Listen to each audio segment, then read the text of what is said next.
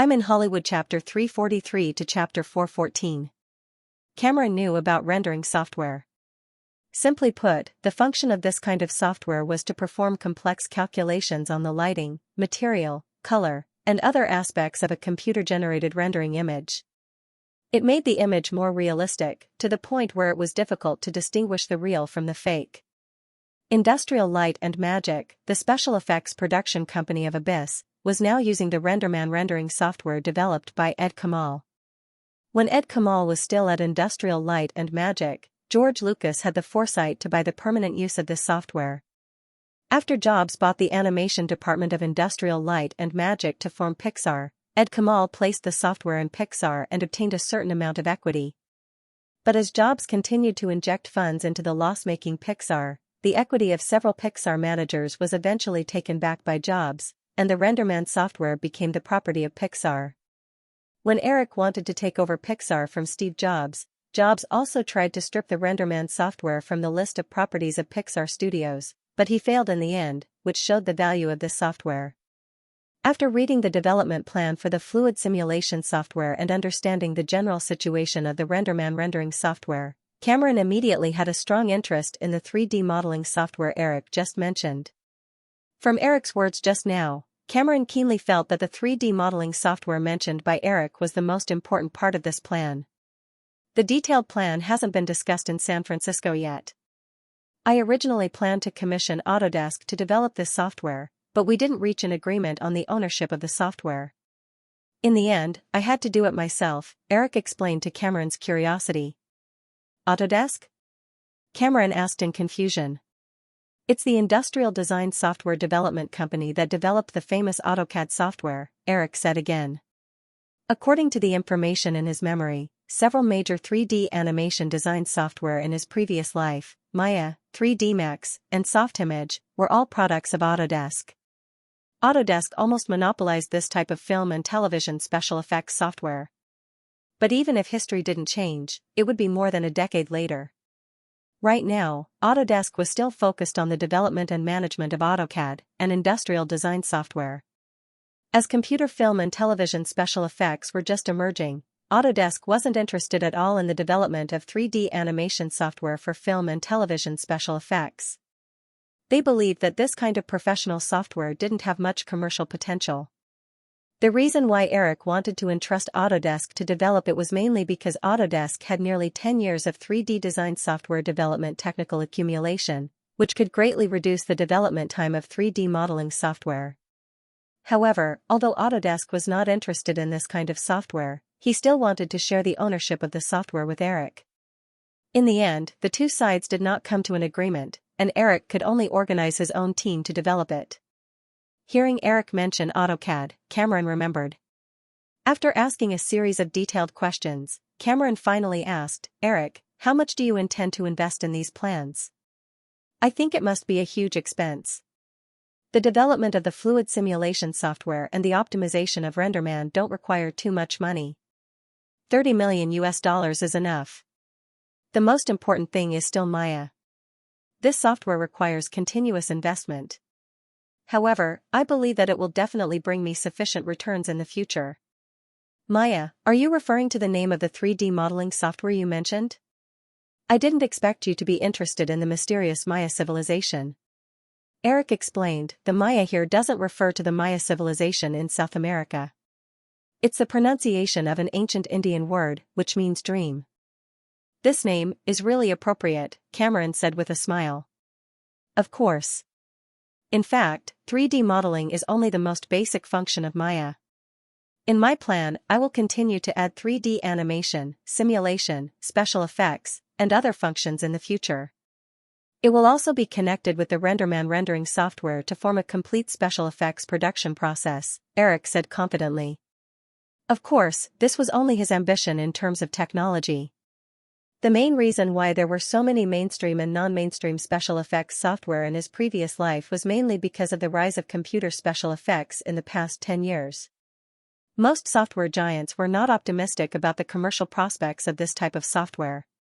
Many veteran special effects companies could only research and develop it themselves.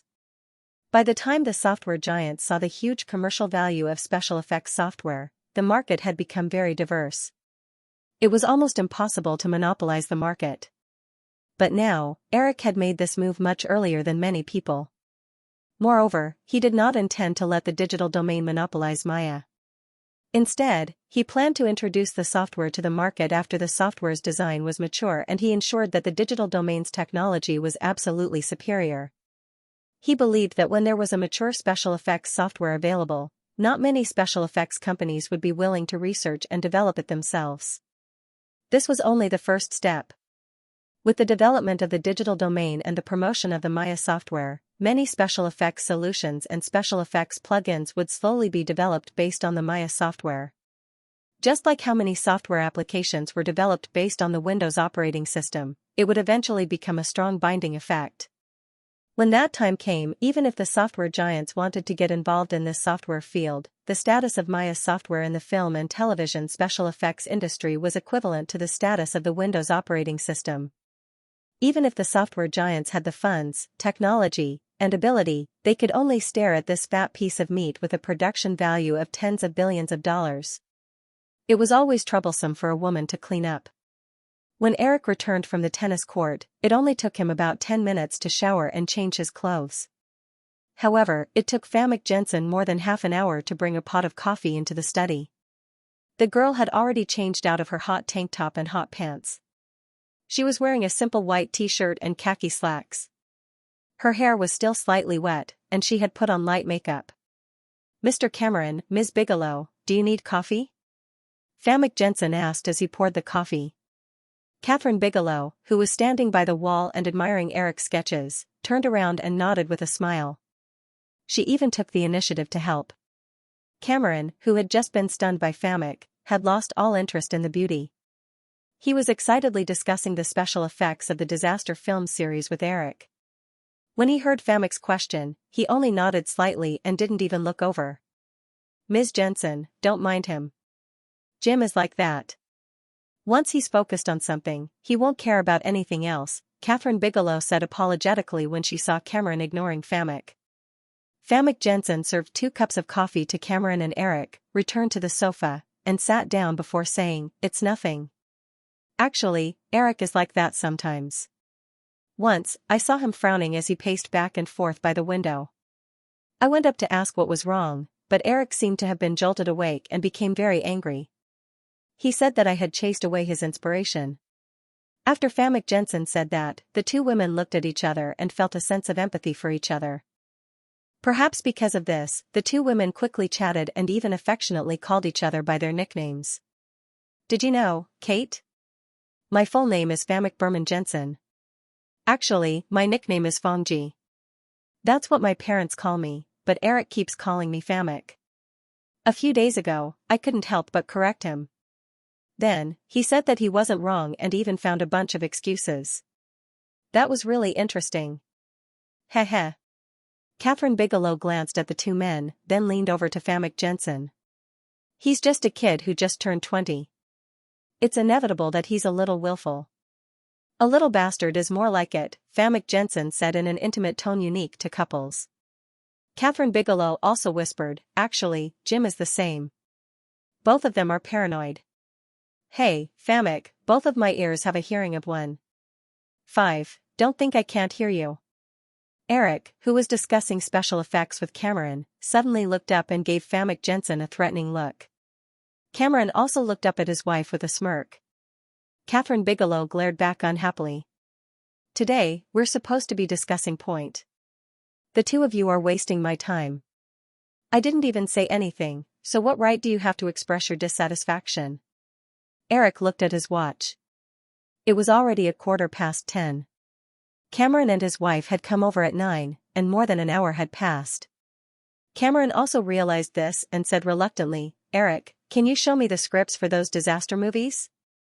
Then, you can discuss the movie with Kate." "Of course." Eric opened the safe and took out the scripts for Tornado and a few other movies. He handed them to Cameron. "I don't plan on directing all of these movies myself. Take a look. If you're interested, perhaps you can choose to direct one yourself." Cameron nodded noncommittally. Although he was very interested in the concept of these movies, whether or not they could cooperate in the end depended on the quality of the scripts and Eric's conditions.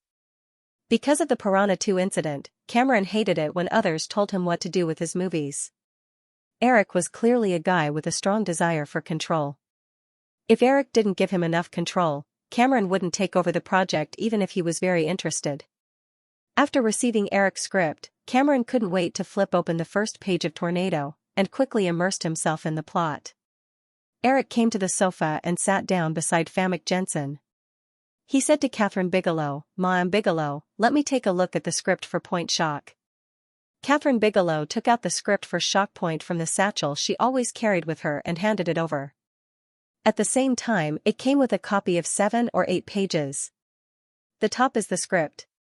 The bottom is the budget that Jim and I came up with these days. It's about $20 million US. A budget of $20 million US was very conservative for this project. However, Catherine Bigelow's tone still carried a faint lack of confidence. The few movies she directed before only had a budget of $2 to $3 million USD. Eric put the budget aside and flipped open the script to read. The male lead was a man named Johnny Utah. He was originally a football player with a bright future. Because of a knee injury, he had to give up this career. After graduating from the police academy, he became an agent in the FBI. Eric felt that this setting was very interesting because the male lead that Catherine Bigelow liked was Keanu Reeves. In reality, Keanu Reeves was originally a hockey player with a bright future. Because of a knee injury, he eventually changed careers to become an actor. A group of crazy bank robbers appeared in Los Angeles. They wore masks of the previous presidents of the United States and robbed more than 20 banks in a row. However, because these people were very restrained and didn't covet the bank's vaults, they only took all the cash in the bank's counters in a short 90 seconds and left in a hurry. Their methods were neat and didn't leave too many traces. Therefore, they frequently succeeded. The FBI was helpless. The young, frivolous, and passionate Johnny Utah convinced his boss, Angelo Pappas, an old fox of the FBI who was always immersed in the glory of the past. The two of them embarked on a journey together to hunt down this group of crazy fugitives. From the clues accumulated from more than 20 bank robberies in the past, Angelo Pappas locked the identity of the bank robbers on a group of surfers. In order to get close to the surfers at Los Angeles' Lartigo Beach, Johnny Utah began to learn how to surf.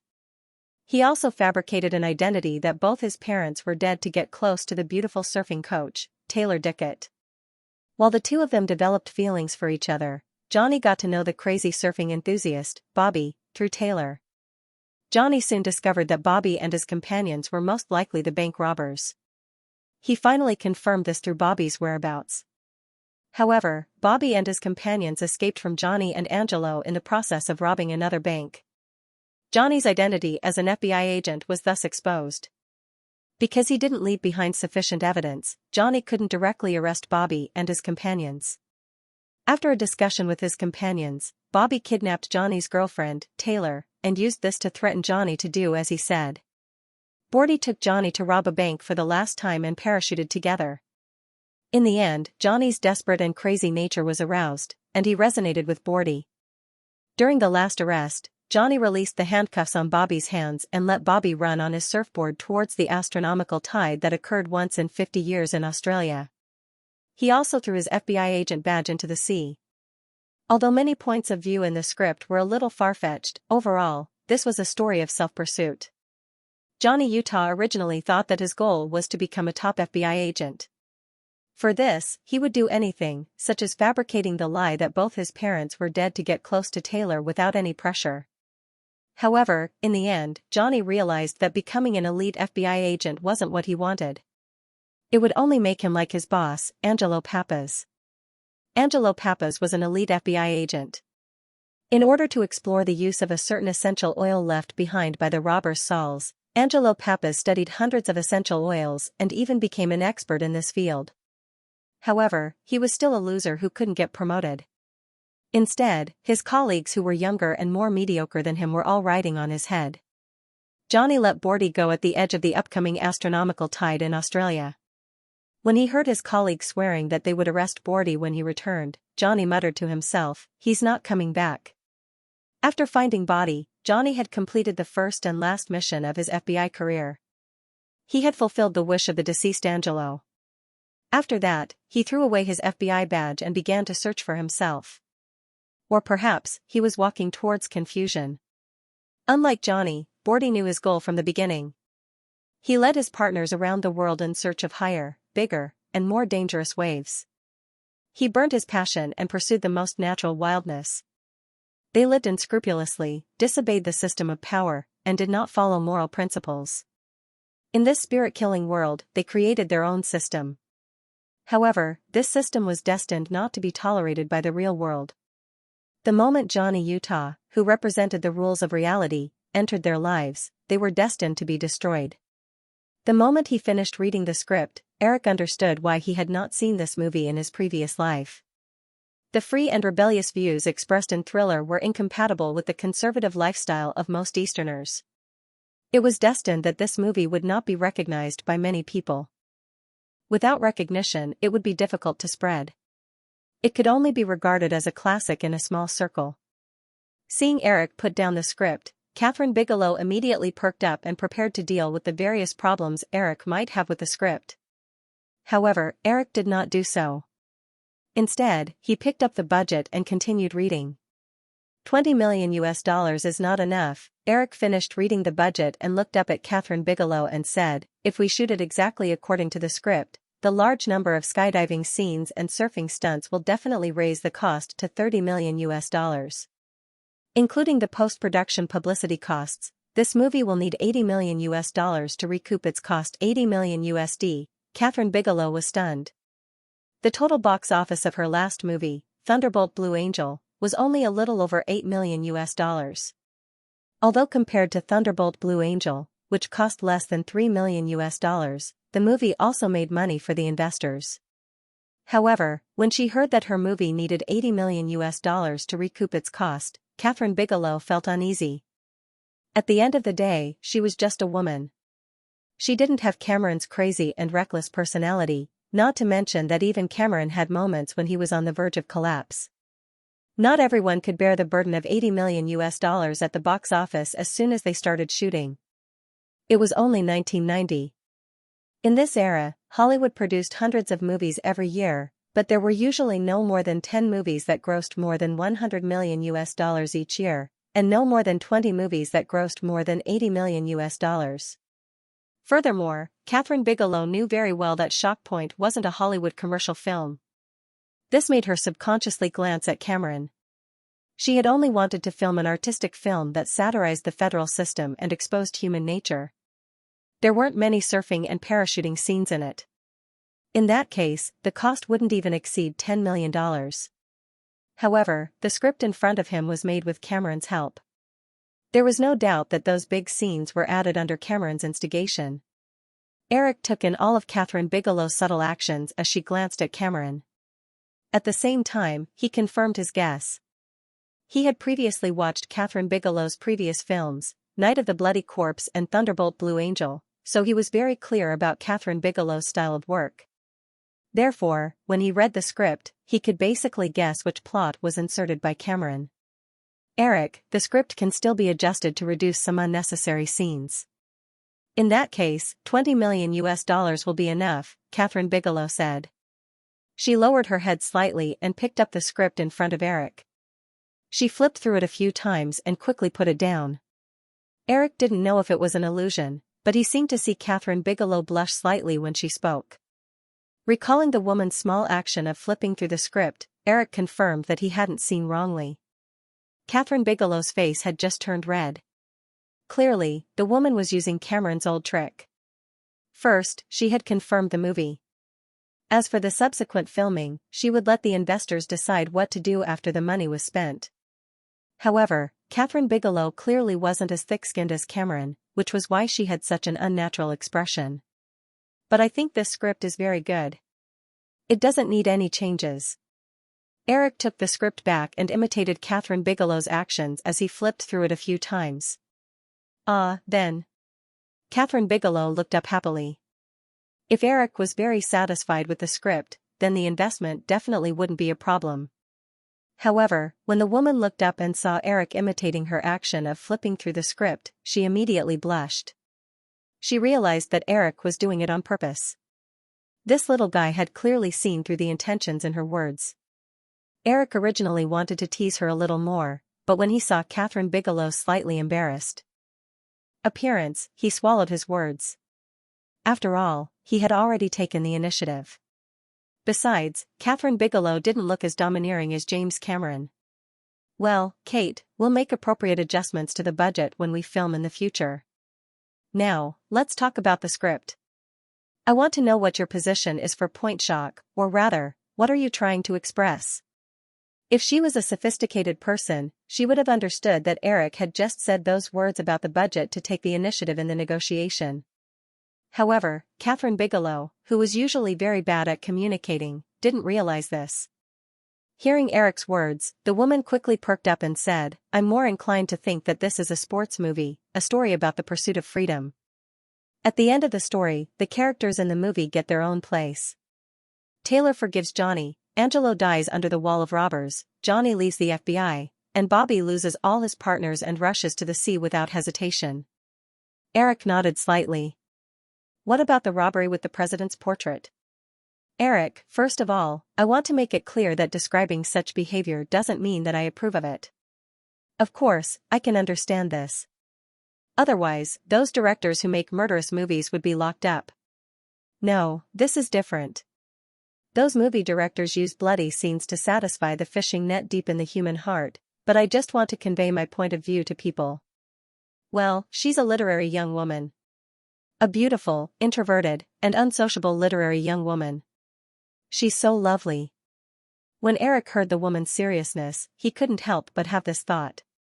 He then said, Kate, you can see from some of the lines that what you want to convey should be a satire on the federal system. However, have you ever thought that the audience hates preaching the most? So, we just need to express these meanings in the story. Saying it directly would be inferior. Look here. After Eric finished speaking, he flipped open the script and quickly found a page. He spread the script on the coffee table between the two of them. Catherine Bigelow leaned forward slightly and finally half-knelt on the ground. She tilted her head to listen to Eric's point of view. Famke Janssen, who had been sitting quietly by the side, gradually noticed the two of them together. He subconsciously looked at Cameron and saw that Cameron was sitting in Eric's office chair with his back facing them, flipping through the script in front of him. Although they hadn't spent much time together, Famke Janssen believed that he had a certain understanding of Eric. At this moment, he noticed that Eric seemed to be unconsciously huddled together with Catherine Bigelow. He acutely sensed that the little bastard was definitely interested in the woman opposite him. This was because Famke knew that the more serious Eric appeared, the more likely he was harboring evil thoughts. How bold. Her husband is sitting in the house. Furthermore, this woman's age. TSK. Famke Janssen watched with interest for a while before raising his wrist and pretending to look at his watch. He said, Eric, it's already 11 o'clock. Do you want me to prepare lunch? Eric, who was suddenly interrupted, didn't show any displeasure. Instead, he said to Catherine Bigelow, Kate, what do you and Jim like to eat? I'll get Famke to prepare it. As expected, Famke Janssen confirmed in his heart. If Eric was really discussing the script with Catherine Bigelow without any distractions, with Eric's character, he would definitely be unhappy with his sudden interruption. However, the little bastard didn't show any displeasure on his face. Catherine Bigelow, who was discussing the script with Eric, had an unnatural expression on her face when she was suddenly interrupted. However, she didn't show any displeasure. Hearing Eric's question, Catherine Bigelow said, anything is fine. Jim and I aren't particular about such things. Eric then said to Famke Janssen, then call for some takeout, according to the menu we often order. Right, help us get 2 pens first. Famke Janssen stood up and walked to the desk to take out 2 pens from the pen holder. At the same time, he glanced at Cameron. Cameron was staring at the script with a slight frown. He had a pensive look on his face, as if he was thinking about how to achieve a certain scene. Clearly, he didn't have any feelings for the woman beside him. Famke really wanted to remind Cameron of something, but he wasn't completely ignorant of Cameron. This great director was said to have been married 3 times. Clearly, he was also a playboy. Since that was the case, some of the thoughts that had just arisen in Famek's mind dissipated. He handed the pens to Eric and Catherine. The two of them took the pens and quickly began writing and drawing on the script. Famek looked at it for a while before shrugging and walking out of the study. James Cameron and Catherine Bigelow stayed in Eric's villa for an entire day. Eric and Catherine Bigelow discussed the filming details of Point Shock in detail. At the same time, Cameron also read through a few of Eric's disaster movie scripts. In the end, Cameron developed a strong interest in the script of Toxic Day, but he didn't confirm it. The script of Toxic Day was indeed very suitable for Cameron. The multi-story narrative was very similar to the Terminator series. Eric believed that Cameron would definitely be able to make this movie more exciting than Roland Emmerich's. However, Eric wasn't without concerns. As a blockbuster with special effects, Toxic Day's budget was astonishing even without Cameron. If Cameron were to take over, Eric was certain that the movie's budget would at least double or even approach $200 million. In his memory, the North American box office of Terminator 2 was only $200 million US. Poison Day and Terminator 2 were the same. They didn't have much substance. It was just a pure popcorn movie. Obviously, it didn't have the potential to explode in the box office like Titanic. Without absolute certainty, Eric would not rashly hand over Poison Day to Cameron, because Firefly's position in Hollywood had just been established. If the $200 million investment in the box office failed, it would definitely hurt them. After all, Cameron wasn't omnipotent. Just like Abyss, the investment was $80 million, but the box office was only $80 million. Although the subsequent overseas and DVD releases could recover the cost, the profit was destined not to be too much. In the following days, Eric discussed some things about Point Shock with Catherine Bigelow. The preparations for Terminator 2 were also proceeding in an orderly manner. Moreover, when they invited Schwarzenegger to act, there were some problems. Although Schwarzenegger was also an artist of ICM, he obviously didn't have much of a friendship with Eric. For the invitation of Terminator 2, the other party's agent offered a sky-high price of $15 million US. It was indeed a sky-high price. One must know that in this era, the usual salary of a Hollywood superstar was only about $5 million US. Schwarzenegger was equivalent to tripling the average price in one breath. Of course, Eric wouldn't agree. The two sides were in a stalemate. Although Schwarzenegger himself relented under Cameron's mediation, he still didn't give in much. Moreover, Schwarzenegger wasn't even very interested in acting in Terminator 2. Eric had someone investigate in detail and found out the truth of the matter. It turned out that the root of the problem was the Germans. The Germans, that's right. However, speaking of which, it wasn't something that could be explained in a few sentences. It involved a lot of things, even starting from the merger of East and West Germany. It turned out that since the fall of the Berlin Wall and the merger of East and West Germany, in order to integrate the two countries economically as soon as possible, Germany inevitably issued a large amount of currency, causing a certain degree of inflation. The appreciation of the Deutsche Mark, just like the appreciation of the Japanese yen, would definitely cause domestic capital to flow to the international market. Of course, this was only the root. The next step was the tax reform. The income tax for high-income people in Germany was as high as 51%. The rich people had to pay the tax every year. In order to promote the development of the German film industry, Germany encouraged Germans to invest in film production. As long as Germans invested their income into films, not only would they not have to pay income tax, but they would also receive a certain percentage of tax rebates. Moreover, unlike other countries that had to hire local film professionals to film in their own country, Germany's policy stipulated that films didn't even need to be shot in Germany. Under the incentive of such policies, large sums of money from Germany quickly flowed to Hollywood. Moreover, these investors did not think themselves to be stupid. They were not interested in low-budget movies at all. Instead, they aimed at movies with big investments and big stars. With the help of some powerful producers in Hollywood, the Germans quickly set their sights on stars like Stallone and Schwarzenegger. Schwarzenegger and the others' salaries also increased, and they all offered a sky-high salary of $15 million to the Germans. Terminator 2 happened to run into this trend of rising prices. On the desk, 8 small packets of tissues were neatly placed in the rectangular gift box. They were exactly the same as the tissues sold in the market for tens of cents. However, these tissue paper boxes were made of paper, just like cigarette boxes. The packaging was quite exquisite. Eric picked up a packet and looked at it. On the front, there was a poster of Ghost printed. On the bottom right corner was the logo of the manufacturer, Kleenex, and a number. On the back, there were carefully selected stills. The other 7 packets in the gift box were roughly the same, but the posters and stills on both sides were different. A complete set of 8.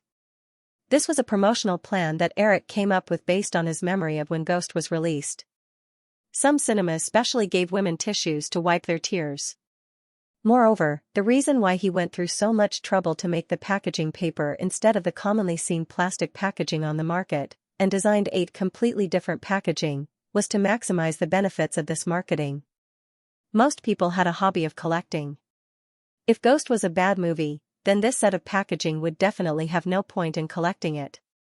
However, Ghost was destined to become a classic, so this set of tissue paper boxes was very collectible. Moreover, it didn't seem difficult to collect a set of 8. It didn't even require a person to go to the cinema to watch it 8 times. As long as they could communicate with their relatives and friends, they might be able to get a complete set of packaging from their relatives and friends who had watched the movie. Of course, Eric wouldn't let people get a complete set too easily. Everyone knew that things that couldn't be obtained were more precious. Therefore, not only would one package be distributed to cinemas every week from 1 to 6, but packages and would only produce 10,000 boxes each, and they would be randomly distributed between 1 to 6. 10,000 boxes might seem like a lot, but if they were distributed to the 2,000 cinemas in North America, it would be very rare. Moreover, these were not available on the market. Although Kleenex had obtained the corresponding authorization of Ghost and could print some portraits of Ghost on their products, the production of these paper gifts would stop after Ghost was released. The cost of the small box of tissue paper in front of Xianxia was about 10 cents. According to the North American box office of Ghost in his previous life, if they were only given to women, they would need to give away 10 million boxes. The total value would only be $1 million. Including the distribution of the tissue paper in North America, the total cost would definitely not exceed $2 million. Although $2 million was indeed a little too much compared to the $10 million marketing budget of Ghost, it wasn't funded by Firefly or Disney. Instead, it was funded by advertising sponsorship. The sponsor was Kleenex, which was printed on the box. It was the largest tissue paper manufacturer in North America and even the world. When Firefly threw out the proposal and launched an advertising tender, Kleenex won the title sponsorship of the promotion at a high price of $1 million. At the same time, they were willing to bear the production and distribution costs of another $2 million.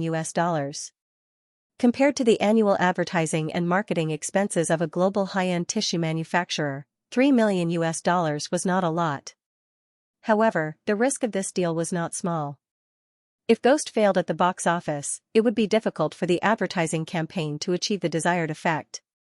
However, Kleenex did not dare to risk letting a competitor win the contract. The case of Lamborghini's successful product placement in Pretty Woman was still vivid in their minds. A sports car brand that was originally in trouble and was bought by Chrysler became one of the most famous sports car brands in North America and even the world after the successful advertising campaign of Pretty Woman. Michael Lynn, who was sitting opposite Eric, looked at Eric calmly inspecting the small packet of tissue paper in front of him. He felt a little nervous. He used to be the president of New Line and served as Robert Shaye's deputy for 10 years. His current position was also one of the presidents of Firefly. He was in charge of Firefly's most important film distribution department. When he was at New Line, Robert Shaye liked to monopolize power and did not have much use for him as his deputy. However, Robert Shaye did not treat him badly. In private, the two were very good friends. When New Line merged with Firefly, Michael Lynn had always regarded himself as Robert Shaye's confidant. During this period, Robert Shaye focused on Sleeping with the Enemy and neglected the distribution of Firefly's other films. Michael Lynn had always been aware of this. He had also secretly hinted to Robert Shea that it was best not to go overboard. However, Robert Shea obviously did not listen to him. Michael Lin knew that Robert Shea wanted to become the second Michael Eisner. However, as an outsider, Michael Lin knew that Robert Shea had obviously overlooked a fact. In Disney, Michael Eisner was the most outstanding one. It was Michael Eisner who had led Disney step by step from a small family-run film company to a Hollywood movie giant. That was why he could sit in the position of Disney's CEO. However, in Firefly, Robert Shea was not the most dazzling one. What's more, Robert Shea's shares were not enough to compete with Eric. The 72% shares in Eric's hands had absolute control over Firefly. In a situation where he did not care about the consequences, he could oust Robert Shea at any time. Therefore, Michael Lin was very nervous at this time. Eric definitely did not dare to touch Robert Shea at this time. Otherwise, Firefly, which had just improved, would definitely fall into turmoil. However, he, as the president who did not have any shares, was likely to become Eric's punching bag.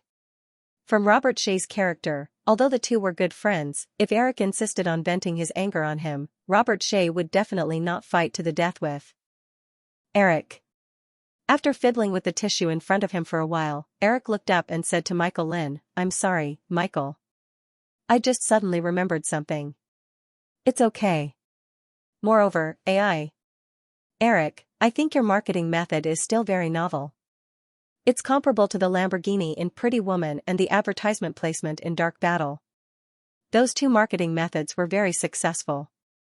Michael Lin's tone was a little stuttering at first, but later on, it became smooth because these words were not polite compliments but came from the heart.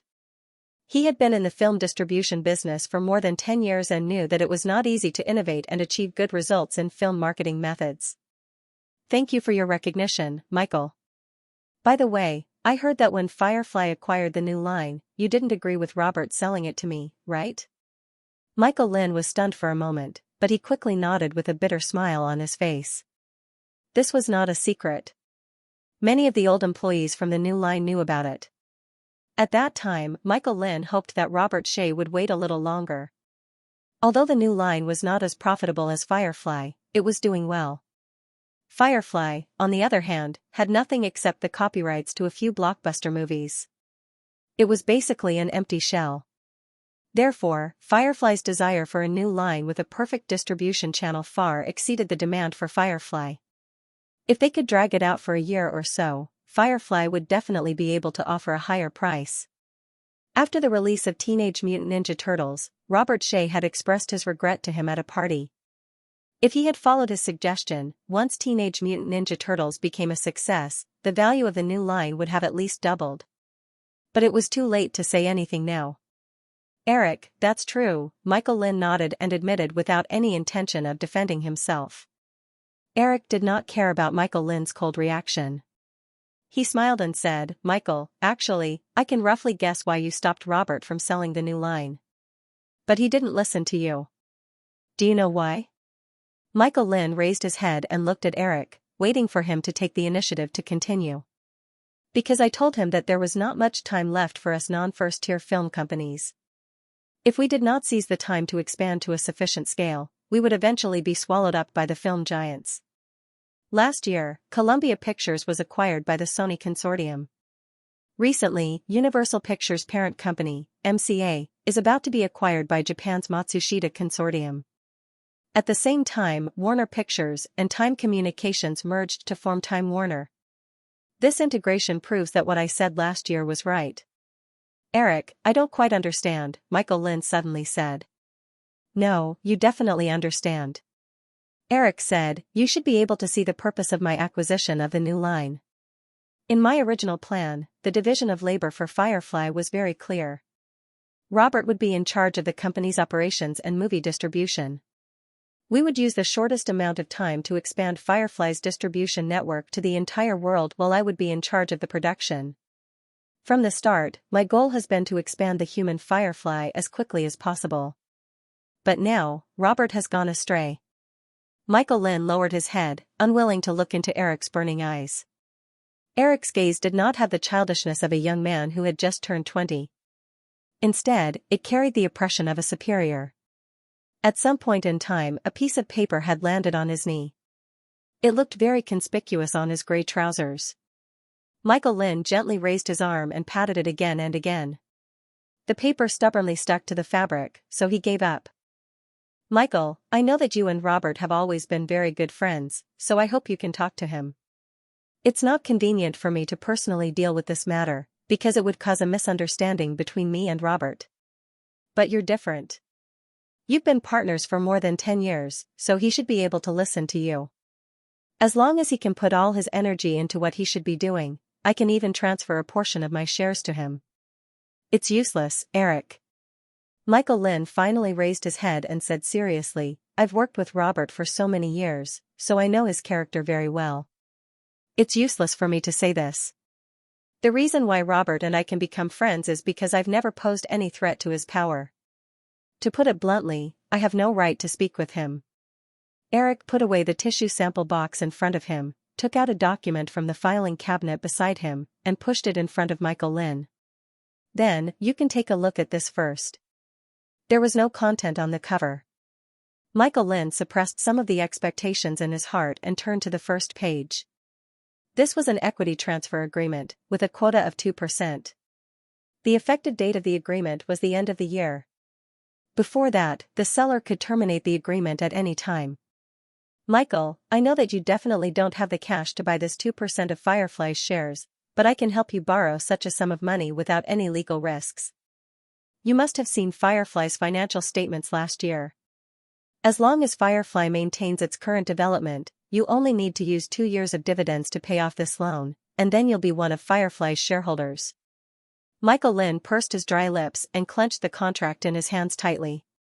Although this 2% of shares didn't seem much, according to Firefly's current profitability, he could get nearly $10 million of dividends every year. This was several times higher than his annual salary, not to mention that this 2% of shares was worth a lot. From Eric's words, he knew that this share was completely free. But there was no free lunch in the world. If he took this share, it meant that he had to completely betray Robert Shea and turn to Eric's side. And not only that, from the additional clause of the agreement that would take effect at the end of the year, it could be seen that if Robert Shea insisted, Eric would kick him out of Firefly at the end of the year.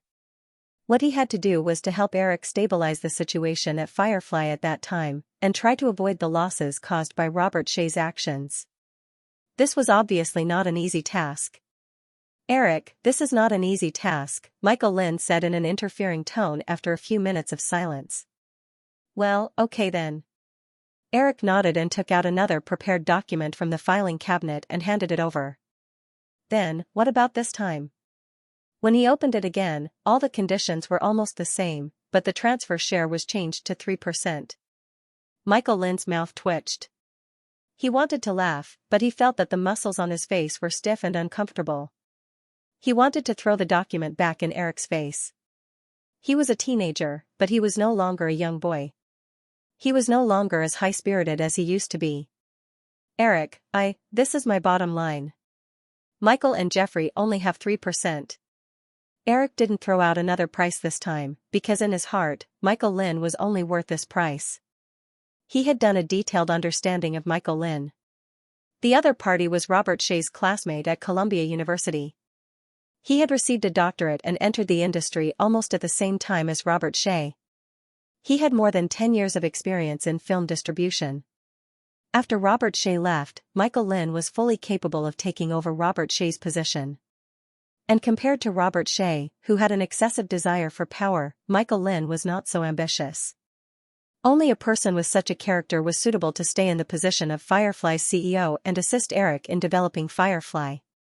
The senior management of a film company generally received a certain percentage of equity as a reward, just like how Eric converted Jeffrey's bonus into 3% equity at the beginning of the year. Since he had chosen Michael Lin, Eric was basically selling what the other party wanted in advance for a good price. Michael Lin didn't hesitate for long. He reached out and flicked away the eyesore of confetti on his pants. Then, he raised his head and asked with a smile, Eric, aren't you afraid that I won't agree in the end and will instead tell Robert about this? I rarely do things that I'm not sure about. Eric could see that Michael Lin had made a decision that met his expectations. He said with a relaxed expression, "You won't get any benefits from telling Robert about this. I don't think Robert will give you 3% of his shares for nothing. At that time, I can only take the risk of violent turmoil in Firefly and drive the two of you away. Do you think you can still create a new line?" Michael Lynn shook his head with a wry smile. "I just think that this is too cruel to Robert. The competition in Hollywood has always been cruel. If I hadn't survived the storm at the beginning of the year, then now, Firefly would have become a vassal of the Big Seven." Michael Lynn sighed. He found a pen on his desk and signed his name on the agreement. Eric quickly handed over another agreement. After signing it, Eric took back the copy. "Then, Michael, from now on, I hope you can use the next 6 months to take control of all the resources in Robert's hands. I believe Robert won't be too wary of you. I don't want any of Firefly's businesses to come to a standstill after Robert leaves. Of course, as for the old employees of the new line, I think they will definitely not choose to leave with Robert after you get promoted at the end of the year and a generous bonus." "I understand." Michael Lynn nodded and picked up the agreement in front of him. "Eric, if there's nothing else, I'll go back to work." "Well, Robert will definitely make another movie in the second half of the year. You have plenty of time to do those things." "I'll try my best to cooperate with you," Eric said again. Seeing Michael Lynn nod and leave, Eric finally heaved a huge sigh of relief. This matter was finally resolved. The reason why Eric was so cautious was not because he was making a mountain out of a molehill. In his previous life, Mira Mike was an example. Because of a conflict with Michael Eisner, the brothers Wayne and Stan left Mira Mike, directly causing Mira Mike's business to come to a standstill. After struggling for a few years, Disney had no choice but to close Mira Mike and sell it off. Even a behemoth like Disney was helpless in the face of its own subsidiary company. The resources in Robert Shea's hands could definitely be said to be on par with Eric's, especially in the area of film distribution. As the two companies had not been merged for long, Eric had not even intervened in the distribution matters. Once Robert Shea left, without any preparation, it was not impossible for Firefly's distribution network to come to a standstill. This was the thing that Eric did not want to see the most. However, with Robert Shea's current performance, Eric could not drag this out any longer. The longer this dragged on, the greater the reaction of Robert Shea from Firefly might be. After knocking on the door, Alan pushed open the door of Eric's office and saw that Eric was leaning back in his office chair, looking relaxed and tired. "What's the matter?" After Alan approached, Eric straightened up and asked. "When you were discussing things with Mr. Lynn, Mr. Cameron called. He said that Arnold Schwarzenegger insisted on a salary of $13 million US. If we don't agree, Arnold Schwarzenegger will sign a contract with Carlock Pictures for the next movie." Hearing the name Carlock, Eric frowned slightly. Carlock Pictures was one of the most famous poisonous film companies in Hollywood in the early 1990s.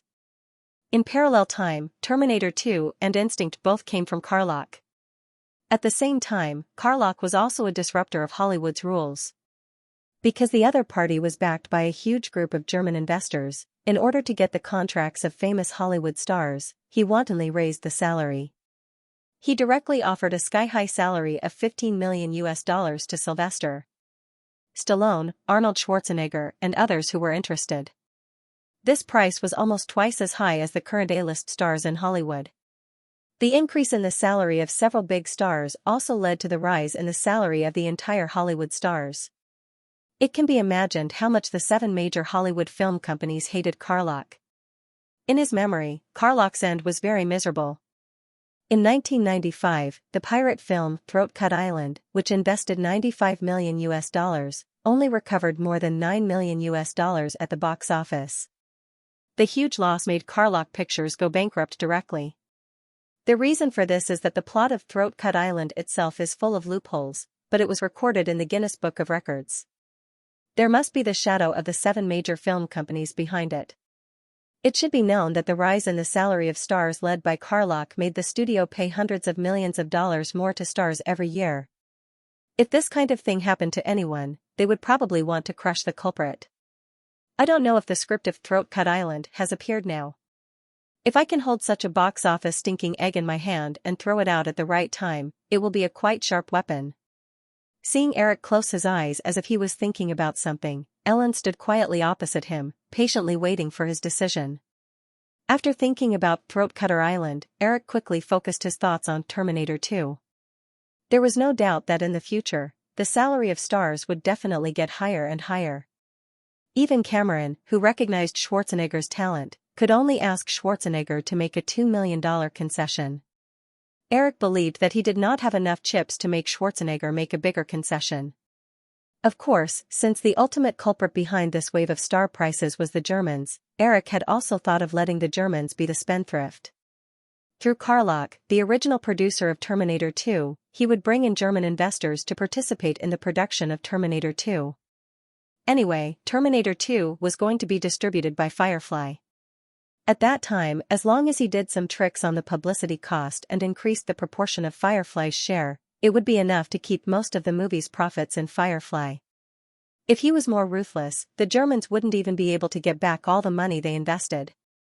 But in this case, it would involve the copyright of Terminator. If it were other movies, it would be fine, but since Eric had completely obtained the big gold mine of Terminator, he would never allow any unexpected changes to the copyright of this series. Some time ago, he saw the copyright lawsuit of the 007 series in the newspaper. It was said that the lawsuit had been going on for more than 20 years. Eric didn't want Terminator to be involved in such a tangled copyright lawsuit in the future. "I'll call Jim to discuss this matter in person later," Eric said after he sorted out all his thoughts. Ellen nodded and was about to go out when Eric stopped the assistant again. "By the way, help me pay attention to the movie scripts about pirates in the circle. Keep a low profile and don't make it public." "I understand." Ellen smiled and asked, "Is there anything else?" "No, after attending the premiere of Sleeping with the Enemy tonight, I'll be preparing for Shock Point with Ms. Catherine Bigelow, so I won't be coming to the company. Send the important documents directly to the Sharp Corner Manor. If there's an emergency, call my mobile phone." "Don't you need me to follow you?" Ellen asked in confusion. In the past, Eric would bring him along for this kind of thing. Eric shook his head. "No, there's a lot of things to do in the company during this period. I hope you can look after it for me." "Okay then." Ellen nodded and turned to leave the office. The summer vacation came to late June. Firefly's first summer release, The Silence of the Lambs, was released for 2 weeks. The meticulous plot, the superb performances of the actors, and the impact of the topics created by several female producers earned nearly $40 million at the box office in 2 weeks. If it wasn't for the increased budget to meet the schedule, the cost would have been recovered. At the same time, many film critics predicted that this movie would become another Oscar-winning horror movie after The Exorcist in 1973. Under such circumstances, another thriller film, Sleeping with the Enemy, directed by Julius Firefly, attracted a lot of attention. In addition, the publicity for Basic Instinct had already begun. This was another crime thriller film. Although some tabloids were jealous that Eric had been assimilated by the New Line's production style because of the acquisition, the keen executives of Hollywood studios were closely watching these 3 movies. If both Sleeping with the Enemy and Basic Instinct were successful at the box office, Hollywood would definitely increase the production of horror and thriller movies in the next few years. Driven by profits, Hollywood would also follow the trend. However, the copyright protection strategy and production cost restrictions in the West made Hollywood follow the trend less unscrupulously than on the other side of the ocean. In the previous few test screenings of Sleeping with the Enemy, the reviews of the film critics were not too high. Although it could not be said to be a bad movie, it could only be given a mediocre review. Other than Julia's performance, there was nothing else outstanding about it. Of course, with Robert Shaye sparing no effort in public relations, most of the reviews published in the newspapers before the movie's release were positive. In the subsequent test screenings, the good response of the movie among the fans gave Robert Shaye a reassurance. As long as it could sell well at the box office, Robert Shaye did not care what the film critics said. If it were not for the fact that the audience mostly chose movies through the reviews in the newspapers, Robert Shaye probably would not have bothered to do public relations with the film critics. Eric stayed at Firefly's office until almost 7 o'clock. Instead of returning to Malibu, he drove directly to the premiere theater of Sleeping with the Enemy on Sunset Boulevard. The premiere started at 7 o'clock. When Eric arrived, it was already 7:15. Without staying for too long, Eric hurriedly stepped on the red carpet under the arrangement of the staff. After posing for a few photos with the reporters, Eric walked directly into the theater without answering any questions. He knew that Robert Shea definitely did not want him to be in the limelight at the premiere of Sleeping with the Enemy. Of course, Eric did not want to be in the limelight either. If it were not for the fact that he was in Los Angeles and did not attend the premiere of Sleeping with the Enemy, which would cause the media to speculate, Eric would not even be interested in attending the premiere of Sleeping with the Enemy. "Hi, Julia, long time no see. You're so beautiful today." When Eric walked into the theater, he saw that there was an empty seat next to Julia, so he sat down. "Thank you, Eric, but here." Julia pointed at Eric's seat and said hesitantly. "What's here?" Eric asked in confusion. He got up and looked at the seat, but he did not press on anything. "This is my seat. Get off me." Before Eric turned around, he heard Elizabeth say angrily. "Liz, it's you again," Eric said helplessly as he turned to look at Elizabeth. The girl had her hair cut short and was wearing a simple white shirt and black slim-fit trousers. She even had a brown leather belt around her waist. She looked very capable. "Wow, you didn't walk the red carpet in this outfit, did you?" "Why not? Do you think there's something wrong?" Elizabeth raised her chin proudly. Her little feet in black sandals kept pushing Eric to the seat next to her. Eric helplessly moved a seat to the side. When the girl sat down, he said, "It's not just inappropriate. It's basically destroying the venue. It seems like the actress attending the premiere is not wearing an evening gown." "Eric, Liz came in from the side door," Julia suddenly explained. Elizabeth rolled her eyes at Eric before saying to Julia, "Ignore him. The best way to deal with people like him is to ignore them." "Liz, your words really hurt me. Have you forgotten the good times we spent together?" Eric pretended to be aggrieved. "Forgot," said Elizabeth simply. "Sigh, it seems that I should visit your house more often. I haven't seen Mr. Murdoch in a long time. Is he in Los Angeles recently? I still want to thank him in person about The Silence of the Lambs." Elizabeth finally reached out angrily and pinched Eric in the ribs. "I'm warning you, Eric Williams. Don't tell anyone about this, or I'll cut ties with you." All right. What a filial daughter," Eric said with a smile. The Silence of the Lambs earned nearly $40 million at the North American box office in 2 weeks. The total box office in North America may reach more than $130 million. According to the distribution contract signed by TG Film and Firefly, The Silence of the Lambs could bring Firefly no less than $30 million in revenue. This amount of money was at least 15% of Fox's annual profit. If the news that The Silence of the Lambs was given to Firefly by Rupert Murdoch spread, it would definitely affect Murdoch's reputation in News Corporation. It might even become an excuse for other shareholders of News Corporation to attack Murdoch. That was why Elizabeth warned Eric so seriously. Of course, Eric did not intend to publicize this matter. He just wanted to see Murdoch's expression after he learned that The Silence of the Lambs was a box office success. It would be interesting. "One more thing, Eric. I have to warn you. Don't force Julia to take on movies she doesn't like in the future."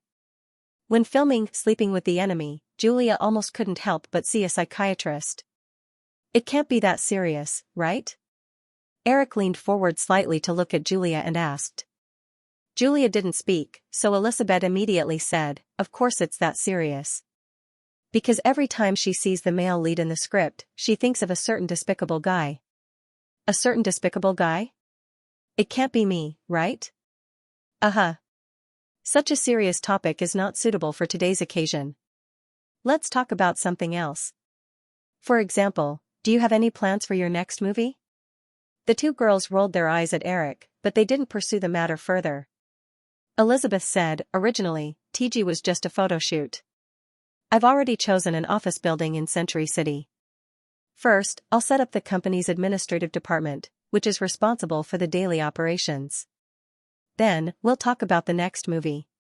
So, Firefly must pay us the share as soon as possible."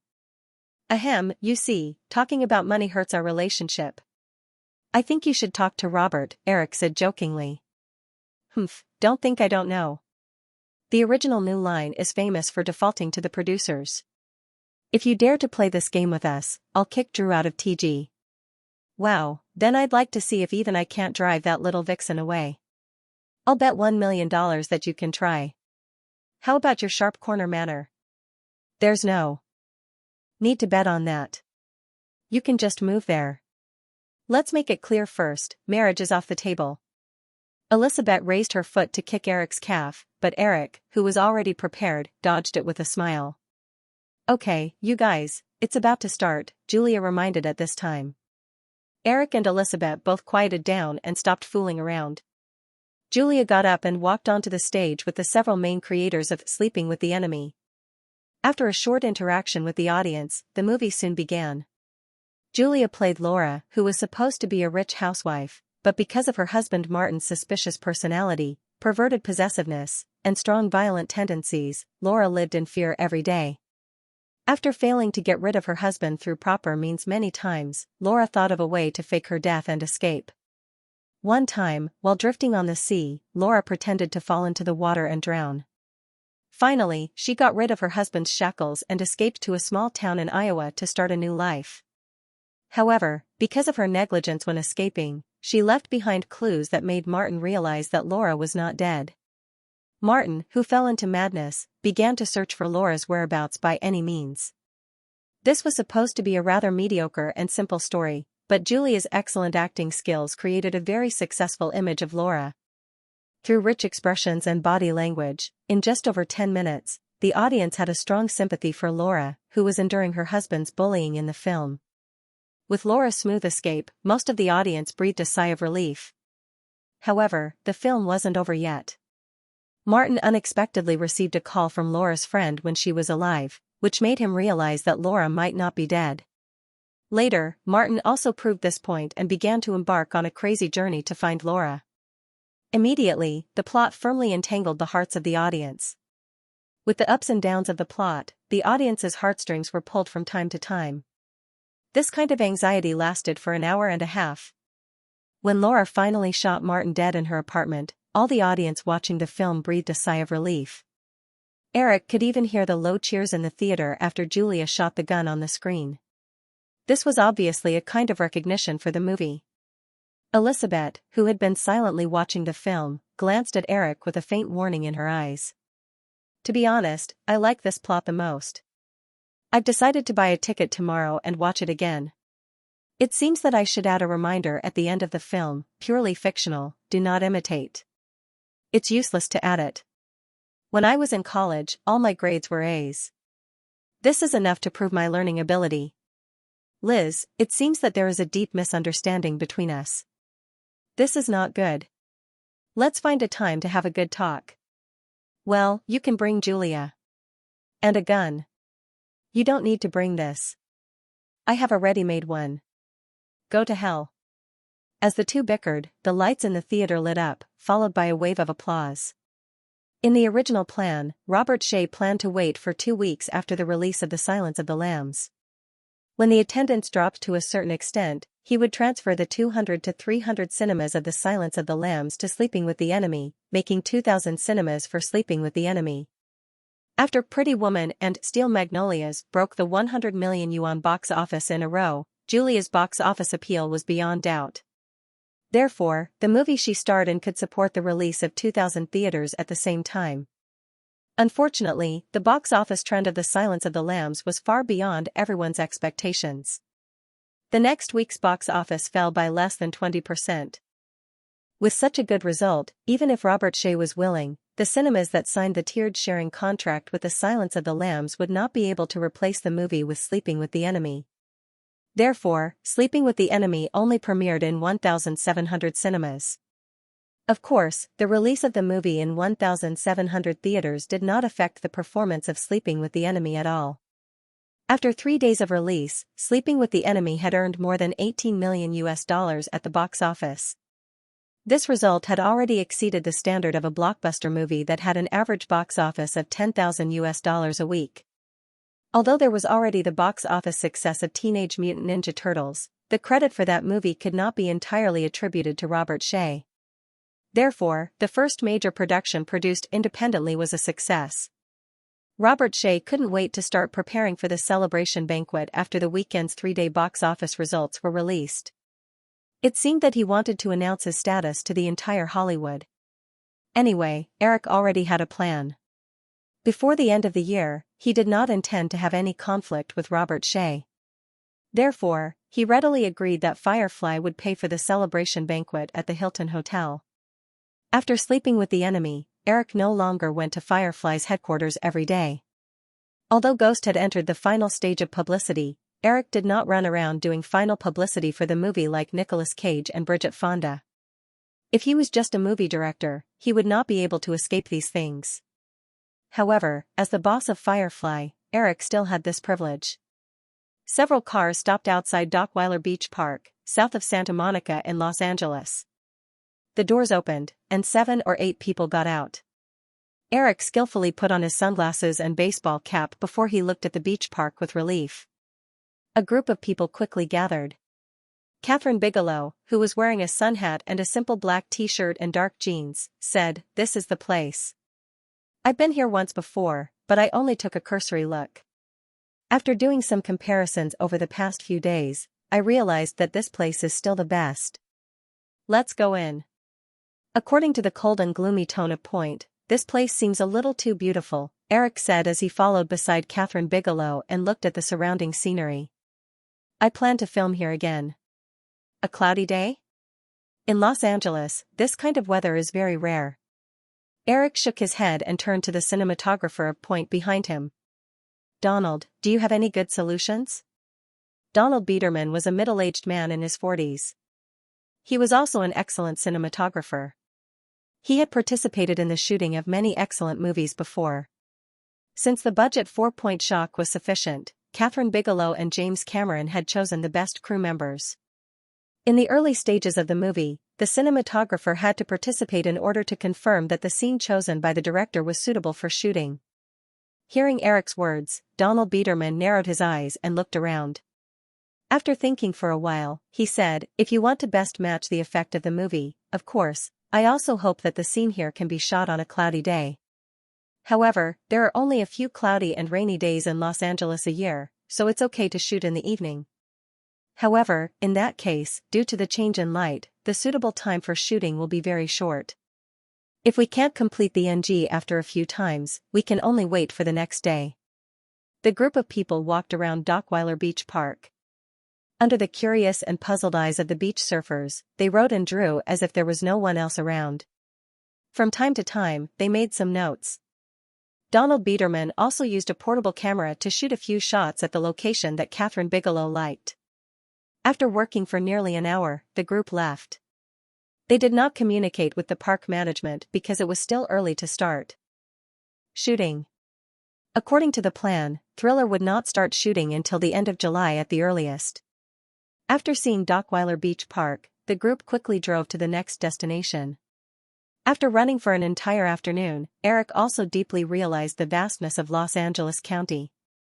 They ran more than 100 kilometers in a day, but they were still wandering around the streets and alleys of Los Angeles.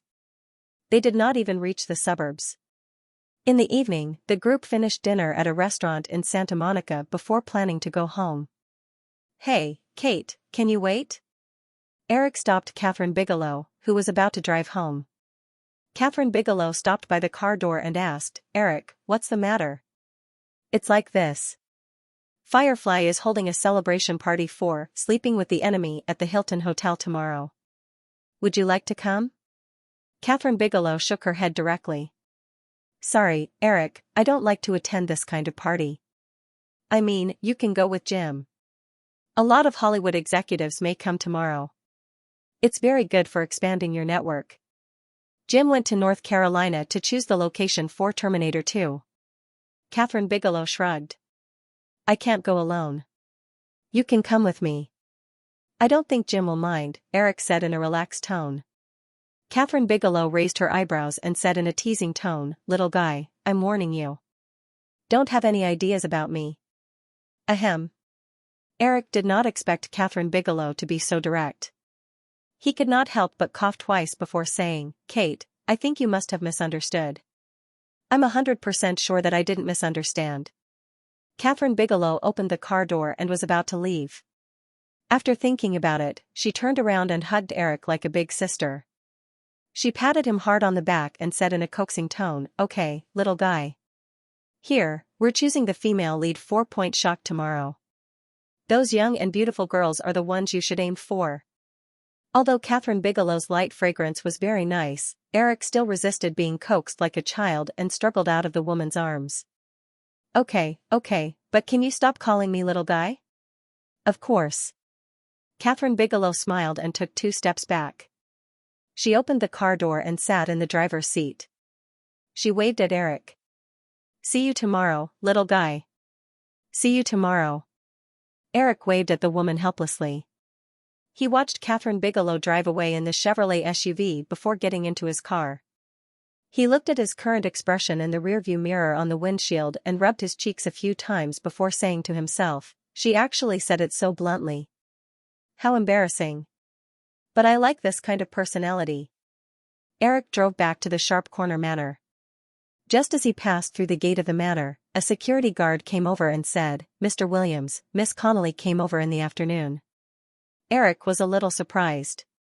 After they met again at the Coppola family party, Eric had taken the girl into his possession. However, he was not in a hurry to eat Connolly. Anyway, the prey had already fallen into the trap. A year ago, he had scared the girl away because he was too eager. Of course, Eric would not make such a low-level mistake a second time. What's more, compared to a year ago when he had just entered Hollywood, Eric's mentality had changed a lot. At that time, Eric was very curious about everything in Hollywood and did not have much immunity to beautiful women. But now, Eric found that as long as one had enough power and status in Hollywood, beautiful women were at their fingertips. The thing that Hollywood did not lack the most was beautiful women, and even beautiful men. Eric guessed that the high proportion of homosexuals in Hollywood was probably due to the fact that they were tired of playing with beautiful women and started to play with men. After that incident, with Eric's promise, Connolly returned to the Stanford University to study while waiting for news from Eric. But with the start of the filming of Ghost, Eric temporarily put Connolly's matter to the back of his mind. As for Connolly, Eric now had a hunting mentality. Capturing the beautiful women in the memory of his previous life in his hands one by one gave him a great sense of achievement. From April until now, it had been nearly 3 months. Eric did not have time to take care of Connolly. The girl obviously could not wait any longer, so she took the initiative to visit him today. Of course, this was also the result that Eric wanted to see. A few months ago, after Connolly received Eric's promise, he quickly returned to Stanford University to continue his studies. He had tried to play hard to get, but unfortunately, Eric didn't buy it at all. He pushed the door open and walked into the villa. Julia Fordham's "Comfort of a Stranger" was playing from the jukebox in the living room. Hearing this song, Eric couldn't help but smile. He took off his coat and hung it on the hanger. He walked to the sofa in the corner of the hall and soon saw Jennifer Connolly. The girl was lying on the sofa, reading the magazine in front of her intently. It had to be said that a tall and well-proportioned woman looked good in anything. The white short-sleeved t-shirt and simple jeans didn't hide the girl's perfect S-shaped figure at all. There was a coffee on the small coffee table next to the sofa, and a faint mist floated in the air. Together with the music from the record player, the whole scene looked very bourgeois. Eric walked over with light steps and sat on the back of the sofa. He reached out and scratched the girl's slender waist that was exposed between her t-shirt and jeans. Jennifer Connolly, who was suddenly attacked, turned over. She only relaxed when she saw that it was Eric. She sat up on the back of the sofa and looked up at Eric. She smiled and asked, "When did you come back? You gave me a fright." Eric lowered his head and his gaze fell on the girl's t-shirt collar. He didn't see any traces of bra. Her 2 full breasts stood up high, and there were 2 obvious small bumps on the outside of the t-shirt.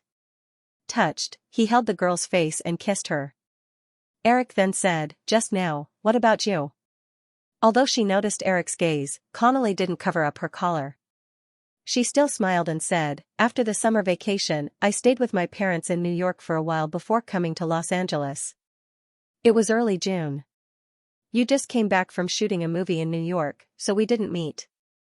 By the way, I couldn't go to your party in New York on your birthday. I'm really sorry." "It's okay. I received your gift. I like it very much. What have you been doing during this period of time?" "Nothing. I spent most of my time in school." Although the girl tried to hide it, the disappointment in her voice still showed.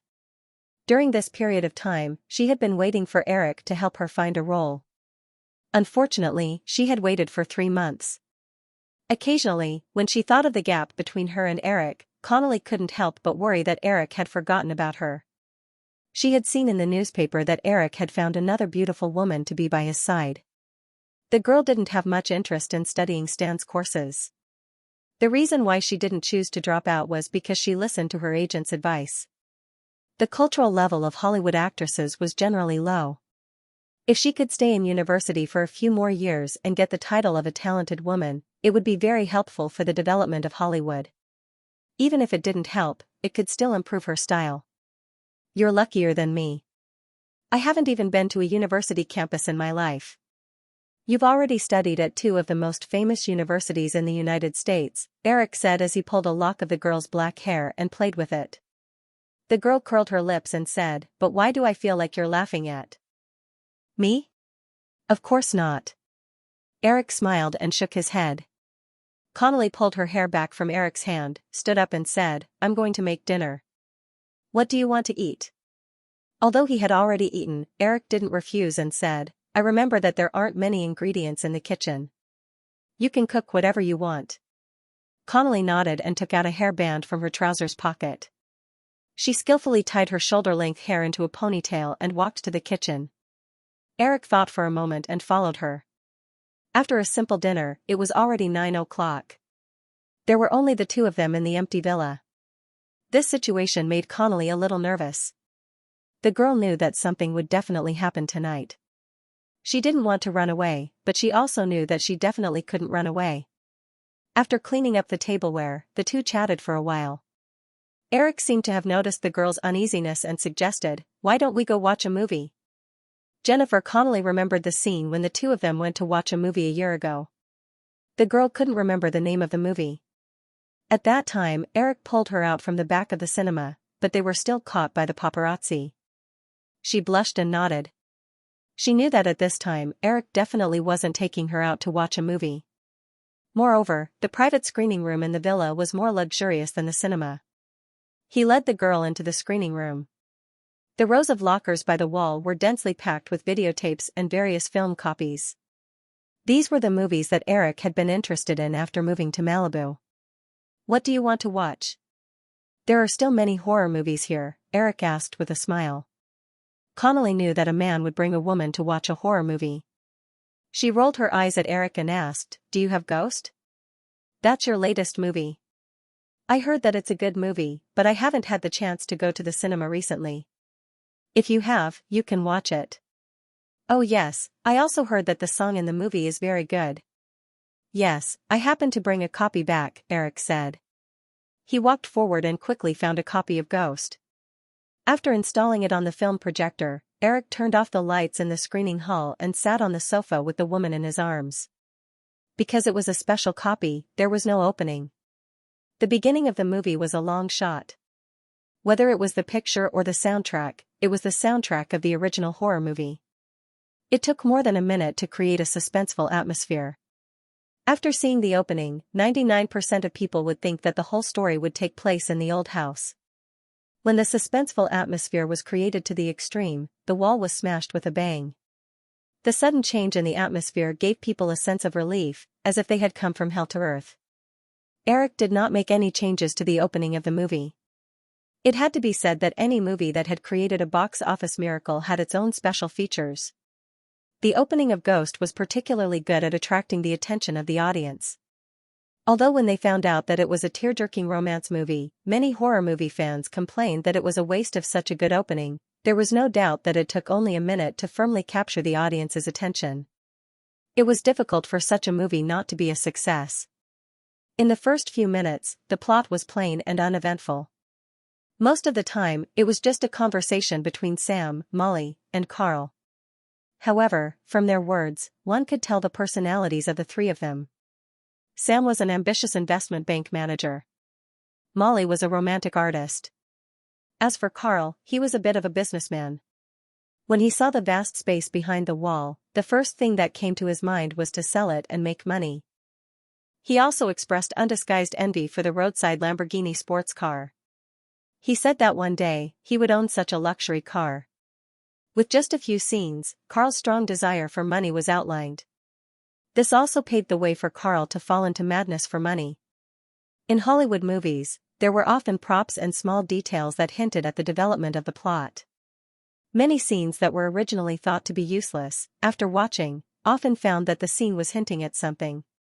Compared to Eric, who could not help but look at the movie with the eyes of a director, Jennifer Connelly, who was quietly leaning in the man's arms, focused most of her attention on Bridget Fonda.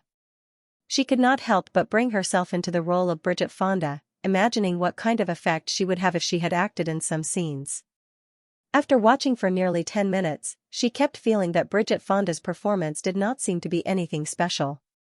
If she had played Molly, perhaps she could have acted better. Thinking of this, Jennifer Connelly secretly glanced at Eric, who was focused on the screen. Compared to a year ago, she found that she could not understand the thoughts of the man beside her at all. Just like the female lead in Ghost, why was he not willing to give her a try? The plot finally reached the climax of the first episode. In the Insomniac Night, to the tune of Oh, My Love, the extremely beautiful scene and the passionate performances of the male and female leads finally brought Connelly into the movie. She felt less conflicted in her mind. After Sam discovered that some of the accounts were abnormal, he changed the passwords, which brought about his own death. Sam, who had turned into a spirit, did not go to heaven. Instead, he drifted in the mortal world, waiting by Molly's side in a daze. Compared to the original Patrick Swayze, Nicolas Cage's performance was much more delicate. He vividly portrayed Sam's hesitation, anxiety, and reluctance after he turned into a spirit. Whoopi Goldberg's appearance added a touch of warmth to this sad story. Not only was the constant chatter of black actors not annoying, but it also gave people a sense of reassurance. Later, Sam discovered the ins and outs of his murder. After a series of twists and turns, Sam finally proved to Molly that he was still alive. The moment the two hugged each other again, the Righteous Brothers singing seemed to have become heart-wrenching. Eric also saw the glistening tears at the corners of the eyes of the girl in his arms, and he tightened his grip on Connelly. After the movie ended, the girl leaned on Eric and whispered softly, "I really hope they don't end up together in the end." She no longer cared about the female lead's problem in her heart and was instead immersed in a faint sadness. Eric was also moved by the movie's plot at this time. When he heard the girl's words, he said softly, "There will always be regrets. Only incomplete beauty can leave a deep impression on people." In the dim theater, the two were silent for a moment. Their eyes met, and soon, they kissed. After a while, the two separated and their eyes met. Connelly suddenly smiled. "I feel like I'm back in reality again." "Welcome back," Eric said with a smile. Of course, he knew what Connelly meant. "Do you want to watch it again?" Connelly shook his head. "No need, I've already memorized all the plot." "I have to say, the movie you made is really good." "Thank you for the compliment," Eric said. He stood up and took down the film of Ghost from the projector. He looked at Connelly and said, "What should we watch next?"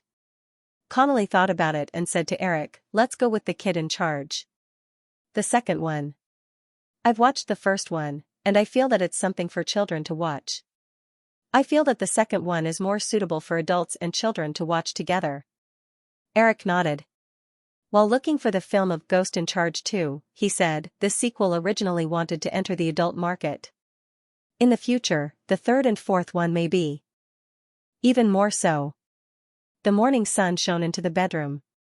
Eric woke up and looked at Connelly, who was curled up in his arms like a cat. Jennifer Connelly quickly woke up when she felt Eric's movements. "Good morning, baby." "Morning," the girl said lazily. She looked at Eric and said, "How about we get up?" "Let me hug you for a while," Eric said softly. Seeing that Eric had no intention of letting go of him, Connolly nodded and did not say anything else. It's getting late, look outside, Connolly said after a while, looking out of the window. Eric looked at his watch and remembered that he had to choose the female lead for Flashpoint today. As for the two male leads, Kathryn Bigelow had already been decided. They were Keanu Reeves and Patrick Swayze. Keanu Reeves had already begun to prepare for his role by joining a Los Angeles police station to experience life.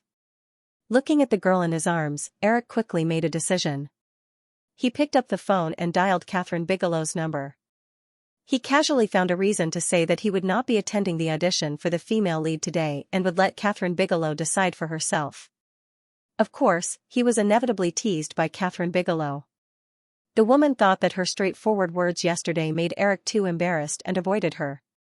After hanging up the phone, Eric said to Connolly, who had been listening, "Okay, there's nothing else today. We have the whole day." Connolly shrank his neck and asked, "You seem to be talking about the casting just now?" "Yes, I'm personally producing a movie called Flashpoint. It's a police and gangster movie. Although it tells the story of a few criminals and undercover agents who robbed British Airways, this movie is more about parkour and extreme sports. It will be very cool after it's produced. You can watch it in the future," Eric casually explained. Noticing the girl's expression, Eric quickly realized what she was thinking and explained, "The female lead of this movie is not suitable for you. Kathryn Bigelow wants a wild character, and you don't have that temperament." Connolly was a little embarrassed that Eric saw through his thoughts, but he heard Eric continue, "There's a good opportunity tonight. Robert is organizing a celebration party for the box office success of Sleeping with the Enemy. There will be many Hollywood producers there. I'll help you ask if there are any suitable movies for you. I'm sure there are still many people in Hollywood who are willing to give me face. Actually, you don't have to be in such a hurry." The girl was a little reserved.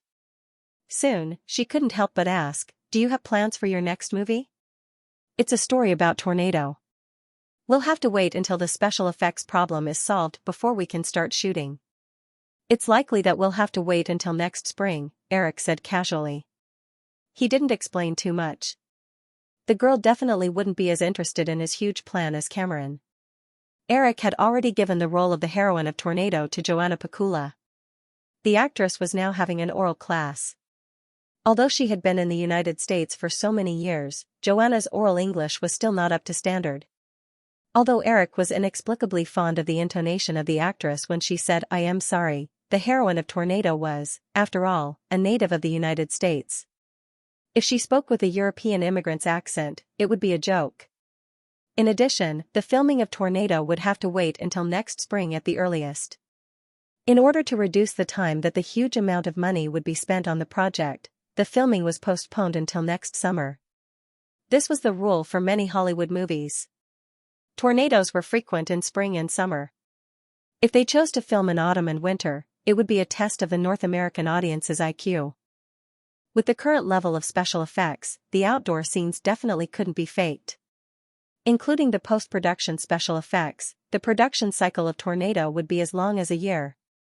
It would be completed in 1991. As a popcorn movie, it would definitely be released in the summer of 1992. In this way, Eric's frequency of directing movies would return to the normal level of most directors 1 or 2 years. In these 2 years, Eric couldn't spend all his energy on Tornado. In the second half of the year, the Camerons' Terminator 2 and Thriller needed his personal attention. After these 2 projects were completed, the special effects problem of Tornado would definitely be solved. At that time, he would start preparing for Tornado. Of course, although special effects movies would become mainstream in the future, Eric's main energy would also be focused on the production of special effects movies. However, Eric wouldn't give up on short production cycles and high returns. However, he planned to learn from Spielberg's work model. He would personally direct a movie and act as a producer for many movies. Jennifer Connelly saw that Eric's mind began to wander after saying one sentence. She was slightly dissatisfied. "Eric, what are you thinking about?" Eric realized that he had neglected the beautiful woman in his arms. He said, "Nothing." "Then let's get up." Connolly wanted to sit up, but she was pulled into Eric's arms again. "I just cancelled today's work." "You must have nothing to do, right?" Connolly smiled and said, "But, Eric, I'm hungry." Eric looked at the woman's expression and had no choice but to give up. He said, "Okay, what do you want to eat? Or we can go out to eat. There are many good restaurants in Malibu." "Aren't you afraid of being seen by others?" Jennifer Connolly asked with a smile. "Another one. You're really busy." That night, in the Hilton Hotel's banquet hall, this was the first sentence that Elizabeth said when she saw Eric. Eric looked at the back of the woman who was walking to the bathroom before turning to Elizabeth. "Of course. Especially when I hear someone complaining like a resentful wife, I feel quite accomplished." "Huh, resentful wife? Are you talking about me?" Elizabeth laughed as if she had heard the funniest joke in the world. Eric shrugged and said, "Everyone knows who it is. I'm just curious. Why do I seem to see you everywhere?" "This is the celebration party for sleeping with the enemy. I'm good friends with Julia. Isn't it reasonable for me to appear here?" Elizabeth explained clearly. "It seems quite reasonable, but it also feels weird." Eric said honestly, "Between the two of you, our business is none of your business." Elizabeth immediately interrupted Eric's speculation and said, "I just overheard you talking to Brooks about a movie." Eric had no intention of hiding anything. He said honestly, "Yes, I want to find a suitable female lead for Jenny." Elizabeth curled her lips and said, "How many people are you planning to harm this time?" Eric was baffled. "I don't understand what you're talking about." "The Polish actress who was always by your side a while ago, I think her name is Joanna Pakula, right?" Elizabeth reminded him. Eric nodded. "And then?" "Because of you, that woman received many offers from film companies. However, all the scripts that were handed to you through that woman's agent were rejected by you. You haven't forgotten about this, have you?" "No." Eric seemed to understand something, but he wasn't sure. "I had other plans for Joanna, and there weren't any outstanding stories in those scripts." "Did something happen after that?" "I heard about it by chance. The projects that passed through your hands were all axed." "All of them?" Eric asked in disbelief. Elizabeth nodded. She looked at Eric with a strange look in her eyes. "It shouldn't be wrong. You have to know that for standard film studios like the Big Seven, most film projects start from the moment the producer receives a script. It takes months or even years of twists and turns before the film company can officially start preparing for the project. In the end, because of a few words of yours, the project that they've been working on for so long instantly went up in smoke. You're not optimistic about it. So, how many people are you planning to harm by finding a role for your woman this time?" Eric didn't answer Elizabeth's last question. Instead, he asked, "Has my impression of you changed that much?" Elizabeth rolled her eyes and said helplessly, "Now, a lot of people are attributing the box office success of The Silence of the Lambs to you. I think it's the same for Sleeping with the Enemy. Although I know that this project was single-handedly handled by Robert Shea, people who don't know the inside story definitely don't think so. Up until now, none of your movies have failed. Isn't that reason enough for people to be superstitious?" Eric unconsciously scratched his cheek and muttered in a low voice, "Seems like it's a bit too much." "What did you say?" Elizabeth leaned closer and asked. "I said your gown tonight is really beautiful," Eric looked up and replied. Elizabeth proudly raised her chin and said, "Do I need you to tell me that?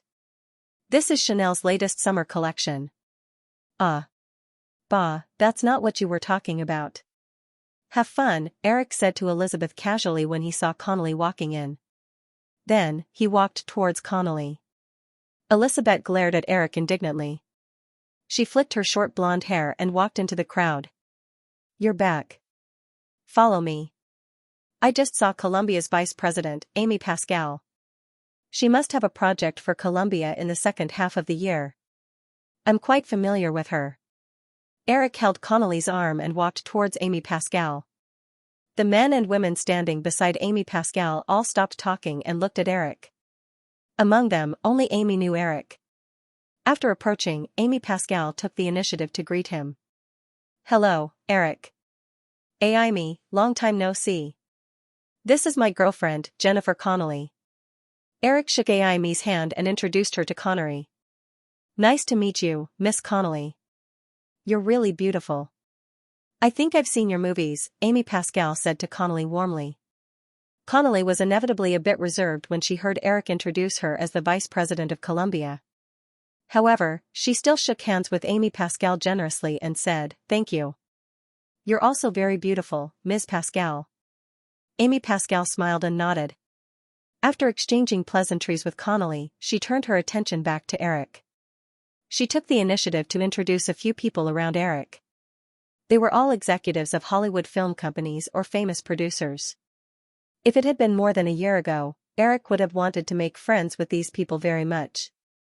But now, Eric didn't have to deliberately do this. The rise of Firefly was inevitable. Eric had no lack of funds and channels, so he became the target of many Hollywood producers. Of course, if he had a good movie project, he would first think of the Big Seven. However, Firefly's position in these people's hearts was not much lower than that of the Big Seven. It was even much higher than the declining MGM. They chatted for a while. Eric asked, "Amy, do you have a movie project in your hands now? The kind that hasn't been decided yet?" Amy Pascal keenly glanced at Connolly and smiled. "Yes, but Eric, can you consider starting the sequel of Dark War? In that case, all the roles can be decided by you. Columbia will fully cooperate with you. Let's talk about this later. You should know that I'm too busy now." Eric shook his head. Because of last year's contract, the copyright of Dark War was shared by Columbia and Firefly. After the box office success of this version of Dark War, Columbia had been lobbying Eric to start the sequel of Dark War. However, Eric really had no interest in the sequel. After Columbia contacted Tom Hanks, Hanks also said that if Eric didn't participate in the production of the sequel, he wouldn't join either. This matter was delayed. Amy Pascal heard Eric's refusal and didn't mention it again. She was just casually saying it without any hope. Of course, if Eric suddenly agreed, the producer of this project in Columbia would definitely fall on her head. This would definitely be a great help to her career. Bypassing the topic of Dark War, Amy Pascal sized up Jennifer Connelly and said, "I have a comedy in my hands. The female lead is very suitable for Miss Connelly. Tomorrow, I'll have someone send the script, send it. Send it to Sharp Corner Manor. I'll see if the role is suitable for Jenny," Eric said. He didn't immediately agree. If the script wasn't good enough, Eric could also postpone it. This way, he wouldn't owe her a favor. "No problem, I'll have someone send the script tomorrow," Amy Pascal said with a smile. "But Eric, even if you don't like it, you can't talk nonsense." Eric was stunned. He remembered what Elizabeth had just said to him. He laughed self-deprecatingly and shook his head. "It seems that you all know about it. I actually just heard about it. But last time, I really didn't mean to. I didn't expect those scripts to all be cut." The people around him laughed. The fat guy, who seemed to be a producer from Fox, said, "Eric, I also have a few scripts. Why don't I send them to the Sharp Corner Manor tomorrow? Help me take a look. These projects are still under consideration. If you can pick one out, the female lead will be Miss Connelly." As soon as the fat guy finished speaking, the other people who were watching the show keenly realized that this was a very good opportunity. Although it was not easy to get Eric to write the script himself, it was very profitable to get Eric to help choose the script. All they had to do was pay the female lead. "Eric, I'm here, Eric, tomorrow I'll get someone to." Realizing this, the executive producers around him immediately put down their reservations and took the initiative to recommend. "How can you guys do this?" Amy Pascal, who was pushed aside, complained helplessly. Noticing that a lot of people at the party were looking over curiously, Eric gestured to the people around him to keep quiet. The people in front of him were all smart people. They knew that if the news spread, they would not have much of a chance, so they tactfully shut their mouths. "How about this, you can send the script over for me to take a look, but if you want me to help choose, I need to take 30% of the investment. Of course, I'll only invest and won't interfere with other things." The few people looked at each other and nodded at the same time. If Eric participated in the investment, this gimmick could be used for publicity in the future. As an investor, they definitely couldn't say anything if they gave him the role of an executive producer. Eric quickly saw through their thoughts and immediately said, I'll invest in Jenny's name. Let me say this first, the production of the movie has nothing to do with me. You can't use my name for publicity. After a brief hesitation, everyone quickly agreed. Eric was personally responsible for choosing the script and participating in the investment of the movie. He even let his woman be the female lead. This fully showed his affirmation of the movie. If they screwed up in the end, they could only blame themselves. After discussing this matter, Eric quickly probed, by the way, why did those scripts get cut last time? I don't believe it was because I said too much. Everyone looked at Jennifer Connelly in unison. The girl shrank her neck innocently, not understanding what had happened. Amy Pascal smiled and said, Eric, don't try to quibble. Although there are some other factors, those projects were cut because of you. Eric shrugged. Alright, then what are the other factors you mentioned? Amy Pascal said, cut production. I don't know what the other film companies are planning, but Columbia has already decided to cut production. Pat, what about you? It's the same for our show, but it hasn't been confirmed yet. Mr. Ross thinks that the possibility of a fight is low. I think the possibility of a fight is very high. Eric interrupted, I'm sorry, everyone. Can you explain? Amy saw Eric's expression and said, Eric, if you pay attention to the recent international news, you should find that the situation in the Middle East is very tense. The federal government may use force against Iraq in the next year. If that's the case, the public's attention will definitely be focused on the war. The film companies will have to cut production. Eric was shocked. The Gulf War, he almost forgot about such an important time. Seeing Eric suddenly in a daze, Amy asked with concern, Eric, are you okay? In fact, the war might not necessarily start. After so many wars, the public's anti-war sentiment is still very high. Bush can't completely ignore the public's opinion and force a war. I'm fine. Sorry, excuse me. Eric forced a smile and pulled Jennifer Connelly, who was beside him. The two of them walked out of the crowd.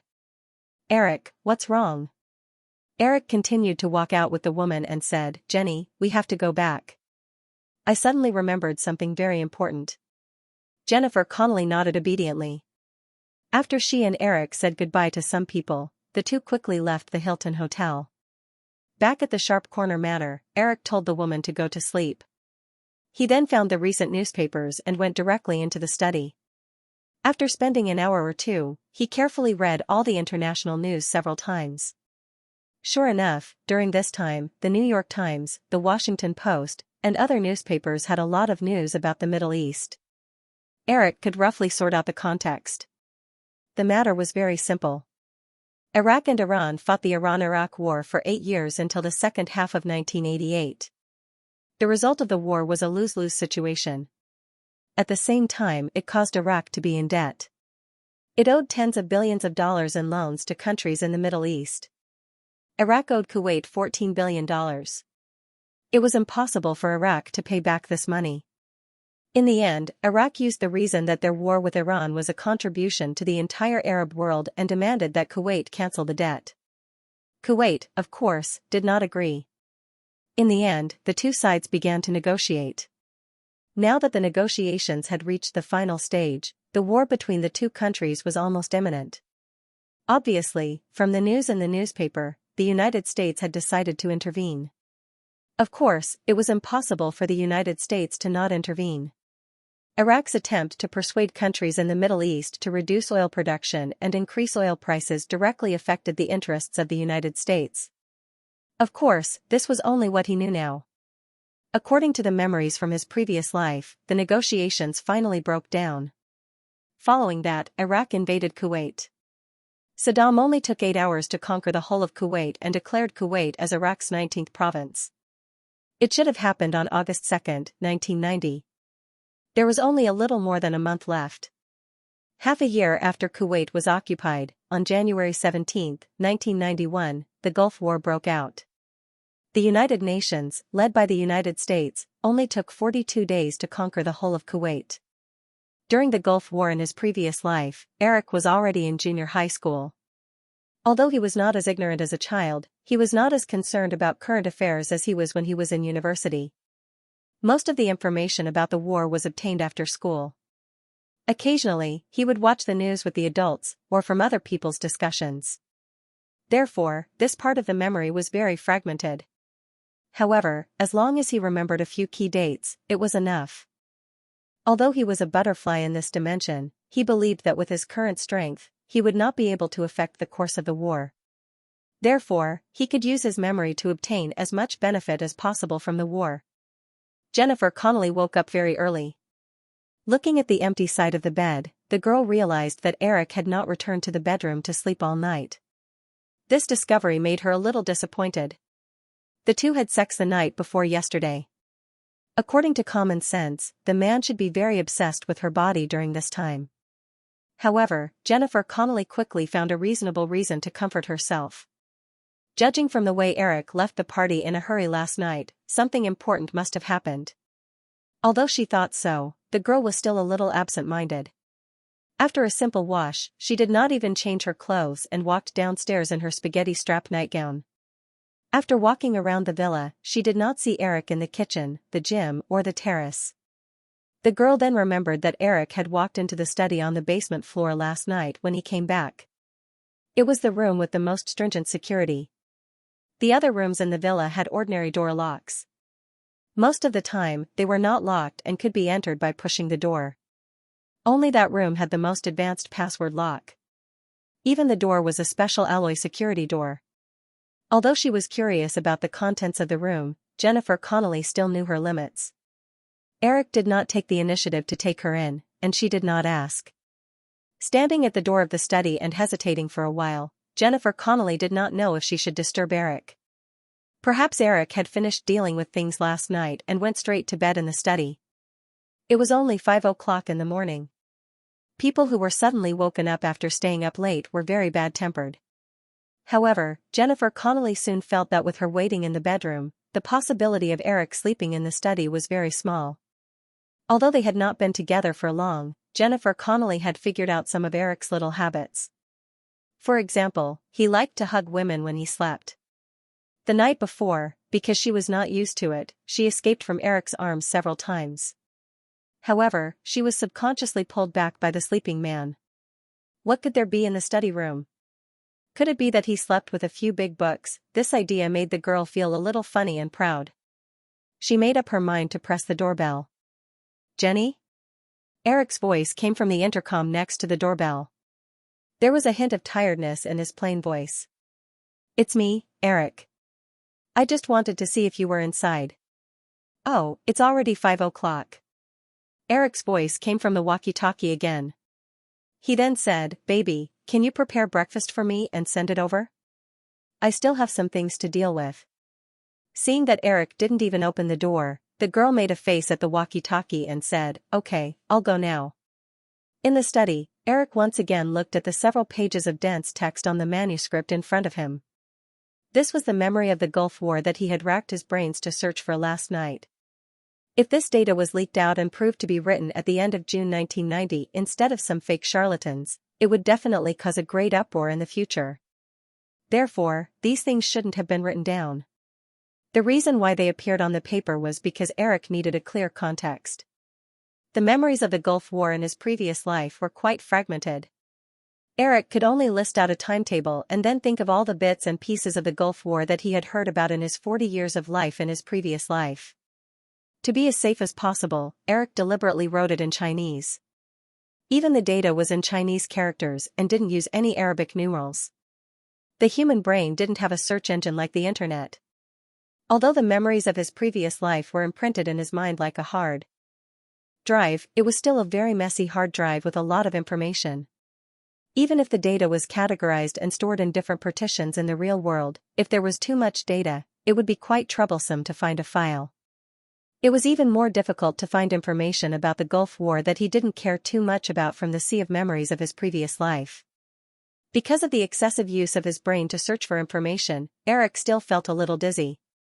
If he didn't realize that this was a great opportunity for him, the strong excitement offset most of the fatigue. Eric reckoned that he would have already fainted. After looking at the organized information again, Eric put the thin pages into a file and stuffed them into the safe in the study. He didn't plan to take these pages out of the study. The organized information was already in his mind. As long as he occasionally took it out and looked at it, Eric was sure that he wouldn't forget it. When the matter was over, he would immediately destroy these things. After changing a new password for the safe and locking it, Eric relaxed and stretched his body before returning to the study table. In addition to a large pile of newspapers, there were several open books on the table. Basic Futures Knowledge, Introduction to Oil Futures, and a Financial Terminology Handbook. He had asked someone to buy them overnight and delivered them to the villa at 1 o'clock in the morning yesterday. Regarding this war, the biggest opportunity was, of course, the oil futures. In his memory, after Iraq invaded Kuwait, the price of crude oil in the international market soared from around $20 to $40 in just 2 months. Of course, Eric didn't want to rely on these introductory books to play the oil futures market. Professional things had to be done by professionals. Reading these books was just to know what professionals were doing when they did something, so that he could appropriately point them in the right direction. Eric then picked up some newspapers that contained important information and put them into a briefcase. These were the reasons for his inference about the war in Kuwait. It was much better to have such a cover than to say it out loud and be misunderstood as a hothead. After tidying up the desk, Eric sat down again and picked up the Financial Terminology Handbook to read. After only a few minutes, a bunch of unfamiliar words in the handbook made Eric feel a sense of confusion. At the same time, he also understood why there were so many Westerners with dyslexia: Tom Cruise, Steven Spielberg, Jennifer Aniston, Marlon Brando, Keira Knightley, Whoopi Goldberg.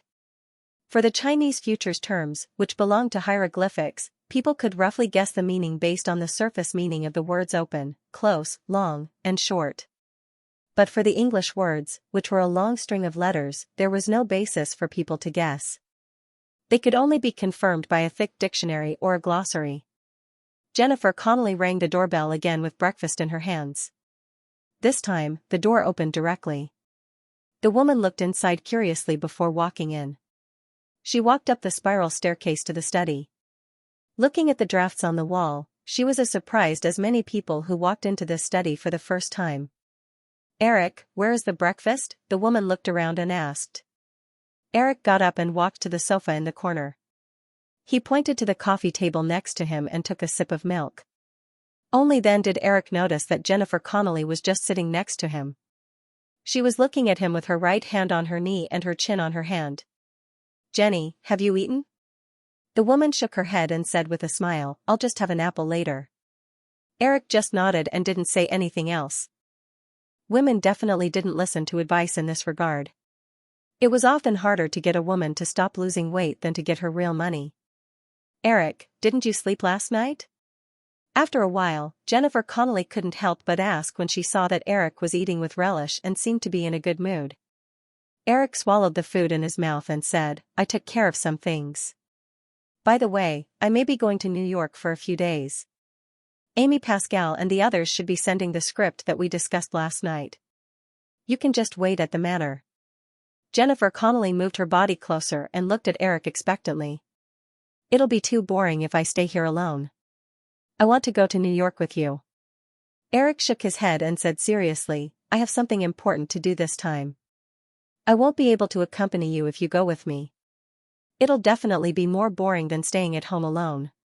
How about this? After I'm done with this, I'll take you to New York to play when I'm free." Jennifer Connelly tugged at the corner of Eric's t-shirt to express her dissatisfaction. After a while, seeing that Eric had no intention of relenting, she reluctantly gave up. After eating breakfast, Eric finally felt a bit sleepy. He got up and helped the waitress clean up the tableware. Eric looked at the time. It was only 6:30. After calculating for a bit, he decided to rest for a few hours. Having lived 2 lives, Eric was very clear that his body was the most important thing. "I'm going to take a nap. Wake me up at 10. Jennifer Connelly, who was about to go jogging in the manor, gave him a meaningful look. "Do you need a pillow?" Eric was stunned for a moment before he quickly understood. He looked at the girl who had just changed into a tight sports singlet and shorts and said with interest, "Sure." Jennifer Connelly opened her arms and winked at Eric. Then I'll do it myself. Eric didn't say anything else. He went up and picked Jennifer Connelly up. Amidst the girl's crisp laughter, he walked upstairs. The girl didn't hear the alarm clock. When she woke up, it was already 11 o'clock. She hurriedly put on her clothes and went downstairs. She quickly found Eric's figure. The man was standing by the floor-to-ceiling window by the sea, holding a cordless phone in his hand and walking back and forth. Only when she got closer did she hear the content of Eric's words. I'm not on the blacklist. I'm at home right now. I'll give you the account in the afternoon or evening. It should be the account of Firefly Investment Company. I told you about this company before, the one that owns Cisco shares. Don't worry, it'll only take a month, I promise. That's all, I still have a few calls to make. I'll hang up first. Eric hung up the phone. Just as the girl was about to go over, she saw Eric quickly dial another number. Hello, Stan? I'm Eric. I've been good recently. You. Here's the thing, I have something to tell you. Doesn't the digital domain account still have some money? I have something very important to do recently, so I want to borrow it temporarily.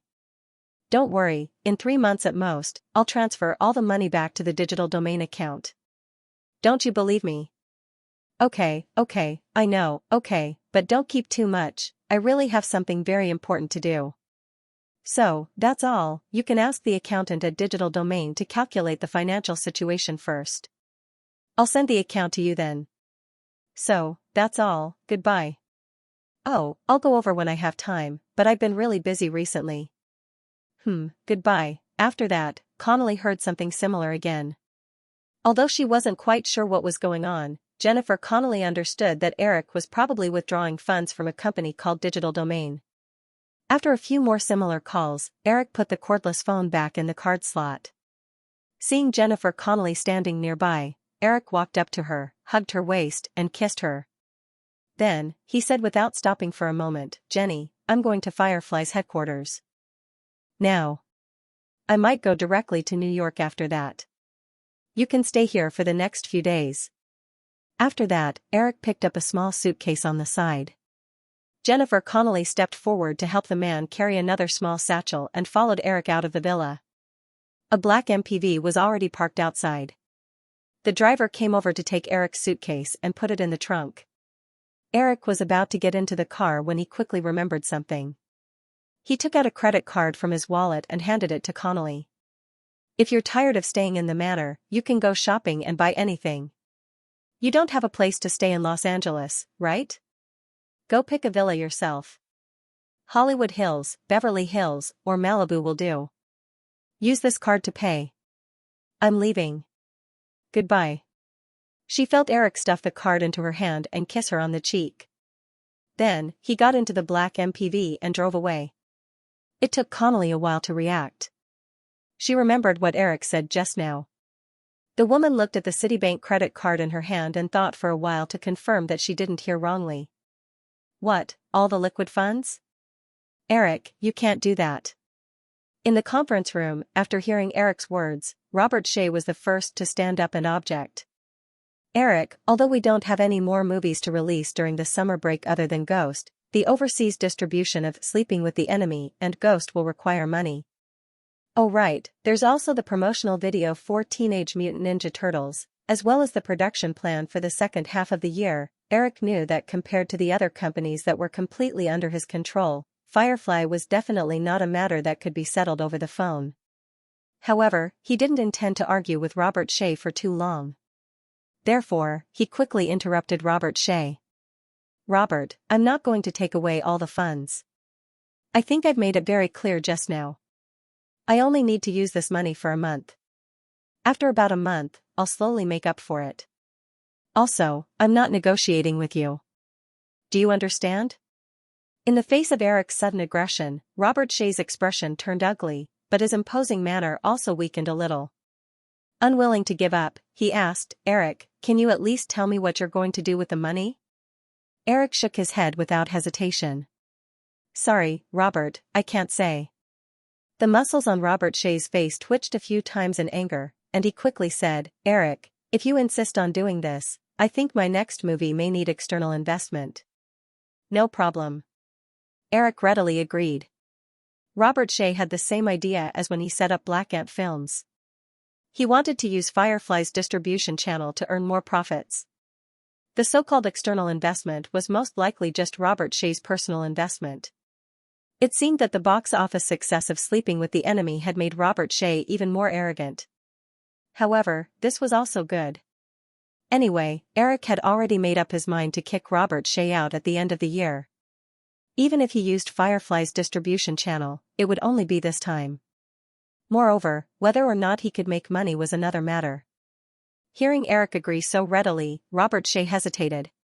He quickly added, "Of course, Firefly will still participate in part of the investment. I won't let our company suffer too much." Eric sneered in his heart. Robert Shea still had some self-awareness left. Although he said that he wouldn't let the company suffer, it was more because he didn't want the movie to be completely separated from him. This way, for his own benefit, he couldn't ignore the movie. If the movie sold well, all the credit would belong to Robert. If it failed, Robert Shea could also find an excuse to deal with it. However, Eric nodded again. "That works too." "That's it then. I'll go to work first." Robert Shea looked meaningfully at Firefly's CFO, Carolyn Elliott, who had been waiting by the side. He got up and left the conference room. "Eric, are you really going to take all the company's money?" Only the two of them were left in the conference room. Carolyn Elliott pushed the glasses on the bridge of her nose and asked with uncertainty. Eric nodded and asked, "How much money do we have in the company's account now?" Carolyn Elliott handed over the folder in her hand. "A total of US $149. 5 million. Eric opened the folder and muttered, "Why is it so little?" Carolyn Elliott rolled her eyes. "How was this little? Even the Big Seven might not have such a huge cash flow." "Eric, it's already a lot. This is because the company's share of the US $75 million box office sales at the beginning of the month. Otherwise, the company's account would only have about US $70 million. Although the end of last year's had a few movies, US $150 million in taxes in April. Ants. With the money, the company's is, The X-Files, and Who Will to Be a Millionaire, S2. X2. Eric quickly flipped through the detailed income and expenditure report. Only then did he understand that Carolyn Elliott was telling the truth. Firefly was in a period of rapid development.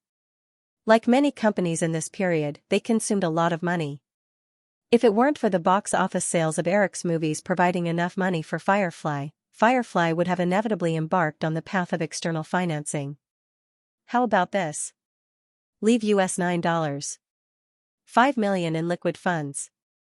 When I get the news, I'll transfer the rest to the designated account, Eric said as he closed the report. Carolyn Elliott hesitated. Eric, US $9.5 million is definitely not enough. The second season of Friends is already in production. According to the cost of producing 8 episodes per month, each episode costs US $1 million. That's $8 million. Not to mention, the company still needs other expenses. After the success of the first season, the cost of the second season of Friends had also skyrocketed. The cost of each episode had reached US $1 million. Thinking of the sweet face that he hadn't seen for a long time, Eric showed a brief hesitation, but he quickly said, "It's only a month, Carolyn. Besides, it's impossible that we don't have any income this month. Aren't the videotapes of the movies on the market at the end of the year? Also, you can negotiate with Fox to see if you can get some of the advertising revenue from Who Will Be a Millionaire in advance. If there's no other way, then we can suspend production." Carolyn Elliott couldn't help but push up the glasses on her nose bridge again. She frowned slightly and wanted to say something, but when she saw Eric's expression, she swallowed the words that she wanted to say. After finalizing the funding matter, Eric quickly boarded the flight to New York. The headquarters of Firefly Investment Company was located in a building in the business center of Manhattan. The company's main asset was 23% of Cisco's shares. In addition, Chris was also responsible for Eric's private wealth management work. Although he had received a call before, when Eric arrived in New York, it was not yet noon, which surprised Chris Hansen a little. The two of them went to the office together. Eric took out the newspapers that he had sorted out last night and pushed them in front of Chris. He briefly explained his thoughts. Chris listened to Eric's analysis. Although it was a little amateur, it was to the point. He nodded from time to time. When Eric finished, he said, "Eric, during this period, because of the situation in the Middle East, crude oil futures have indeed continued to rise. If you are interested, you can invest US $10 million to play with it." "Chris, do you think I flew to New York in such a hurry just to play?" Chris looked at Eric and couldn't help but sit up straight. He had a bad feeling in his heart. Eric pressed his arm on the table and leaned forward slightly.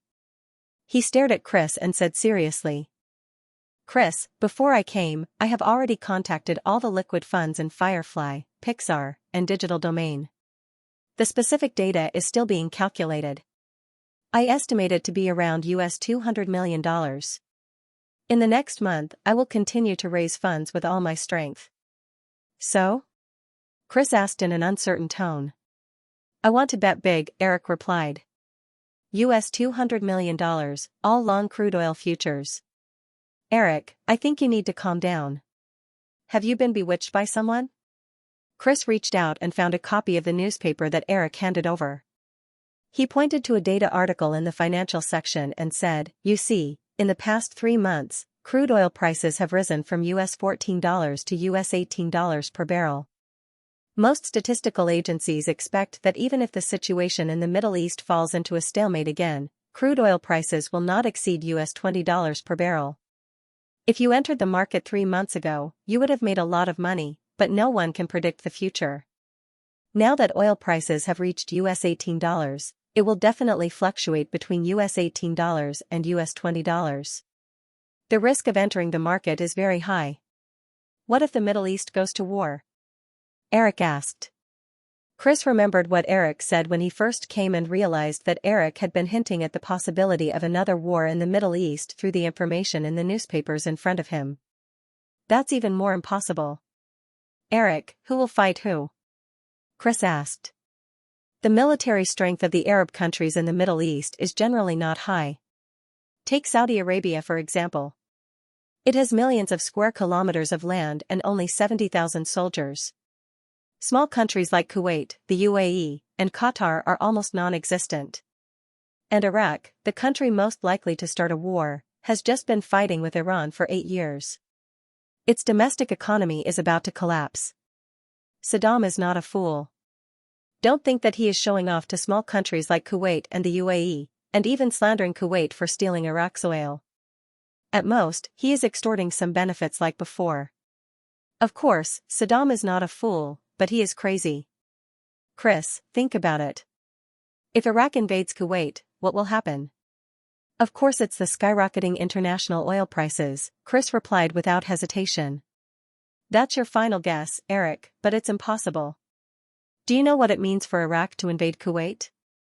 The proven oil reserves of these two countries accounted for 1/5 of the world's known oil reserves.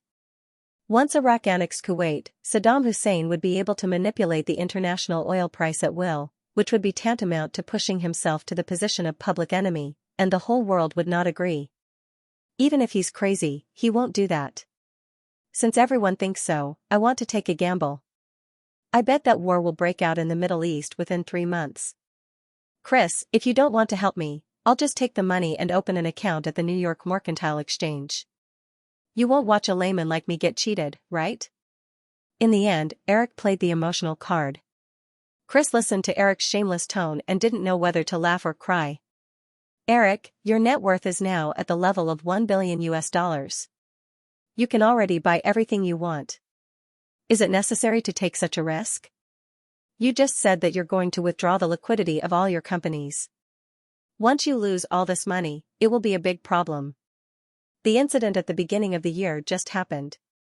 If the 7 major film companies know that Firefly's liquidity has dried up, they will definitely not hesitate to add insult to injury again. The business world is very cruel. Don't expect others to be merciful." Eric said confidently, "Why don't you think in a positive direction? What if I'm right?" Chris smiled and played with a pen in his hand. He softly advised, Eric, why don't you calm down for a few days, play in New York, or go on a vacation? Chris, I'm very calm. I've already decided. If you don't agree, I'll go to a futures brokerage company and do it myself. Eric pretended to get up. Chris saw that Eric was not pretending, so he helplessly waved his hand and said, okay, I promise you. Sit down first. The two of them discussed some details, and Chris called the company's finance manager over. Eric, go through the transfer procedures with Webb first. I'll find you guys later. After Eric left with the company's finance manager, Chris picked up the phone in front of him and dialed Jeffrey's number. Dad, did Eric tell you about him?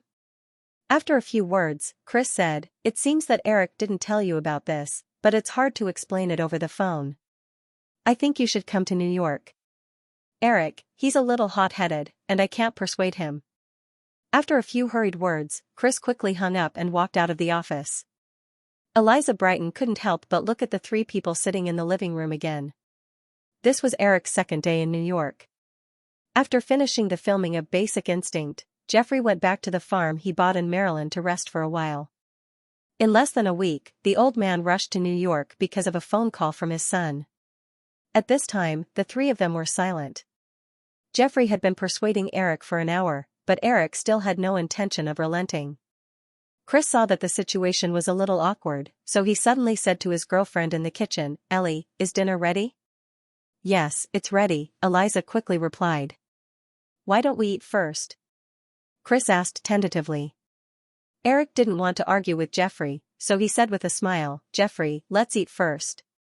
After dinner, you can continue persuading him. Don't starve yourself.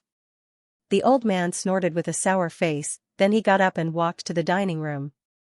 Eric shrugged at Chris, and Chris sighed helplessly. Eliza Brighton was a very talkative girl. If it was any other time, she would have found a topic or two to stir up the atmosphere at the table. However, at this time, the girl sat quietly beside Chris, eating dinner without saying a word.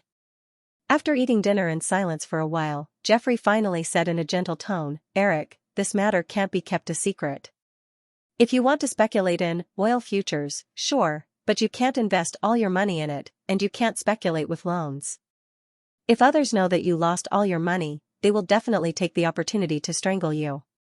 Jeffrey, why can't you think positively? What if you make a profit? How can there be such a good thing? This is Wall Street, not Hollywood. We are all amateurs. Chris interrupted at the right time, yeah, Eric, Wall Street is the territory of the financial giants. Futures is actually a two-way bet contract. If you make money, it means that other people lose money. The more you make, the more other people lose money. Do you think your opponents will be willing to accept this? When I worked at Morgan Stanley, I saw with my own eyes the behavior of these big investment banks manipulating the financial market for their own interests. Not to mention the SEC, Securities and Exchange Commission, even the FBI can't do anything to these giants. We have a small bet of $200 million US, those big investment banks don't have to target us, right? Eric shrugged and said casually. What's more, once a war broke out in the Middle East, the price of crude oil would soar. Under this general trend, any tricks of the financial giants would only be washed away by the big waves. Jeffrey and his father looked at each other and fell silent again. Eric didn't want to continue to dwell on this issue. He looked at Eliza Brighton, who was sitting next to Chris. He remembered that last Thanksgiving, this couple was still at loggerheads. Now, it seemed that they had reconciled. Ellie, is your family's clothing company listed? I remember you talking about this. Last Thanksgiving? Eliza looked at her boyfriend next to her with hidden bitterness and shook her head, it won't happen in 3 years. It's okay. When we make money this time, if you are willing, I can invest, Eric said with a smile. Eliza smiled and agreed. She didn't take it seriously. After spending a long time with Chris, the girl also knew how risky the futures market was. For an investor like Eric to invest a lot of money, it would be good if he could take it back in one piece. The possibility of making money was next to nothing. Eric, where are you staying now? Jeffrey asked again. I booked a suite at the 60 Soho Hotel on 6th Avenue. I plan to stay there for the time being. Jeffrey didn't know the location of 6th Avenue. He looked at his son and explained, 6th Avenue is very close to the New York Mercantile Exchange. Jeffrey sighed. Eric even considered this detail. It seemed that there was no room for negotiation. Chris, put aside the investment company for the time being and focus on helping Eric. Try your best, I understand, Dad, Chris nodded. Over the next few days, Chris began to help Eric hire traders and open accounts. Jeffrey also followed the two young men all day. Of course, there was no lack of arguments during this period. It was mainly about the proportion of futures margin. Eric wanted the margin to be 5%, which was 20 times leverage. This way, the $200 million fund could be enlarged to $4 billion. However, Chris and Jeffrey agreed that the margin should be 5 times leverage and 20%. Eric knew that the father and son were thinking for him, so he didn't insist. After arguing for the whole morning, both sides took a step back and agreed to 10% margin and 10 times leverage.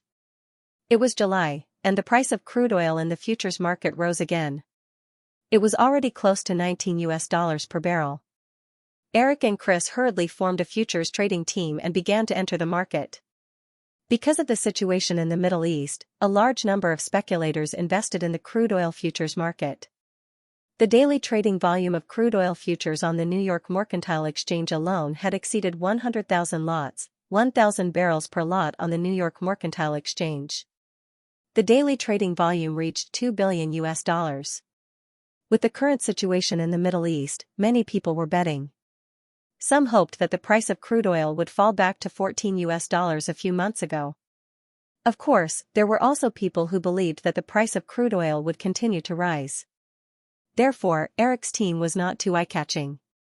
However, in order not to attract too much attention, Chris controlled the daily trading volume to about $10 million. According to this progress, it was enough to spend all the $200 million fund before August. Eric didn't raise any objections. As Chris said before, after the price of crude oil rose to $19, it no longer rose sharply. Instead, it began to fluctuate between $18 and $20. Jeffrey was more worried than the two young people every day.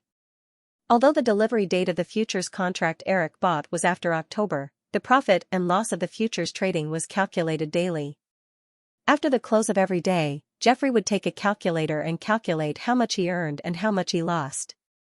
Worried that the old man would have a heart attack, Eric and Chris persuaded Jeffrey more than once to go back to the Maryland farm.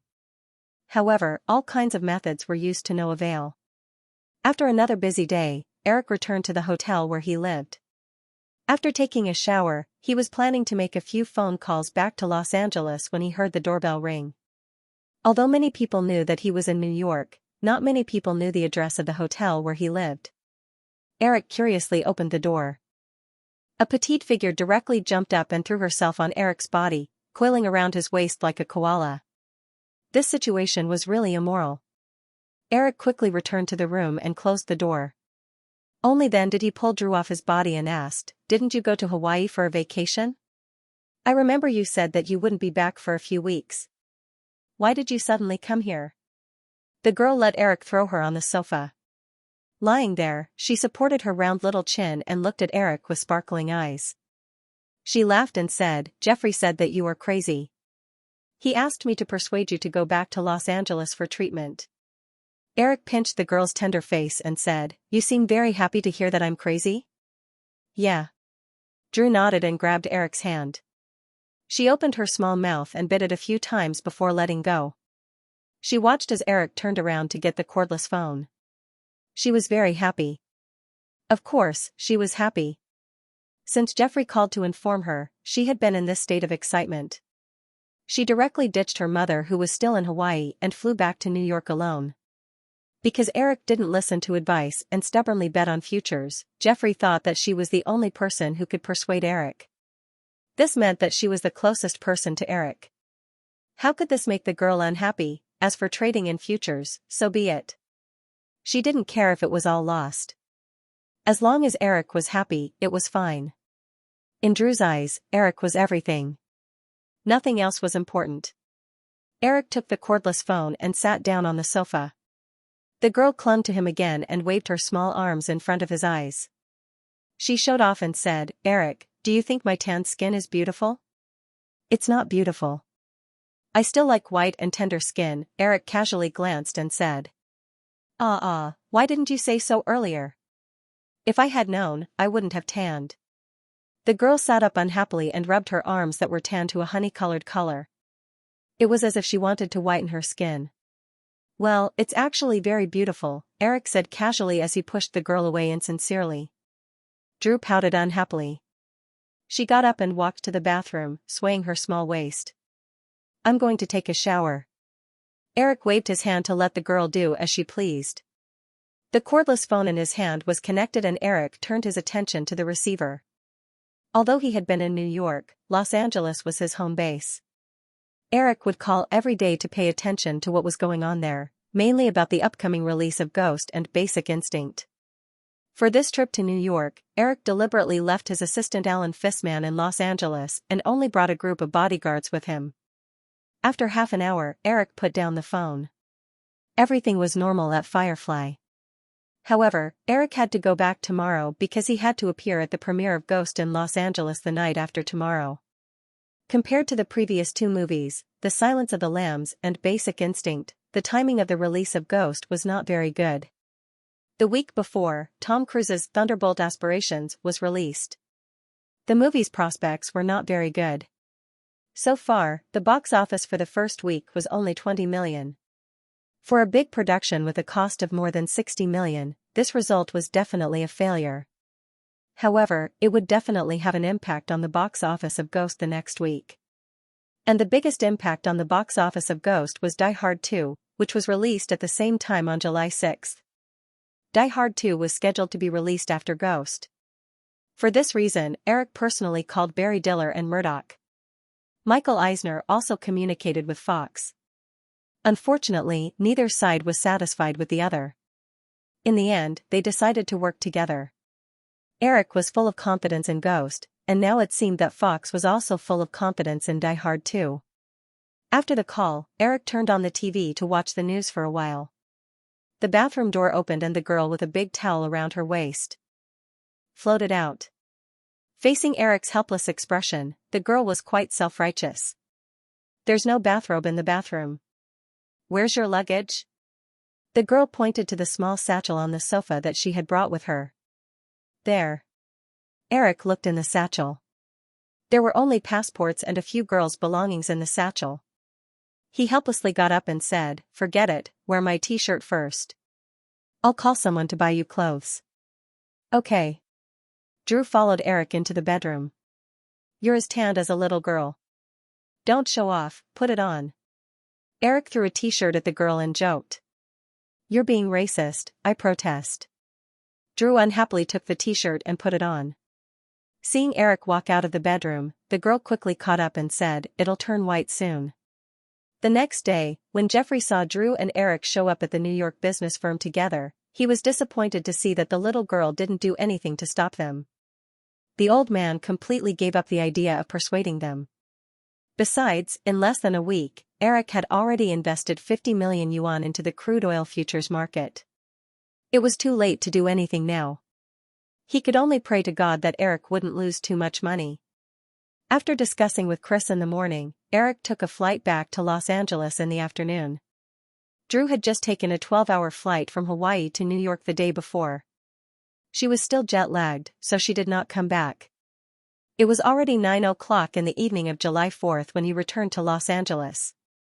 The premiere of Ghost would be held on the evening of July 5. Eric was not in a hurry to go to Firefly. After getting off the plane at the Los Angeles International Airport in Santa Monica, he called the people he needed to inform and went straight back to the Sharp Corner Manor. When he walked into the villa, only a few yellow wall lamps were on in the hall. However, the small living room on the east side of the hall was lit with fluorescent lights. Eric put down his luggage and walked over. The sound of the TV came from the small living room. He opened the door and looked inside. Jennifer Connelly seemed to have just taken a shower. Her hair was still wet. She was wrapped in a simple bathrobe and lying on the sofa watching the TV. She looked like a lazy and delicate Persian cat. Hearing the sound, the girl turned her head in confusion. When she saw Eric, she immediately got up from the sofa and rushed over with a happy expression. "Eric, you're back." Eric hugged the girl. "Yeah, what are you watching?" Jennifer Connelly affectionately held Eric's arm and walked to the sofa. She sat down and said, "Nothing, just killing time. I was going to sleep anyway." Eric looked at the TV and could not tell what TV series Connelly was watching. He said, "If you're bored, you can ask a few friends to come over and play." "I don't have many friends in Los Angeles," Connelly said disappointedly. Then she remembered something and got up. "By the way, Eric, they sent a lot of scripts these days," Connelly said as she walked out. After a while, she returned to the small living room with a huge stack of scripts that was 30 centimeters thick. Eric was surprised and helped the girl put them on the coffee table. It seemed that these were all complete scripts. There were at least 40 to 50 of them. "Why are there so many? I remember there were only 5 or 6 people around when I talked about this." Jennifer Connelly's expression was filled with unconcealable excitement. In the past, she had to put in a lot of effort just to be the female lead in a small production. Now, she had a bunch of scripts delivered to her door just by staying at home. This kind of treatment made her feel a little smug. Of course, Connelly did not forget who had given her all this. She leaned on Eric affectionately and said, "I'm not too sure either. Maybe the news was accidentally leaked. In the past few days when you were gone, there were people delivering scripts every day. Some of them were even delivered to Jim." Jim was shocked and thought that someone had delivered the wrong script. He only found out the reason when he called to ask, so he sent them all over. Eric picked up a script and flipped through it casually. He thought of the girl's manager, Jim Rester, and asked, "Did Jim give you any suggestions?" Connelly shook her head. "Jim can't afford to offend the people who delivered the scripts to him, so he brought them all over for you to decide." Eric smiled and said, "That's good too. From the films you picked for you before, Jim's taste isn't very good either. Actually, he's not bad. It's just that we didn't have much choice in the past." After all, Jim Rester had helped her manage her career for so many years. Connelly weakly spoke up for him. Eric did not respond. He flipped through the information of a few people who delivered the scripts and casually threw them on the coffee table. He sneered and said, "They all have a good plan. How can there be so many good things in this world?" These film companies obviously wanted him to pick a suitable script, then produce it and use his fame to make money. In the end, they could even drag him into it. Connelly could feel the displeasure emanating from the man. She shrunk her neck and looked at the pile of scripts worriedly. She was afraid that Eric would reject them in a fit of anger. In the past few days when Eric was away, the girl had taken a liking to a few of the scripts and had even discussed it with Jim Rester in private. However, Connelly also knew that although these people were nominally inviting her to be the female lead, they were actually targeting Eric. She did not have any say in it. "It's too late. Let's talk about it tomorrow." Eric stood up and said to Connelly, "Baby, I'm going to take a shower first. Can you prepare a cup of warm milk for me?" "Sure." Connelly nodded and watched Eric leave the small living room. The girl turned off the TV and cleaned up the small living room. She looked at the pile of scripts reluctantly before she turned off the lights and walked through the hall to the kitchen on the west side. The woman took out a glass from the cupboard and poured pure milk into it. Then, she placed the glass of milk into another large measuring cup and slowly poured boiling water into it. She patiently waited for the milk cow to be heated by the boiling water.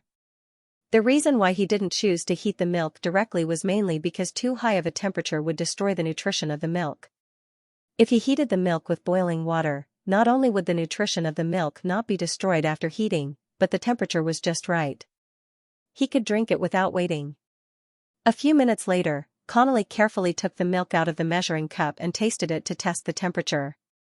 Only then was he satisfied and walked out of the kitchen to the bedroom upstairs. Because Eric had always wanted to be a movie director in his previous life, he didn't know how many movies he had watched and how many notes he had taken. However, it was obvious that even if he added up all the movies in his memory, it would still not be comparable to the number of movies produced in Hollywood in a year. After breakfast the next day, Eric started to look through the pile of scripts for Connolly. He read more than 10 scripts in a row, but he didn't find any familiar movies in his memory. Of course, there were quite a few scripts that looked quite good. Those who had heard the news and sent the scripts over in hopes of collaborating would not be so stupid as to randomly send over low-quality scripts. The scripts that could be sent to the Sharp Corner Manor must have been carefully selected. Even if they had not started preparing for the project, they must have been considered with high priority. Judging from the themes of the scripts they received, these film companies must have done a detailed investigation of Connolly's information before sending them over. They must have known the girl's capabilities very well. Therefore, in these projects, none of the female leads played a leading role. More than 80% of the roles were just for show. The only difference was the number of scenes they had. Connolly complained a little about this, but Eric just laughed it off. Even he himself only regarded Connolly as a beautiful vase. No matter how eager the producers were, they would definitely not use a vase as an actress with good acting skills. Stop complaining. If you can be as good as Marilyn Monroe as a vase, your status will definitely be higher than those Oscar winners, Eric said to the depressed Connolly as he closed the stack of scripts and put them aside. He took out another script from the pile of papers in front of him and opened it. It's not that easy, Marilyn Monroe, Connolly, who was curled up in the space chair opposite Eric, said in a tone full of yearning. Because of her legendary life experience, Marilyn Monroe was still talked about enthusiastically. Actresses who were at the same time as her, or even more famous than her, were often forgotten. Although many of them were still alive, none of them could be mentioned by everyone like Marilyn Monroe. As they were talking, the walkie-talkie nearby beeped. Go to the gate and ask what's going on, Eric looked up and ordered. The girl put down the script in her hand, got up, and walked over. After saying a few words, she turned to Eric with a little surprise and said, "The guard said that Rupert Murdoch is here?" "What is this old fox doing here?" Eric muttered, but he could only stand up and walk over personally to ask the guard to let Murdoch in. Although Eric didn't like Murdoch, he still went out to greet him personally. Connolly hesitated and didn't follow. She knew Rupert Murdoch, and she was still a little afraid of a media tycoon like Murdoch. As soon as Eric walked out of the villa, a black Rolls-Royce drove over and stopped in front of the open space outside the villa. The driver quickly got out of the car and opened the back door. Murdoch walked out with a smile. Eric was about to greet him when the other side of the door opened by itself. Elizabeth got out of the car and raised her chin at Eric as a greeting. Eric grinned, but he was cursing Murdoch in his heart. "Old man, are you trying to kill me? You want to bring your daughter to protect me as soon as you meet me? That's not right. Sooner or later, I'll play with your girl until she gets pregnant and then abandon her." Murdoch hugged Eric, then looked at the villa next to him and said, "Eric, I've wanted to come and see you for a long time, but I haven't had the time." "Yes, everyone is so busy. Let's go in." Eric made an inviting gesture. Eric was going to take Murdoch to the small living room, but after the old man entered the door, he took the initiative to go to Eric's study to take a look. Eric readily agreed. If Murdoch lowered himself to be a commercial spy, he would accept it. Not to mention that even in the study, the most important things were generally in the safe. When Jennifer Connolly walked into the study with a pot of coffee, she saw an old man in his 60s with his hands behind his back. He was standing by the wall full of scripts, looking up at the drawings on the wall and admiring them from time to time. The woman quietly put the coffee pot on the coffee table and walked softly to Eric's side. "Eric, is this part of the script for Jurassic Park?" Murdoch suddenly pointed to an area on the wall and asked. "Well, these are just preliminary ideas," Eric nodded. Elizabeth, who was standing next to her father, snorted discontentedly. "Maybe even the script has been written." Eric shrugged and made a whatever-you-say expression. Elizabeth suddenly became more proud. Murdoch didn't seem to see his daughter bickering with Eric. He continued to point to the drawings of several disaster movies and asked, "What about these?" Eric didn't intend to explain in detail to Murdoch as he did to Cameron. He just said lightly, "This is another series. Tsunamis, hurricanes, strong earthquakes, thousands of miles of ice, collision between heaven and earth. TSK. If these scenes on the drawings can be perfectly displayed on the big screen, the sensation it will cause will be no less than that of Star Wars, Murdoch praised from the bottom of his heart. Eric's large investment in the digital field was no secret in the industry. Many people thought that Eric had too much money and was hot-headed. Before seeing these drafts, Murdoch also had this idea. However, after seeing Eric's huge plan with his own eyes, the old man immediately understood that not only was Eric not hot-headed, but he was playing a very big game of chess. It definitely can't compare to Star Wars. This series is very difficult to replicate, Eric said honestly. It wasn't that he was being modest, but Star Wars had become a cultural symbol, and the value it had generated was immeasurable.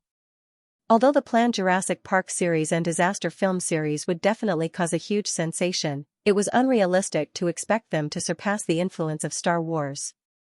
Of course, if it was just based on box office, there was still a chance. Murdoch looked at it again and then went to the sofa in the corner and sat down.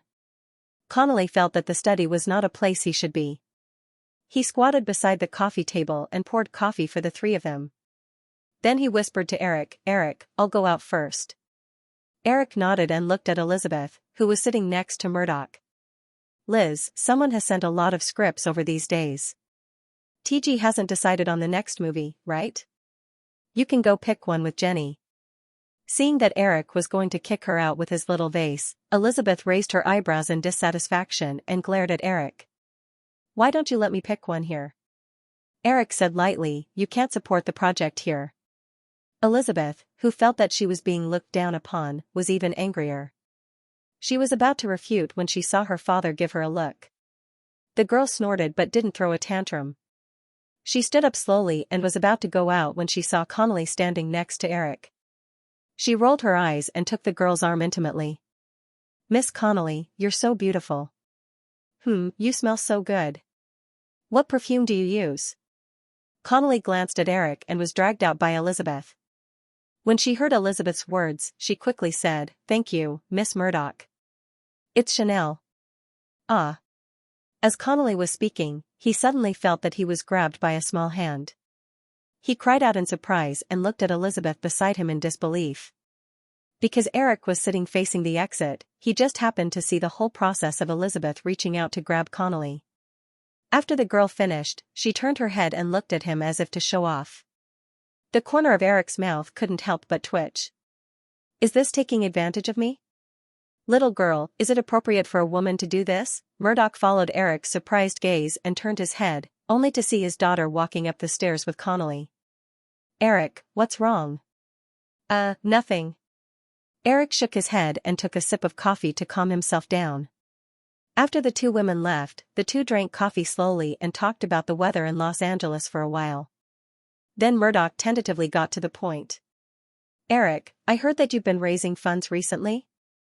"Yes, because I have to do something," Eric said, quickly thinking about Murdoch's intentions. The less than $200 million drawn from several companies such as Firefly was certainly not enough to satisfy Eric.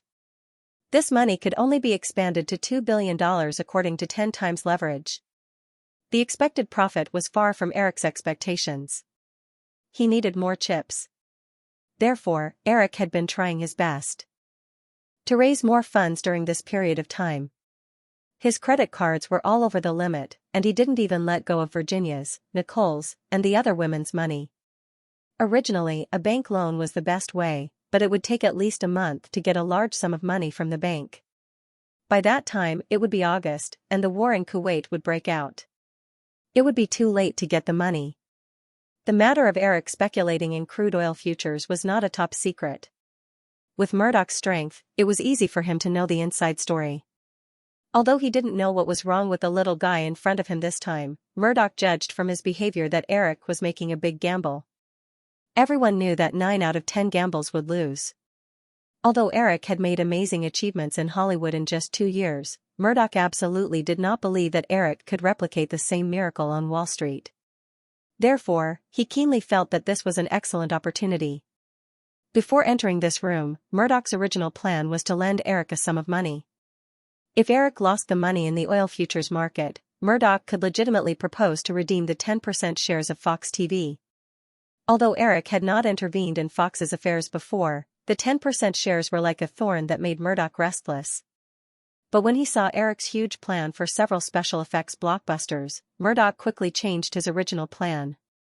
Compared to getting back the shares of the TV station, Murdoch felt that it was obviously a more cost-effective business if he could invest in Firefly. "Eric, if you need funds, Fox can lend you some." "What are the conditions?" Murdoch went straight to the point. Eric did not beat around the bush. He put down the coffee cup in his hand and asked seriously. Murdoch relaxed on the sofa and said with a smile, "It depends on your sincerity." "How much money can Fox come up with, I mean, within 10 days at most?" 10 days? Murdoch straightened up again. "Eric, 10 days is too short." Eric said, "Mr. Murdoch, if I have enough time, I will go directly to the bank for a loan. With my current net worth, I think any bank will be very happy to lend me hundreds of millions of dollars." Murdoch narrowed his eyes and looked at Eric for a while, as if to find some useful information from Eric's face, but the old fox was soon disappointed. "Well, I'll make a call first," Murdoch stood up and said. Eric pointed to the desk not far away. "Go ahead." Murdoch walked to the landline on his desk and dialed a few numbers. He didn't intend to hide anything from Eric and spoke directly to the other side. Eric listened attentively. Murdoch was roughly learning about the financial situation of News Corporation from News Corporation. Sitting back down on the sofa again, Murdoch said to Eric, "I can give you 80 million in 10 days. Noticing Eric's look of disdain, Murdoch was a little angry, but there was nothing he could do. "I know you've gathered nearly 200 million US dollars before, but News Corporation doesn't belong to me alone. I can't take all the cash away like you." "Okay, 80 million it is." Eric quickly understood Murdoch's situation. Although News Corporation was firmly controlled by Murdoch, the Murdoch family only had 40% of the shares. If Murdoch wanted to withdraw all the liquidity like Eric did with Firefly, he would definitely be strongly opposed by the other shareholders. "Eric, I need to give the shareholders a full explanation for withdrawing 80 million US dollars in 10 days. If you don't pay back the money by the end of the year, I want to convert the funds into shares of Firefly. What do you think about 10%, 5%? Firefly is worth that price now." Although Eric was sure that he could pay back the money within 3 months, he was not willing to take the risk at all. Murdoch immediately shook his head and said, "No, Eric, I can't explain to the shareholders if it's 5%. I heard that you opened another shell production company." The two of them bargained back and forth for a while before finally settling on an agreement of 8%. After confirming the deal, the old man and the young girl walked out of the study. They could hear Elizabeth's laughter echoing in the hall from afar. "Liz, do you want to tear down my house with a sonic attack?" Eric asked jokingly when he found the two women sitting by the floor-to-ceiling window. "I want to tear you apart." Elizabeth, who was lying on the sofa reading the script, sat up and made way for her father to sit down. At the same time, she rolled her eyes at Eric. Eric walked to Connolly and sat down next to him. He asked the girl, "What were you laughing about?"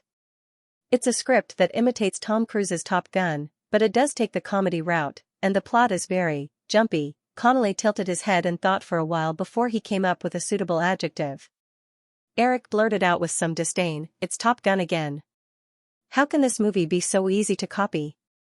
Although the original movie was claimed to cost less than 20 million US dollars, it was fully supported by the military at that time.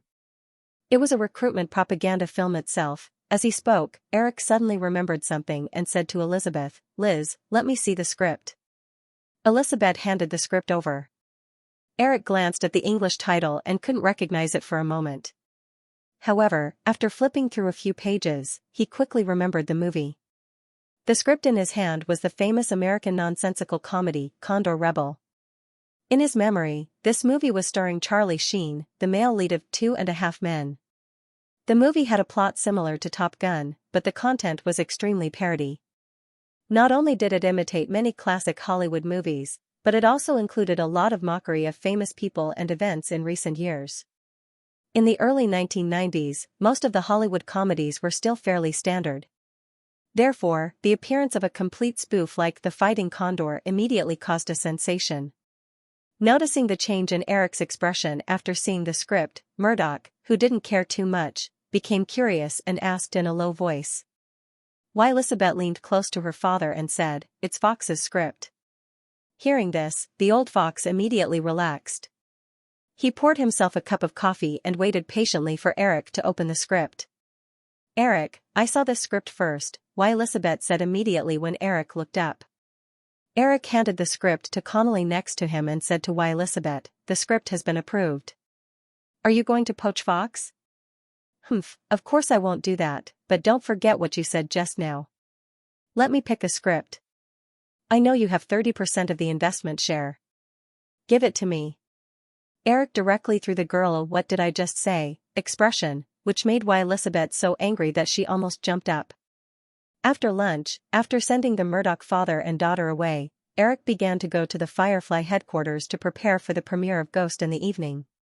Regarding The Fighting Condor, Elizabeth then said a few words to Eric and gave up the right to ask for Eric's investment share. Although the girl had a bit of a temper, she was very shrewd and rational on important matters and would not make trouble without reason. There were two female characters in The Fighting Condor that had more scenes. One was a psychoanalyst, which was considered the female lead, and the other was a female pilot nicknamed Inward Shift. Among a large group of strong men, this character was quite eye-catching, but she didn't have many lines. Although Connolly was not satisfied with the two characters, Eric had already chosen the script, and the girl obediently chose the female lead role. The North American distribution of Ghost was the joint effort of Disney and Firefly. It could be said to be a big deal, with as many as 2,300 cinemas opening, and a grand premiere was held at the China Grand Theater in Hollywood. It wasn't even 6 o'clock in the evening, but celebrities had already started to appear on the long red carpet in front of the Chinese Grand Theater. Although the premiere of Die Hard 2 was just a few streets away, the premiere of Ghost was obviously more star-studded. In addition to the celebrities invited by Disney and Firefly, the families of the male and female protagonists of Ghost were also showing their support. The Coppola family and the Fonda family spared no effort to support the careers of their younger generations. The connections of these two families were enough to encircle half of Hollywood. Wow, Al Pacino and Robert De Niro are here together. It'll be strange if Jack Nicholson and Dustin Hoffman come again. That's not easy. It's good enough that two of them came. Look, Jodie Foster. She's still so beautiful. What a pity. I heard she's gay. It's just a rumor. What happened to Sinclair back then was a big blow to her. If it were me, I would probably have changed my sexual orientation. That's James Cameron, right? I heard that Terminator 2 has already started. I'm looking forward to it. Is the woman beside him his wife? She's so beautiful and elegant. She's probably an actress. Cher, why is she here? She worked with Nicolas Cage in Alluring Moonlight 3 years ago. I heard that they are good friends. I still prefer her singing. Almost every few minutes, a star-studded figure appeared on the red carpet, causing waves of screams and discussions. Originally, there were only a few hundred movie fans on both sides of the red carpet. However, in less than half an hour, the entire street was filled with movie fans who had heard the news and rushed over. Even many movie fans who were originally attending the premiere of Die Hard 2 came over. Fox was extremely embarrassed, but there was nothing they could do. As the director, Eric didn't even have time to appear on the red carpet before he had to start socializing with the guests who came to support him. At this time, the movie fans who were dazzled by the stars would probably not care if he, the director, appeared on the red carpet or not. Eric, I specially went to watch the test screening. This movie was very well made, especially the two pieces of music at the beginning and the end. They directly sublimated the theme of the movie to the extreme. Francis Coppola, who had specially rushed over from the set of The Godfather 3, patted Eric on the shoulder and praised. Eric looked at Cage, who was standing quietly beside Coppola, and said, "Nick's performance was also far beyond my expectations. Perhaps in the near future, the Coppola family will have an Oscar winner." "Haha, that's for sure," Coppola said proudly. Westerners didn't have the habit of being too humble. After greeting Coppola and his nephew, Eric quickly shuttled through the crowd to greet them. After circling around, he was just about to find a corner to rest against the wall for a while when he felt a pair of large hands pressing on his shoulders. He turned his head and saw the aggressive James Cameron and the meaningful smile on Catherine Bigelow's face. Jim, Kate, how are you? Thank you for coming, Eric hurriedly greeted them. James Cameron, however, didn't have the polite smile he had on the red carpet. With a straight face, he asked, Eric, where's the money? The casting for Terminator 2 has already started, but Black Ant's finance department told me that the company has no money. How am I going to get the deposit to sign the contract with the union? Also, Stan also told me that you suddenly took away all the liquidity in the digital sector. Isn't there still a few $100,000? Eric asked subconsciously. Cameron had the urge to strangle Eric. What can a few $100,000 do? Tell me. Okay, Jim. Don't worry. 1 month. I need that money for a month. After a month, you can have as much as you want. Cameron was about to ask what he was going to do this month, but when he heard the meaning in Eric's words, he immediately changed his mind. I want to increase the budget. At least 20 million more. No problem. Eric nodded readily. Seeing that Cameron was about to speak again, he immediately said, no more. Okay, then what about this month? Cameron asked. Eric said, take your time with the casting. You can go to Stan and figure out how to implement the liquid robot together. I heard that they developed a transformation software for this last time. By the way, Kate, Thriller Point might have to be pushed back a little. I don't have a problem with that. Catherine Bigelow smiled and said, anyway, if it drags on, the movie can only be scheduled for next year's Easter slot at the earliest.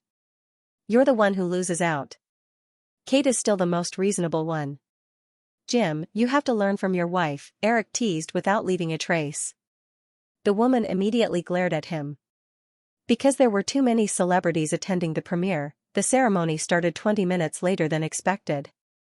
Eric sat in his seat and had just watched the movie for a while when he realized that Michael Eisner had asked Coppola, who was next to him, to move aside. Michael sat down next to him and said, Eric, I heard that you need money recently? Another guy with the same idea as Michael Eisner. Eric felt very happy. At this time, what he needed most was a large amount of cash. Disney had delivered itself to his door. Even if Eric didn't like Michael Eisner, he didn't intend to refuse. But on the surface, Eric asked without any ridicule, does Disney still have money? Michael Eisner's face suddenly became a little ugly. During the summer, Disney's Bowie had released 4 movies. Except for an unknown small production that acted as an agent for another production company, the other movies were all big productions with investments of more than $30 million. In addition to Firebird Strikes Out and The Rocket Expert, at the end of June, Disney also released Little Devil. This movie was produced in cooperation with Spielberg's Abe Film Company. It told the story of a small town that was invaded by mutated spiders. The movie was now in its 3rd week of screening, and the total box office was only $30 million. With the production cost of 3 movies and the publicity investment, Disney's loss during the summer had exceeded $100 million. Ghost was jointly released by Disney and Firefly. Because Disney didn't participate in the investment, Disney could only get 10% of the distribution share. The income from the subsequent videos was even less. Therefore, even if Ghost sold well according to the pattern in his previous life, it would still be difficult to make up for Disney's loss. It could be imagined that Disney's financial results at the end of the year would be very bad. Eric, you don't have to worry about this. If you need money, I can lend you $100 million, Michael Eisner said lightly. I'm in a hurry. I want it in 10 days, Eric added. Michael Eisner suppressed the joy in his eyes and said, no problem, but Eric, since you want the money in 10 days, then you have to return the money in 3 months. Otherwise, Firefly's shares? Eric took the initiative to say. Michael Eisner nodded. My request is the same as Mr. Murdoch's. $100 million at 10%. Okay, Eric said without hesitation. According to the previous plan, Eric had planned to stop within 3 months. After reaching an agreement, Eric thought about it and quickly showed a faint smile. Mr. Eisner, why don't you play too? This is a good opportunity. Michael Eisner shook his head. I'm sorry, Eric. I never participate in such bets that I have no confidence in winning. Me too, Eric turned his head to look at the big screen and said in his heart. Originally, Eric planned to return to New York the day after the premiere, but what happened next forced him to stay in Los Angeles for a few more days. Perhaps they had heard the news from Fox or Disney, but the executives of the 7 major film companies came to Eric one after another to compete to be the child of wealth. Even the rundown MGM sent him $50 million, and Eric accepted it all. Of course, he also mortgaged more than 50% of Firefly's shares for this. Except for the repayment date discussed with Murdoch, which was half a year later, the other companies only borrowed for 3 months at most. Warner even proposed a repayment period of 2 months, but Warner also offered the most money, reaching $150 million. Eric did not hesitate to accept it. A few days later, Eric returned to New York. The results of the 2 most watched summer blockbuster movies, Die Hard 2 and Ghost, were officially released. Due to the popularity of the first movie, Die Hard 2 earned $24 million in box office in 3 days in the first week. Ghost was not like in his previous life where it suddenly became a blockbuster. This version of Ghost had reached the limit of what the film companies of this era could achieve in terms of publicity and attention. Therefore, in the first 3 days of the first week, Ghost brought away countless tears from the fans and also collected $27 million at the box office. After the results were released, the box office statistics agency estimated that the box office of both movies would exceed $40 million in the first week. Before that, Total Memory, the highest-grossing movie in the first week of the 1990 summer, only earned $36 million. However, the 2 movies released at the same time in 1 week both exceeded $40 million in box office. This amazing result also surprised many people who were expecting the 2 movies to lose. At this time, Eric was not in the mood to pay attention to the movie. In the suite of the 60 Soho Hotel on 6th Avenue, Chris, who found out that more than $500 million had been added to his account, looked at Eric with a serious expression. He did not tell Jeffrey the news. These days, Jeffrey was already worried enough. If the old man knew that Eric had mortgaged more than 50% of Firefly's shares, he would probably go crazy. Eric, I thought you were just being hot-headed, but now I think you are really crazy. Chris, don't worry. Even if I lose all this money, I will not lose control of Firefly. I have already asked Carolyn to use my remaining 20% shares to apply for a loan. The loan will definitely be completed within 3 months, and I can't lose it all. So, in the end, I will definitely be able to redeem enough shares to maintain the absolute control of Firefly. Eric repeated the words that he had originally thought of. You know that's not what I'm talking about. Eric, I think you have completely lost your mind. Stop, it's not too late. You see, in the past 10 days, we have invested $120 million, but now the account is not making much profit. Imagine if Saddam blackmailed the other small Middle Eastern countries and got enough benefits from Kuwait and then stopped, the price of crude oil will immediately drop sharply. As long as the drop is close to 10%, Eric, just 10%, all the funds in your account will disappear. Eric rubbed his hair in distress. Chris, why can't you have a little more confidence in me? Because this is a very realistic world. No one knows what will happen in the future.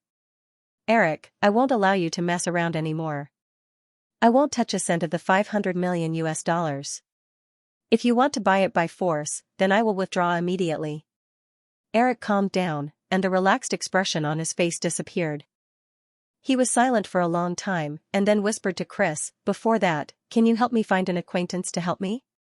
You know, I don't have any connections on Wall Street. Chris was stunned. He sighed, stood up, and walked out of the hotel room in loneliness. Eric did not get up to see him off. He hugged Drew, who had been sitting quietly beside him, and put her head on his knee. He lowered his head and stroked the little girl's smooth face. Girl, if one day I let you down, will you be sad? The little girl licked Eric's palm like a cat, and shook her head. No. But I made Chris sad. In this world, there are not many people who really care about me. Jeffrey and Chris are too. At least you still have me. Drew put Eric's palm on her face and said solemnly. The next day, Eric woke up early in the morning, brushed his teeth, washed his face, and ate breakfast mechanically. He walked to the office of the trading studio and saw Chris at first glance. It was rare for him to feel that his eyes were a little wet. "I'm worried."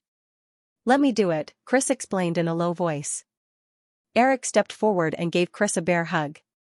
He did not let Chris go until Chris was out of breath. Because of the large amount of funds and Eric's willful request, the trading team began to increase the volume of crude oil futures in the next few days, increasing the original daily investment to more than $30 million. By mid-July, Eric had invested $250 million in the futures market. Because crude oil prices had been fluctuating for the past 2 weeks, this amount of money had not increased, which made Chris even more worried. On July 16, early in the morning, a piece of news published in the New York Times quickly spread around the world. In the early morning of July 16, the Iraqi Communist Party and the National Guard, an elite armored tank division fully equipped with Soviet-made equipment, suddenly gathered at the Iraq-Kuwait border. At the same time, there was another shocking piece of news from the bilateral negotiations. Iraqi President Saddam Hussein proposed new conditions. Not only did he ask Kuwait to cancel the previous loan of $14 billion, he also asked Kuwait to compensate $4 billion for stealing Iraqi oil. The Western countries that had been paying attention to the situation in the Middle East had not made any response, but the most sensitive financial markets had begun to fluctuate violently. On July 16, it was a new week. After the world's major futures exchanges opened, crude oil prices, which had been hovering between $18 and $20 per barrel, quickly broke through the $20 mark. In less than 2 hours, it had rushed to $21. For the rest of the day, crude oil prices did not fall again. At the end of the day, crude oil prices stayed at a high of $21.40, an increase of 7%.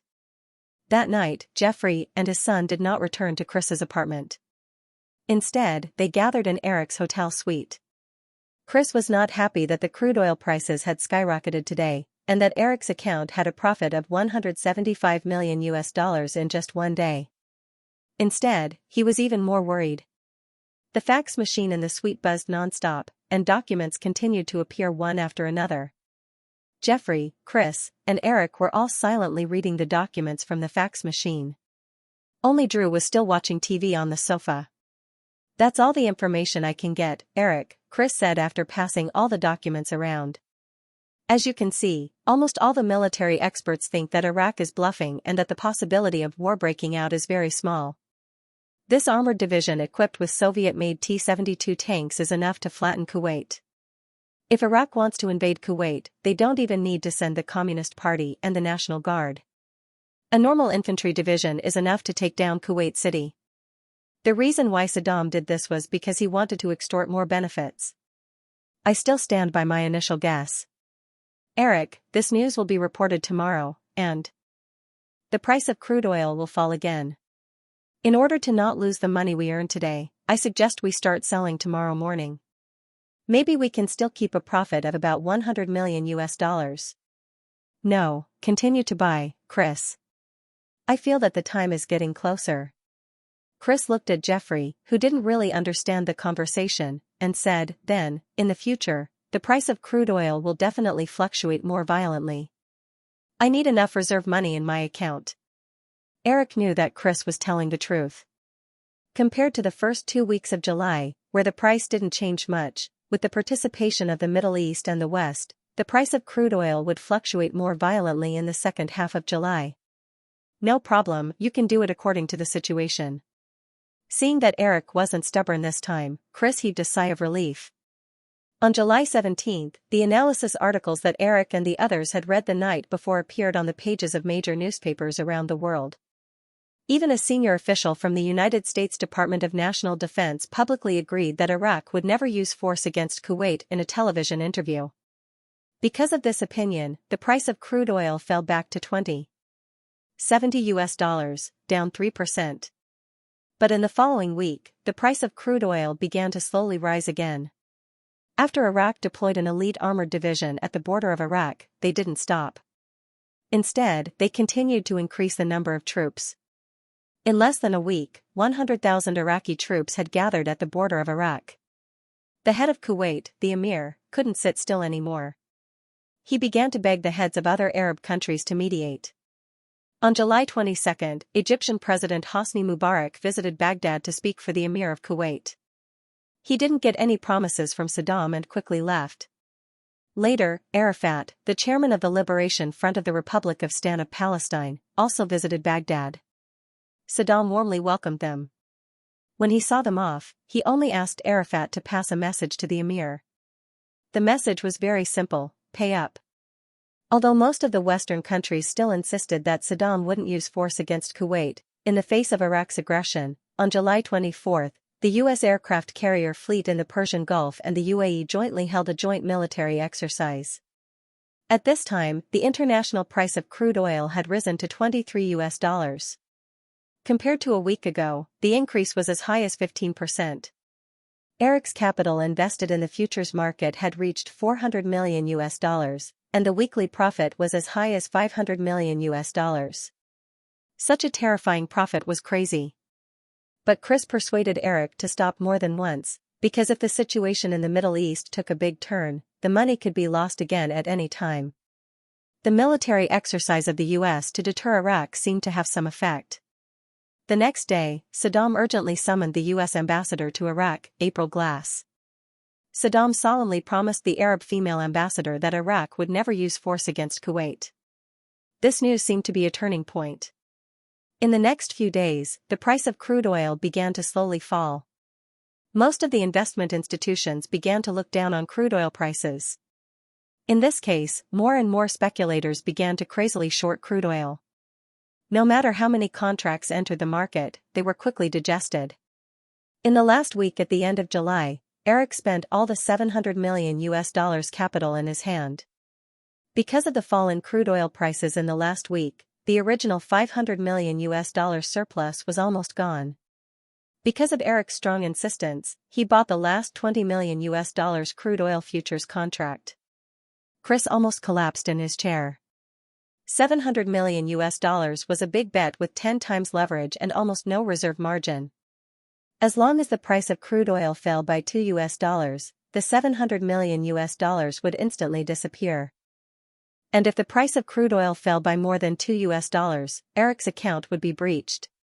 Not only would the $700 million be swallowed by the capital market, but Eric would also owe a huge debt to the futures company, and even face bankruptcy. At this point, there were many things that could not be hidden from Jeffrey.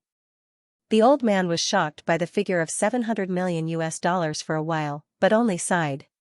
In Los Angeles, many people in Hollywood were paying attention to Eric's every move. Therefore, the news that Ghost broke the $100 million box office in 3 weeks was not so important. After Basic Instinct was released, there were not many media outlets who took the opportunity to attack Eric because of his identity as the screenwriter. Everyone seemed to be waiting for the moment of the final judgment to come. Finally, Time, this cold bitch, twisted her small waist and stepped into the grid of August 1990. While most people were still skeptical about whether Iraq would invade Kuwait, at 6 o'clock in the morning on August 1, Kuwait time, Iraq's 8 combat divisions gathered at the border of Iraq quickly launched an attack formation in just one day. The radio communication that was originally in a silent state also began to send out dense encrypted messages. The U.S. military, who observed all this through military spy satellites, realized that Saddam was really going to do something. But it was all too late. The Pentagon only had time to send a special-level war warning to the Kuwaiti authorities. At 1 o'clock in the morning on August 2, Kuwait time, with Saddam's order, Iraq's 100,000 troops crossed the border of Iraq and swept into Kuwait. The news of the war spread around the world in less than an hour, shocking the world. The moment the war broke out was exactly 6 o'clock in the evening on August 1. And before the close of the day, well-informed investment institutions seized the last opportunity to enter the crude oil futures market. In just 2 hours before the close of the day, the price of crude oil rose by $0.7 and closed at $21.60, an increase of 3%. However, for the speculators who had invested a huge amount of money in the crude oil futures market, this was just the beginning. A door had opened, and some people had stepped into heaven, and some people had stepped into hell. When the war broke out, everyone in Eric's team breathed a sigh of relief. Although they still had a lot of doubts in their hearts, they finally had a good night's sleep after more than a month. In a corner of the Persian Gulf, the sound of cannons rumbled. In the suite of the 60 Suhao Hotel, Eric hugged his girlfriend and slept very soundly. At midnight in New York, it happened to be dawn in the Persian Gulf. The Iraqi army only took 8 hours to occupy the entire territory of Kuwait. After 17 hours, the war was completely over. Saddam announced to the world that Kuwait had merged with Iraq and became Iraq's 19th province. The Emir of Kuwait took his family and fled to Saudi Arabia in a helicopter. New York, Thursday, August 2nd. After a good night's rest, Eric and Drew had breakfast together. At 9 o'clock, they met with Chris and the trading team. At this time, everyone in the team looked at Eric with surprise and doubt, but Eric had no intention to explain to anyone. In a coffee shop on 6th Avenue, Eric and Chris were sitting opposite each other. A young girl wearing a pair of aviator sunglasses was stirring the coffee in front of her. There was still an hour before the start of crude oil futures trading. Everyone was taking a short break here. Dad will fly back to the farm in Maryland at 10 o'clock. Emily has already sent him to the airport. He also said that he doesn't want to see you, the little bastard who made him worried for a month, again, Chris said with a faint smile, but the doubt in his eyes was not concealed at all. Eric laughed and said, "Let's get down to business." Chris didn't seem to want to get to the bottom of it. He continued, "All right, what do you plan to do next?" Eric shrugged. "I've done what I can. Next, it's the stage for you professionals." Chris nodded. What Eric had done was to put a lot of pressure on the crude oil futures market. This was not an easy thing to do. Chris couldn't understand where Eric got his premonition from. A month ago, there were no clues about the war in Kuwait. Now, Iraq's invasion of Kuwait had become a reality. The two countries occupied a quarter of the proven oil reserves. Once the two countries merged, Saddam's policy of reducing crude oil production and increasing the price of crude oil would inevitably cause the international price of crude oil to soar. Then you should at least give me a general plan. For example, when are we going to withdraw from this game of chess? Eric looked at the traffic outside the window and thought for a while. After a while, he said, 3 months. We will clear out the market within 3 months. Chris showed an interested look. He put his arms on the table and leaned closer. He whispered, 3 months? Eric, can you tell me what your premonition is this time? Eric said in a low voice, I have a premonition that on the last day of October, many ghosts will appear in the streets of the Federation.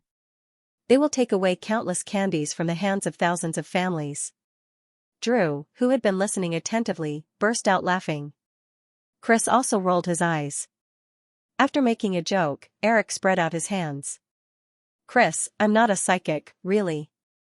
So don't ask me what my premonition is. Being able to bet on the right situation this time was largely due to luck. Alright, then I won't ask.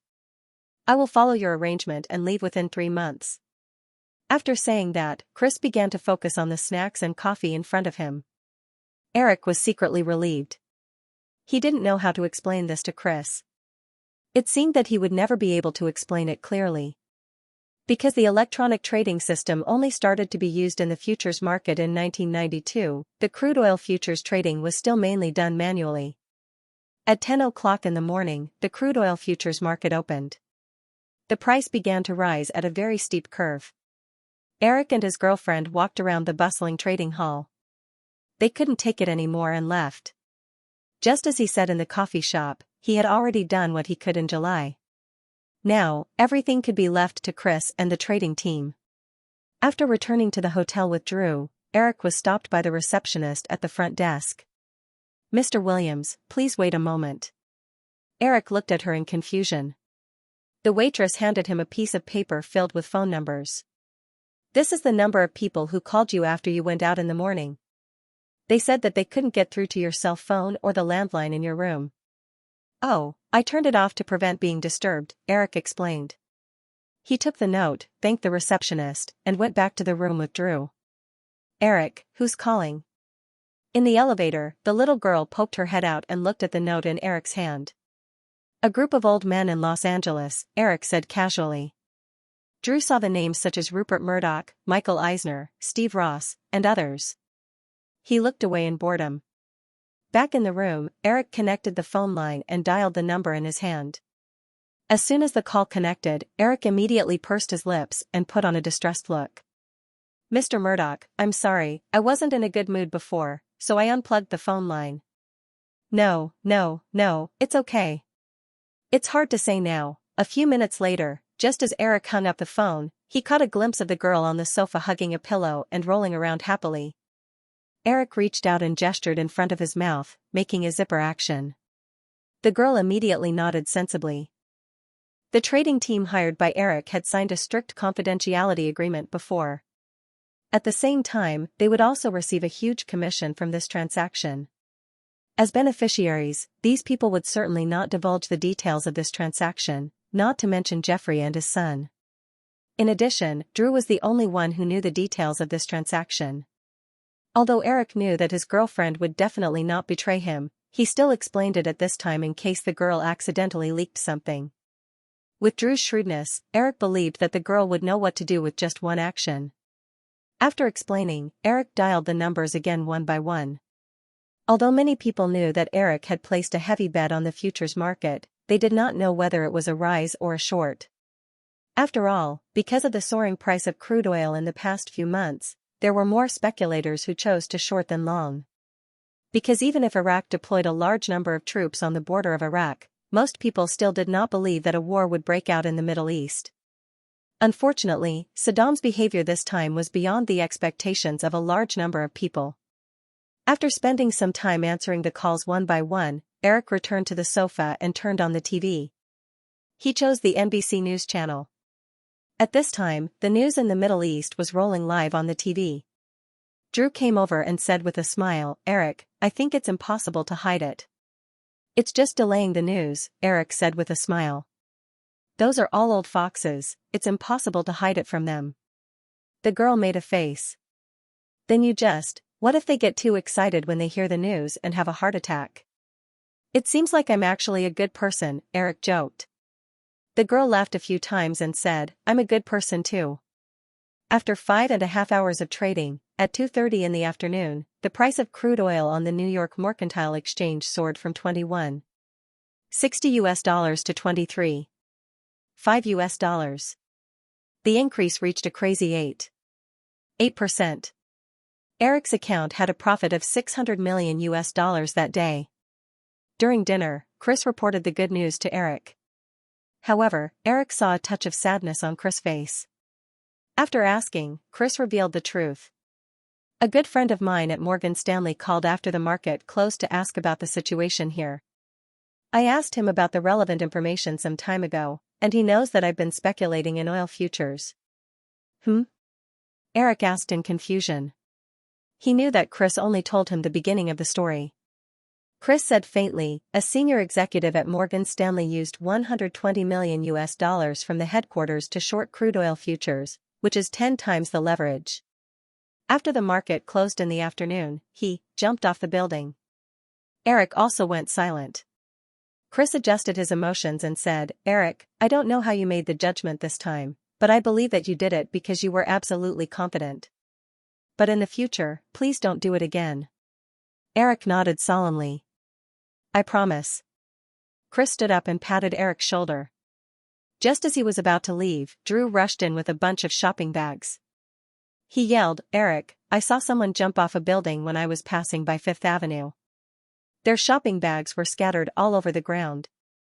It's so disgusting. I heard that several people have already jumped off a building." After the girl finished talking, she noticed that the two men in the room were a little upset. She immediately stuck out her tongue, shrunk her neck, and slipped into her room. Chris shook his head and said, "I don't like this girl. She's disagreeable and too cold." Eric looked at Drew's door and said, "If it weren't for Drew connecting me and Jeffrey, I wouldn't be who I am now, and Firefly wouldn't exist." Chris obviously knew the details of what happened back then. He shrugged and said, "Okay, pretend I didn't say anything." "Okay, Chris, she's just a kid. She'll grow up eventually. Chris shook his head again and said, if you're not 100% sure that you can control her, you should let her go. I know. Eric smiled and walked Chris to the elevator before returning to his room. The girl had already returned to the living room. She sat cross-legged on the sofa angrily and said, I heard it all. Eric stepped forward and pinched the girl's face. Did Chris wrongly accuse you? Humph. The girl turned her head and wanted to shake off Eric's hand. Chris had a colleague who jumped off a building this afternoon. You were so happy just now. Don't tell me you expect him to say something good about you? But I just don't like him talking about me like that.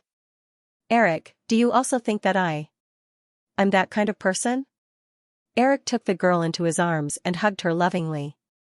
You're you. You don't care what others say. You'll always be my girl. Okay. The girl affectionately rested her chin on Eric's shoulder. Eric, I love you. I know. Then when will you start loving me? That's a little difficult. Eric joked. Look, you've gained weight recently. I don't like fat girls. No way. The girl immediately hammered Eric's back with dissatisfaction. I weigh myself every week. I'm not fat at all. Before going to bed at night, Eric had already heard more than 10 news of people jumping off buildings because of today's crude oil price. Although he didn't show it on his face and was still laughing with the girl, Eric was still quite touched. The futures market was a gambling market. The contracts were all two-way. If you bet on the price going up, then someone else would buy the price going down.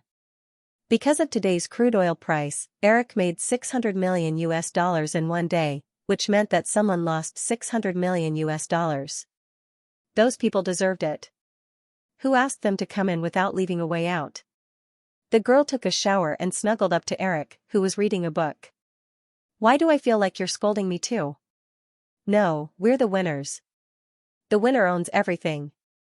The winner! Eric exclaimed. He looked at the futures guide that hadn't been flipped in a long time.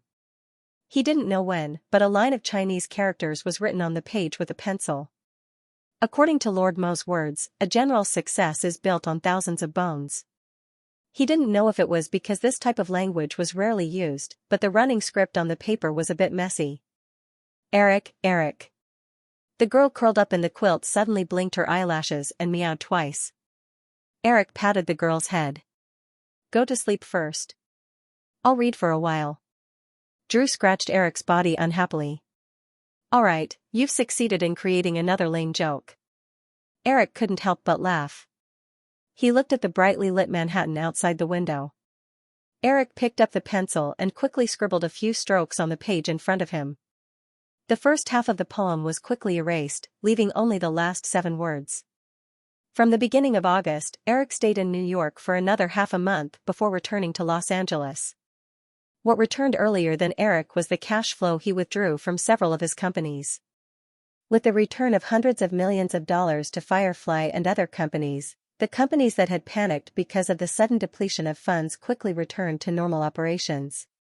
Firefly's CFO, Carolyn Elliott, also quietly withdrew the loan application from Citibank in early August. At this time, even the slowest person realized that Eric had won the bet. In the Middle East, after Saddam annexed Kuwait, he did not stop his offensive. After eliminating the internal resistance in Kuwait, he directly pressed against the border of Saudi Arabia. If the annexation of Kuwait only shocked the Western countries, then Saddam's actions at this time made most of the Western countries feel fear. Because Saudi Arabia, which had a land area of more than 2 million square kilometers, only had 70,000 conventional troops. On average, it was worse than Kuwait, not to mention the ability to resist Iraq's invasion.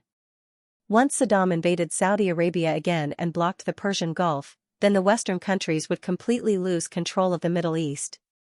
The proven crude oil reserves of Iraq, Kuwait, and Saudi Arabia accounted for 45% of the world's total reserves, and the remaining 55% were scattered around the world. Therefore, once Iraq annexed Saudi Arabia again, then Saddam would shout a high price of $100 per barrel, and the Western countries could only obediently pay the price. In the face of such an obvious threat from Iraq, the Arab countries that originally did not want the West to intervene in the Middle East quickly compromised and accepted the United States' proposal to send troops. At the same time, the Western countries quickly imposed large-scale sanctions on Iraq. Not only did they freeze hundreds of billions of dollars of overseas assets of Iraq and Kuwait, but they also imposed the strictest embargo on Iraq.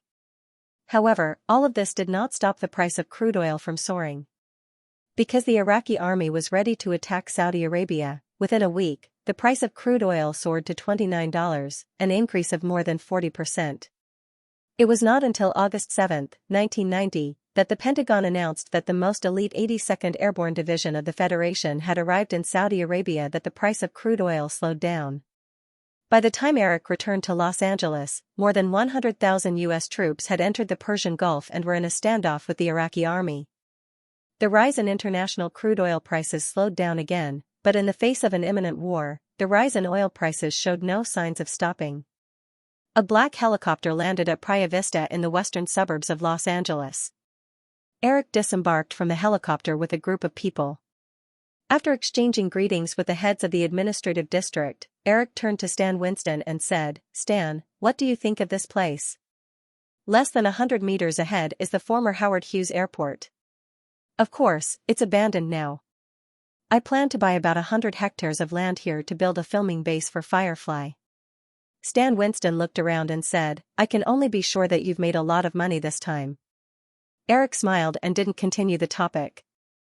Now, many people who knew that he speculated in oil futures some time ago were curious about how much money he had made. During this period of time, they had been probing him openly and secretly. But now, even he didn't know the exact number because it would take 3 months to wrap up in New York. Noticing Eric's expression, Stan Winston also laughed. He was just casually teasing him and quickly changed the topic to the matter at hand. "This place is less than 5 kilometers away from Venice. If you want to build a filming base here, the special effects studio of Digital Domain might be able to move here. The Tyrannosaurus Rex model in Jurassic Park is 20 feet tall, so it needs a lot of space to operate." "I've already considered this point," Eric said. "Not only do I want to build a regular studio here, but I also want to build a special effects studio. Stan, if you're willing, you can be in charge of this studio." Stan Winston was slightly excited, but he still said cautiously, "Eric, the geographical conditions here are indeed good, but there's a big drawback. It's too far from downtown Los Angeles and transportation is very inconvenient. If you follow your plan, you'll need a lot of professionals. I've also considered this. I'll pay for the construction of the entire system's infrastructure here, including residential areas, supermarkets, schools, and so on," Eric said quickly. Stan Winston was only a little surprised, but the executives of Praia Vista beside Eric were already beyond excited. If Eric's plan came to fruition, it would be a great boost to the economic development of the district. "Mr. Williams, is what you said true?" a tall and thin middle-aged Caucasian man couldn't help but ask. "Of course," Eric said seriously. "But if you're willing to cooperate fully, I can guarantee that this project won't take more than 3 years, and the total investment won't be less than $1 billion. The executives of Praia Vista beside Eric whispered to each other. A $1 billion project was something they didn't even dare to think about before. They didn't expect to come across such a good deal. Eric, on the other hand, continued to lead Stan Winston and the others forward. The reason why Eric chose this area was not on a whim, but because in his memory, the DreamWorks that Spielberg and the others had created in his previous life had chosen to film here. Many years later, this area had developed into the famous Praia Vista community. Many famous movies had chosen to film here, such as the Iron Man series. Eric spent the whole morning touring Praia Vista and discussed the preliminary plan with the executives. When it was close to noon, a group of people stood by a man-made lake and pointed at the surrounding terrain. Suddenly, an SUV drove up to them and a few people got out of the car. Currently, Praia Vista was still in the suburbs of Los Angeles. It wouldn't be an exaggeration to say that it was sparsely populated. So, the sudden appearance of the off-road vehicle attracted everyone's attention. Quite a number of them realized that the people in the car had something to do with them. As expected, when the people got out of the car, Eric immediately recognized the tall woman walking in front. He was a little surprised to see Nicole here. In the distance, Nicole spoke to her bodyguard. Soon, she walked over with a blonde woman in her 30s. When she was about 4 to 5 meters away from Eric, the tall woman showed a faint look of resentment. She didn't bother to hide her gaze and locked onto Eric. Eric noticed the gazes on his left and right and looked at the woman helplessly. "Nicole, how did you know I was here?" "Yeah, it wasn't easy to find you." Nicole didn't answer the question and only grumbled softly. Eric didn't ask further. Only a few people knew about his whereabouts. He knew where Nicole got the news from. Eric turned to the blonde woman beside Nicole. "And this is?" "Nice to meet you, Mr. Williams.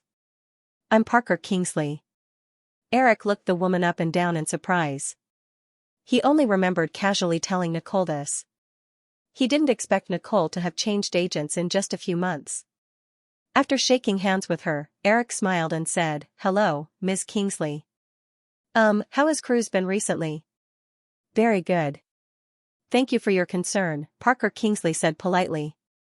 At the same time, she secretly looked at the young man in front of her. Although Eric and Cruz had worked together before, at that time, Cruz's agent was Paula Wagner. Therefore, this was the first time the two met. After exchanging some pleasantries, Eric looked at his watch and said to Nicole, "Nicole, you came at a bad time. I'm going back." The woman's eyes suddenly became resentful again. "Do you hate seeing me that much?" Hearing the woman's words, Parker Kingsley raised her eyebrows slightly and quickly took a few steps back, leaving the couple some space to talk. Eric shook his head. "No, I'm telling the truth." "Then can I be a guest at your place?" the woman asked again. "Okay, but I came here by helicopter. Maybe you'll have to let your bodyguards and assistants go back by themselves." The resentment on Nicole's face immediately disappeared. She nodded excitedly. "I'll tell them now." After a while, Eric and Nicole took the helicopter back to Malibu. As for Stan Winston, Parker Kingsley, and the others, they were smart enough not to be third wheels. Half an hour later, the helicopter landed on the tarmac of the Sharp Corner Manor. Eric took the woman to the villa and asked casually, "When did you change agents?" "Why didn't I know? You've never cared about me, so how could you know?" I still listened to your suggestion and changed." Eric coughed awkwardly and quickly changed the topic. "What do you think of her?" "She's okay." Parker suggested that I take the low-key and mysterious path of acting and try to keep a distance from the public. "Other than that, I don't see anything special about her." Eric only nodded slightly and didn't express any opinion. In his previous life, Pi Kingsley was able to manage Tom Cruise's business in an orderly manner. Cruise's image had been maintained perfectly for more than 10 years, so it was obvious that this route was very practical. He opened the door and walked into the living room with the woman. The villa seemed empty. Although Drew returned to Los Angeles with Eric, he only stayed at the Sharp Corner Manor for a day before returning to Culver City. At the same time, he began to work on TG's second movie with Elizabeth. Connolly, on the other hand, had already joined the cast of Condor Rebel. With Eric's approval, Fox had given the green light to the movie and had already started filming. Hence, Eric was once again the only person left in the villa. The servants of the manor usually did not come here. From the bottom of his heart, Eric actually enjoyed the feeling of living alone. "Have a seat first." "I'll call for takeout," Eric said to Nicole casually. "Let me make lunch." "What do you want to eat?" Eric didn't refuse and said, "I don't know. Anything will do." The woman nodded and walked to the kitchen. Although Nicole didn't come to the Sharp Corner Manor often, she was quite familiar with the villa.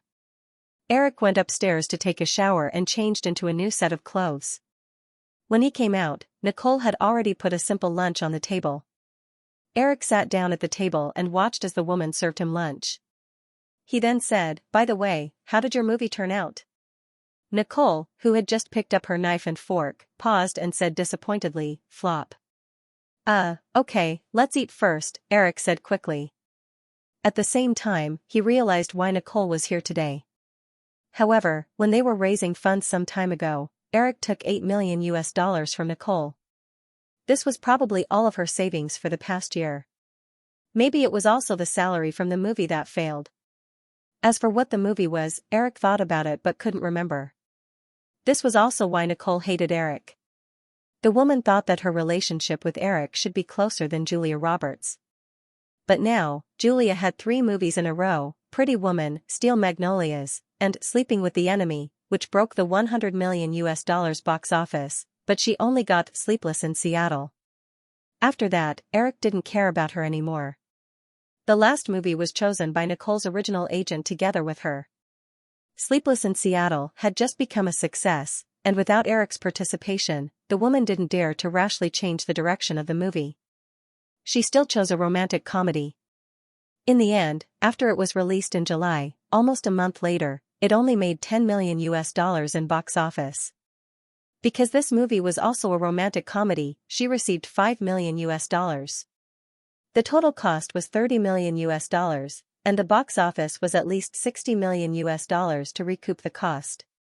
Under the current situation, it would be good if the total box office exceeded $20 million. Because she became famous with a romantic comedy like Sleepless in Seattle, she was now a flop in the genre she was best at. If she didn't work hard to find a turnaround, she might soon become a box office poison.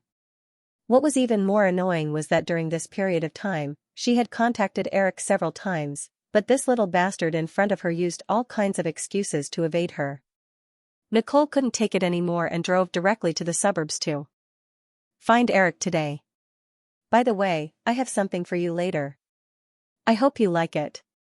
Eric ate lunch and felt that the atmosphere was a little cold, so he quickly found a topic to talk about. This was the first time Eric had given her a gift. Nicole looked up curiously and asked, "What is it?" "You'll know in a bit," Eric said with a smile. Nicole pursed her lips and rolled her eyes at Eric. After a leisurely lunch, Eric brought the girl to the study. He took out a folder from the bookcase and handed it to the girl who was sitting on the sofa. Nicole squeezed it and felt it for a moment before opening it. The first thing she took out was a bunch of keys. "These are the keys?" Nicole asked curiously. "An apartment on the Upper East Side of Manhattan," Eric explained. "There's also a check inside. It's for the $8 million that I borrowed from you some time ago." Nicole was so surprised that she poured out everything in the folder. In addition to the check and the apartment's ownership documents, there was also a stack of photos of the interior of the apartment. From the photos, it should be a duplex apartment of more than 200 square meters. The interior was decorated in a simple warm color. "So, the rumors recently are true," the girl said as she flipped through the stack of photos. Eric asked curiously, "Rumors? What rumors?" Nicole said, "A lot of people are saying that you made a lot of money during the oil crisis." "I did make some money," Eric said vaguely. Nicole waved the photos in her hand, raised her eyebrows, and smiled. "It's definitely more than some. A duplex apartment on the Upper East Side is not much cheaper than a Beverly Hills mansion." "That. Do the others have one too?" Eric said, "At the time, I just wanted to raise as much money as possible, so I borrowed from you guys. I didn't expect someone to suddenly be so generous, so I treated it as an investment. This apartment was earned with your capital. Only you and Vicky have it. Speaking of which, I'm really pitiful. Among the women, only you and Vicky can give me money." "From this, I can see how unpopular you are," Nicole teased. She quickly asked, "Julia Roberts should be the richest one, right? She got paid $8 million for Sleeping with the Enemy." Eric shrugged and said, "When I went to her place, I happened to run into Liz. When they heard me say that I wanted to borrow money, they thought I was joking and kicked me out." Nicole stared blankly for a moment before bursting into laughter. Eric also showed a helpless expression. Although Julia later found out that he wasn't joking, at that time, he had already received a large sum of money from the Big Seven. The girl's few million was dispensable, so he didn't ask for it anymore. "Since I earned it with my own money, I'll accept it," Nicole said as she quickly put the things on the coffee table back into the folder. Eric watched Nicole put away the items before asking, "By the way, why are you looking for me today?" Nicole, who had just put away the pile of stuff, became bitter again. "It's so hard to see you now." "All right, let's get down to business," Eric said hurriedly. He couldn't stand the woman's resentful look. Nicole thought for a moment and said, "Do you know Spielberg's latest movie?" Eric thought for a moment and asked, "The one that changed from Peter Pan's Captain Hawk?" Nicole nodded. "I've already participated in the audition for the role of Tinkerbell, but there are a lot of competitors. Can you help me out? I want this role." "This shouldn't be difficult for you, right?" Eric recalled the news about Captain Hawk that he had read in the newspapers recently. This movie was an idea that Spielberg had had since he was a child, and he had been writing the script repeatedly over the years. It was only recently that the project was officially approved by the newly established Sony Pictures. It could be said that it was another ambitious project of the rich Japanese. The investment agencies were also optimistic about the prospects of this movie project. A very professional film magazine even analyzed that this movie could make at least $200 million in profit. However, Eric knew that the movie's final results were not as good as expected. The production and publicity cost exceeded $100 million, and the box office in North America was only a little more than $100 million. It was only through overseas distribution that the movie barely broke even. Moreover, the movie's reputation was a mess. Critics criticized the movie for being a ridiculous fantasy made with expensive special effects. "Nicole, although Sony invested in this movie, the person in charge is Spielberg. I don't have any friendship with him. Previously, he wanted to get the adaptation rights for Jurassic Park, but I rejected him," Eric said. Suddenly, he noticed that the woman's expression changed from disappointment to resentment, and from resentment to grievance. So you don't want to help me. Actually, this movie is also," Nicole immediately interrupted Eric and raised her voice. "You just don't want to help me." Eric tried to explain, "Listen to me, this movie won't do anything to, enough." Nicole looked at Eric with grievance. Her eyes were filled with tears. "Why? Why are you always so mean to me? What did I do wrong? Why are you so nice to those women? You had just made a comedy movie for that woman, and many people know about it now. And Julia Roberts, how am I not as good as her? You've prepared 3 movies for her at the box office. Do you know what it means to film 3 movies at the box office in a row? In Hollywood, no one could compare to her. There was also Drew, a 15-year-old producer. As for me, I've always listened to you. You asked me to change my manager, and I changed it very quickly. You needed money, and I lent it to you with my overdrawn credit card. Do you know that they all have their own houses now? A few of them were bought by you, but I'm still living in a rented villa. Tell me, what did I do wrong? I just asked you to help me say a few words, and you had to make all sorts of excuses." As the girl spoke, she hugged her knees and curled up in the single-seater sofa, sobbing. This situation was a bit sudden, and Eric was also at a loss. He did not expect Nicole to have accumulated so much resentment towards him. "Okay, Nicole, don't cry. I will make the call now, and I will definitely get this role for you." Eric walked over to Nicole, squatted down, and patted the girl's arm. Nicole shook off Eric's hand, buried her head in her arms, and continued to sob like a little girl. "I don't want it, I don't want it. You bastard, you are a big bastard. Okay, I apologize. I was a bit too much in the past, and I always ignored your feelings." Eric pulled Nicole's hand over and comforted her. "Actually, I thought that you were so smart and capable, and would not always make me worry like them. You are lying. You are biased." Nicole still did not look up and reprimanded him. "Okay, I won't lie. I was wrong." Eric quickly apologized. "I don't want you to pity me, you bastard." "Yes, I am a bastard." After a while, Eric finally calmed the girl down, and he made the calls one by one in front of Nicole. Although Captain Hawk would not bring any benefits to the girl's career, it would not bring any harm either. After all, this was a movie with worldwide influence, and even if it failed in the end, the blame could not be pushed to the female lead. This movie had influence in many places, and in the end, it was barely able to get through all channels because of Spielberg's fame. Since Nicole wanted the role, he would fight for it. After making a few calls, Eric put down the phone. "I contacted Spielberg. He happens to be in Los Angeles. I will invite him to the Point Manor tomorrow afternoon. Nicole had already recovered from her loss of composure. She was holding a few tissues in her hands, and she was cleaning the makeup on her face. When she heard Eric's words, Nicole just pouted and continued to curl up in the sofa. Now, let's talk. Eric sat across from Nicole. Nicole's face suddenly showed a panicked expression, like a suspect facing trial. I need to go to the bathroom. Okay. Eric nodded and watched as the girl stood up and ran into the bathroom. After a while, she slowly came out again. Her hair, which was originally tied up, was now loose and draped over her shoulders. Her eyes were slightly red, and she looked more delicate.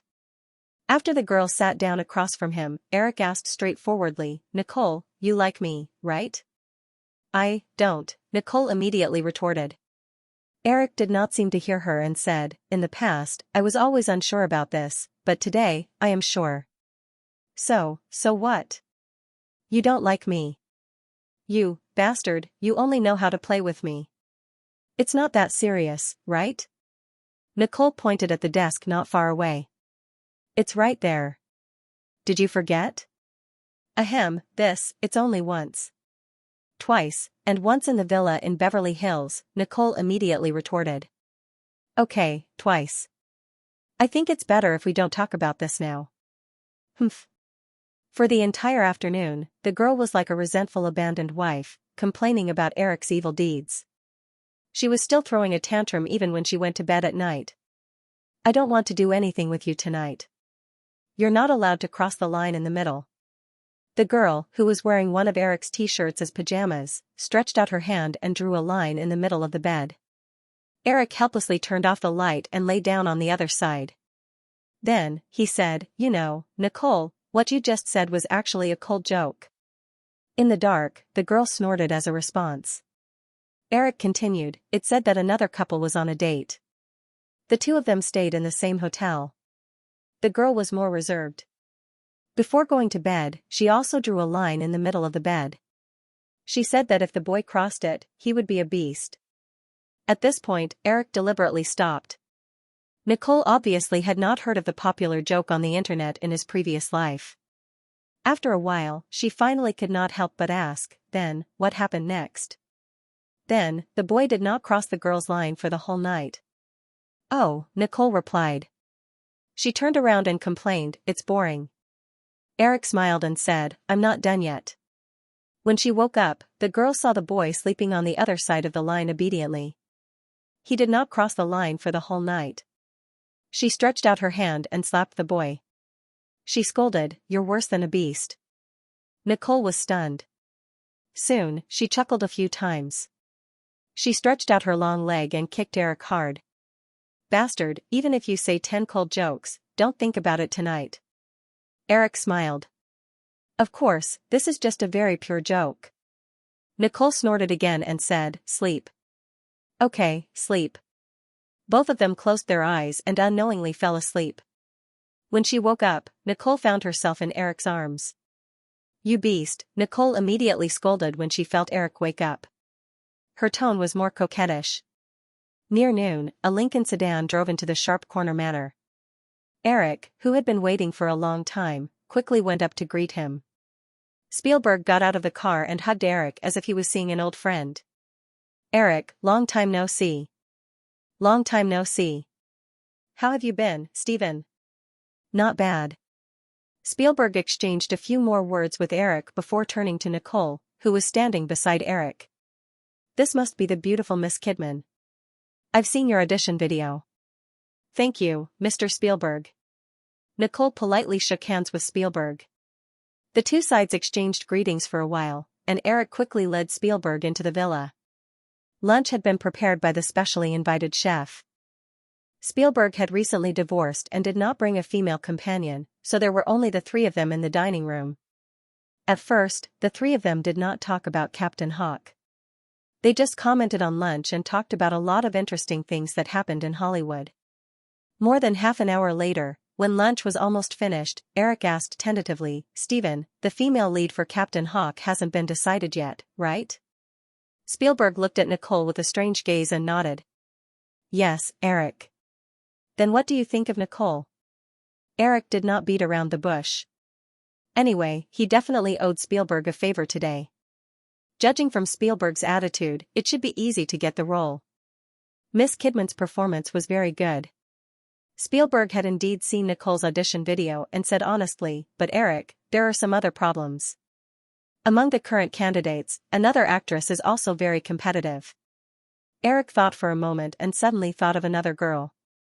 In his memory, the actress who played the little fairy in Captain Hawk was Julia. Now that Julia had starred in 3 consecutive movies that had grossed over 100 million yuan, she was far more competitive than Nicole. Thinking of this, Eric finally realized why Nicole kept mentioning Julia's name from yesterday until now. It must have been because of the strong imbalance in her heart that caused such a commotion yesterday afternoon.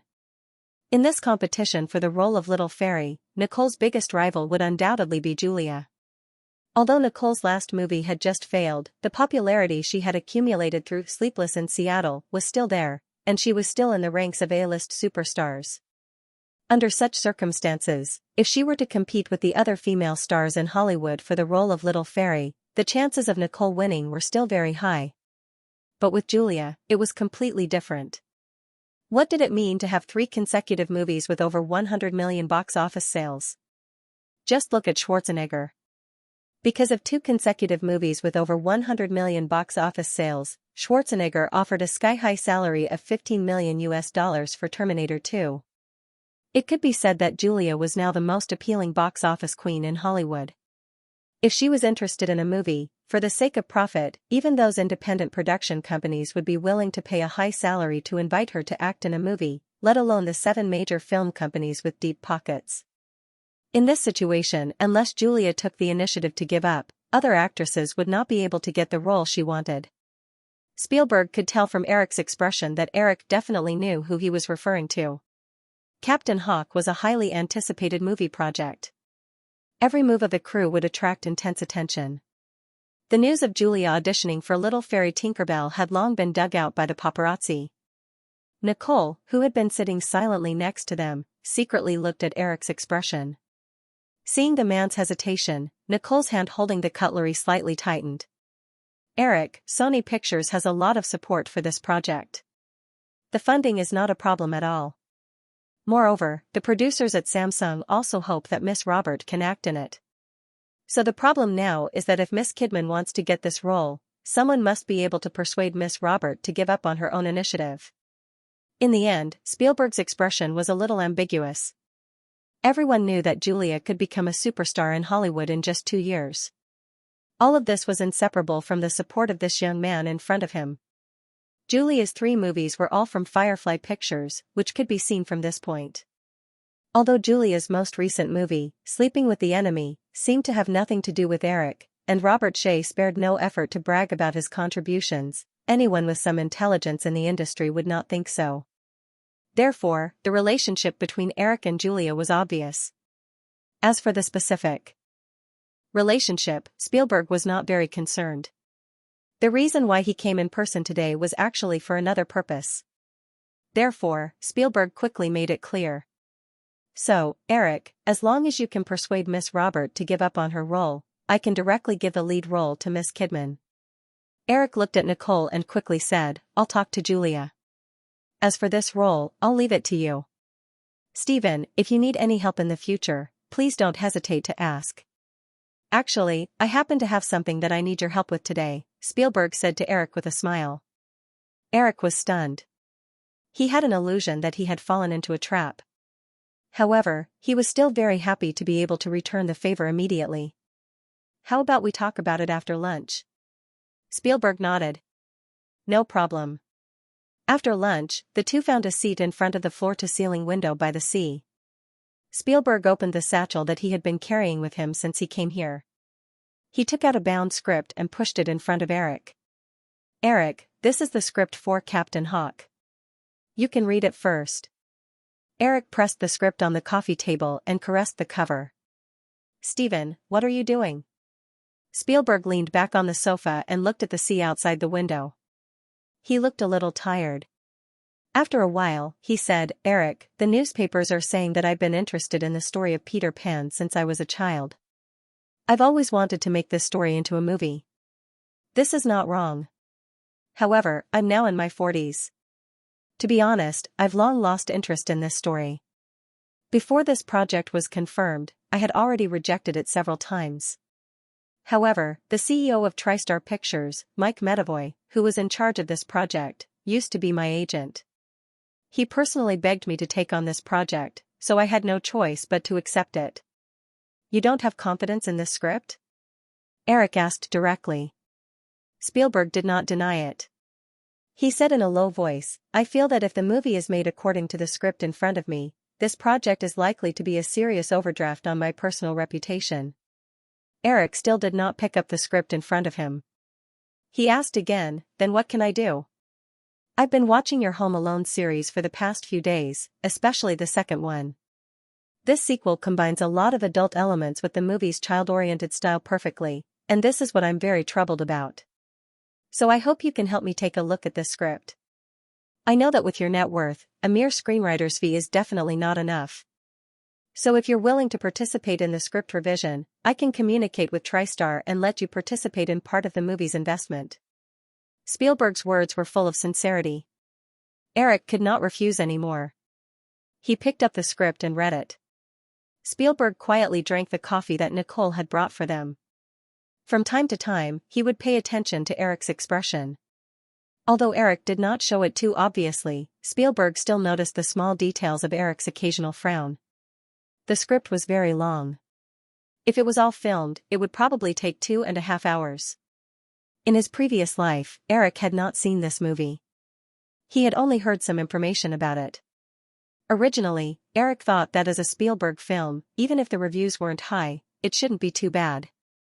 However, the process of reading the script at this time made Eric extremely conflicted. There were several times when he wanted to give up directly, and at the same time, he advised Spielberg to simply stop filming. However, the project had already started. The two male leads, Robin Williams and Dustin Hoffman, had already signed the contract.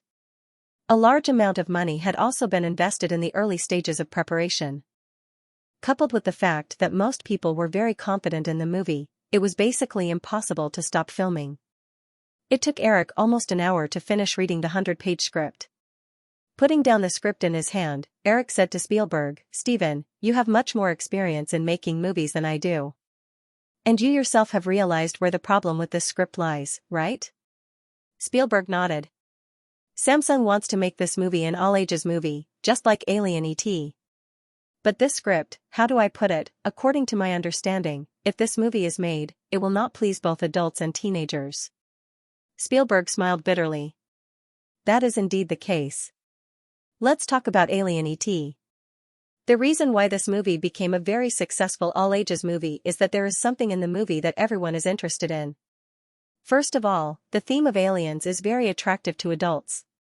Similarly, the friendship between E.T. and the several small protagonists is also very attractive to teenagers.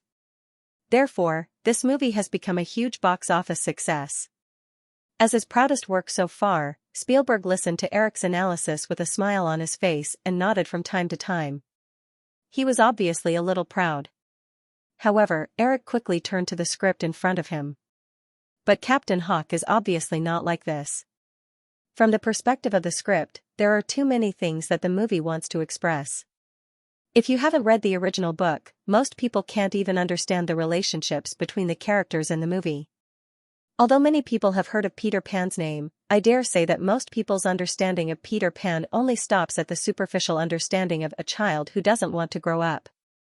As for the stories in the original Peter Pan, such as Hawk and Crocodile, Peter Pan and Hawk, or Peter Pan and Little Fairy, very few people know about them. Spielberg obviously realized something, but he always couldn't grasp the main point. As a very common Westerner with dyslexia, Spielberg really didn't have any talent in writing scripts. So far, none of his most successful movies were written by him.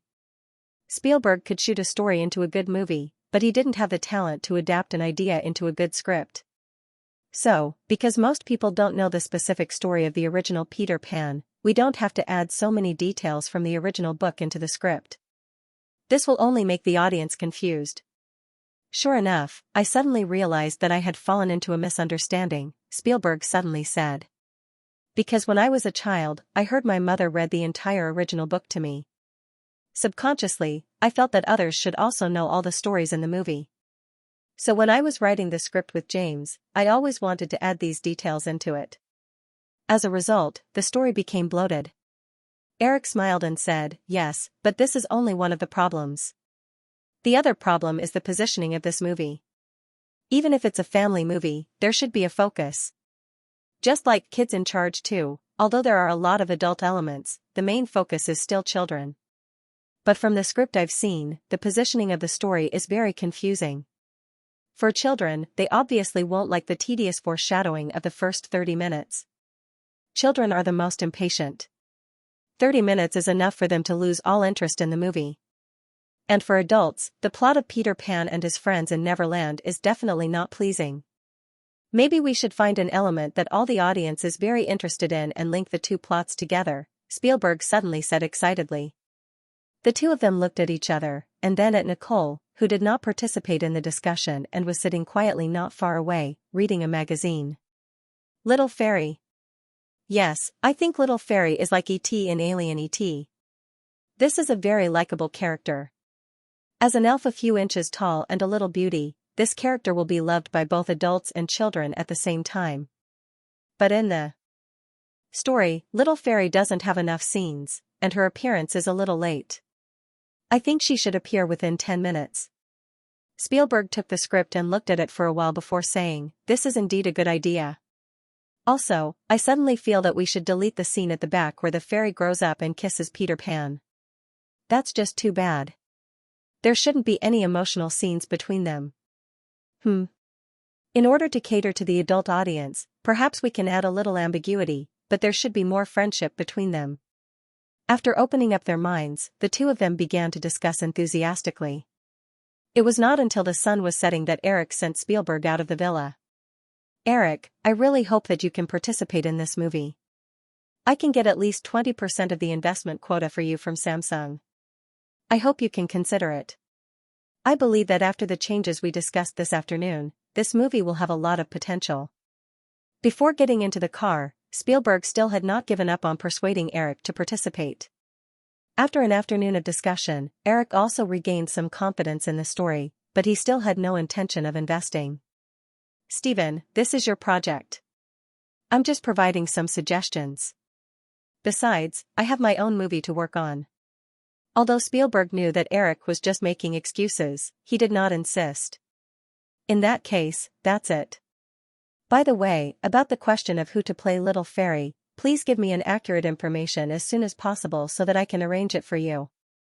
"Well, I'll leave first. Goodbye." "I will. Goodbye." Eric waved and watched Spielberg's car drive away.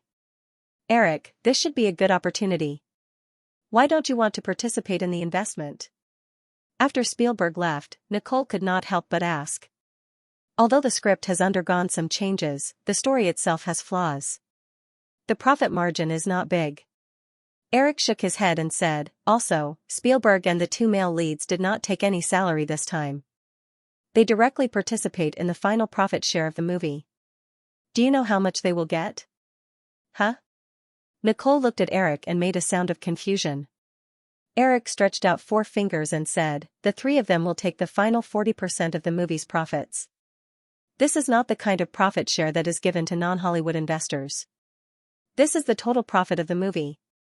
In this way, the producers will not make much money. In the end, Sony will only earn a reputation. Rather than participate in the investment, it is better to use this money to make another movie." Nicole had also read about the estimated profits of Captain Hawk. It was said that this movie would make $200 million in the future. 40% of the profits would be $80 million US. "Eric, if I get this role, how much do you think Sony Pictures will pay me? I did Spielberg a big favor today. I also rejected his proposal to invest. So don't worry. He will definitely get you a good contract. He had already hinted to me before he left." Nicole quickly remembered Spielberg's words of "I will arrange it for you." Obviously, he was referring to the matter regarding the role of Little Fairy. Nicole was a little excited at first, but soon she asked worriedly, "Then, about Julia Roberts. Eric patted the girl's back and comforted her. I will call Julia tonight. In Julia's villa in Beverly Hills, it was already 9 o'clock in the evening. The three women sat on the floor next to a long table in the side hall. Several stacks of scripts were scattered around them. While Elizabeth and Drew were reading them seriously.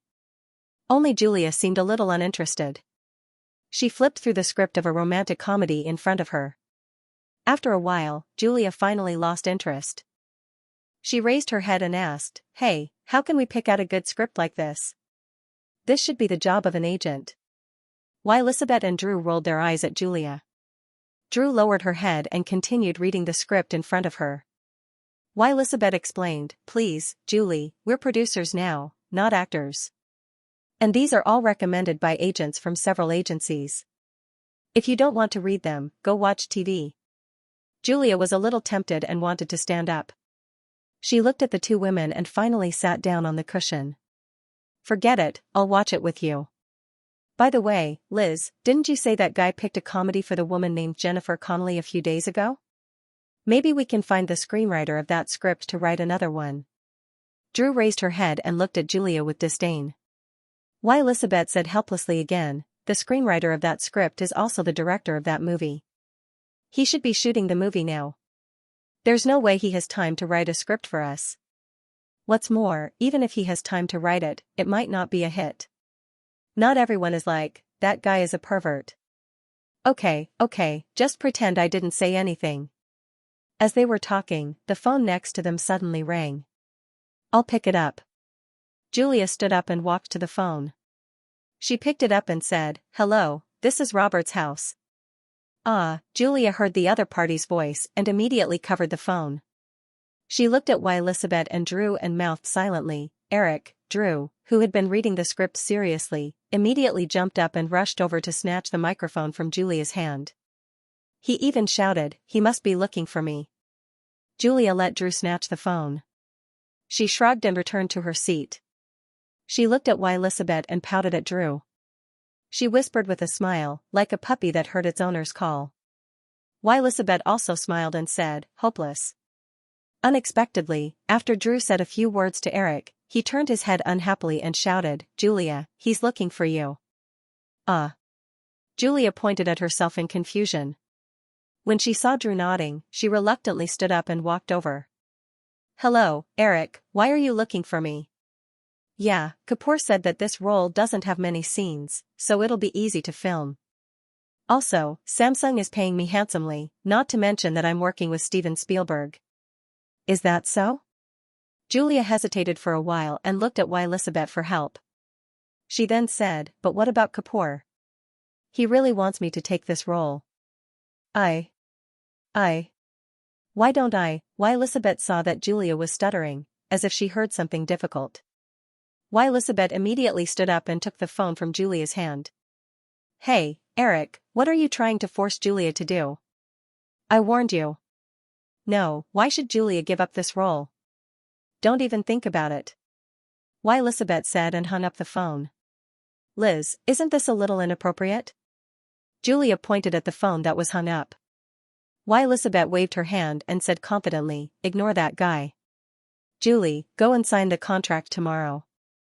"Humph, he really thinks we're easy to bully," Elizabeth said and pulled Julia back to her seat.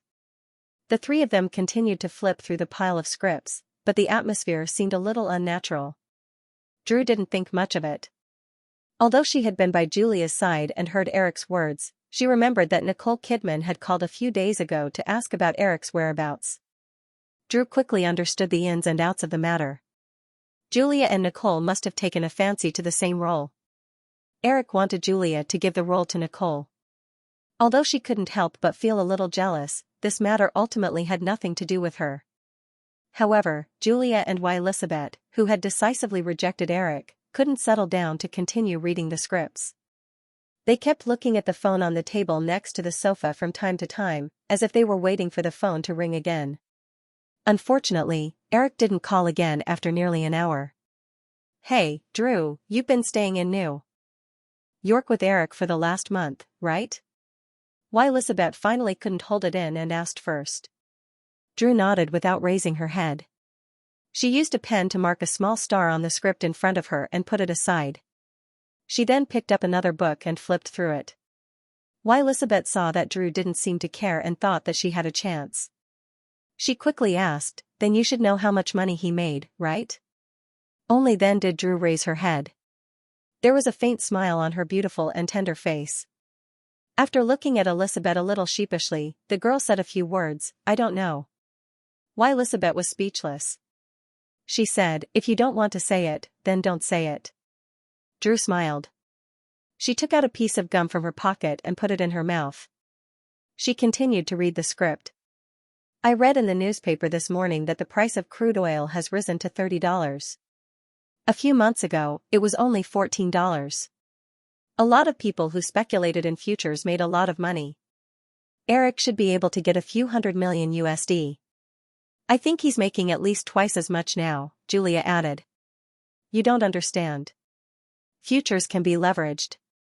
10 times, 20 times leverage can increase the principal by 10 times or 20 times, Elizabeth explained. Then, the two girls realized what was going on and shut their mouths. They stared at each other in shock for a while before looking at Drew again. "Why are you looking at me?" "I don't know anything," Drew repeated. Elizabeth hugged Drew's little shoulder and said, "Hey, tell us a little, Drew. How much did Eric make?" "Julia and I promise we won't tell anyone." Drew shook off Elizabeth's shoulder and said, "Even if you ask me 100 times, I still don't know. Even if I knew, I wouldn't tell you." "Then what have you been doing with Eric for the whole month?" Elizabeth asked. Drew said honestly, "Playing.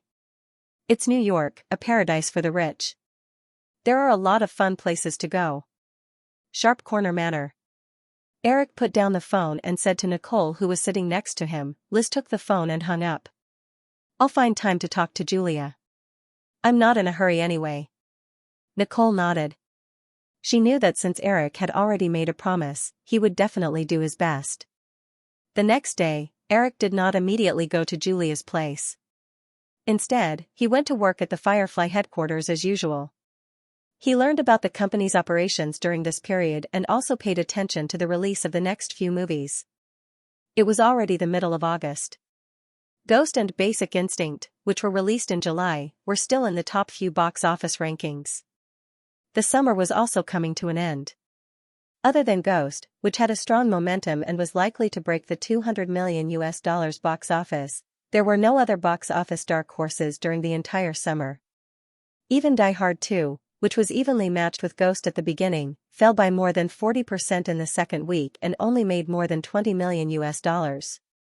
This blockbuster, which needed a total box office of $200 million to recoup its costs, seemed to have no hope of recouping its costs in North America. Fox could only pin its hopes on the overseas market. As for Basic Instinct, which was released by Universal in late July, this R-rated film with a hot theme had already taken nearly $70 million in box office in 4 weeks. There was no doubt that it would break the $100 million mark. At the same time, the negotiations between Universal's parent company, MCA, and Japan's Matsushita had also been finalized.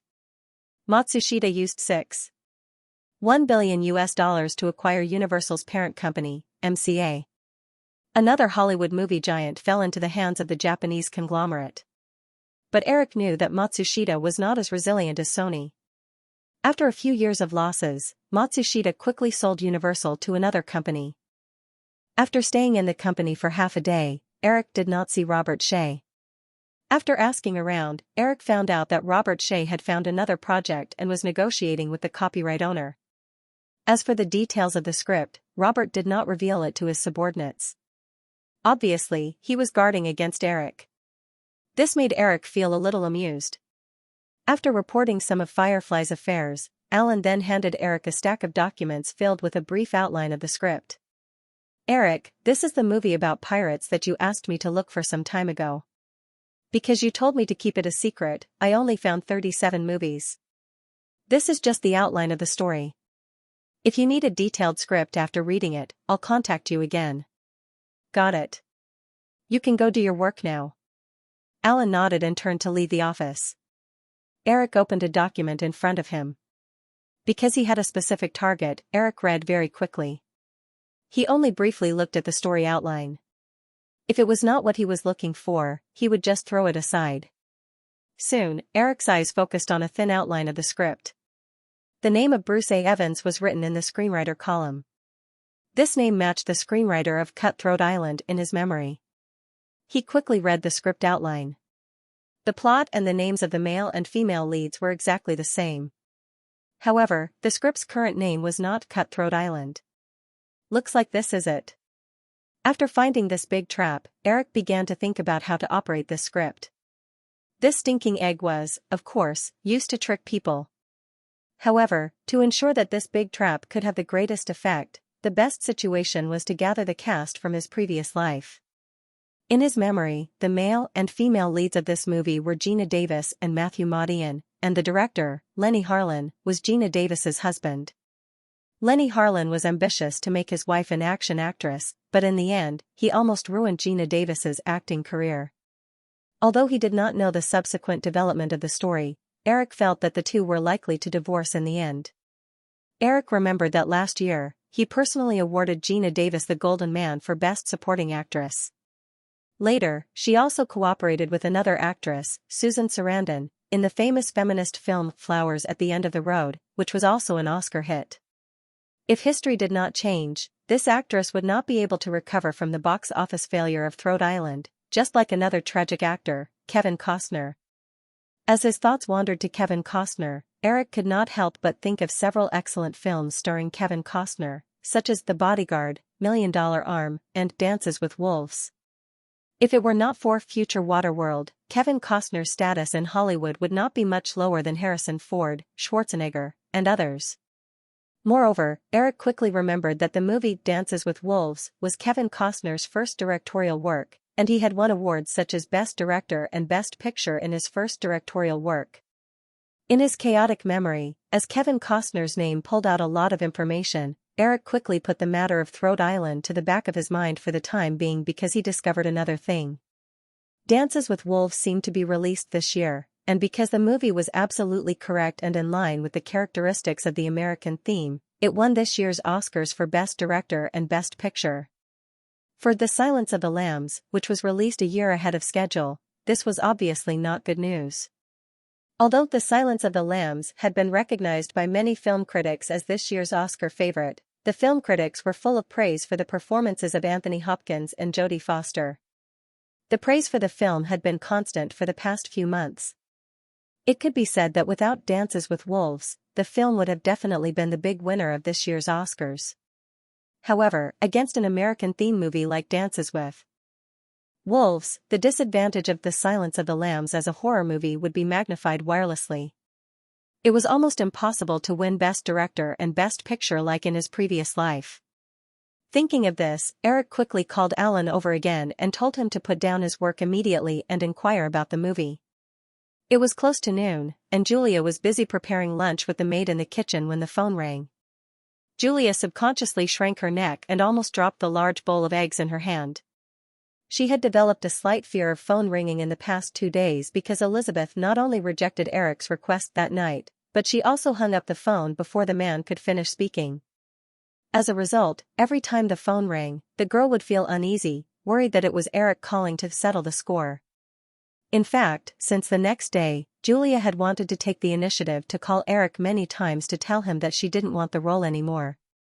Although Eric was very hateful most of the time, Julia knew very well that everything she had today in Hollywood was given to her by Eric. Eric just wanted her to give up a role that wasn't too important, and this request wasn't too much at all. But a few days had passed, and Julia hadn't called. Deep in her heart, she actually hoped that Eric would take the initiative to call again and say a few nice words to coax a woman. Well, this possibility wasn't too big, and she wasn't used to it. It was more likely that Eric would unreasonably reprimand her, and then she would go with the flow and give up the role. The phone rang 5 or 6 times in a row, but no one answered. The maid next to her saw Julia standing there in a daze, holding a blender in her hand and mechanically stirring the eggs in the bowl, and reminded her, "Miss Robert, how many times has the phone rung?" Julia came back to her senses, handed the blended eggs to the maid, and walked out of the kitchen, Hey, Liz, Drew, the phone has rung a few times, why aren't you answering? She shouted and walked through the main living room to take a look at the side hall. There were still a lot of scripts inside, but the two girls were nowhere to be seen. Julia listened carefully, and the faint voices of Elizabeth and Drew came from outside the window. The two were probably playing badminton in the backyard. Julia walked to an extension and picked up the phone. Why did you take so long to pick up? I'm outside your house. Open the door for me. Before the woman could say anything, the familiar voice came out of the phone. It was simple, direct, and unquestionable. Eric, okay, I'm coming. Julia put down the phone in a panic and walked out the door. Opening the door with her own hands, the woman glanced outside the villa and saw a black Chrysler car parked outside. It looked very ordinary, but the woman still recognized Eric in the driver's seat with sunglasses. The car slowly drove into the courtyard, and Julia closed the gate. When she returned, she saw that Eric had already parked the car and gotten out. What are you doing? Why did you take so long to answer the phone? Eric asked casually. He took out a briefcase from the car and stuffed it into the girl's arms. Then, he turned around and went back to get his mobile phone. Julia took the bag and explained, I didn't notice. Oh, Eric asked casually. He took the cell phone and closed the car door before asking, are you alone at home? Didn't you say that Liz and Drew are both here? They're in the backyard. Julia pointed to the back of the villa. Seeing Eric holding the cell phone and walking towards the villa, the woman quickly followed behind the man. It smells so good. It seems like I arrived at the right time. It's dinner time. The middle-aged maid named Mary heard the man's voice and curiously looked into the living room. She didn't recognize Eric for a moment, so she quickly retreated.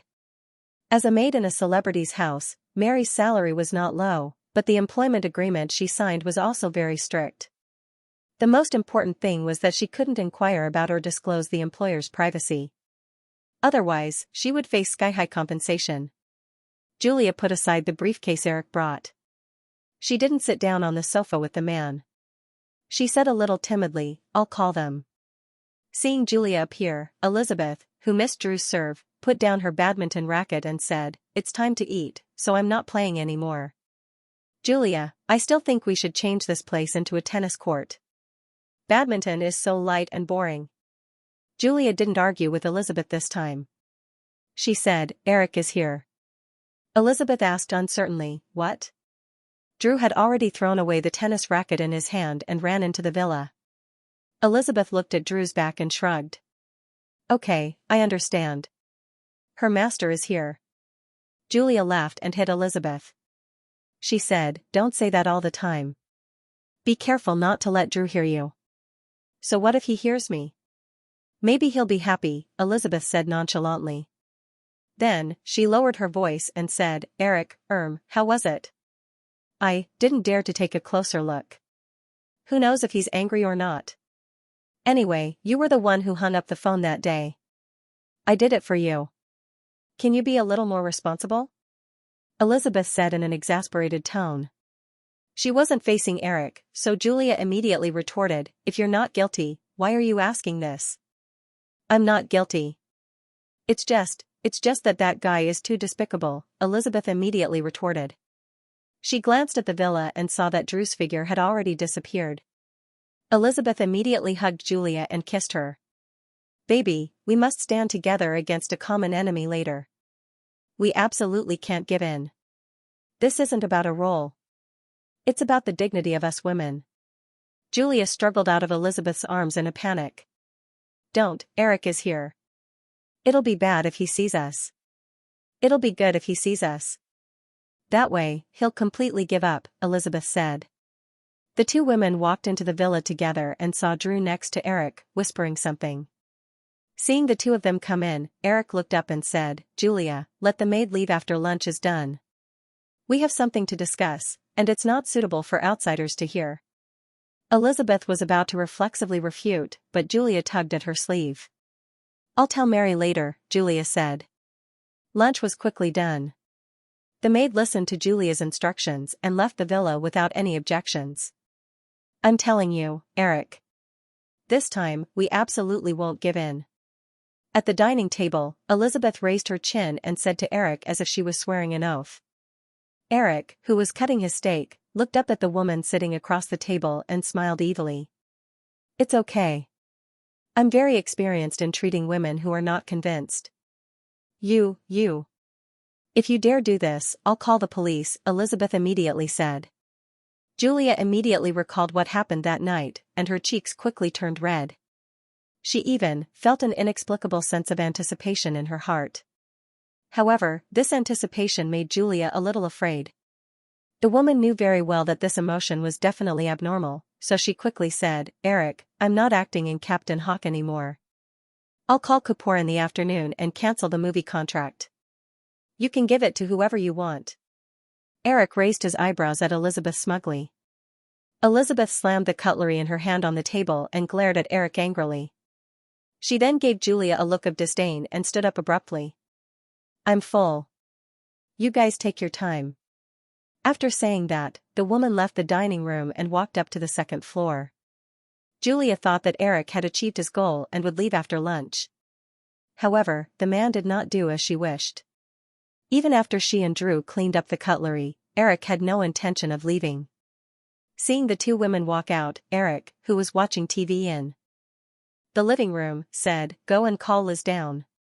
I have something to discuss with you. Julia had just nodded when Eric stood up. Forget it, I'll go. Eric, don't bully Liz all the time, Julia finally said weakly as she watched Eric walk to the stairs. Eric helplessly gestured to Julia to not worry and walked up to the second floor. Because he had been here once, he already knew the room distribution of the two women. He walked to the door of the second bedroom on the left and knocked twice. When he opened the door, he saw Elizabeth lying there with her head buried in a pillow. Liz, are you asleep? Eric walked to the woman's side and asked softly. When Elizabeth heard Eric's voice, she turned around and hugged the white pillow in front of her. She looked at Eric and said angrily, Hey, Shoal, I don't want to talk to you. Stop fooling around. Go downstairs and eat something. I have something to say, Eric said seriously as he pulled the pillow in front of the woman. Elizabeth waved her arms and childishly grabbed the pillow. She hugged it again and said, Didn't you achieve your goal? What are you talking about? If it's just about the role in Captain Hawk, I wouldn't have come. It's another very important thing. Be a good girl and come downstairs with me. I'm in a bad mood today.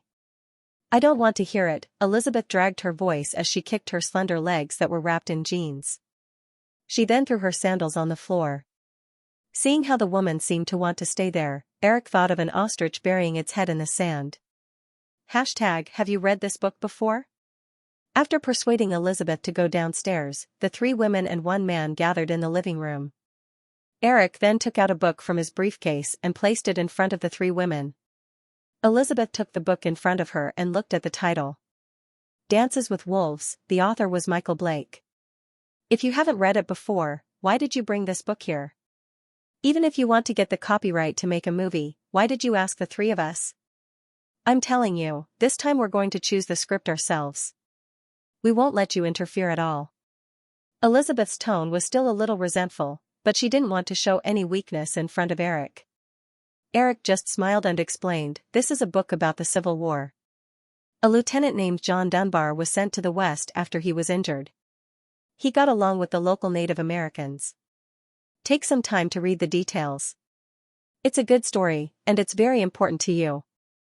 The three women looked at the book together. Elizabeth said, I don't understand. Can you explain it more clearly? Actually, this book was originally a script. It was written in 1980. At that time, it was called something like XX Night, but I can't find the specific name. Later, Kevin Costner got the script from the author, Michael Blake, in 1986. However, Kevin Costner ran around for a few years and still couldn't find a production company to invest in it. It wasn't until 2 years ago that Michael Blake, under Kevin Costner's suggestion, turned the original script into a novel called Dances with Wolves. Because the novel sold well, a small production company was finally interested in investing in the movie. However, no suitable director was willing to take over the film. Kevin Costner had no choice but to personally direct and act in the movie. According to the information I collected, the movie was completed last year. Because of Kevin Costner's constant pursuit of perfection, after the original $15 million investment was spent, the small production company refused to invest any more. He had no choice but to fork out $3 million to make up for the money. After that, the movie's distribution was very difficult. None of the 7 major film companies were willing to take over the distribution work. It was only until the end of last year that the movie found a distributor. It's Orion Pictures. You should know this film company, right? Elizabeth nodded. I know, but why are you telling me this? I'm telling you the truth. That is, from the beginning of the production until now, the movie has been very, very unpopular.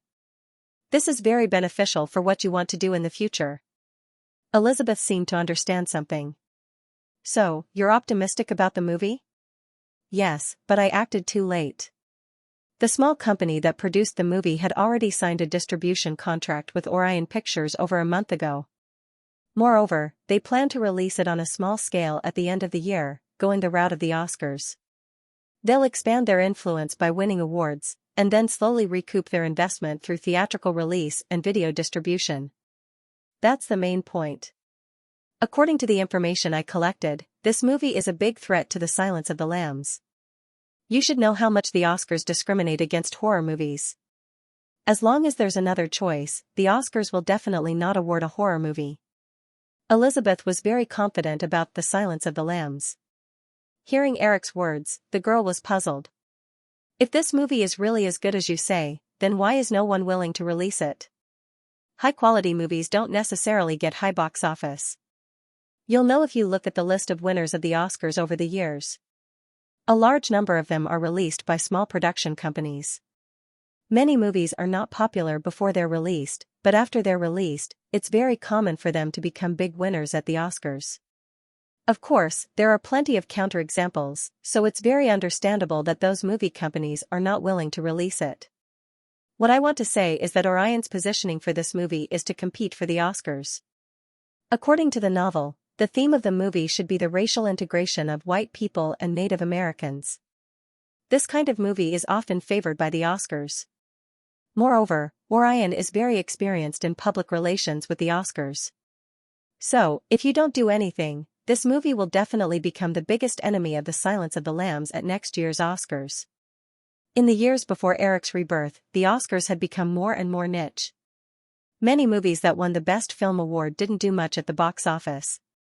Of course, this situation was related to the environment at that time.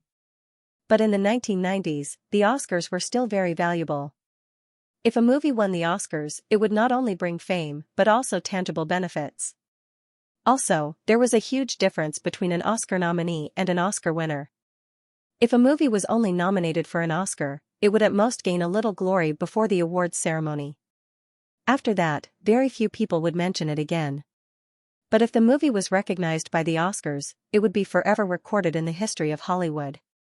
Since the release of The Silence of the Lambs in early June, 2 months had passed. Not only did it earn over $100 million at the box office, but it also received a lot of praise from film critics. It could be said that it was already a seeded candidate for the next Oscars. But if it couldn't win a few important awards at the Oscars next year, then The Silence of the Lambs wouldn't be able to have as wide and lasting an impact as it did in his previous life. Just like The Exorcist, which was a sensation in the 1970s, if not for the Oscars, The Exorcist was better than The Silence of the Lambs in terms of box office sales and fame. However, because The Silence of the Lambs had won many important Oscars in his previous life, this movie's status was much higher than The Exorcist in many people's hearts.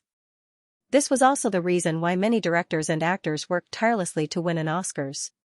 After the success of The Silence of the Lambs, Elizabeth, who originally wanted to make a name for herself in Hollywood, became even more arrogant. Next, the operation of The Silence of the Lambs to win the next Oscars was a very important part of Elizabeth's plan. This way, TG Films' influence could be expanded in the shortest amount of time. This film company established by the 3 girls would be recognized by Hollywood and attract more outstanding filmmakers to work with them. Therefore, after Eric finished his analysis, Elizabeth paid more attention to it than the other two girls beside her. The girl temporarily ignored the deep hatred from when Eric just slapped her and said seriously, "Eric, since this movie isn't popular in the industry right now, maybe we can think of a way to delay the release of this movie until next year." "Yes, I remember that Orion's current holding company is MetLife Media. My dad is good friends with MetLife Media's boss, John Krug. Maybe we can ask Mr. John Krug to talk to Orion's CEO." Although Elizabeth had already shown her ability in handling the Silence of the Lambs project, and even though she had relied on her family's influence in the process, without much experience, she had successfully completed an excellent film on her first time as a producer. Elizabeth's ability was definitely the best among Murdoch's children. However, after hearing this, Eric felt that the girl was still too inexperienced, or rather, she lacked aggressiveness. Eric was sure that if it was Murdoch sitting across from him, the old man would not negotiate with others for an extension. He would most likely instruct his subordinates to take the movie and release it himself. "Liz, this is business, a business that involves tens of millions of dollars. How much do you want your father to help you mediate?" Eric asked. Seeing Eric reject the proposal, Elizabeth quickly realized his purpose. "Are you saying that we should snatch this movie from Orion?" "Bingo." Eric snapped his fingers. Elizabeth frowned slightly.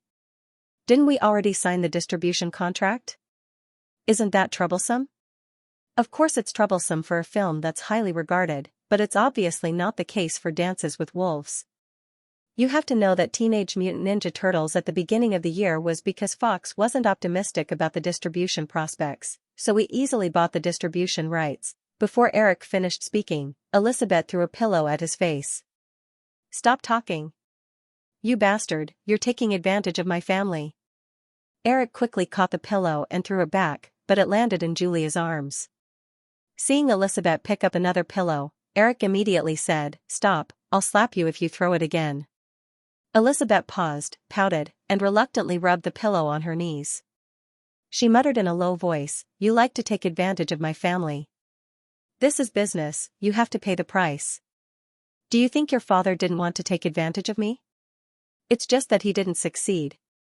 Elizabeth was still angry. She reluctantly asked, "Then what should I do?" "It's very simple, and you're very good at it. Next, you have to act like a princess." "I'm a princess," Elizabeth raised her chin and said proudly. Eric nodded and praised, "Yes, that's the feeling, but you have to exaggerate a little. You have to act like a spoiled little princess." After he said this, not only Elizabeth, but Julia and Drew also showed a curious and puzzled expression. Eric did not keep them in suspense and said, "The next story is like this.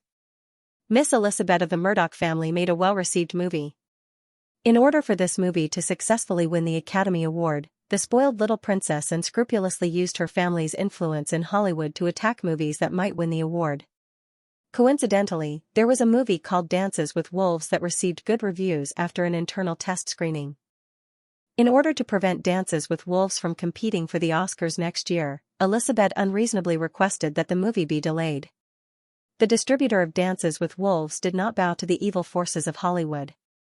In a fit of anger, Elizabeth Murdoch directly spent a large sum of money to buy all the copyrights of this movie. Well, the story ends here. Tisk tsk, the plot is full of ups and downs, full of negative energy. It can be made into a movie, Drew said with a grin. Julia also smiled and praised, as expected of a gold medal screenwriter in Hollywood. Elizabeth rolled her eyes, "Why do I have to be the bad guy? Why don't you play the role of the evil forces of Hollywood yourself?" "Of course I won't let you do it for free." Eric took out a checkbook and quickly wrote a check and handed it over. "Here, spend my money. Is this okay?" Elizabeth took the check and looked at it. The amount was $30 million US. According to what Eric said before, the production cost of Dances with Wolves was only $18 million US. The movie had not been released yet, so there was no publicity cost. Then $30 million US was enough to buy out the entire movie and Orion's distribution contract. If the negotiation strategy was right, it might not even be enough. For most producers in Hollywood, if they could earn more than 50% of the profits after investing in a movie with a cost of around $20 million after a few years of distribution, then the project would be considered a big success. A movie like Home Alone with a super high return rate might not appear in Hollywood for a few years. The more common situation in Hollywood was to invest millions and then lose everything. However, Elizabeth waved the check in her hand and stared at Eric with contempt. "You bastard, can you be more shameless? I became the villain, but the rights to the movie I bought in the end belong to you. Don't even think about it." Eric asked without blushing, "Then do you have the money to buy it yourself?" "I can borrow it from my dad." "Well, give me back the check and pretend I didn't come today," Eric said as he reached out his hand. Elizabeth subconsciously wanted to return the check, but she quickly took it back.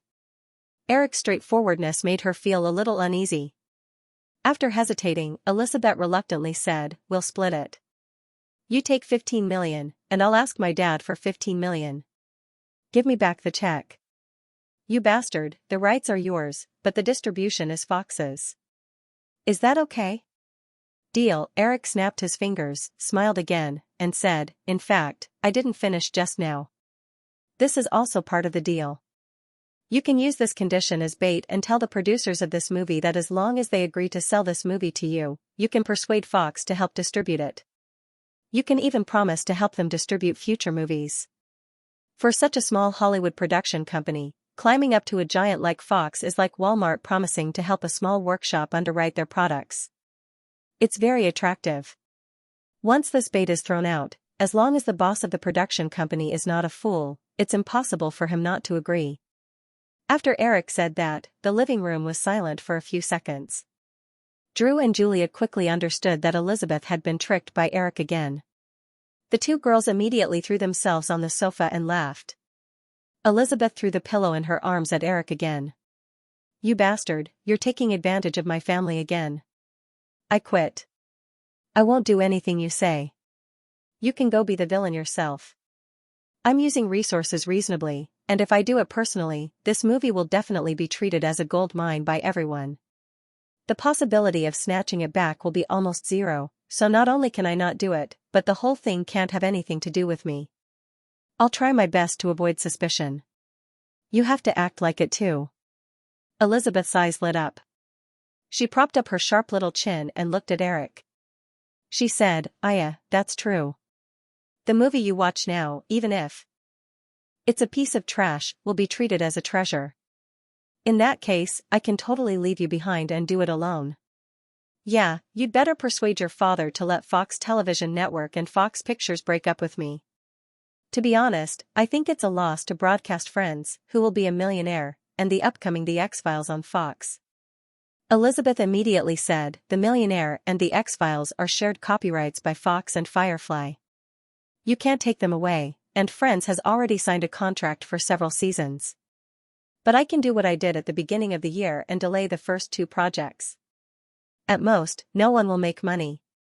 Anyway, I still have so many ideas in my head, and I can come up with a few more TV series. As for Friends, that's even simpler." Elizabeth said unwillingly, "If you do that, your reputation in Hollywood will be ruined. If it can bring them a lot of profits, who cares if their collaborator is an angel or a devil?" Elizabeth finally couldn't hold it in. She was just about to curse, but when she saw Eric's threatening eyes, the girl swallowed the last word back. She said with a little grievance, "You, bad guy, I can't be the bad guy to help you get the copyrights and not get any benefits in the end, right? You're just like the stingy ghost in Balzac's novels.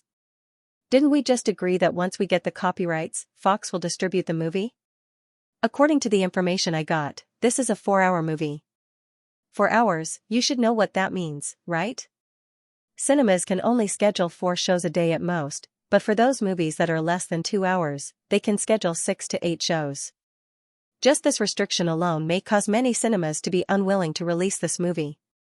Therefore, the box office of this movie will definitely not be too good, and it will probably have to rely on the final release of the videotape to recoup the cost. What I'm interested in is the Oscar potential of this movie, and Firefly also needs some Oscar movies to boost their reputation." Eric was telling the truth. Although in his memory, This movie won the Best Film and Best Director awards. Eric didn't know how the box office of this movie would be. However, according to his memory, this movie was 4 hours long, so Eric felt that the box office of Dances with Wolves wouldn't be too good. Elizabeth said in surprise, 4 hours, you're serious? Yeah, 4 hours, longer than The Godfather. Although I think this movie might be good, it's definitely impossible to beat The Godfather. Okay, I'll believe you this time, Elizabeth said. She looked at the check in her hand, rolled her eyes, and said with a sly smile, I heard that you made a lot of money in the oil futures market this time, so if there's any left after buying the copyrights, I won't return it to you. I'll use it as pocket money. That's not a problem, Eric answered readily. Elizabeth pretended to be surprised and widened her eyes. I can't believe that a stingy person would say something like that. I've always been very generous to my own woman. As soon as he said that, another pillow was thrown at him. Eric couldn't take it anymore and grabbed the pillow again. He got up and walked around the coffee table to Elizabeth. This is the 3rd time, girl, I've spoiled you, haven't I? Elizabeth screamed and wanted to escape, but Eric pressed her down on the sofa. Hey, how can you hit a woman, you bastard? Aya, Julia, save me. Sob, go hit Drew, she'll definitely like it. Bastard, stop. Eric parked the car and walked to the set of Flashpoint that had been cordoned off. This was a residential area called Fox Hill in the southwest of Culver City. Of course, this Fox Hill had nothing to do with the Fox Film Company. If one had to nitpick, one could only blame it on the Westerners' poor naming skills. The staff on the set recognized Eric at a glance. They greeted him warmly and pulled open the cordon to let Eric in. In front of him was a street that had been temporarily blocked off. Before he got close to the set, Eric could smell the pungent smell of burning gasoline. Bypassing a trailer used by the crew to load props, Eric saw that outside a gas station on the street, several cars were still smoking. Several staff members were busy with fire extinguishers. Glancing around the set, Eric quickly found Catherine Bigelow. The woman's typical outfit was too easy to recognize. She was wearing a white baseball cap, a tight-fitting white long-sleeved t-shirt, a black short-sleeved t-shirt, and a pair of simple washed jeans. A satchel was tied to her waist. She looked very capable. At this time, Catherine Bigelow was holding a script in her hand and talking to the 2 male leads, Keanu Reeves and Patrick Swayze. From time to time, she waved her hand a few times. According to the script, this scene should be about Utah discovering the identity of Bordy and the others as bank robbers. He would wait outside a bank that Bordy had stepped on, and it would eventually evolve into a chase scene. When an assistant director of the crew saw Eric, he ran over and asked, Mr. Williams, do you need me to call Ms. Bigelow? Eric shook his head. No need. How's the shooting going? Not bad. We've already completed 7 scenes today. The next scene is the one where Utah chases Bordy, the assistant director explained. Eric said with satisfaction, find me a place to rest. I'm just here to take a look. I won't disturb her work. No problem, please come this way. The assistant director led Eric to a specially opened rest area. It seemed to be prepared for the actors. A middle-aged man with silver hair was sitting on a chair drinking water. When he saw Eric, he stood up and said, Hello, Mr. Williams. Gary, just call me Eric. You must be tired from the scene just now, right? Eric smiled and shook hands with him. The silver-haired middle-aged man's name was Gary Busey. He played the role of Angelo Pappas, Utah's boss. Eric had seen many of Gary Busey's movies in his previous life. Speaking of which, Gary Busey was the same as Virginia's brother, Michael Madsen. In the parallel world, the two of them were actors who had acted in dozens of Hollywood movies, but their presence was extremely weak. It's all right. I've already finished my scenes in the morning. Keanu and Pat are the ones who will be very tired. They have a very long chase scene to shoot. They might not even finish it today, Gary Busey said with a smile. He took out a bottle of water from the box beside him and handed it to Eric. Eric took it and pulled a folding chair over to sit beside Gary Busey. They chatted casually. As Catherine Bigelow's voice sounded on the set, another scene began. Eric then realized that the two men were sitting facing the director's monitor more than 10 meters away. Catherine Bigelow still did not notice Eric. She returned behind the monitor and ordered the shooting to begin. The woman stood behind the monitor with her arms crossed, staring at the scene where Keanu, who was playing Utah, was fighting with the masked Patrick Swayze. Eric and Gary Busey stopped chatting at the same time and stared at the back of the woman more than 10 meters away. They enjoyed it very much. Some people often said that a white face can hide 100 ugliness. In fact, height could also hide 100 ugliness. Of course, Catherine Bigelow was not ugly. In fact, she was very beautiful. Moreover, she was 182 meters tall. After a while, Gary Busey turned his head and noticed that Eric's eyes were focused on Catherine Bigelow not far away. The middle-aged man grinned, revealing a mouthful of front teeth, and said with a smile, "Very hot, isn't she?" Eric and Gary Busey looked at each other. The two men revealed a slightly wretched smile at the same time. "Yes, very hot." Gary Busey seemed to have found a soulmate. He said bluntly, "That bastard Cameron really got lucky." Gary Busey turned again to Catherine Bigelow, who was not far away. The scene of Utah and Bordy fighting was not shown. The woman walked over and discussed with the two male leads. "Eric, actually, Kate and I have known each other for more than 10 years. Wow, I really didn't know that." Eric looked at Gary Busey in surprise. Gary Busey said in a reminiscing tone, "That should be 1977. I can't remember the exact time. I was still acting in plays on Broadway at that time. I would only take on a few movies occasionally. I remember one day, a friend of mine introduced me to Kate. He said that she wanted to shoot a short film and was looking for a male lead. I still remember the first time I saw Kate in a coffee shop in Manhattan's Soho district. She was wearing a black turtleneck sweater and black jeans. Her brown hair was let down, and she looked very shy. She had the intellectual aura of an artistic young woman in Soho. She was not good at socializing. She still blushes when she sees strangers. When I first saw her, I was infatuated with her, just like many of the men around her." "And then?" Eric asked with interest. "Later, I acted in her short film. I think it was called Fighter. It was about two men fighting. She and I became good friends. Over the years, we have all entered middle age, but her appearance and figure have hardly changed. This made many of her female friends crazy with jealousy." Eric asked, "Just good friends?" Gary Busey shrugged. "I got married early. Otherwise, I would have pursued her. But it would have been very difficult. She's a very vicious woman. She's very talented and has very strong self-control. She's a feminist at heart.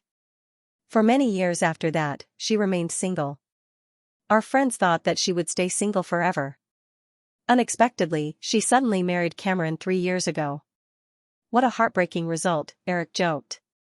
Gary Busey laughed and nodded honestly. "Of course. How could I not be heartbroken when I saw my goddess marry another man?" The two of them laughed a few times before looking at Catherine Bigelow on set again. The woman was negotiating with the lighting technician again. She even made gestures from time to time. The lighting technician seemed to have a different opinion as he argued with the woman with a flurry of gestures. Seeing this scene, Gary Busey said with emotion, "In Hollywood, it's really difficult for a woman to be a director. If it were me, I would have quit long ago. It's hard for her to persist for so long and not give up." Eric had no intention of stepping forward to help. He believed that with Catherine Bigelow's competitive personality, she would not want him to intervene. Looking at the woman and the lighting technician arguing, Eric nodded and said, "That's true. As a director, in addition to personal professionalism, not only is there a need for strong control, there's also a high demand for physical strength. High-intensity work is unbearable for most women, so whether it's Hollywood or other film circles, female directors are not very productive." The two of them chatted casually. After more than an hour, it was close to noon. The crew temporarily stopped to rest and have lunch. Catherine Bigelow finally received notice that Eric had come to the set. "Hi, Eric, why are you here?" Catherine Bigelow asked as she walked over enthusiastically and hugged Eric. Eric then greeted the two male leads beside Catherine Bigelow before replying, "I was passing by and just happened to come and take a look. Catherine drew a big circle in the air with her finger in disbelief. You're saying that you passed by here on your way to Burbank from Malibu? Eric rolled his eyes and pointed to the west. Who told you that I went to Burbank? Firefly's team is doing a field inspection in the Playa Vista area, about 3 kilometers to the west. Firefly plans to build a studio base there, so I left the team and came here. Catherine Bigelow nodded and looked to the west. She asked, don't you need to be there? Of course, professional matters are left to the professionals. I can't be of much help if I'm there.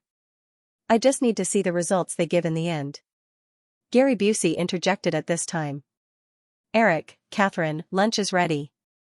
Let's talk while we eat. The crew had lunch at a large restaurant not far away. This point showed the difference between the crew and the one on the other side of the ocean. When Eric had participated in some film shoots in his previous life, most of the time, he would take a lunchbox from the logistics department and find a place to make do with it. This way of eating meant that the crew's expenses would increase. However, these small details were written in detail in the contract under the supervision of various Hollywood unions. As long as you wanted to make a movie in Hollywood, you had to compromise with the unions. Of course, there were also people who could sign subsidiary contracts to change these rules. However, this required enough strength and confidence. There were very few people in Hollywood who could do this. As far as Eric knew, Spielberg was one of them. He could even ask actors to sign a contract to waive the union's salary standards and give them extremely low pay. However, in order to be able to work with Spielberg, most actors would often choose to compromise. With Eric's current strength in Hollywood, he also had the confidence to break the rules, but he had not yet encountered a time when he needed to do so. After taking some lunch, Eric and Catherine Bigelow chose a table to sit down at. Perhaps they felt that the director and producer had something to discuss, so the few actors present did not join in the fun. Although Gary Busey wanted to join in, he was pulled to their table by Patrick Swayze. Little guy, I thought you wouldn't come to the set again. With no one around, Catherine Bigelow immediately changed the way she addressed Eric, which made him extremely depressed. As a producer, isn't it a very reasonable thing for me to appear here? Of course, but when it was time for you to appear, you went to New York for more than a month. When you came back, the movie had already started filming, Catherine complained. That's because I have something very important to do. Don't worry, I will come to the set often in the next period of time. Catherine Bigelow was obviously out of the circle, so she did not ask Eric how much money he made like others. The woman did not even ask what he was doing in New York. She just said, don't you need to prepare your own movie? Eric swallowed the food in his mouth, wiped his mouth, and said, I decided to take it slow. I have to give other film companies a way out. Really, shameless boasting, Catherine Bigelow laughed, but when she thought of the results of Eric's previous movies, the woman suddenly realized that Eric's exaggerated words seemed to be very reasonable. According to the data released by the box office prediction agency, the summer release of Ghost was the only movie that may break $200 million in box office this year. By the way, are you not going to direct Home Alone this year? Eric shook his head and said, I have completely handed over this project to someone else. I will not intervene in the future. At most, I will just be a producer. I have seen the second movie. It is very interesting. Thank you for your recognition, Eric said. But I found that your previous movies were too lacking in connotation. I think that making a movie should convey something to the audience, not just for entertainment. This is also the purpose of my choice to be a director. I originally studied painting, but then someone told me that movies can more easily convey one's ideas to others, unlike painting, which requires a certain amount of accumulation to understand the meaning. Eric shook his head. I don't agree with you.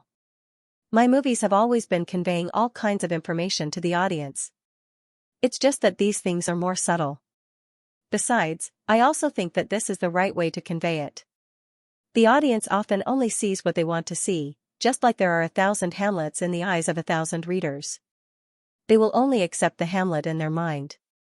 So, if you want to convey your point of view to the audience, you must resonate with them. In this way, you don't have to say it explicitly, and they can understand what you want to convey from your movie.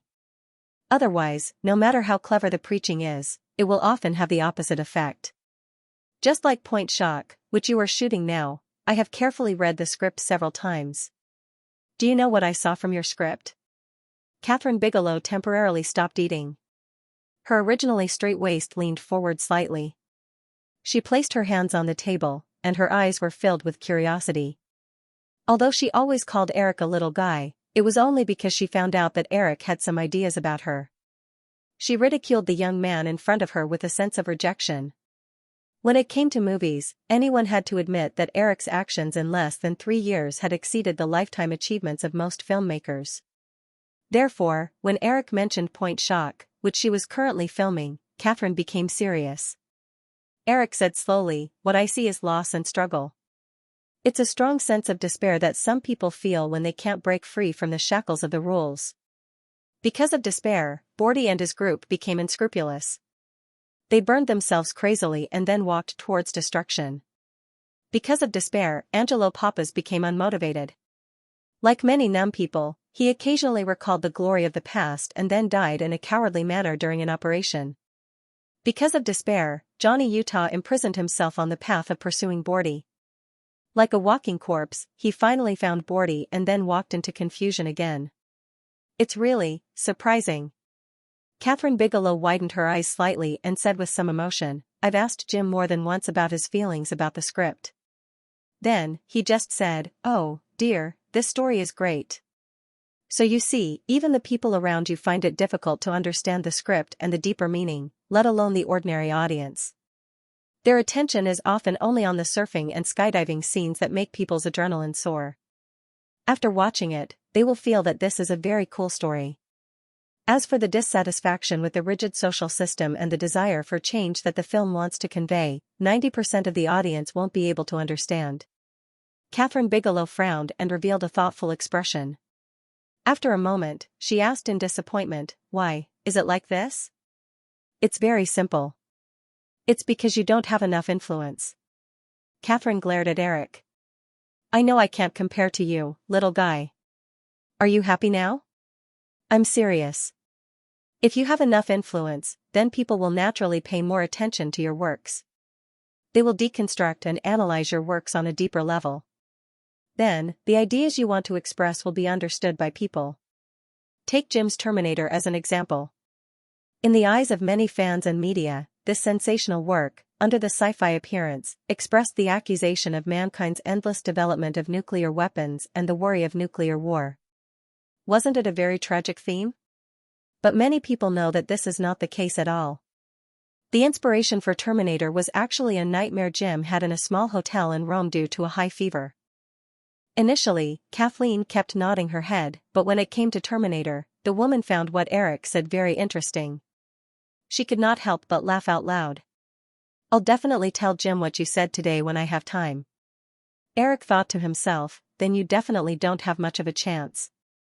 The early stage of Terminator 2 was already prepared, and filming would start in early September.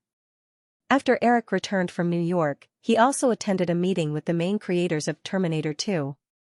From the way Cameron and Linda Hamilton looked at each other, the cliché story between the Playboy director and the sexy female lead had already begun. It was estimated that the day when Terminator 2 was finished would be the day Cameron and Kathleen would part ways. Of course, Eric did not intend to tell Kathleen about this in advance. Otherwise, it would be instigated. Even if Cameron was at fault, it would definitely arouse the woman's disgust. "I think Jim will definitely agree with me," Eric replied with a smile, then returned to the previous topic.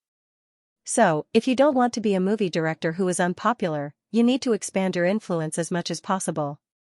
There are many ways, such as shooting controversial movies, producing movies with high box office, or directing award-winning movies, etc.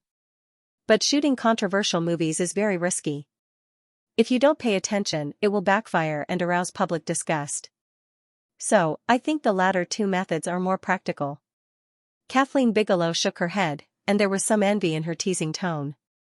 "These methods are easier for you. You're a little monster." Eric smiled. "Okay, I'll take it as a compliment. Actually, I just want to say that I have a script here that can bring you enough influence. If you finish shooting this movie, I think any movie you make next will attract enough attention. I just don't know if you dare to take it." Dare, not? Kathleen Bigelow asked word by word.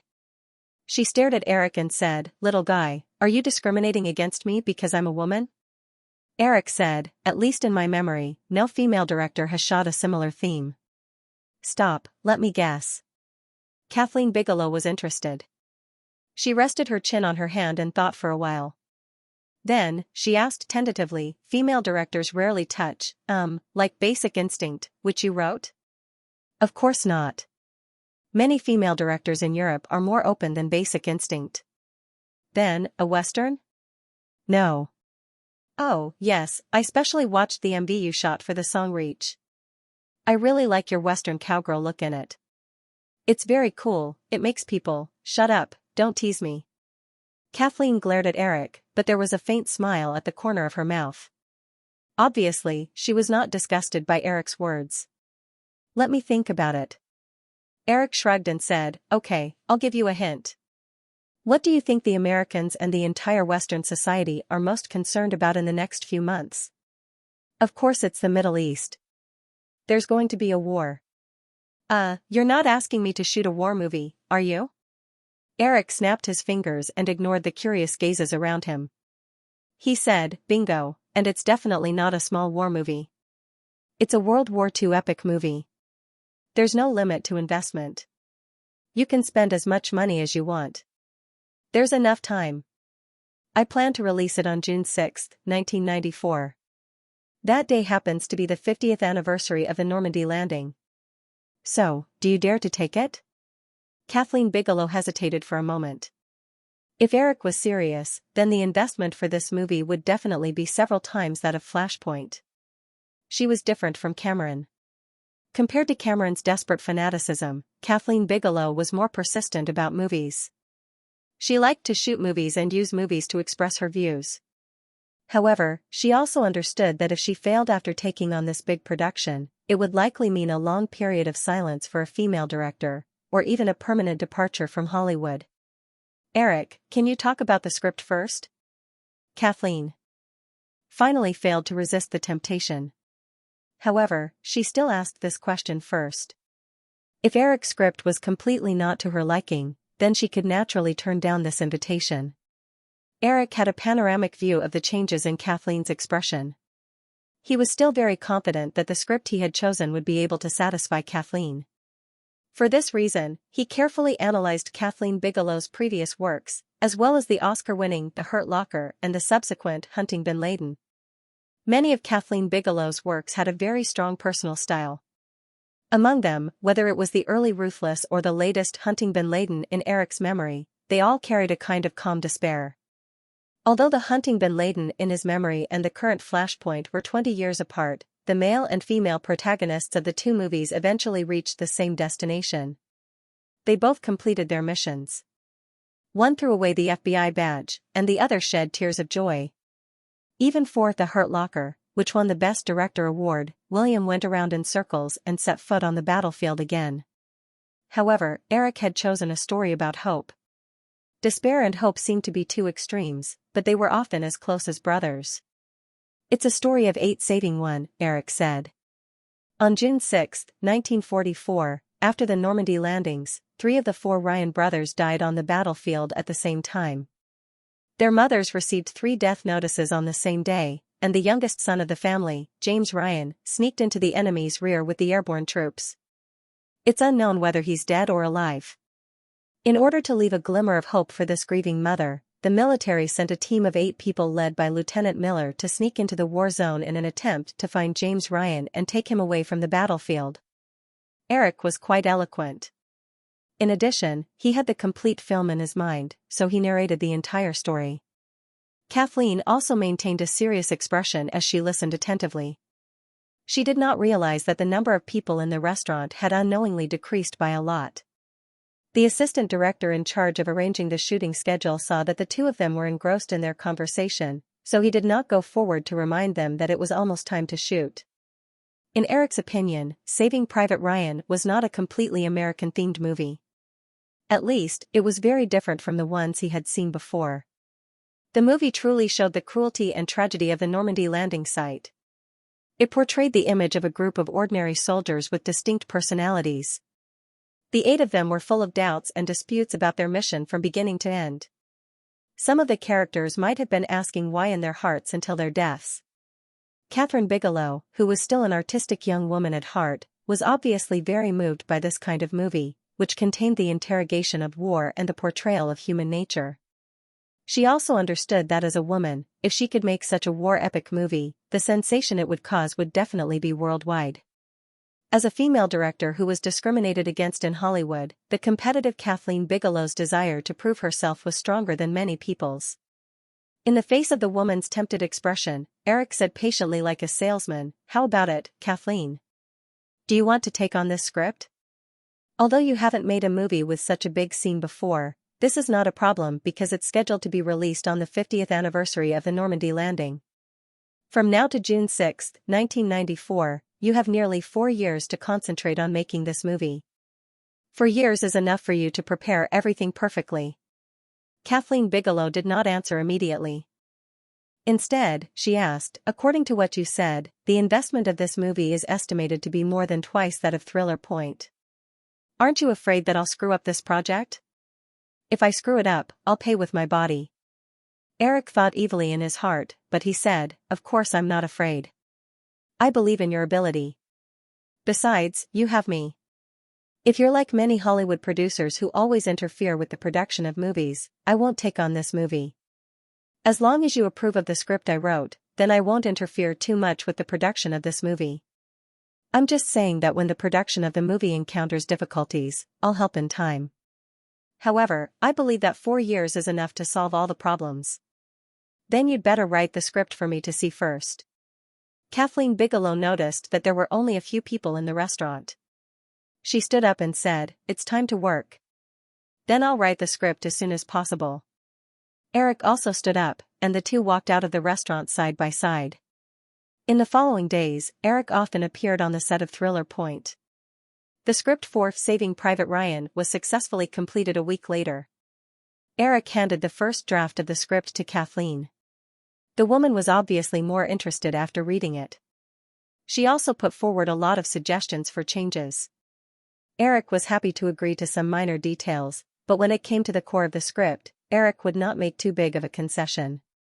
Instead, he argued with Kathleen. Therefore, during the filming, the crew members often saw the director and producer discussing something in a whisper. Occasionally, they would fall into disputes. This situation made many people a little nervous. They were afraid that this kind of dispute would affect the filming of the movie. However, their worries were obviously superfluous. By the end of September, the filming progress of the movie had come to an end. Eric and Kathleen did not have any sharp conflicts. For a month, in addition to paying attention to the filming of Thriller Point, Eric also paid attention to the situation in New York almost every day. During this period, he also flew to New York 2 or 3 times. It was October. After 2 months of deployment, the number of U.S. troops that had arrived in the Persian Gulf had reached 500,000. A war was almost inevitable. The international price of crude oil successfully broke through the high of $40 in the early days of October. However, with the gradual increase of the military strength of the U.S. military in the Persian Gulf, as well as the various measures introduced by the U.S. and Saudi Arabia to stabilize crude oil prices, the growth of crude oil prices stagnated after reaching a high of $40. According to convention, most people felt that the next round of crude oil prices should be at the moment of the outbreak of war. However, Eric knew that after the outbreak of war, with the offensive of the United Nations Army, the price of crude oil not only did not rise, but it also fell. However, this should be next year. Now, it was time to count the first round of harvest. In Chris's office at Firefly Investment Company, he was sorting out the last futures delivery sheet. He raised his head and said to Eric, "When money reaches a certain level, it can really make people numb." In July, Chris didn't have a good rest for a whole month because he suddenly had to deal with a huge sum of $700 million. He was always on tenterhooks, worried that he would lose the money. However, after the war in Kuwait broke out in August, the funds in his futures account skyrocketed day by day. Chris didn't feel much about it. Eric sat on the sofa with a statistical report in his hand. He read the profit data on it and said, "Some people say that when wealth reaches a certain level, it's just a number. But I think that's too pretentious. Huge wealth also means huge power and extraordinary social status. You can also enjoy social resources that ordinary people can't reach. It is precisely because rich people can experience the enormous power that wealth brings that so many people will spend their entire lives endlessly pursuing more wealth." Chris shook his head with a smile. "Eric, if I don't look at your face, I always feel like I'm talking to a middle-aged man who understands the world." Eric touched his smooth cheeks and smiled. "It seems that I should try growing a beard. It will make me look more mature. But they don't like the way I look when I have a beard.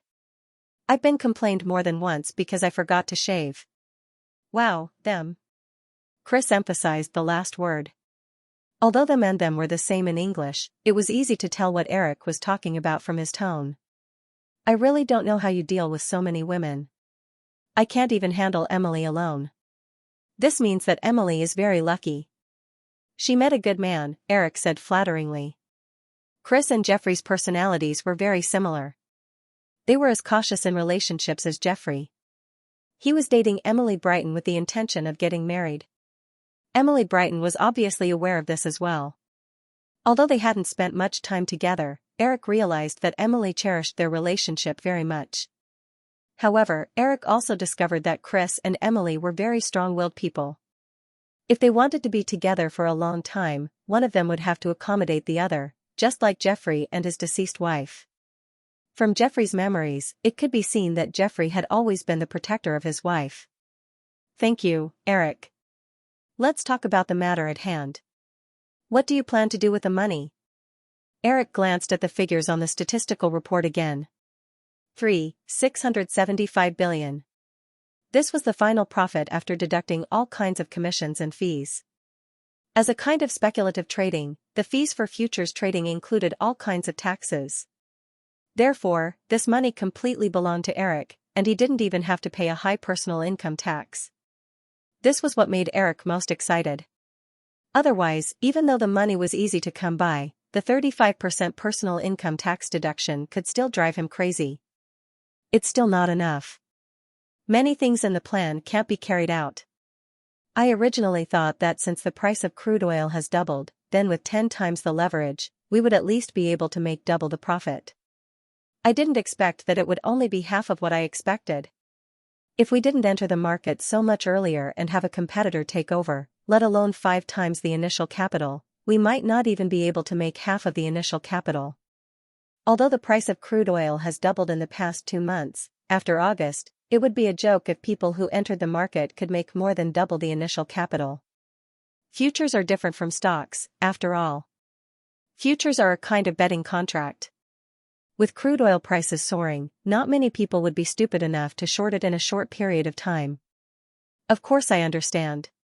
I'm just lamenting. It seems that we can only look forward to the end of the war and short it again. Chris looked at Eric speechlessly. You are really greedy. If a person can get such an opportunity in their life, they are already at the level of being kissed by the goddess of luck. Many people know that the price of crude oil will definitely fall when the war ends, but the war hasn't started yet. Who can predict when the war will end? Decades ago, the Korean War and the Vietnam War were fought for several years. Most people are guessing that this war will be fought for several years. Eric smiled confidently. This expression was caught by Chris. He remembered that a few months ago, Eric thought that a war would break out in the Middle East. Chris suddenly thought of another possibility. He couldn't help but move closer and ask curiously, Eric, you don't have any premonitions this time, do you? More or less, but this is not a premonition. It is my speculation based on reality. I think that this war will definitely not be as long as the wars from decades ago. If you pay attention to the relevant news, you will find that this war will be a high-tech war. The human wave tactics from decades ago will not play a big role. So, it is useless for Saddam to have millions of troops. What's more, Saddam no longer has the support of the Soviet Union. In the previous wars, the real opponents were not only those few small countries. Of course, I have read a lot of information. But I did not find the high-tech war you are talking about. Chris shook his head and said, "Forget it. Let's not talk about this. Even if it is like what you said, war is not something that can be fought in a day or two.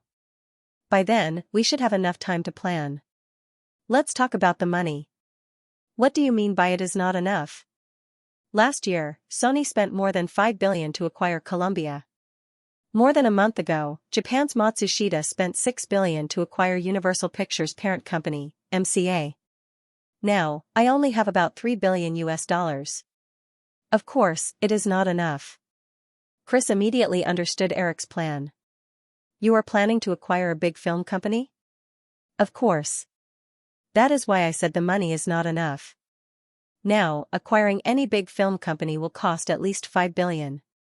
If you want MGM, I think Kirk Cochran will be more than happy to sell it to you for $5 billion, Chris joked.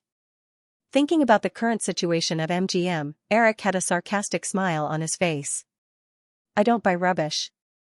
MGM has been ruined by that casino tycoon. More than half of their film library has been taken away. Their distribution channels have shrunk. The company does not have any valuable film rights. Even their properties have been used by that tycoon to do hotel business. I don't think MGM has any value left. MGM has been around for almost 70 years. The brand itself is valuable," Chris said. Then, he shook his head. "But it's not worth much. Which company do you want? Columbia and Universal are definitely out of the picture. The Japanese just bought them and are rubbing their hands together, preparing for a big fight. Warner can't even think about it. The only ones left are Disney, Paramount, and Fox. Well, Fox is out of the picture too. They have News Corporation behind them. Now there are only Disney and Paramount. Disney is in a period of rapid growth." "So, you want Paramount?" Eric asked. "Why not Disney?" Chris looked surprised. "Disney is now in a period of rapid growth. Its development momentum is so good.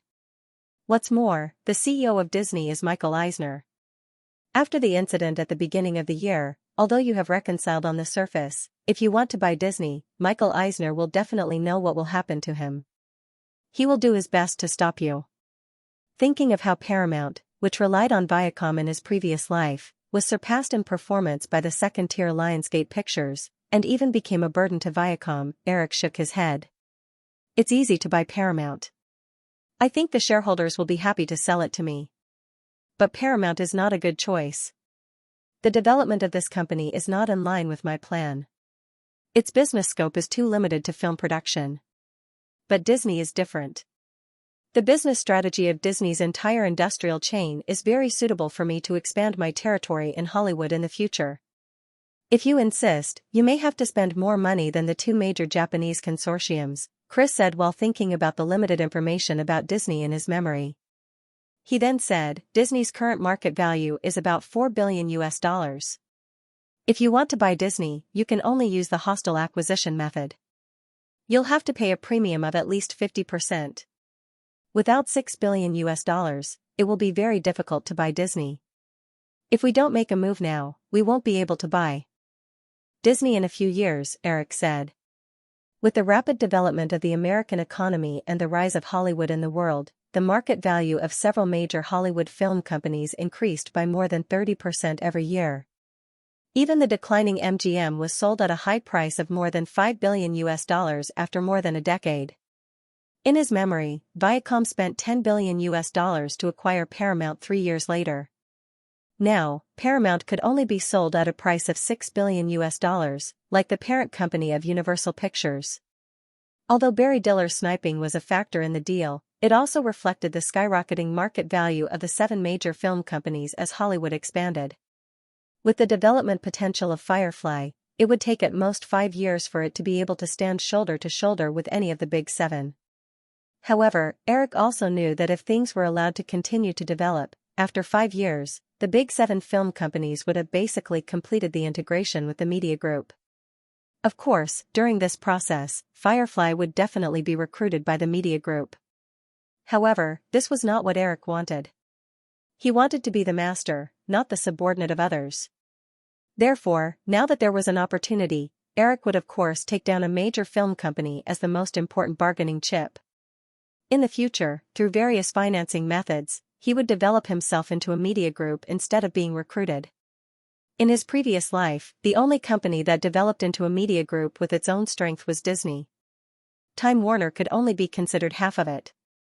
If we want to buy Disney, then we have to start preparing now, Chris thought for a while and said, the first thing we have to do is to absorb Disney's shares and get the right to speak on Disney's board of directors. Next, because we don't need to pay all the money in one go, the $3.6 billion in cash is enough. Moreover, if necessary, we can also raise funds. With Firefly's performance over the past 2 years, I think any investment bank on Wall Street would be happy to participate in this investment. Even many of Disney's shareholders probably want equity more than cash. Eric listened to Chris' analysis while he took a pen and wrote something on the coffee table. When Chris finished speaking, Eric had already filled out a check and handed it over. He said, let's not talk about this first. Chris, this is your bonus. Chris took the check and glanced at it. He quickly pushed it back and said, it's too much. This is what you deserve. If it weren't for your help, I definitely wouldn't have made so much profit during this oil crisis, Eric said as he reached out and blocked Chris's movement. I really can't take so much. I know how much what I'm doing is worth. Chris shook his head firmly and added, and if Dad knows, he definitely won't agree. When it came to Jeffrey, Eric thought for a while and said, how about this? I'll exchange this money for Firefly shares. 3%, the same as your father's share in Firefly Film. Chris thought for a while and finally nodded. Firefly's main asset now was only 23% of Cisco's shares. With Cisco's current market value, 3% was not too much. It was much less than the money Eric gave him. However, Eric knew what kind of behemoth Cisco would develop into in the future, so he didn't think it was too little. What's more, he could increase Chris's share in the future. If he gave too much at one time, what if he couldn't afford it in the future? Although Chris's character was now introverted and calm, and the two had a good relationship, no one knew what would happen in the future as time passed. In his previous life, Michael Eisner went from a wise leader who brought Disney to the peak to a headstrong Disney tyrant. In the end, he lost the support of the people and was kicked out by the board of directors. Since you have just proposed some plans, then this matter will be handled by you. From now on, start to absorb Disney shares. Eric chatted with Chris, but in his heart, he thought of the rotten egg that had not been touched yet. Cutthroat Island. It would be great if he could throw Cutthroat Island to Disney. This summer, Disney had lost hundreds of millions of dollars. It was estimated that it would be difficult to reverse the loss in the second half of the year. If he could throw Cutthroat Island to Disney, then this project could make Disney lose another $100 million. 2 consecutive years of losses were enough to seriously weaken Michael Eisner's prestige in Disney and weaken Michael Eisner's control of the board of directors. Then, after the acquisition plan was launched, things would be much simpler. However, Michael Eisner was not a fool. This matter was very troublesome to handle. Thinking in his heart, Eric quickly thought of Robert Shea.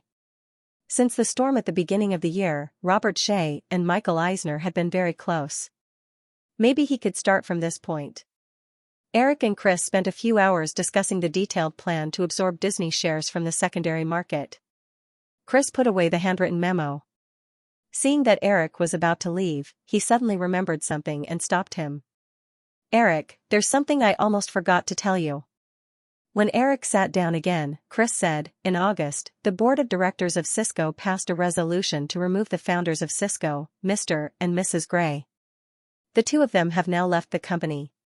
Chris got up and found a folder from the filing cabinet and handed it to Eric. Eric opened it and saw that it was a resolution of the Cisco board of directors in mid-August. After reading it, Eric looked up and asked, what's going on? The Grays feel that the current management of Cisco is too focused on profits, which is not in line with their original intention of founding Cisco. They have made several arguments about this. When I went to Cisco's mid-year meeting in June, I happened to run into them once. The couple pointed at the CEO of the company, Morgan Ritchie, and scolded him. The meeting was delayed for 3 hours because of this. In August, the company management couldn't take it anymore and threatened the board of directors with collective resignation. In the end, the proposal to remove the Greys from their positions in Cisco was passed. Chris briefly explained the whole matter and said with slight contempt on his face, "In fact, the reason why they are like this has nothing to do with the company's management strategy. The couple has been holding a grudge over losing control of Cisco. I understand. Unless it threatens our interests, we should try not to interfere with the management of Cisco." Chris nodded and said, "I understand, but I want to talk about what happened next." After Mr. and Mrs. Grey left Cisco, they revealed that they were going to sell their stocks. "I think you might be interested in that. It just so happens that we have enough funds now." Eric recalled Cisco's shares and revealed an excited expression. After Cisco went public, the founders, Mr. and Mrs. Grey, held 27.6% of Cisco's shares and were still Cisco's largest shareholders. Sequoia Capital, which had originally invested in Cisco, held 23.5% of the shares and ranked second. Firefly Investments held 23% of the shares and the remaining 30% of the shares were scattered among institutional investors and the company's management. Although Cisco was a listed company, because the market was not optimistic about Cisco's development prospects when it was listed, most of the shares that Cisco sold were only subscribed by investment institutions. The shares that flowed into the secondary market were very few, and the plan to increase their shares through the circulation market was not feasible at all. And because of Cisco's good performance after being listed, the investors who had already obtained the shares were not willing to sell them easily. Therefore, the Grey couple's sale of their shares was definitely the only opportunity to increase their shares on a large scale. If they could take over all the shares in the Grey couple's hands, Firefly's investment would be equivalent to having absolute control over Cisco. This was Eric's dream. "How much are they offering?" Eric directly asked the most important question with a tone of determination. Chris could understand what Eric was thinking. As the manager of Firefly's investment, he knew Cisco's situation better than Eric. He shook his head and smiled. "Eric, you may be disappointed. The Grey couple is not selling all of their shares.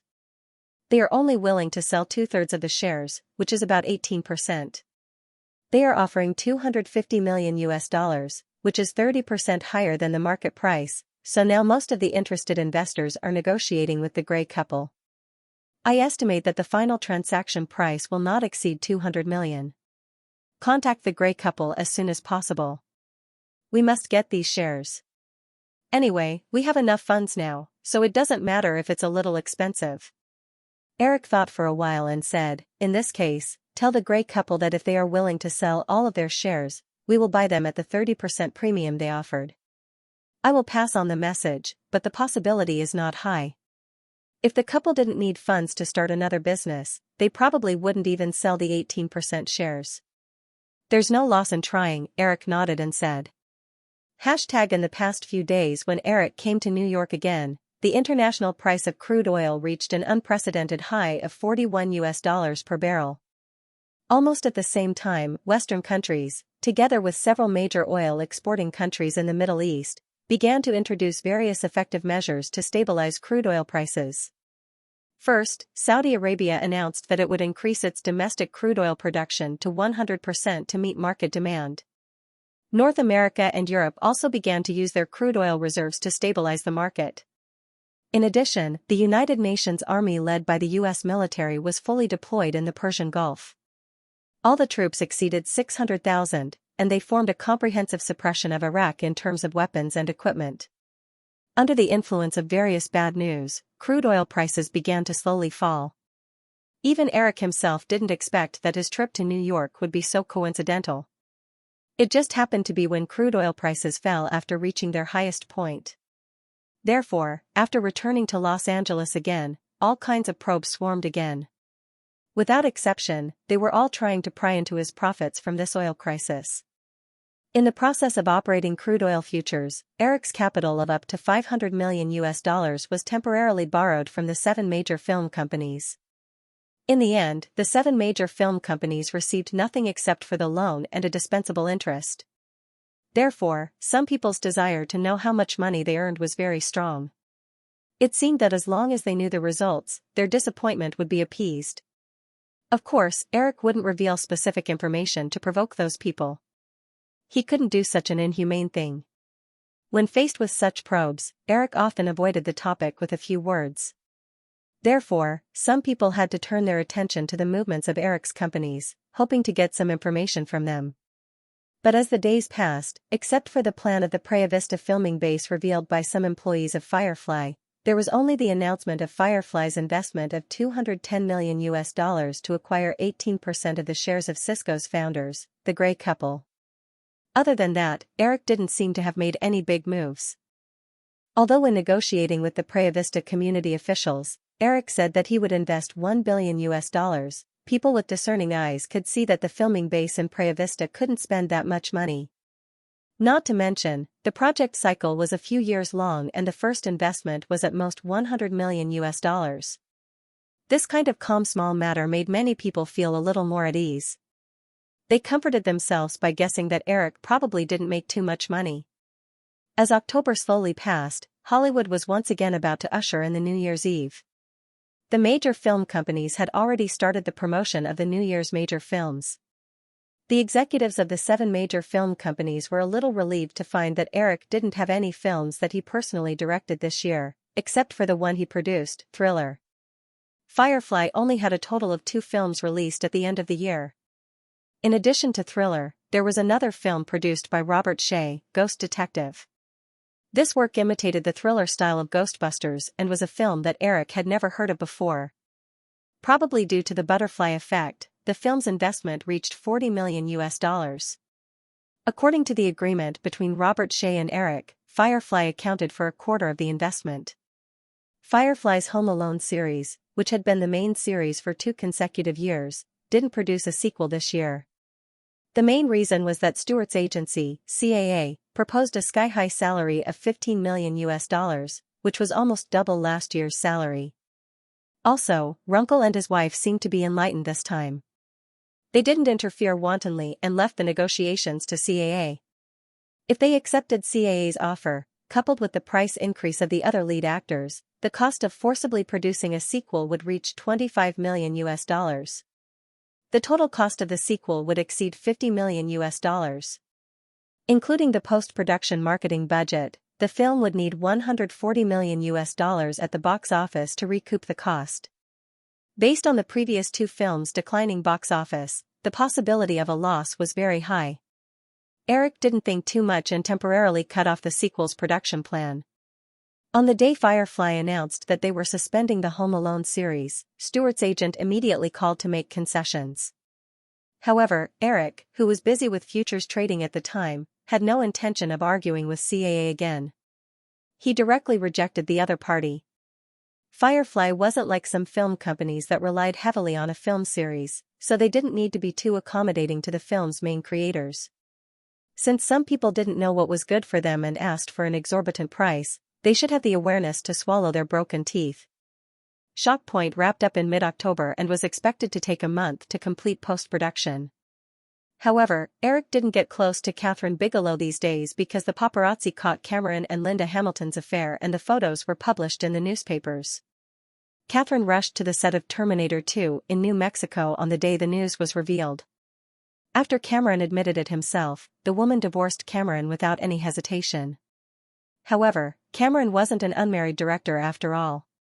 As a married man, having an affair with the female lead might affect the box office of Terminator 2 if word got out. Therefore, the two agreed to wait until Terminator 2 was released before announcing the divorce. Although the matter was temporarily hidden from the media, many people knew about it. As an investor of the 2 movies, Eric certainly knew. As a very vicious woman, Catherine Bigelow didn't marry Cameron until she was 35 years old because she admired his talent. She didn't expect that the marriage would last less than 3 years before her husband cheated. It would be difficult for any woman to accept this. Although Catherine was still calm, capable, and meticulous in her work during this period, and didn't seem to be affected by the breakup of her marriage, when Eric appeared, the woman's eyes would occasionally turn gloomy. She looked at him with a gaze that said, any playboy in the world should be fried. This feeling sent a chill down Eric's spine. He didn't want to be the scapegoat for Cameron's mess, so he simply let go of Shock Point for the time being. Since August, Robert Shea had a premonition of a crisis. From the moment Eric did not let him participate in any matters related to the filming base in Praia Vista, Robert Shea was already aware of this matter. This reminded him of what happened to Barry Diller 6 years ago. Barry Diller brought Paramount to the peak, but because of a conflict with Martin Davis, the major shareholder of Paramount, he was almost driven out of Paramount Pictures in the end. However, in the past few years, Paramount's declining performance and Fox's rising prosperity also proved that Martin Davis had made a big mistake back then. Robert Shea still had some self-awareness. He knew that he was not as capable as Barry Diller, but he also knew that he had an advantage that Barry Diller did not have. That was the 25% shares in Firefly in his hands, and most of the employees in Firefly were his subordinates when he was new. Robert Shea had always been very confident that if Eric forced him out, the damage to Firefly would be much greater than the loss to Paramount caused by Barry Diller's departure. Therefore, even though he felt the crisis, Robert Shea did not think that Eric would dare to go too far. In fact, he also understood that Eric wanted him to let go of the production business and only participate in the distribution business. However, in any film company, the production power was the object of contention for the top management. If he only let him be in charge of the distribution business and not participate in the other businesses of the company, how different would he be from a distribution manager? After another day of work, Robert Shea stood up and stretched his body. Looking at his watch, it was almost 5 o'clock. He gave a few instructions to his assistant, then habitually packed his things, put on his coat, and left the office to go home. Robert Shea's office was adjacent to Eric's. When he walked past Eric's office, Robert Shea glanced at the nameplate on the door and wondered with a little dissatisfaction if Eric had left the company early this time. He walked along the long corridor to the elevator. When he approached the corner where the elevator was, Robert Shea subconsciously stopped because he heard Eric's voice. In the beginning, it was just some casual chit-chat. Robert Shea soon lost interest and was about to walk over, but when he raised his foot, Robert Shea pricked up his ears and heard Eric say, "This time, there must not be another accident like Ghost. You will be personally in charge of this matter. Find an agency to contact Bruce Evans. You must successfully get that script. Don't worry, Eric. I know what to do. Nothing will go wrong this time." This was the voice of Eric's assistant, Alan Fissman. Eric said again, "It's better to be careful. Don't offer too high a price. If it's too high, it will arouse the other party's vigilance." The two of them exchanged a few more words before Robert Shea heard a soft ding. After light footsteps, there was no sound from the elevator. After a while, Robert Shea walked over and looked at the elevator on the left, which was slowly going down. He had a thoughtful expression on his face. At the same time, he also remembered Bruce Evans's name. Robert Shea immediately decided to find someone to inquire about the screenwriter. After the elevator began to go down, Eric and Alan looked at each other and smiled. They could see a figure on the wall at the corner of the elevator. Although it was blurry, Eric and Alan had already noticed Robert Shea as soon as he walked out of the office. Moreover, it was enough to only reveal Bruce Evans's name. Bruce Evans was not a nobody. This screenwriter had already produced several movies. Of course, the script had to be completed. Next, they had to send someone to contact Bruce Evans and act like he had obtained the script for Throatcutter Island. Let him leave with some hope. It can save the company a lot of trouble, Eric suddenly said when the elevator was about to slide to the top floor. Eric, why do I feel that this script is not bad? A good script may not necessarily make a good movie. Even if a good movie is made, it may not necessarily be recognized by the audience. Alan nodded thoughtfully. The two of them came to the parking lot together. Eric had just opened the door when his mobile phone rang. "Then I'll go back first," Alan said. Eric nodded and picked up the phone. A woman's voice came out, "Eric, my reputation is completely ruined." "Don't worry, I will never take responsibility." Eric laughed a few times and then said, "Fox's Little Princess, I think this title is very classy. You've been really good these days." It had to be said that Elizabeth was really into her role during this period. She played the role of an arrogant rich girl who desperately wanted an Oscar. The girl even went to Martin Scorsese's cocktail party for Goodfellas and personally PR Martin Scorsese not to apply for Best Picture for Goodfellas and only apply for Best Director.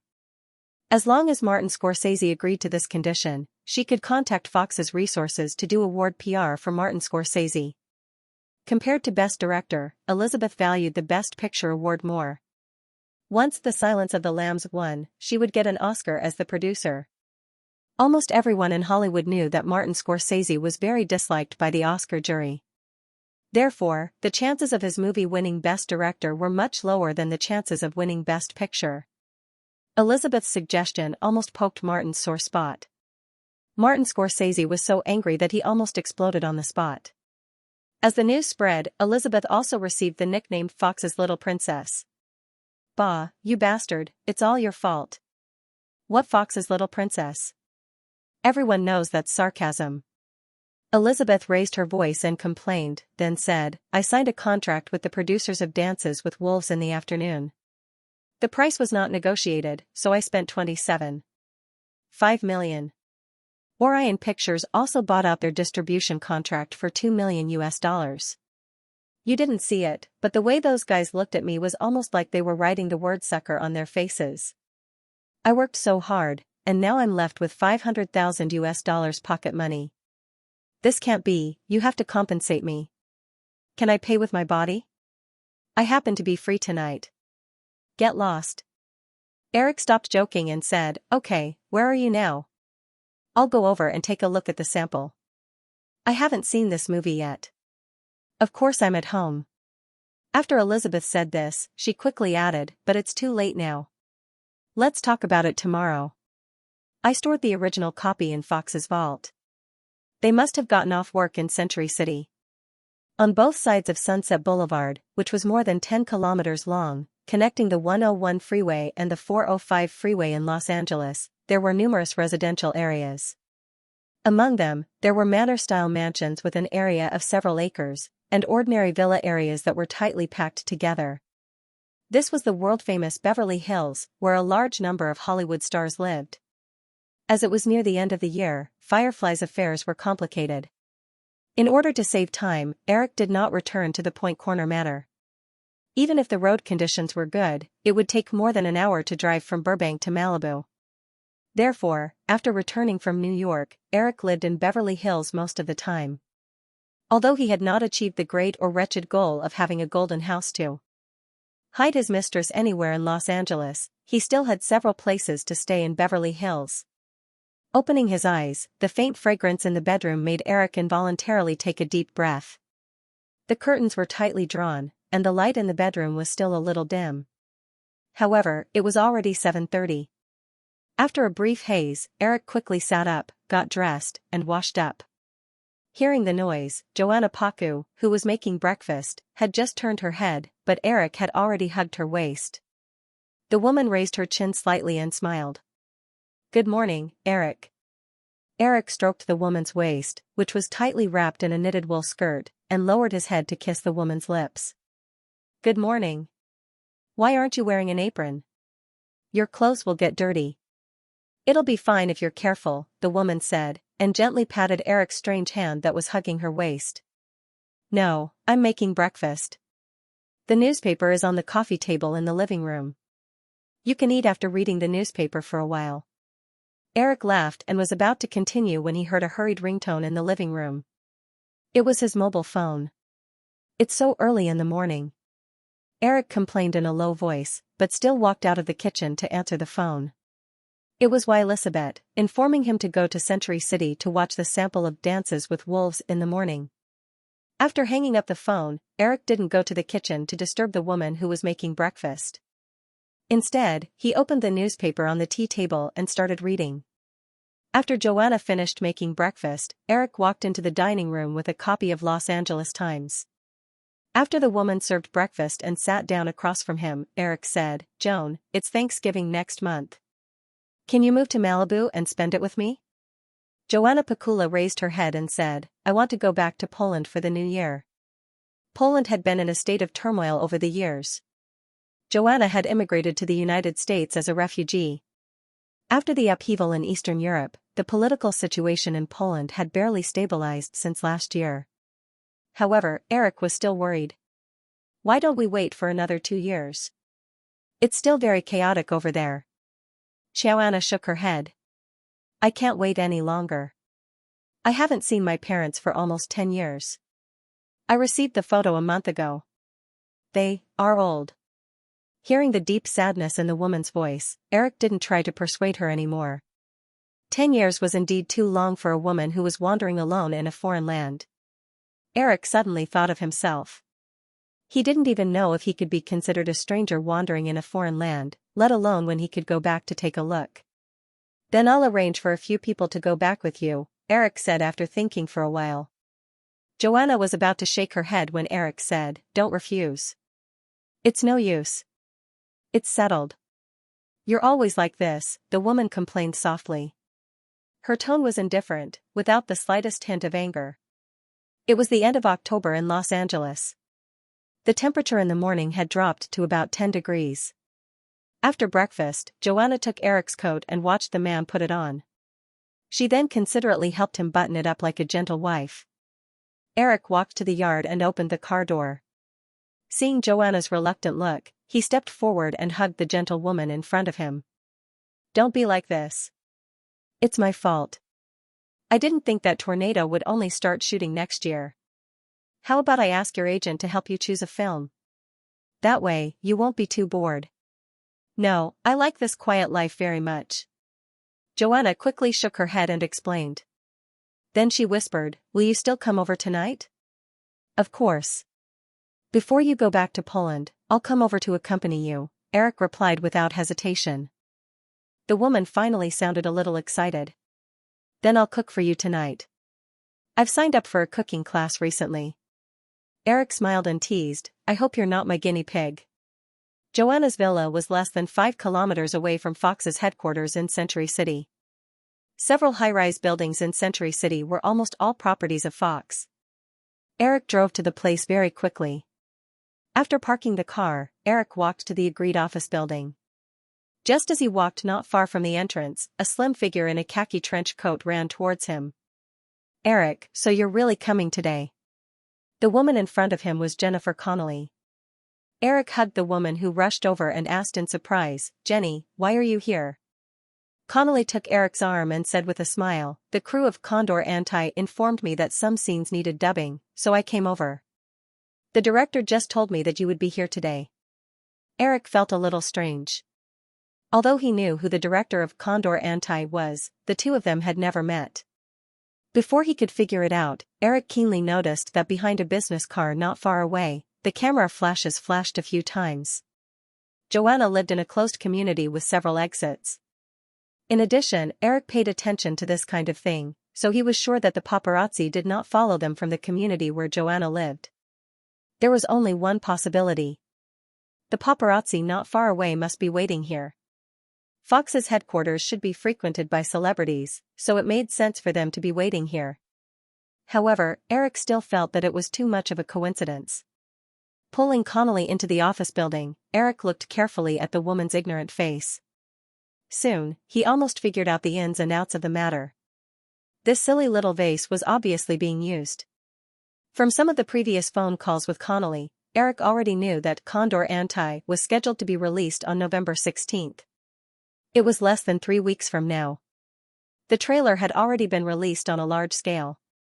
How could it still need dubbing? Condor Anti had 30% of Eric's investment. Fox had always wanted Eric to be a nominal producer, so that they could use his name to promote. Eric's continuous success in many films not only brought him huge profits, but also a good reputation among the audience.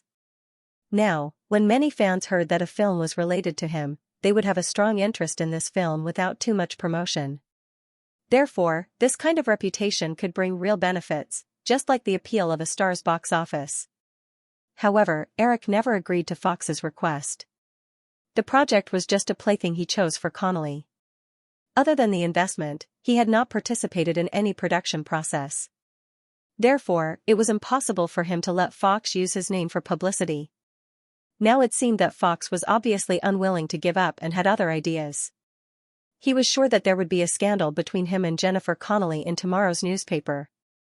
Coupled with the fact that Connolly was the heroine of The Condor Rebel, Fox would be able to link him to The Condor Rebel with a little twist.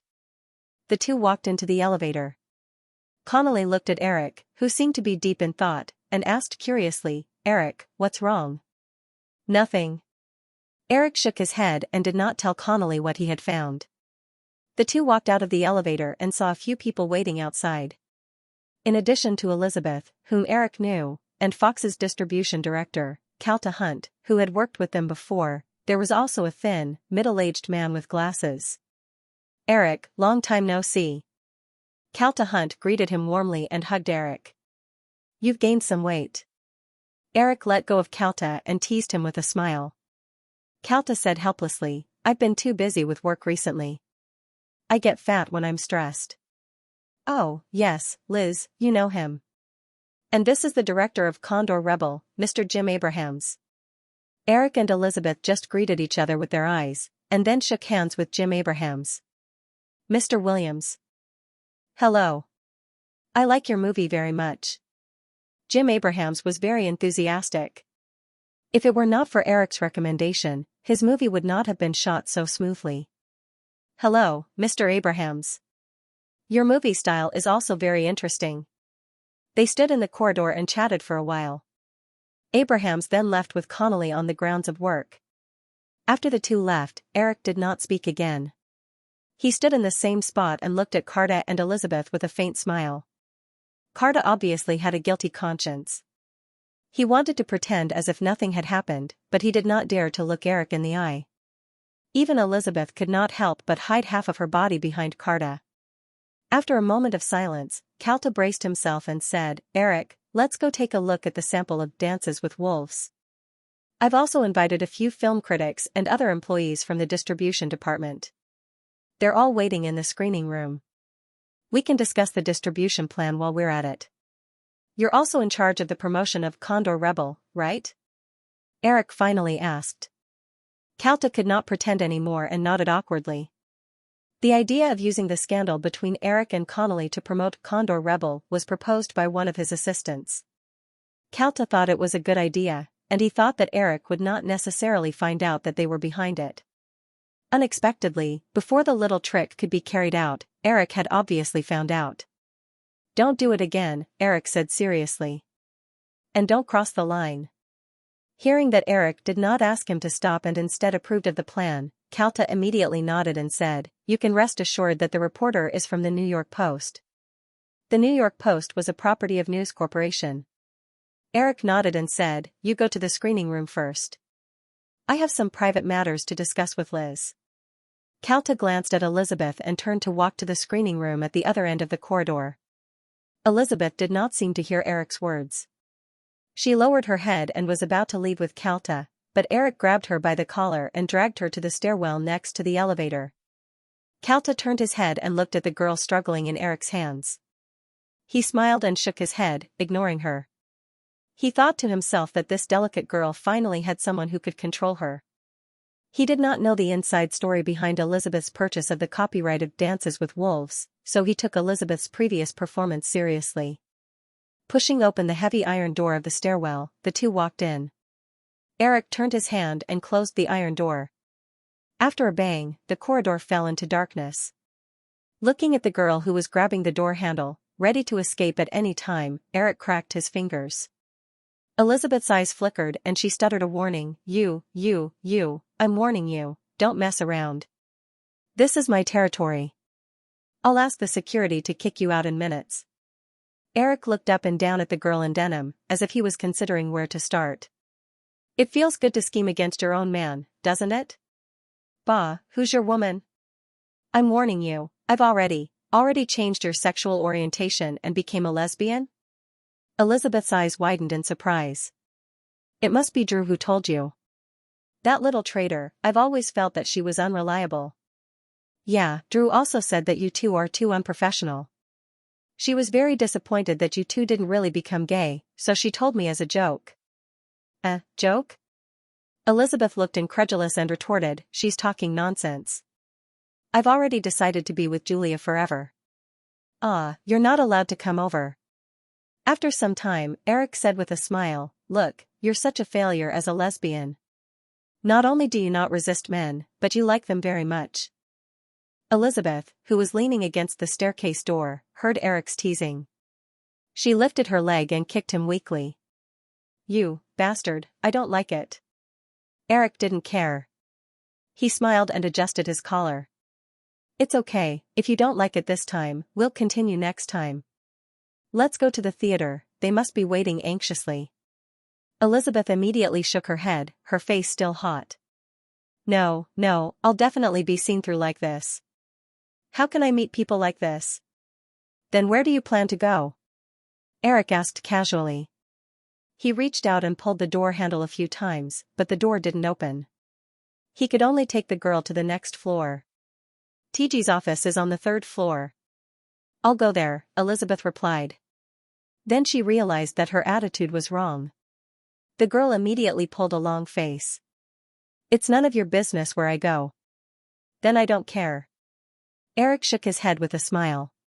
He then teased, but I can't just let go of the fact that you helped Kalta set me up. The 10 slaps on the leather drum won't run away sooner or later. I'll put that on record. Elizabeth glared fiercely at Eric. At this moment, the girl really wished that she had the laser eye ability from the manga. She could burn a big hole in this hateful guy's body with her gaze. Hearing Eric's words, Elizabeth remembered what happened not long ago. She said unhappily, "Petty man, I haven't settled the score with you for hitting me in front of them last time." Eric didn't care at all about the girl's murderous glare. He narrowed his eyes and moved closer to the girl. He whispered, "Don't worry, I'll definitely teach you a lesson in front of them next time." Elizabeth shrunk her neck. Although she knew that Eric would do what he said, she didn't want to back down. She gritted her teeth and said fiercely, "If you dare to do that to me again, I swear, I'll fight it out with you." "I'll be happy to oblige. I prefer the most primitive way of dueling. Besides, you women have more natural advantages." The two bickered as they walked down the stairs. The door to this floor was gently closed. Eric pulled it open and the two walked out. Elizabeth immediately grabbed an elevator and went down with a triumphant expression. Eric just shrugged. After a while, he took the elevator back to the floor they were on and walked to the screening room. Dances with Wolves was 236 minutes long, nearly 4 hours long. It was definitely impossible to finish watching it in the morning. Eric, Fox's head of distribution, and several well-known film critics watched the first 2 hours together. After lunch, they finished watching the next 2 hours. Eric didn't watch this movie in his previous life. He only briefly read the published book when he was investigating. Now that he was watching this 4 hours long movie, Eric wasn't like the Fox's staff. When he watched the movie, he didn't subconsciously think about what kind of distribution strategy to use and where to promote the movie. Because he was fully immersed in the plot, Eric and the invited film critics watched with great interest. Traditional Western movies often promoted white supremacy and heroism. The plot was usually about white people resisting and conquering under the oppression of the local evil forces in the process of development. However, Dances with Wolves was the complete opposite. The protagonist of the movie, Lieutenant Dunbar, chose to commit suicide due to his disability and confusion about the war. After he was saved, he was treated as a hero by a freak combination of factors. The subversive and ironic setting at the beginning of the movie doomed the tone of the movie to be illogical. It foreshadowed First Lieutenant Dunbar's rebellious behavior of surrendering to the Native Americans at the end of the movie. After recovering from his injuries, Lieutenant Dunbar was sent to a remote outpost bordering the Native Americans' residential area. He thought he would live a peaceful life there. However, a few children from the nearby Sioux tribe had once stolen a horse, which connected First Lieutenant Dunbar to this Native American tribe. Then, Lieutenant Dunbar accidentally saved Standing Fist Dance and sent her back to the Sioux tribe. The two sides began to interact. After probing again and again, interaction and awkward communication, as time passed, the two sides finally established a sincere friendship. Lieutenant Dunbar also fell in love with Standing Fist Dance, a white woman who was stranded in the Sioux tribe. The director used a lot of details to describe this process, but these seemingly ordinary scenes didn't feel long at all. Instead, they often smiled because of the awkward interaction between the two sides due to the language barrier. After marrying Standing Fist Dance, First Lieutenant Dunbar was about to move to the Sioux tribe. When he returned to the outpost to collect his luggage, he found that there was another group of soldiers stationed there. After noticing the appearance of First Lieutenant Dunbar, who was dressed in Native American attire, the group of white soldiers shot at him indiscriminately. The proud and arrogant white soldiers did not care about First Lieutenant Dunbar's defense of the Sioux people. Instead, they treated him as a traitor and beat him up before escorting him to the nearby fortress for trial. During the process, the Sioux people killed this group of soldiers and rescued First Lieutenant Dunbar. Because he was disappointed in the brutality and arrogance of the white people, Lieutenant Dunbar completely changed his name to Dancing with Wolves, announcing his break with the white world. However, in order not to implicate the Sioux people, Lieutenant Dunbar had no choice but to leave the tribe with Fist Dance. Excellent movies all had one characteristic, which was that people would unknowingly finish watching it, even if it was 4 hours long.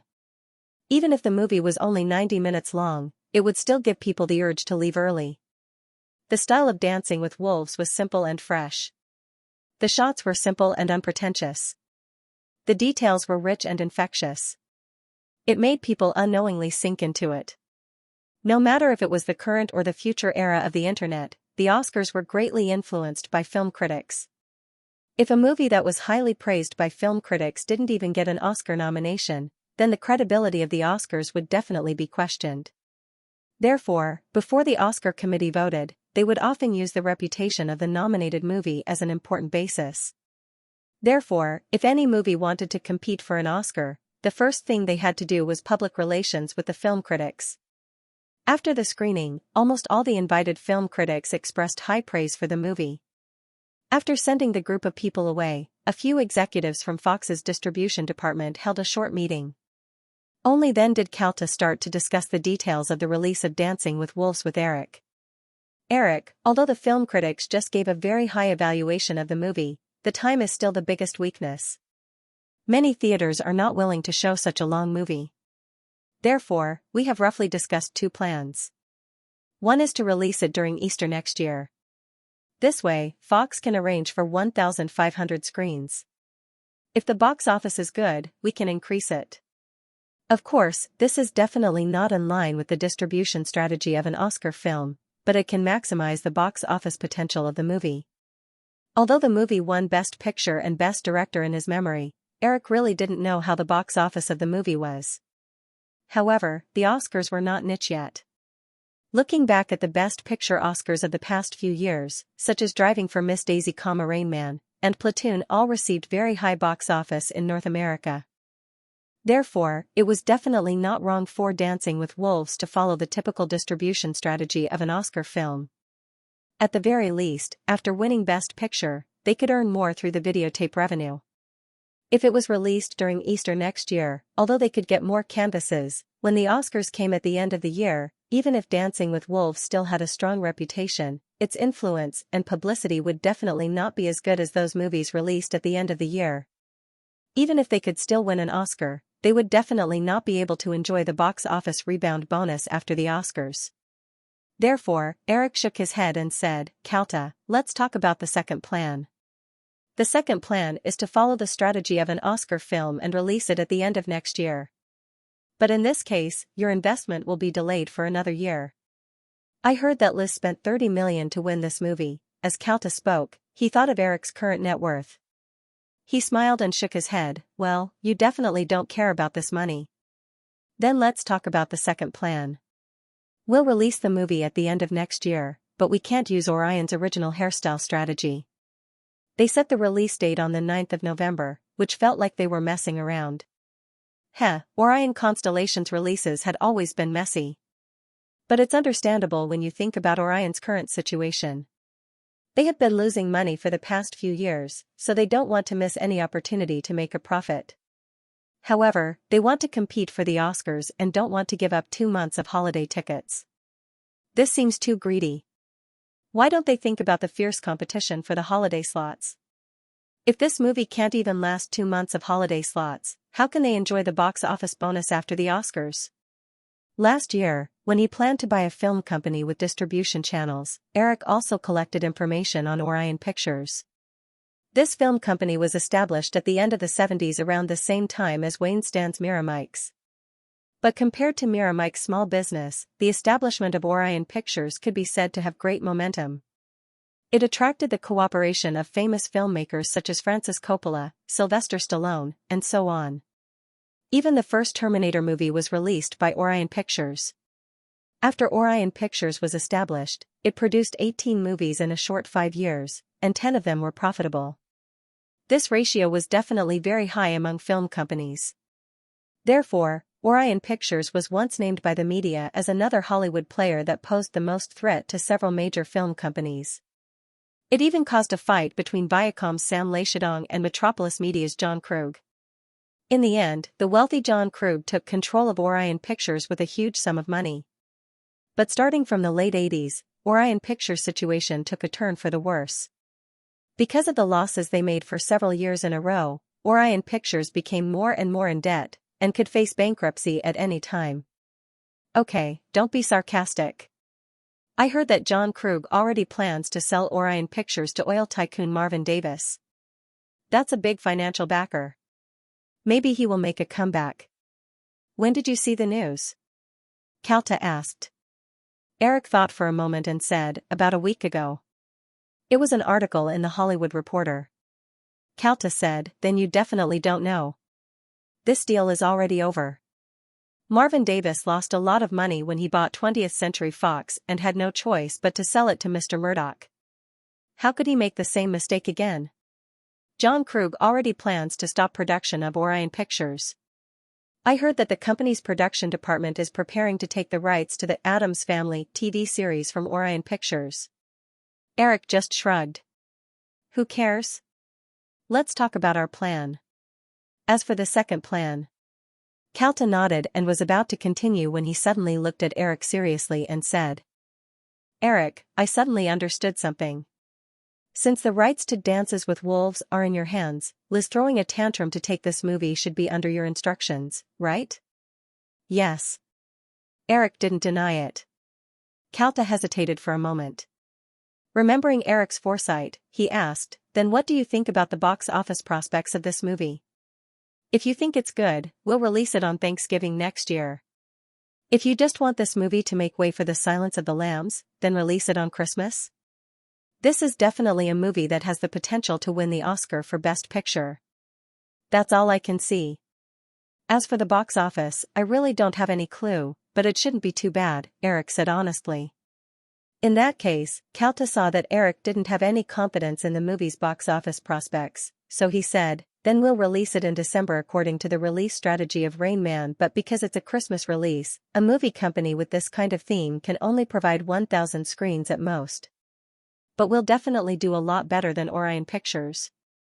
After spending a few hours discussing the details of the cooperation, Carta asked Eric when he was walking him out of the office building, Eric, although it's a bit strange to ask this question, I'm still curious. Since you've got the copyright of this movie, why don't you distribute it yourself? Eric said helplessly, do you think Liz will be willing to go crazy for no reason and get back the nickname of Princess Fox? This is the condition we discussed at the beginning. The rights are mine, and the distribution is Fox's. That chick is like a little hamster, trying to get everything into her nest. Calta laughed and said, of course. After all, she's the daughter of the Murdoch family. Jennifer Connelly left after finishing the so-called dubbing of Condor Rebel in the morning. Eric didn't go back to Joanna's villa directly because it wasn't time to get off work yet. Instead, he went to Burbank and dealt with some official business in the office before leaving at the end of the day. The next day, as expected, the New York Post published a scandal report about him and Jennifer Connelly. The article tactfully didn't use the photo of Connelly throwing herself into Eric's arms. Instead, it chose a photo of the girl intimately holding his arm as they walked into the Fox office building. In this case, if the two of them didn't want to admit it, they could insist that they were good friends. Good friends holding each other's arms wasn't a big deal, right? It was up to the reader to believe it or not. Except for the somewhat ambiguous title Williams Another Jennifer, the content of the article was quite restrained. It recounted the past of Eric and Jennifer Aniston, and described Jennifer Connelly's background as a child star in detail. As for the relationship between the two, the report used a completely speculative tone. After a few paragraphs of introduction, the news began to turn to Jennifer Connelly's recent role in Condor Rebel. In fact, most people would find that this was a publicity article. However, publicity articles mixed with scandals were the kind of subject matter that readers liked to read. Even if many people could see at a glance that the news was not credible, it was still more eye-catching than those exaggerated movie reviews. Many movies would use this method when promoting, but most of them used scandals between the male and female leads. However, this time, Condor Rebel used the scandal between the female lead and the hot young director in Hollywood, Eric Williams. As for Charlie Xian, the male lead of the Fighting Condor Rebels, although he had participated in Platoon a few years ago and could barely be considered an A-list male star, his influence was still far from Eric's. Although Charlie Sheen was also a famous playboy in Hollywood, if the scandal between him and the female lead was used, it would definitely attract considerable attention. However, considering the relationship between Connolly and Eric, even if someone brought it up, the publisher would not risk angering Eric. After all, Eric's current identity was not just a director, not to mention that Jennifer Connelly would definitely not cooperate. Eric did not care too much about this report. However, after a few women saw it, they called one after another to test him. Since breaking up with Jennifer Aniston, Eric had not confirmed an official girlfriend. Of course, it was impossible for these women to not have any thoughts. However, Eric brushed them all off perfunctorily. He did not have such thoughts at all. Eric thought that the scandal between him and Connolly would disappear after a while if he and Connolly did not actively respond, but he had far underestimated his influence and the curiosity of the media and the public about this matter. After the New York Post released the intimate photos of him and Connolly at the Fox headquarters, in just a few days, he and Connolly became the focus of a large number of paparazzi, and all kinds of groundless gossip appeared one after another in various tabloids. Of course, Fox was secretly happy. Although they did not dare to write too much in order to avoid falling out with Eric, they could not prevent other media from reporting on this matter. In the last 2 weeks before the release, Fox also completely focused on Jennifer Connelly in the publicity of Condor RUS. Because of the collateral effect of this scandal, the publicity effect of Condor RS was not only much better than expected, but also saved a lot of publicity budget. In the face of a large number of paparazzi, Eric began to look forward to the arrival of the era of media monopoly while strengthening his own security. In this era, the media channels in the United States were quite scattered. There were almost more than 50 media companies of various platforms in the country, so the dissemination of information was quite free. But 10 years later, the media industry in the United States had undergone a large number of mergers and acquisitions, and more than 90% of the information transmission channels were in the hands of the 6 major media groups. At that time, as long as he had enough power in Hollywood, he did not even have to say anything about being harassed by paparazzi. Someone would solve the problem. Originally, Eric planned to stay with Joanna before she went back to Poland to visit her family, but because of the impact of this incident, and because he had more important things to do at the end of the year, he had to move to his own mansion in Beverly Hills under Joanna's complaints. In November, Eric began to make the final preparations for the expulsion of Robert Shea. In the first few weeks of November, he held several parties in a row in the Beverly Hills mansion and invited all levels of management and employees of Firefly to get to know each other. At the same time, Eric also had several private conversations with Robert Shea's deputy, Michael Lynn. After supervising Instinct in the first half of the year, Jeffrey planned to rest on his farm in Maryland for half a year. He would start working again when Eric's Tornado project started next year.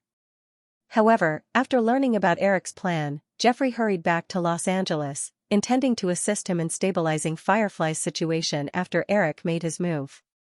Jeffrey didn't have any relatives in Los Angeles. His flight from Maryland on the East Coast to Los Angeles arrived at 7:30 p.m. on November 13. Eric personally went to the airport to greet him. In the arrival hall, Jeffrey appeared in front of Eric with a small suitcase. He hugged Eric warmly and handed the suitcase to the bodyguard who came with Eric. The two walked out side by side. "It's really sad to see you so lonely. Jeffrey, maybe you should find another companion." "I don't have such thoughts." "Chris won't accept it either." Jeffrey shook his head and quickly said with a smile, "But you've been quite popular in the newspapers these days." "Another Jennifer, hee. It's a plan made by Fox to promote anti-Condor. I didn't think it was a big deal, so I acquiesced. I didn't expect it to have such a big impact." Jeffrey said again, but I think this girl is not as smart as Jennifer Aniston. She's too delicate. Although Jennifer Aniston liked to throw a tantrum in front of him, it was also a girl's character in front of her lover. However, this girl was much more likable than Drew. Although they only met a few times, Jennifer Aniston was deeply liked by Jeffrey. Eric couldn't help but sigh. Jennifer Aniston's agency contract was still with Kapoor, so Eric could get the latest news of this girl at any time. Since they broke up at the beginning of the year, Jennifer Aniston seemed to have become a career-type woman. She devoted herself to acting. More than half of the second season of Friends was now broadcast. The average viewership of more than 20 million was still outstanding. In addition, Jennifer Aniston also took on 2 movies. One was a cameo that only had a 5-minute appearance.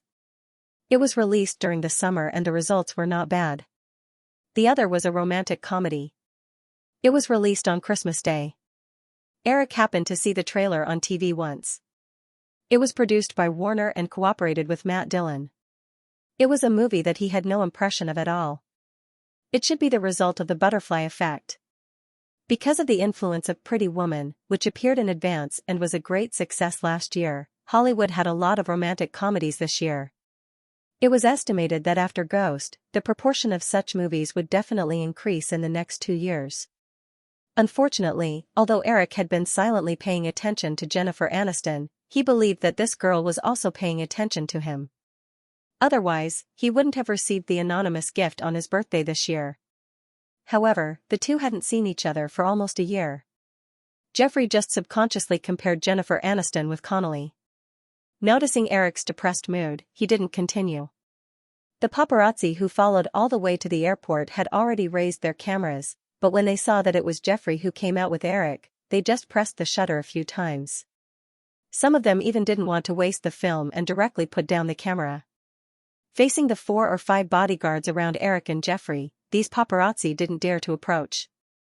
After escorting Eric and Jeffrey to the car, except for the driver, the remaining 4 bodyguards rushed to the black Chevrolet behind. Isn't this too cautious? After the car started, Jeffrey couldn't help but ask.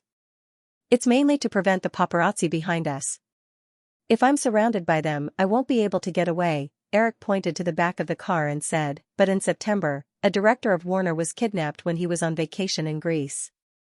Not only was he blackmailed for $1 million, but he almost didn't come back alive. It's never wrong to be careful. I'm now a high-risk kidnapper. What's more serious is that I don't have any relatives. If I'm kidnapped, I can't even find a ransom person. Jeffrey couldn't help but laugh. How is that possible? We won't ignore it.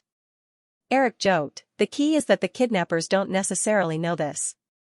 Maybe after they kidnapped me, they suddenly found that there were no relatives they could contact, and they killed me directly. In that case, I think you should get married early. I don't have such plans, Eric shook his head. Jeffrey knew Eric's temperament. The two people's views on life were very different. He knew that it was useless to say anything else. The two chatted casually until they arrived at Jeffrey's apartment. After getting out of the car, Eric walked in with Jeffrey. I asked someone to help you clean up this morning, but I didn't buy anything to eat. You can go to the supermarket tomorrow by yourself. It's best to hire a servant. I don't need any servant. I'm not even 60 years old yet. It's not like I can't move. Jeffrey said and waved his hand to let Eric sit down on the sofa. He then boiled water and made coffee. After a while, Jeffrey handed a cup of coffee to Eric and sat down on the other side of the sofa. Because there were outsiders in the car, Jeffrey couldn't say anything. Now, he asked solemnly, Eric, isn't this a little too hasty? Eric knew that Jeffrey was referring to the expulsion of Robert Shea. He shook his head. If Robert has the ability to make Firefly develop quickly, even if he wants enough power, I can give it to him. But his ability is limited, and he has no restraint in his pursuit of the company's power. He has always been calculating in his heart. This kind of person is destined to do no good to Firefly's development. Jeffrey said again, but what about the 25% shares in his hands? This is also what I'm most worried about. I have enough confidence in Firefly's development prospects. As Firefly develops and grows, if we do nothing, then in a few years, the conflict between me and Robert will be brought to the table. Coupled with Robert's identity as a shareholder, the conflict between the two of us will have a greater impact on the company. So, it's better to kick him out early. It seems that you've thought about it carefully. After Robert leaves, who do you plan to let at the helm? Michael Lynn, Robert's current deputy. I've talked to him several times and promised him some benefits. But I won't give him too much power. If a company wants to develop quickly, only one voice is necessary, just like Disney. And Time Warner is a negative example. Although Time Warner merged with Time Warner to become the largest Hollywood giant, the personnel disputes in Time Warner have become more complicated and even affect Warner's operations. Even if it has the largest scale in Hollywood, it will definitely be surpassed in the future.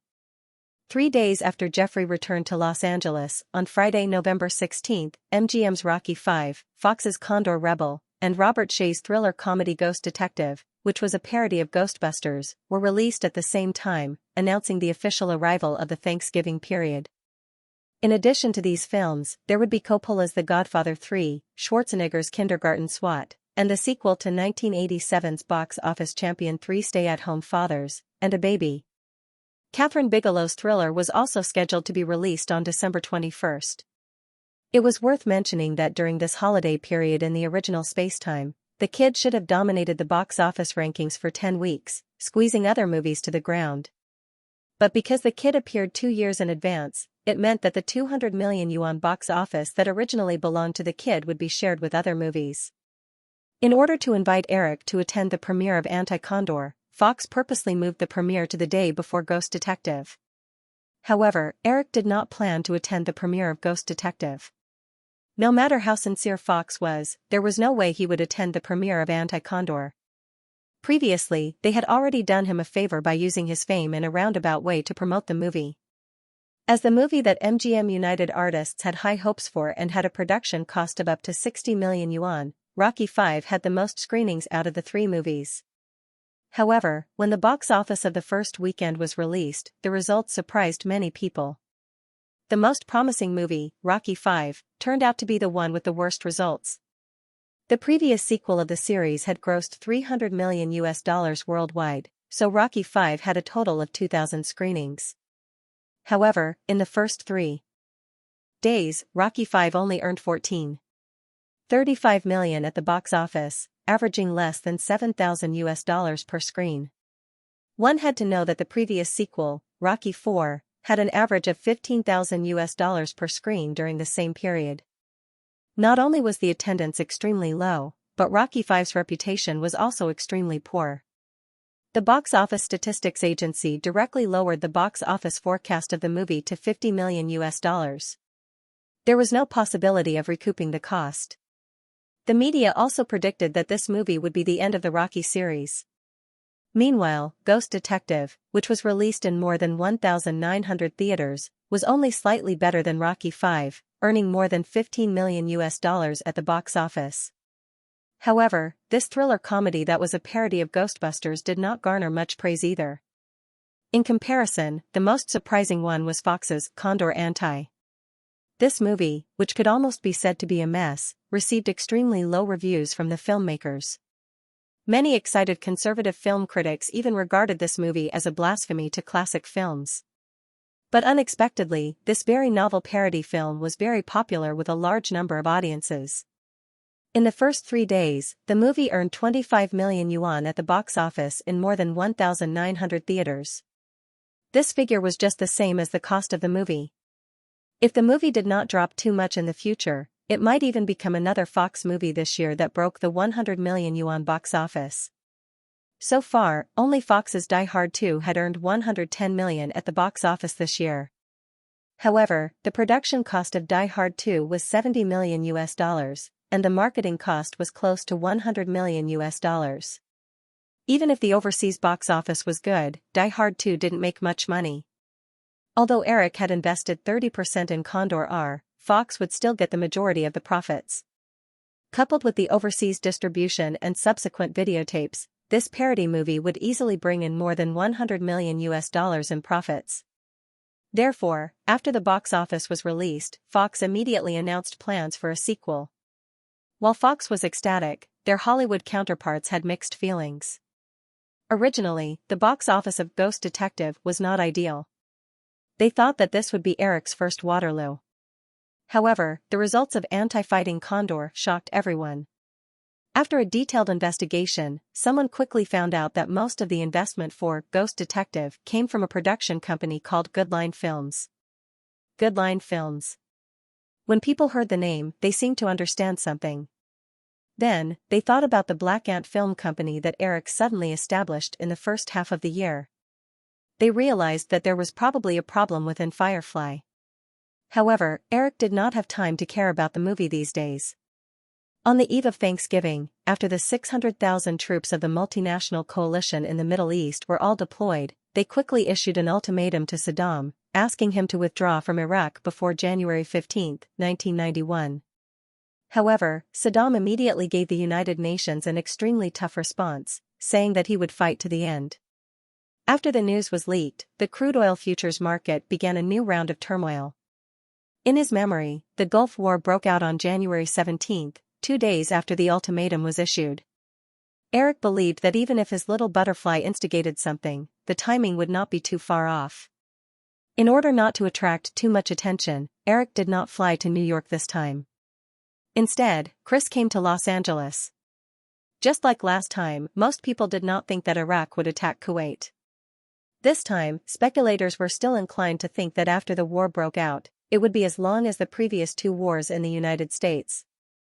Once this happened, the price of crude oil would soar again. Therefore, after the ultimatum was issued, speculators began to establish a large number of multiple positions. In the face of Eric's unusual pessimism, Chris did not question too much this time. However, the situation this time was very different from before August. Before August, the price of crude oil had been rising slowly. When Iraq invaded Kuwait, it suddenly soared to a high of $40. But now, in the face of the imminent war, the crude oil futures market would become even more unpredictable. There were still 2 months before the war broke out. During this time, whether it was the Western countries or Saddam Hussein, any information released could lead to a sharp rise or a sharp fall in the price of crude oil.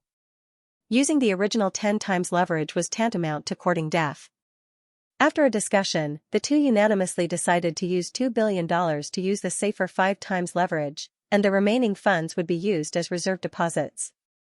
On the one hand, this could minimize the risk to the maximum. On the other hand, Eric wanted to invest all of his funds, but the scale of the futures market was so big that $10 billion was the limit of 5 times leverage. If billions of dollars were invested with high leverage, it would be impossible to find a bank that could guarantee tens of billions of dollars. Chris stayed in Los Angeles for 2 days and soon left. Eric put all his focus on the most important thing. Even when he was celebrating Thanksgiving with Drew, Eric did not stop to make related arrangements. Although there was only 1 day of Thanksgiving Day in federal law, companies would usually have a holiday from the Thursday of Thanksgiving Day until Monday of the following week. Firefly Pictures was no exception. The 1990 Thanksgiving Day was on November 22. November 26, Monday. Because of the release of several new films on November 22 and 23, the box office of Rocky V fell by as much as 55% in the second weekend, earning less than $7 million. Ghost Detective's box office also fell by nearly 50%. This $40 million investment film was likely to lose money. However, Condor Rebel, under the attack of several new films, still managed to earn $16 million in the box office in the last 3 days of the second week. The total box office had reached more than $47 million. That day happened to be Firefly's end-of-year meeting. When Robert Shea arrived at the company early in the morning, he was keenly aware that the atmosphere in the company was not right. He thought that everyone was mocking his Ghost Detective's box office failure, so he found an excuse to throw a tantrum at an employee. At 9 o'clock, the meeting officially began. Taking the memo from Alan, the two walked to the conference room together. Eric asked in a low voice, "How's that?" Alan also lowered his voice, "It's all done. The candidates for the director, Rennie Harlan, and the heroine, Gina Davis, have been revealed to Bruce Evans." However, we have also successfully made him realize that someone is very interested in the script of Throat Cutter Island. He is not in a hurry to make a move now. He is in a stalemate with the staff we sent. Moreover, some other people have begun to inquire about the script of Throat Cutter Island. They should be Robert's people. Eric nodded with relief, pushed open the door of the conference room, and the two walked in together. The main topic of today's meeting was the summary of Firefly's work for the past year. Since the beginning of the year, Firefly had only produced 2 films, Ghost and Sleeping with the Enemy. However, their results in film distribution were very dazzling. Ghost, Sleeping with the Enemy, Teenage Mutant Ninja Turtles, and The Silence of the Lambs had all achieved box office sales of more than 100 million. In addition, Firefly had also acted as an agent for the distribution of several small films from second- and third-tier production companies during the off-season, which also brought in a small amount of profit. Although the holiday season at the end of the year had just begun, the total box office in North America in 1990 had exceeded $5 billion. However, the total box office achieved by Firefly this year was only a little more than $600 million, accounting for 12% of the local box office. Although this figure was much worse than the box office results achieved by Eric's movies last year, if one thought about it carefully, one would find the difference. This year's results were achieved by Firefly's independent distribution. Last year, almost all of Eric's movies were distributed by the Big Seven. Even if the movie itself was very profitable, it was just a simple production company. After a year of integration with the new line, Firefly already had the embryonic form of a major film studio with a complete production and distribution channel, just like the Big Seven. Although there was still a gap between them and the Big Seven in terms of foundation, their box office share had already surpassed Paramount Pictures by 10%. As for MGM, it was far behind and ranked 6th among all the film companies in Hollywood. In terms of television production, Friends produced by Firefly was still at the top of the viewership ratings for the fall season, and the variety show Who Will Become a Millionaire was widely praised. The X-Files, which was broadcast at the same time as Friends in September, also received an average of 17 million viewers. Although this result was much worse than Friends, the main audience of The X-Files was mainly teenagers between 16 and 30 years old. It was not an all-ages comedy like Friends, so this result was also very good. What's more, because the viewing age group was very concentrated, The X-Files was even more popular with advertisers. Its advertising revenue was more than 20% higher than television series with similar viewership ratings. In addition, the company had also made significant progress in the videotape and overseas distribution business. The videotape distribution department had already established a partnership with the videotape rental giant, Blockbuster.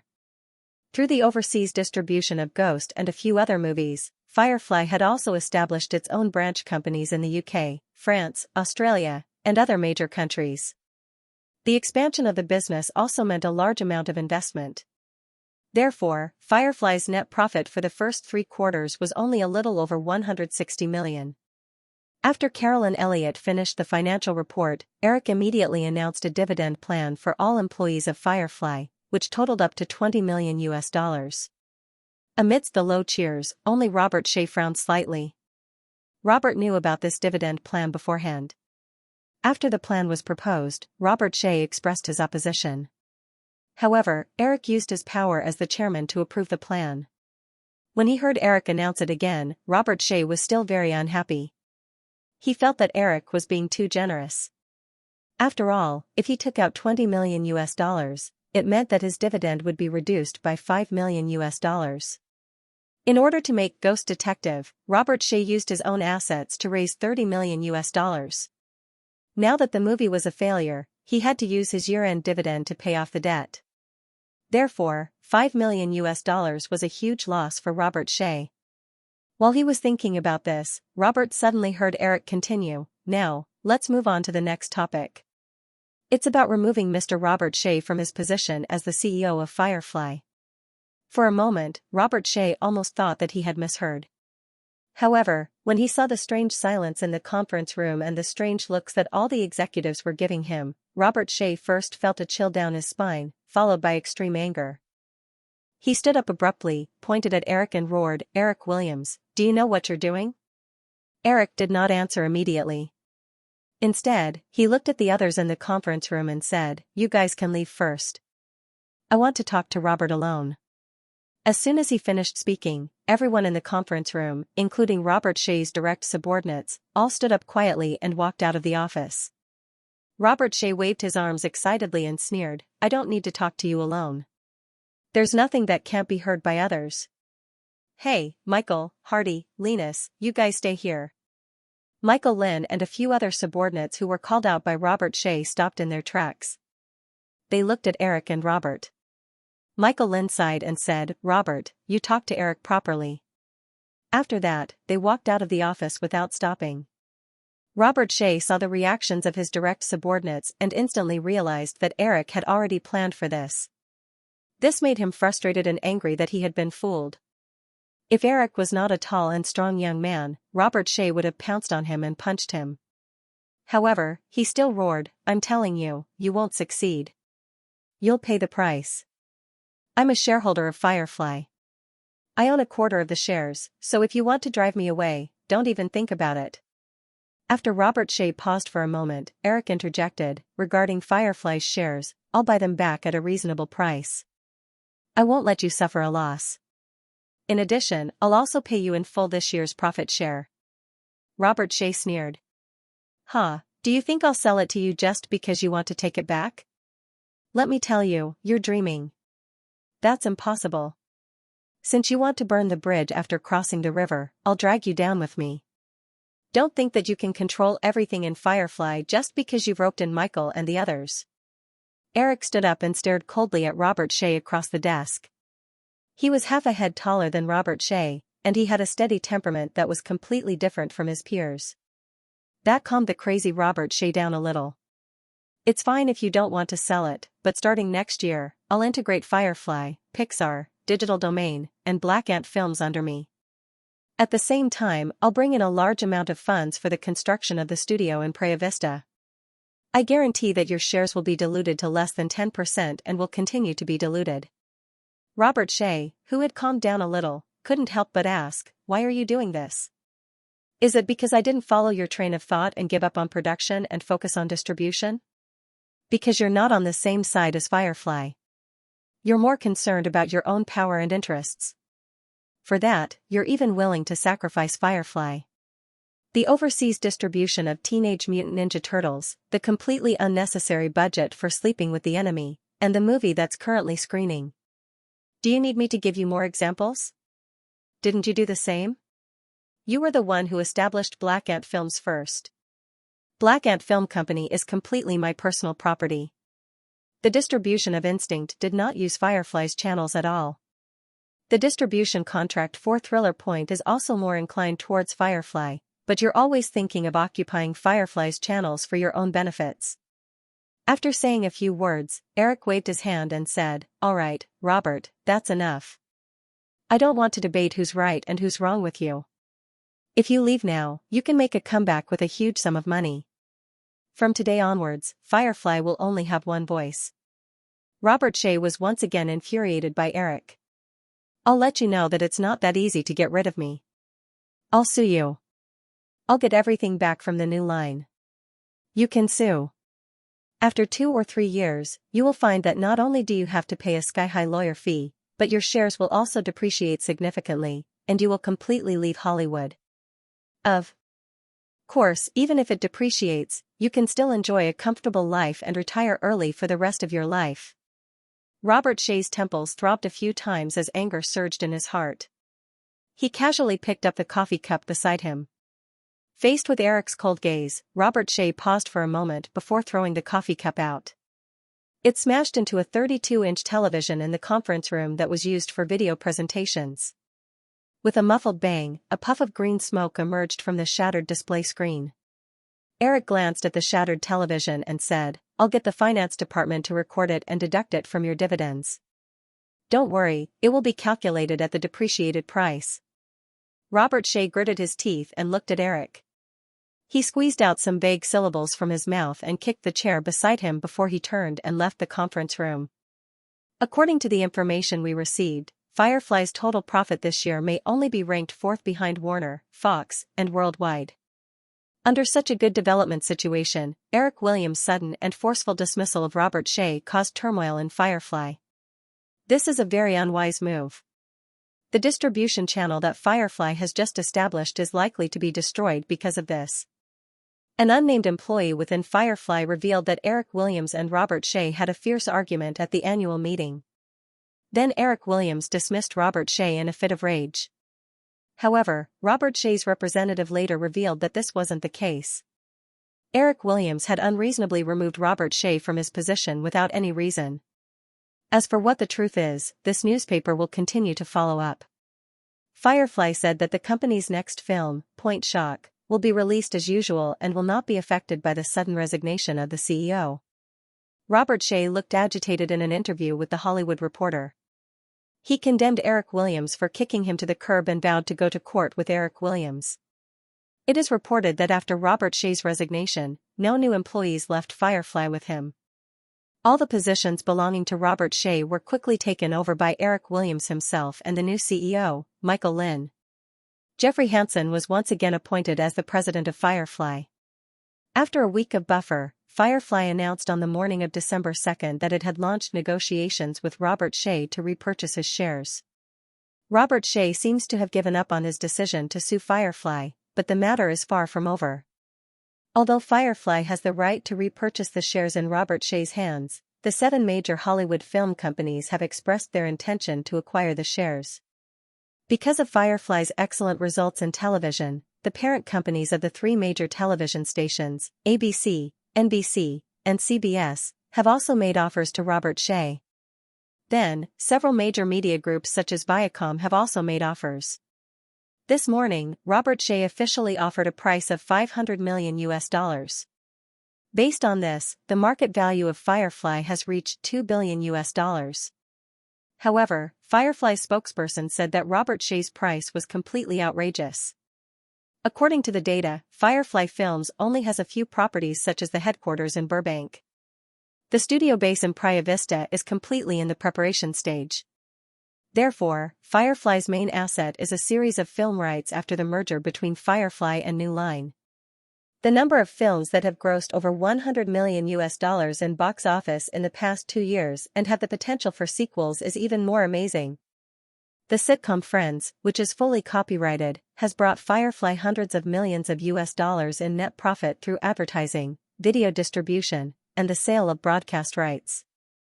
Therefore, although the valuation of $2 billion is too high, it is not too exaggerated.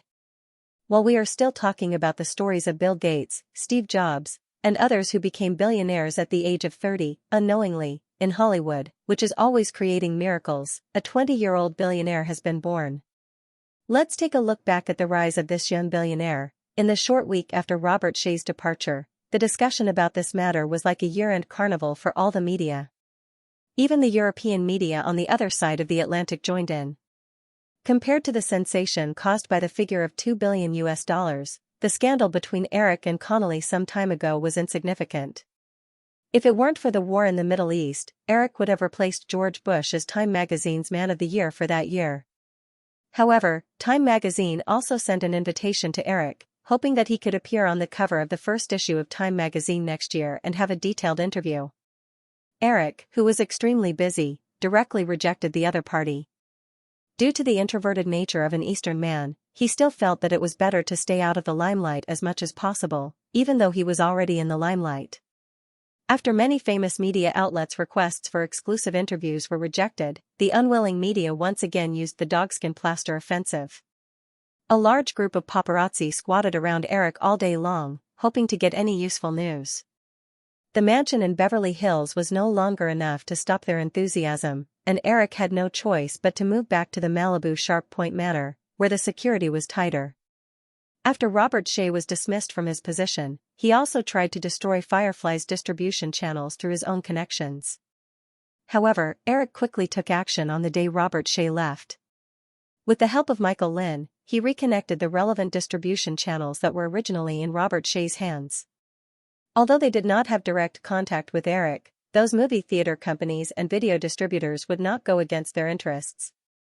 Therefore, although they encountered some small obstacles, all of Firefly's business returned to normal after a week. "Then, I hope we can have a pleasant cooperation, Mr. Cades." After lunch at a famous restaurant on Sunset Boulevard, Eric finally shook hands with the fat middle-aged man in front of him.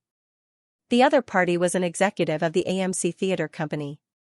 These days, Eric spent most of his time building relationships with people like this. Cohen Cades also shook hands with Eric with a smile. "That's for sure. I believe we will have a pleasant cooperation in the future, Mr. Williams."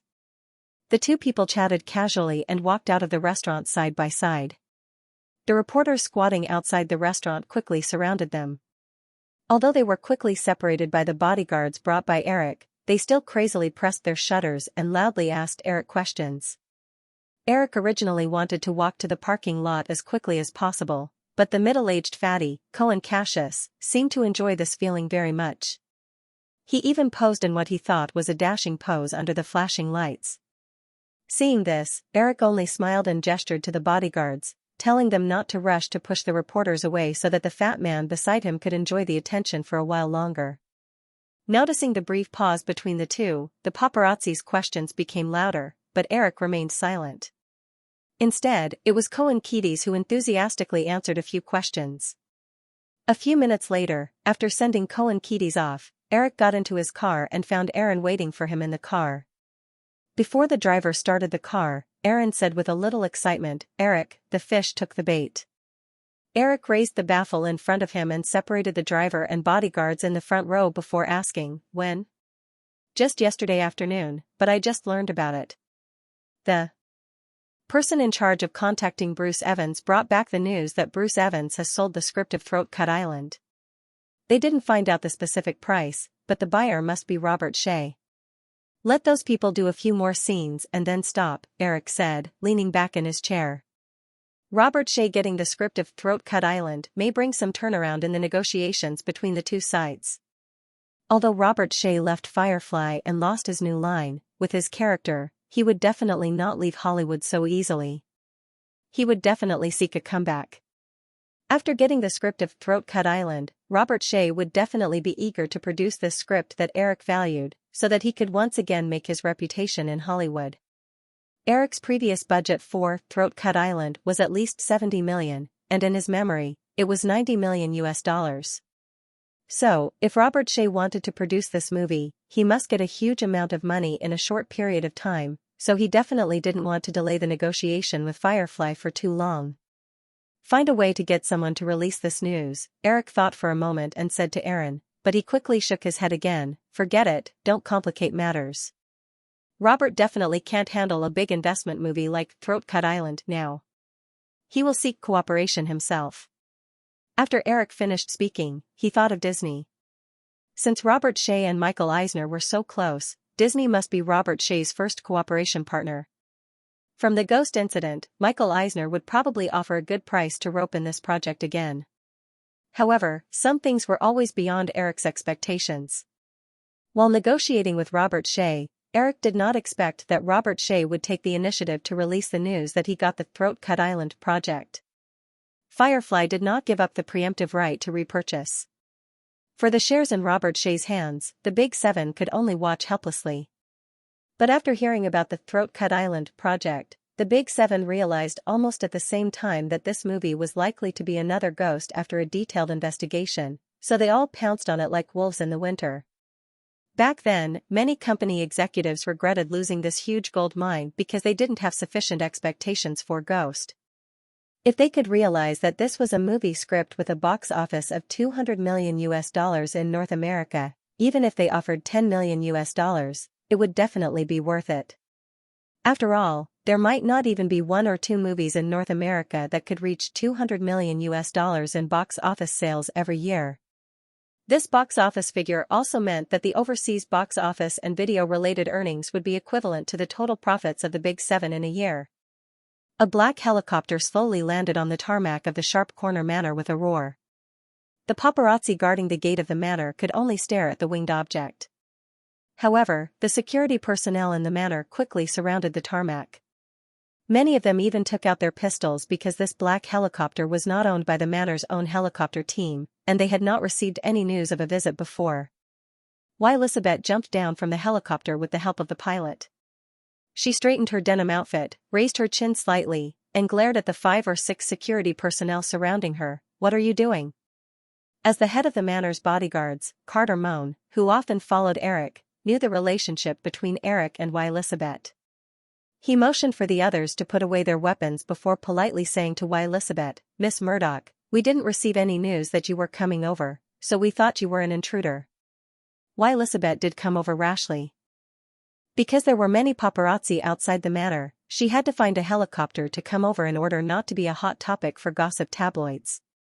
But of course, Elizabeth wouldn't say much in front of these people. She just asked, "Where's Eric?" Carter Moan's expression suddenly became a little strange because there was already a woman in the manor. He knew that Eric had a habit of not inviting other women over when there was a woman in the manor. So, it was obvious that the young lady in front of him came uninvited.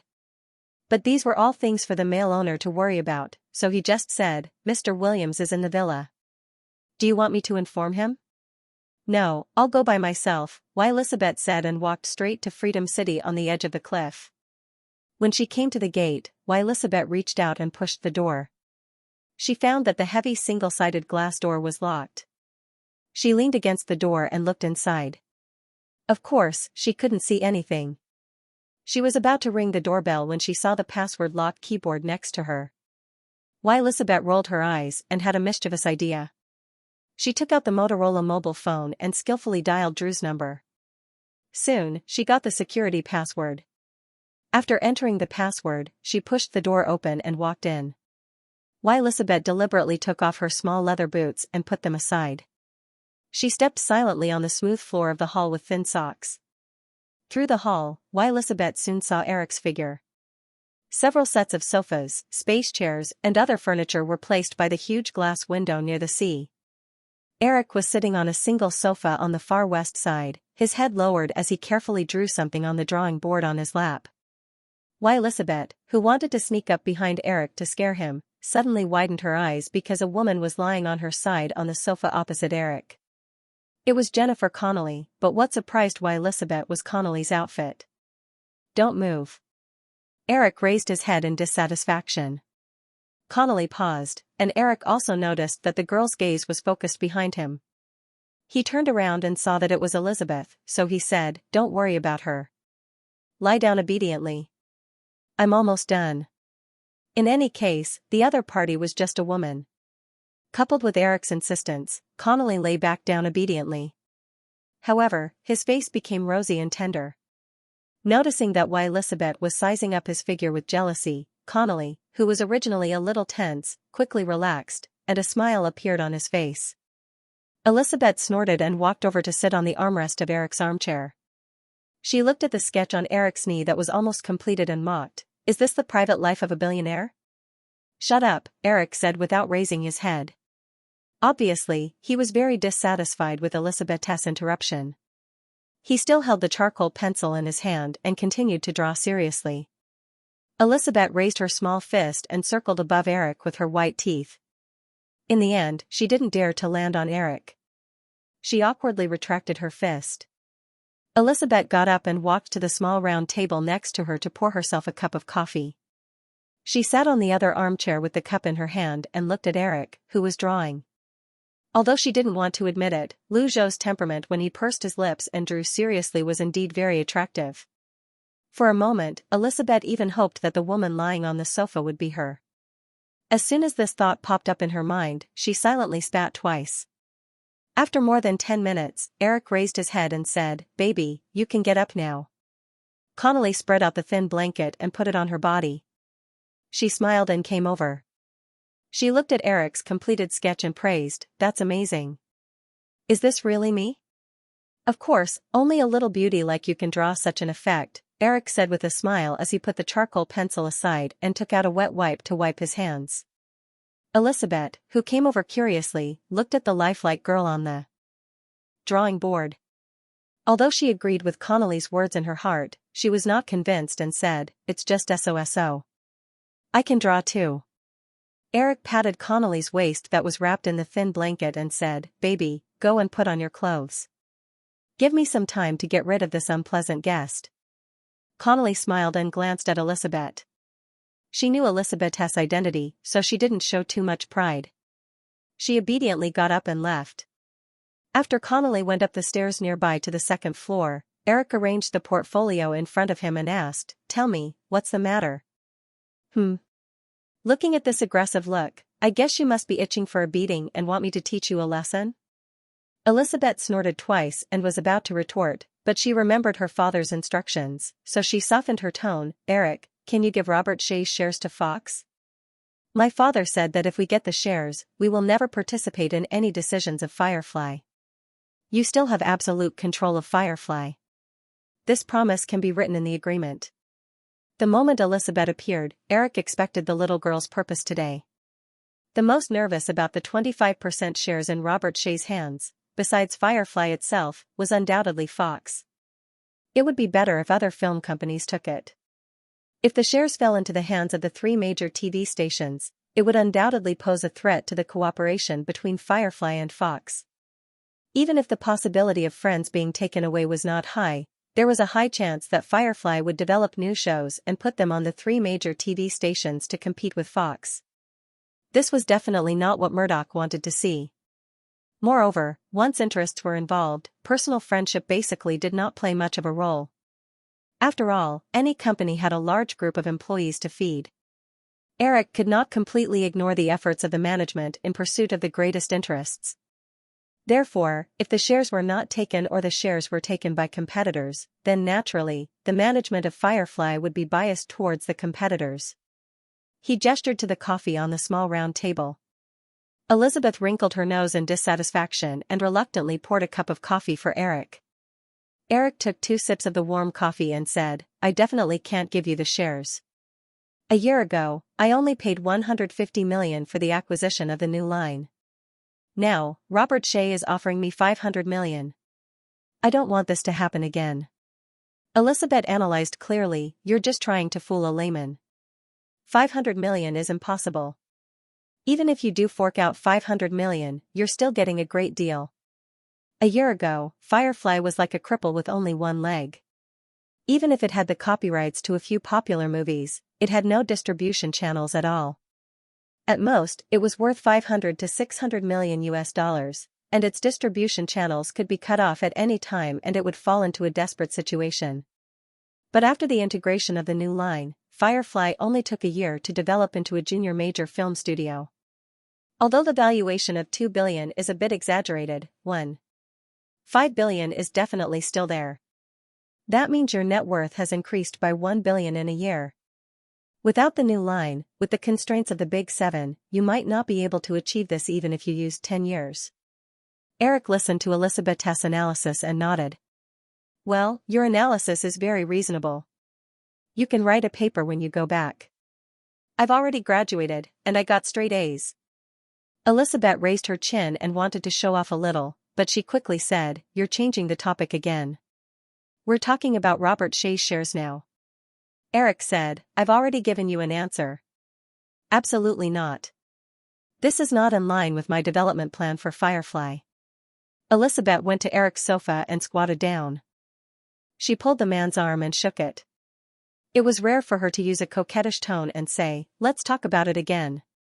Eric quickly pulled his hand back and said with a face of fear, "Don't be like this. It's too scary."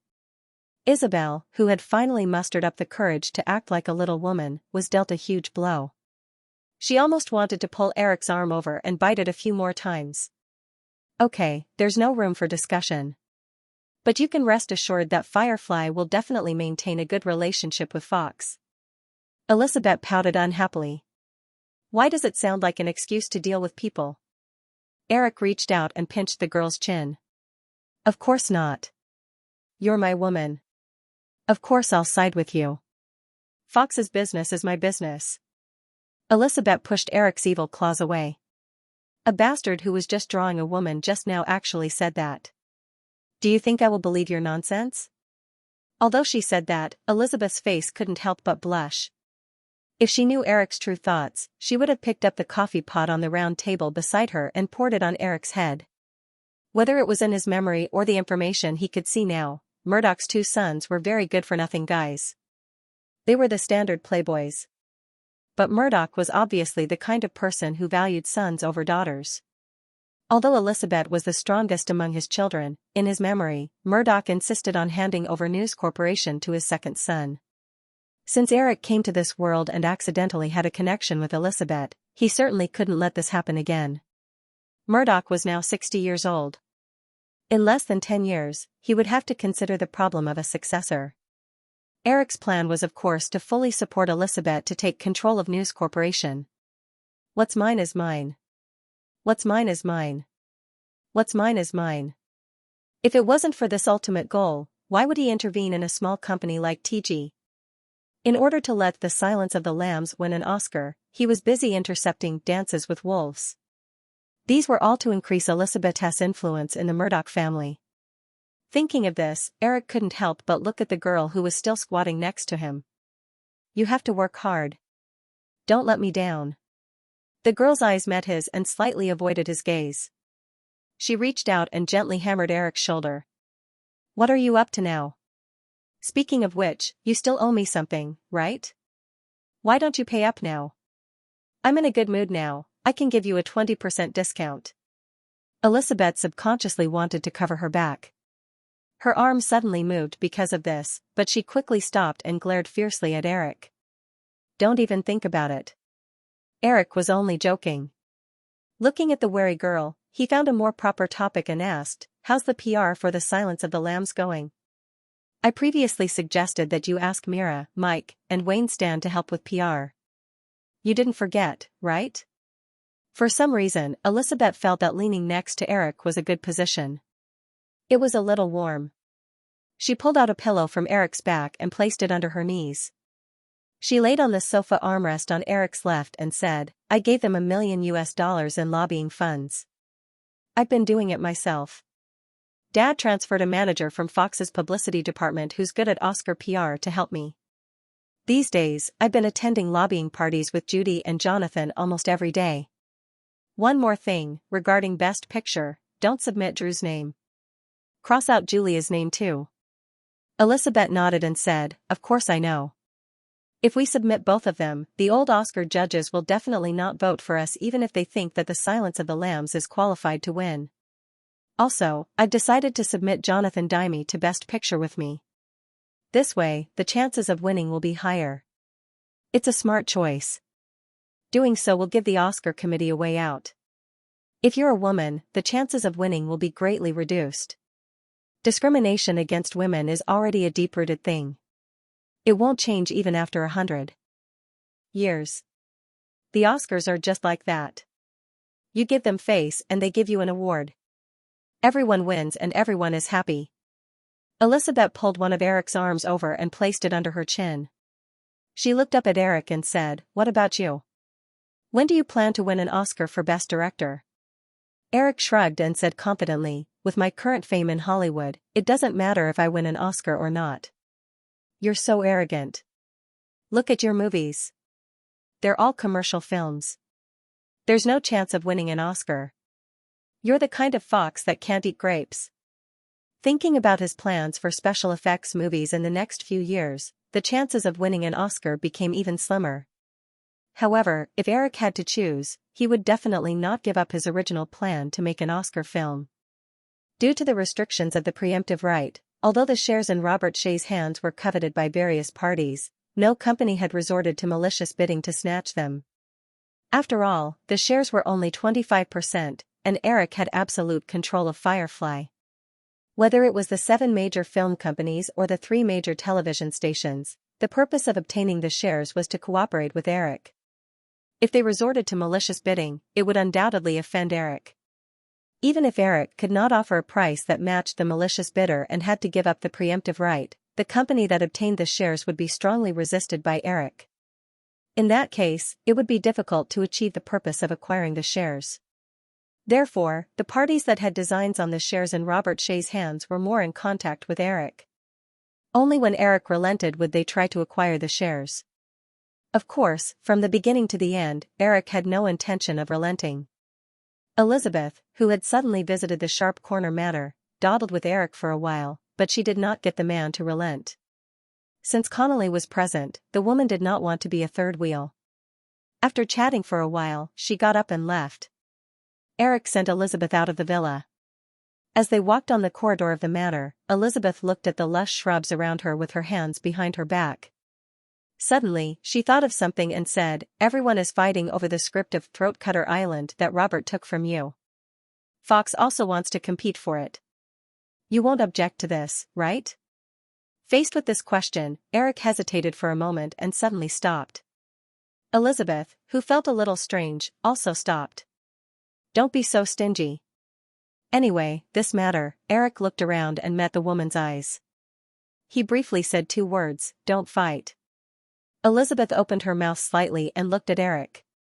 Although she was a little unruly and arrogant, she was also a smart woman. She quickly realized something from Eric's expression. "You did it on purpose?" Eric nodded slightly and continued to walk toward the tarmac. "Keep it to yourself. Don't tell anyone. If you ruin my business, I won't forgive you." Elizabeth glared at Eric. Why did he have to put the blame on her? However, she did not argue with Eric this time. She knew the severity of the matter. She nodded to show that she understood. Then, she asked curiously, "Then what's with the script?" Eric said indifferently, "Don't ask about this." Elizabeth snorted in dissatisfaction. As the two entered the tarmac, the woman said to Eric, "I'm leaving. You can continue to draw your naked woman. Why did you make such a good thing sound so despicable? Practicing sketching is a very calming thing. Look at you, you are too impetuous. You should give it a try."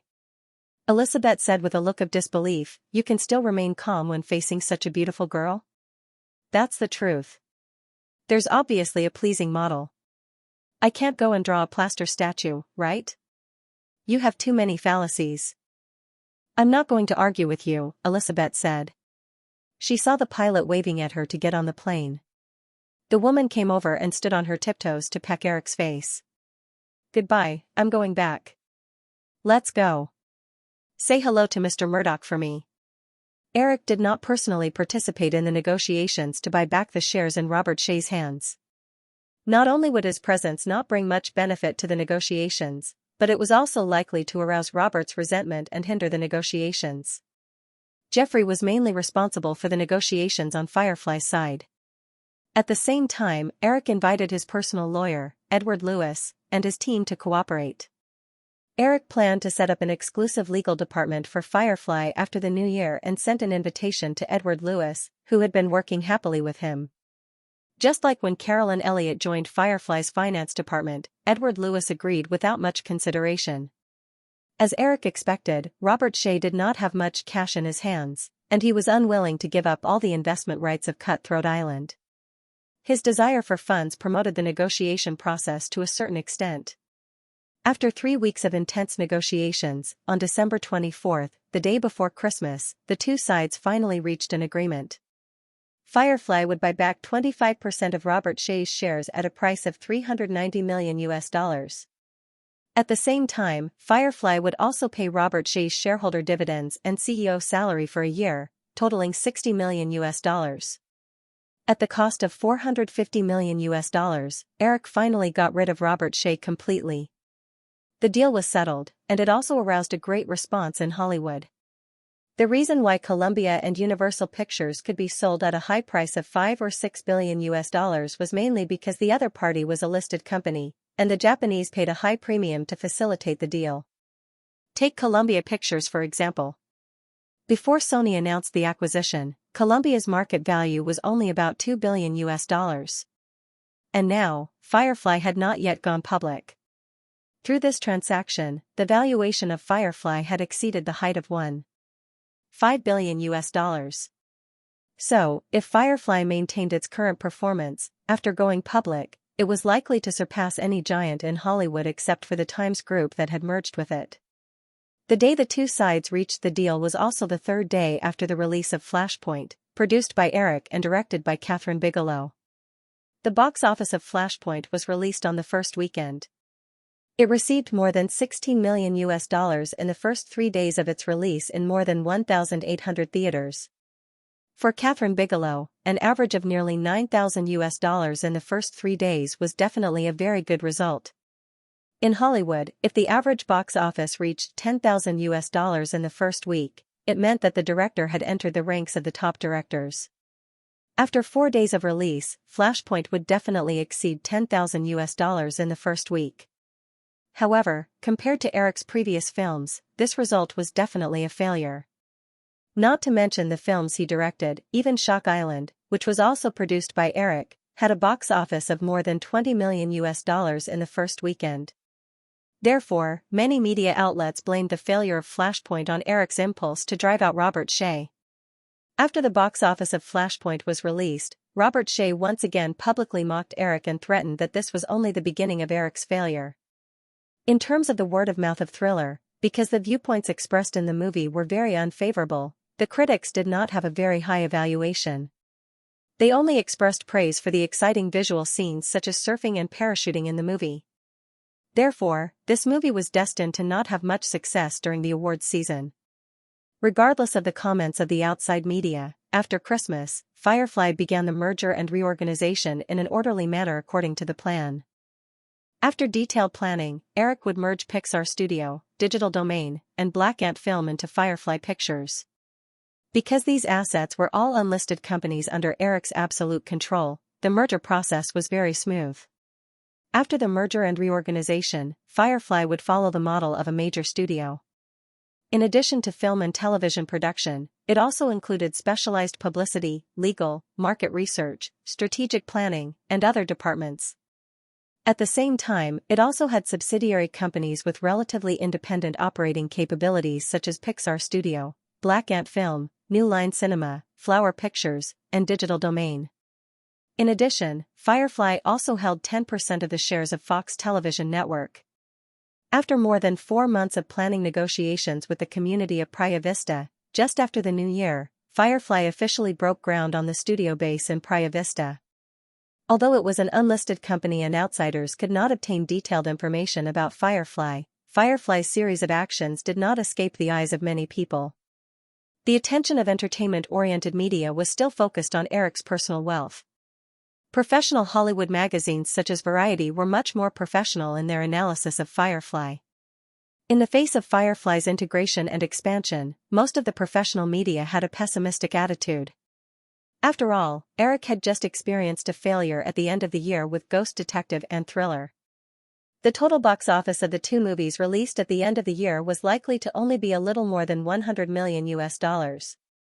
Compared to the grand occasion last year when Firefly's movies dominated the year-end holiday box office, Firefly's results this year were a little worse.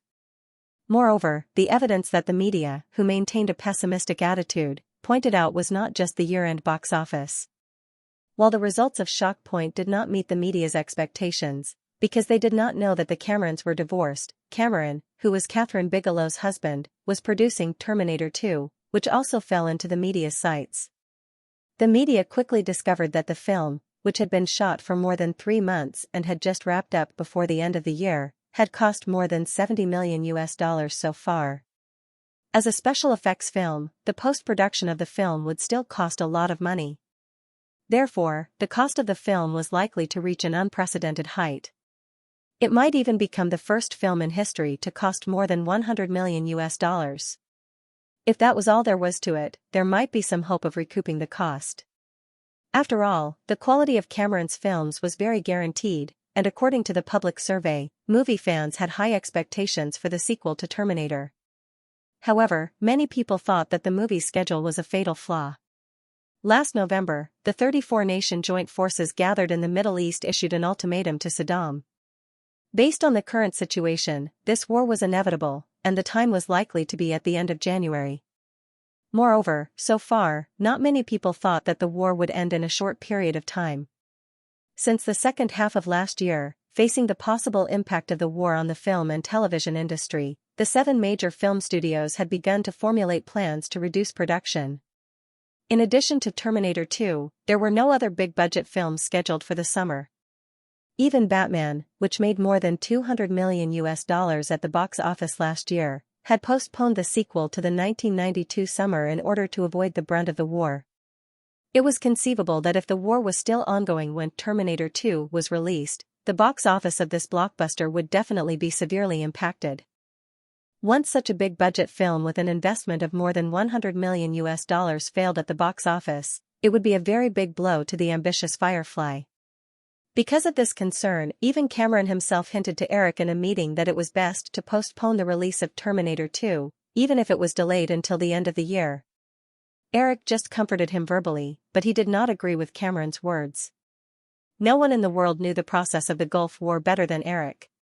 Therefore, it was the best choice to release Terminator 2 during the summer. Even if the war ended early and the 7 major studios released some big-budget films in a hurry, it was impossible to compete with Terminator 2, which had sufficient publicity and quality. Not only Terminator 2, but Eric also decided to release Toy Story, which had already been completed by Pixar, during the summer. He believed that the box office results of this 3D animation would definitely surprise many people. For this reason, Eric not only invited Tom Hanks to dub for Cowboy Woody according to the original version, but he also spent a lot of money to release a trailer for Toy Story at this year's Super Bowl. Because the special effects production of Terminator 2 had just begun, they could only regretfully miss the Super Bowl. The first 2 weeks of the new year passed unknowingly. On January 15, the date of the United Nations Army's ultimatum, the Iraqi army did not have the slightest intention of withdrawing from Kuwait. Instead, they once again carried out a large-scale increase of troops on the border between Kuwait and Saudi Arabia. Eric hurriedly handed over the work in his hands and flew to New York. After 2 months of deployment, Chris had already used the $2 billion funds in his hands to establish a large number of short positions in crude oil futures according to the original plan. Both of them were nervously waiting for the arrival of the war. Although Eric felt that his little butterfly might affect the progress of the war, he obviously overestimated his influence. At 2:00 in the morning on January 17, the United Nations Army launched an attack on the Iraqi army, just like in his previous life. The high-intensity carpet bombing went on for dozens of hours. In the face of the United Nations Army's absolute air superiority, the Iraqi army had no room to fight back. It was a complete one-sided defeat. At the end of January, the United Nations Army wiped out the Iraqi garrison in Kuwait. Iraq lost 100,000 troops, while the United Nations Army only suffered a few hundred casualties. While the new pattern of the war shocked the world, the international price of crude oil began to plummet. Because of the expectation that the Gulf War would be prolonged, many oil trading companies bought a large number of crude oil futures contracts before the war. The war had only been going on for 2 weeks. In the face of the rapid decline of crude oil prices, countless companies' crude oil futures trading departments announced liquidation and closure. It was said that because of this loss, many companies did not open their futures trading departments for the next 20 years. It was obvious how much losses these companies suffered from this large-scale long trade. Michael Eisner, who was sitting in a high-end coffee shop in Beverly, looked at his watch again. There were still 5 minutes before the appointed time, but his face was already showing an impatient look. He had been in a state of irritation these days. Disney's consecutive movies last summer had caused losses of hundreds of millions of dollars. None of the movies released at the end of the year had achieved outstanding results. Throughout 1990, if it weren't for Disneyland and brand product sales making up for the losses, Disney would likely have had its first loss since he became CEO. But even if they barely managed to break even, shareholders still began to accuse him of monopolizing power in Disney and oppressing Eric Williams, thus ending the good cooperation between Disney and Firefly.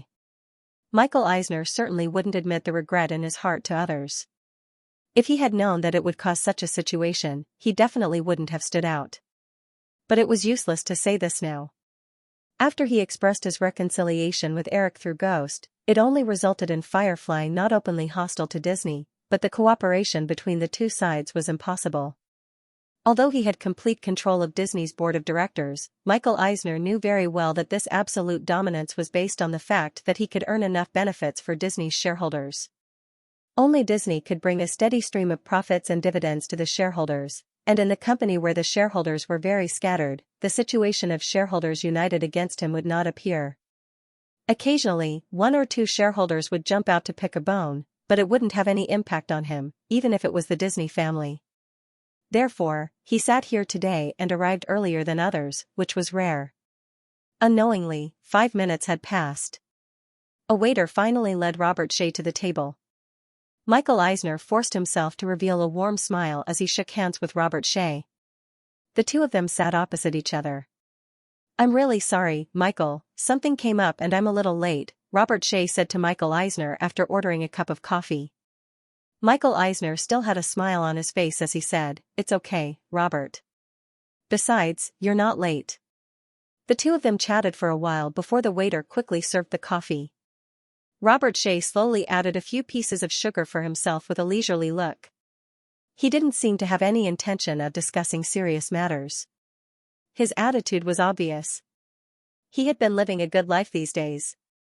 After getting over the resentment of being kicked out by Firefly, Robert Shea found that he was even more glorious than when he was the CEO of Firefly because he had the script of Throat Cut Island that he had snatched from Eric.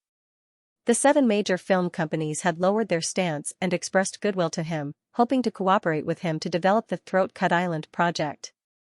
Of course, Robert Shea had thought of producing Throat Cutter Island independently, but it wasn't easy to distribute a movie with such a large investment.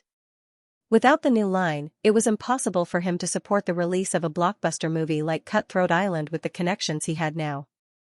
Unless he was willing to patiently accumulate for a few years, it was inevitable to rely on the distribution channels of the 7 major film companies. But out of the resentment of being kicked out of Firefly, Robert Shea was eager to make a comeback. Of course, he also had the intention of using Throat Cut Island to annoy Eric, so he had decided to cooperate with the 7 major film companies. These days, he had been shuttling back and forth between the 7 executives, hoping to use the chip in his hand to fight for the greatest benefits for himself. Michael Eisner looked at Robert Shea, who was in a difficult position, and sneered. He said without leaving a trace, "I heard that the kid went to New York again." Of course, Robert Shea knew who Michael Eisner was referring to. His expression became gloomy. It must be because of the oil price fluctuation again. Maybe he made some money last time and wants to make a fortune this time. Young people always don't know the immensity of heaven and earth. Not only did he refuse the invitation of the HFPA, Hollywood Foreign Press Association, but he didn't even attend this year's Golden Globe Awards ceremony. This time, he must have offended the HFPA. In the future, it won't be so easy for Firefly's films to win awards. Michael Eisner didn't particularly care about the Golden Globe Awards and the Oscars. MGM had more than 150 Oscars, which ranked first among all film companies, but it was still half dead. Only those small companies in the second and third tier would care very much about the profits brought by the Golden Globe Awards and the Oscars. From this, it could be seen that Robert Shea's vision was still limited. Michael Eisner suddenly felt that Eric kicking Robert Shea out of Firefly was the right choice. "That kid will reap what he sowed sooner or later, Robert. Now, let's talk about Throat Island," Michael Eisner said bluntly. Robert Shea put down the coffee in his hand and said energetically, "Let's talk about Disney's conditions first. Michael, I'm still very inclined to cooperate with Disney, but you also need to come up with conditions that can move me." Michael Eisner said, "It's a 40-60 split, including all the investment and distribution. You get 40%, and Disney gets 60%. Of course, you can also get this proportion of the profits." Robert Shea felt incredulous. Looking at Michael Eisner's serious expression, he sneered and said, "Are you kidding, Michael? Even if it's 50-50, I won't agree to it, let alone 40-60. I'm really sorry, I think I should leave. Everyone's time is very precious." "Why are you in such a hurry, Robert? Why don't you let me finish?" Michael Eisner waved at Robert Shea with a faint smile. Noticing Michael Eisner's abnormal expression, Robert Shea hesitated for a moment before sitting back down. Michael Eisner continued, "Let's talk about Ghost first. Back then, Eric Williams said that other than him, the possibility of success in the hands of others was not high. I didn't believe it at first, but after Ghost was released, I realized that he was right. If it wasn't for the tear-jerking 'Oh, my love,' the grade of this movie would have dropped by more than one level, and the box office would have definitely shrunk greatly. And other than him, if it were any other director or composer, the chances of connecting this classic old song from decades ago with Ghost are infinitely close to zero. Does this have anything to do with what we're talking about today? Robert Shea asked impatiently. Michael Eisner nodded and looked at Robert Shea with bright eyes. He said confidently, "Of course. Do you know why I'm not as anxious as other film companies, and why I've only contacted you now?" Robert Shea instinctively had a strong sense of foreboding. He stuttered and asked, "Wh? Why?" Michael Eisner said, "During this time, Disney has been negotiating with Rainier Harlan and Geena Davis. Now Disney has signed a 3-year contract with them. Within 3 years, Rainier Harlan and Geena Davis will not work for any film company other than Disney." Robert Shea was stunned for a moment before he realized who the two people Michael Eisner was talking about were. At the same time, he also understood that he had made a big mistake because of his negligence.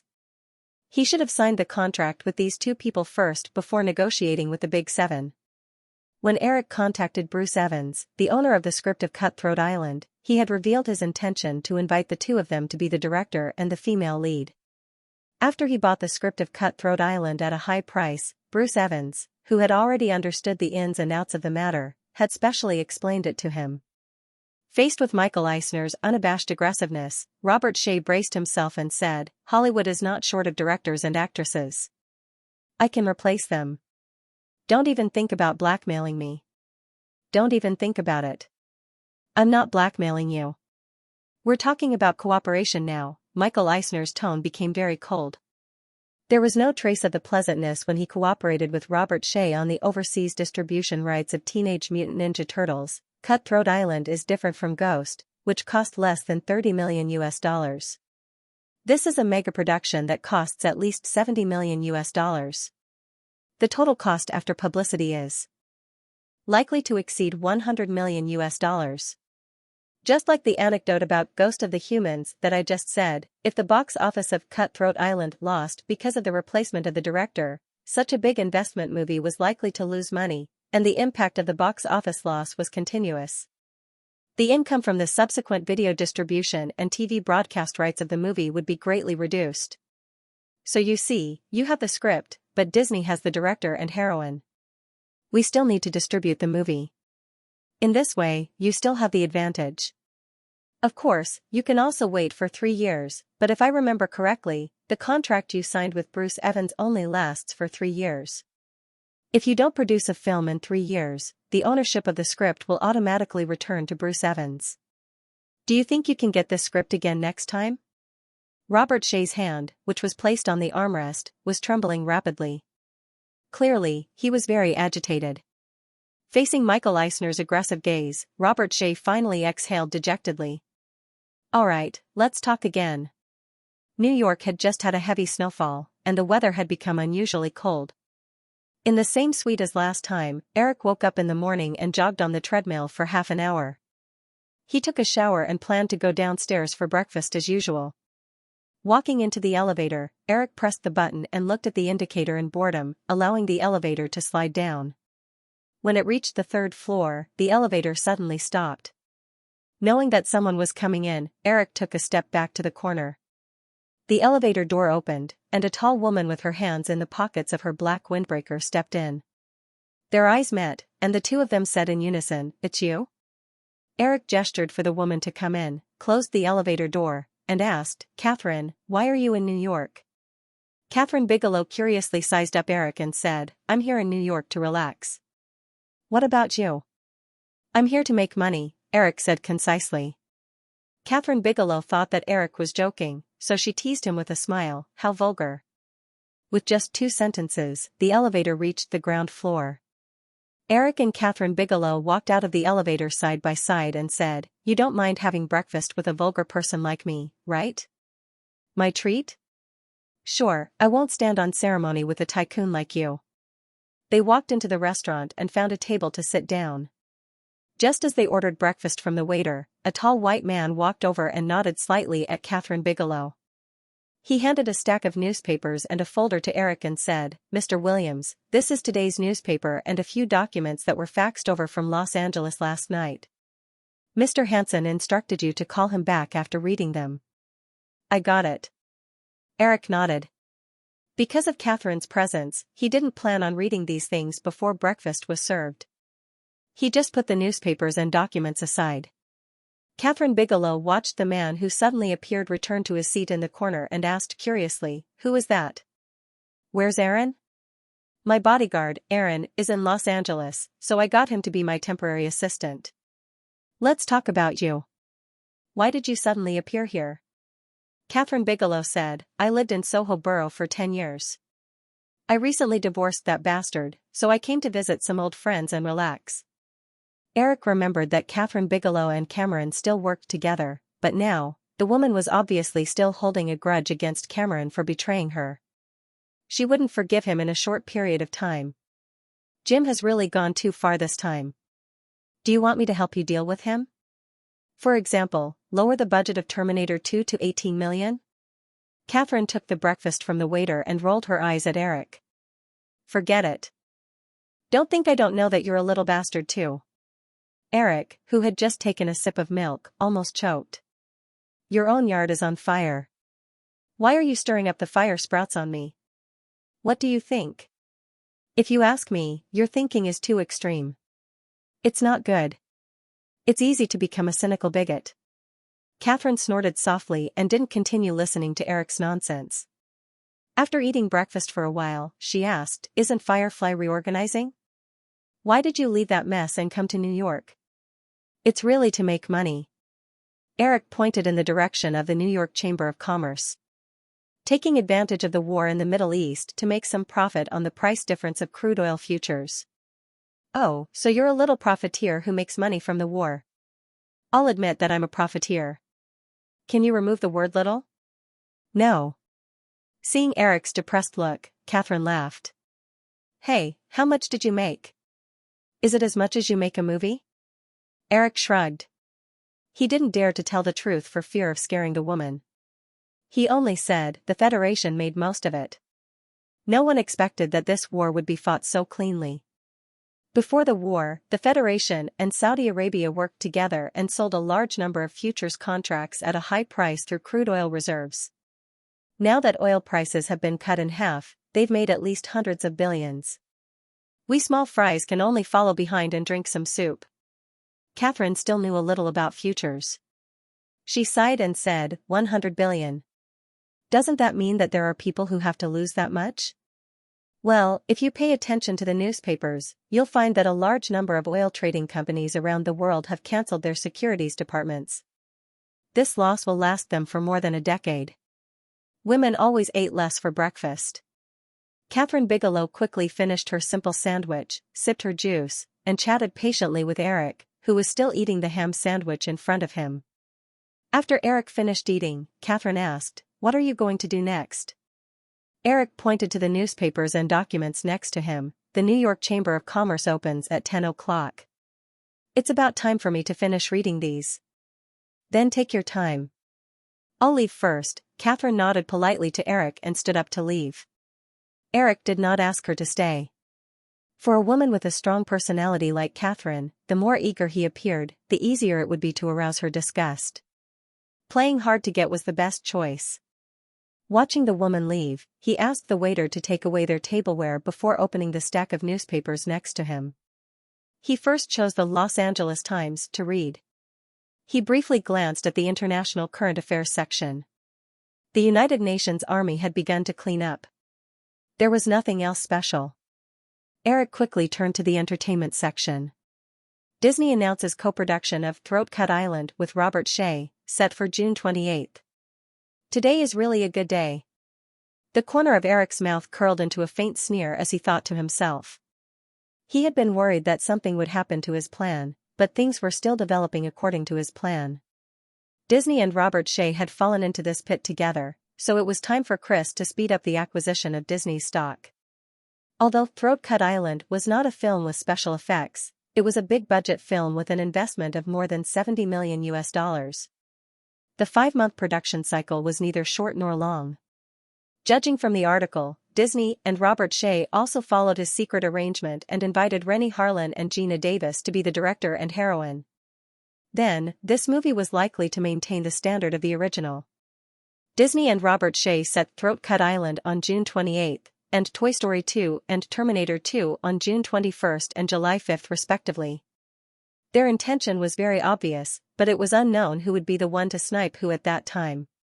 Kathryn Bigelow returned to her room, simply tidied up her makeup, put on a pair of camel-colored leather boots, picked up her bag and went downstairs again. She was going to a friend's party in the morning. As she passed through the hotel lobby, the woman could not help but slow down and look in the direction of the restaurant.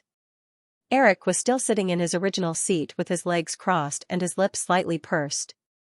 He looked down and read the newspaper in his hand seriously, and exuded a calmness that was completely inconsistent with his age.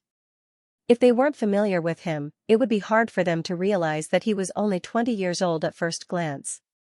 Kathryn looked at the dining room as she walked.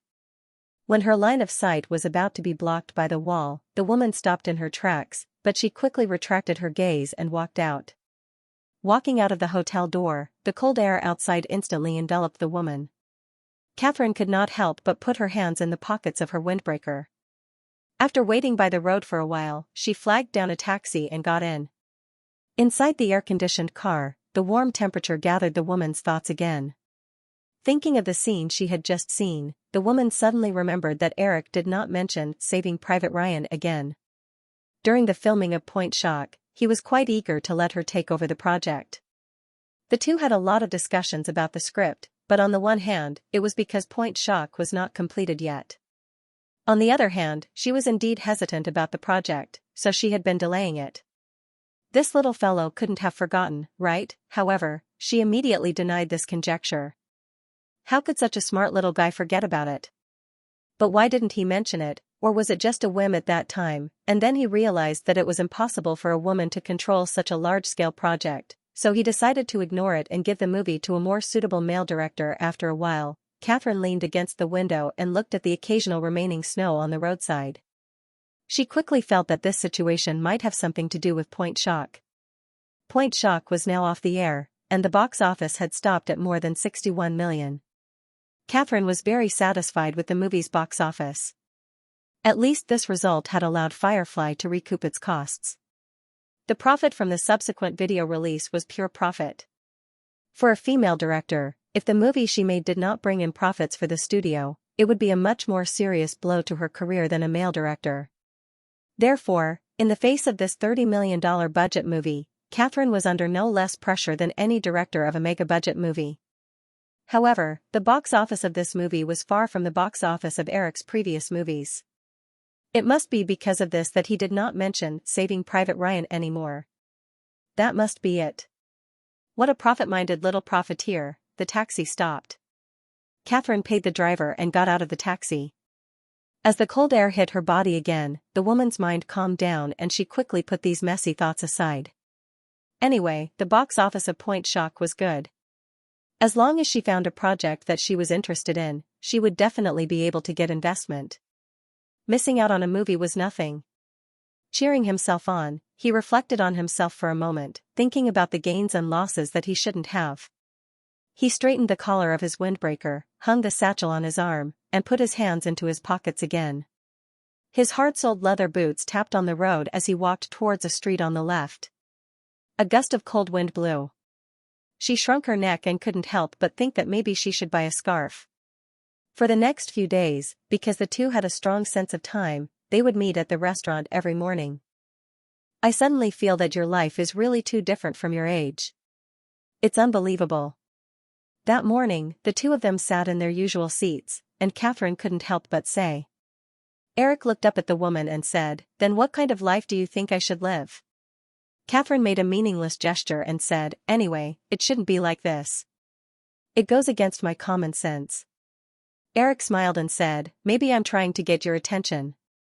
You know, I'm quite good at coaxing women." Kathryn glared at Eric, but her cheeks couldn't help but blush. She asked hesitantly, "Don't tell me you really have that kind of complex like what the newspapers say? I'm a lot older than you. What kind of newspapers are you reading?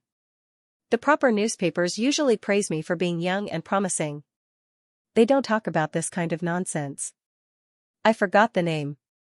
I occasionally saw a feature about you. Eric thought for a bit and explained, let's put it this way. I prefer to spend time with women who are close to my mental age.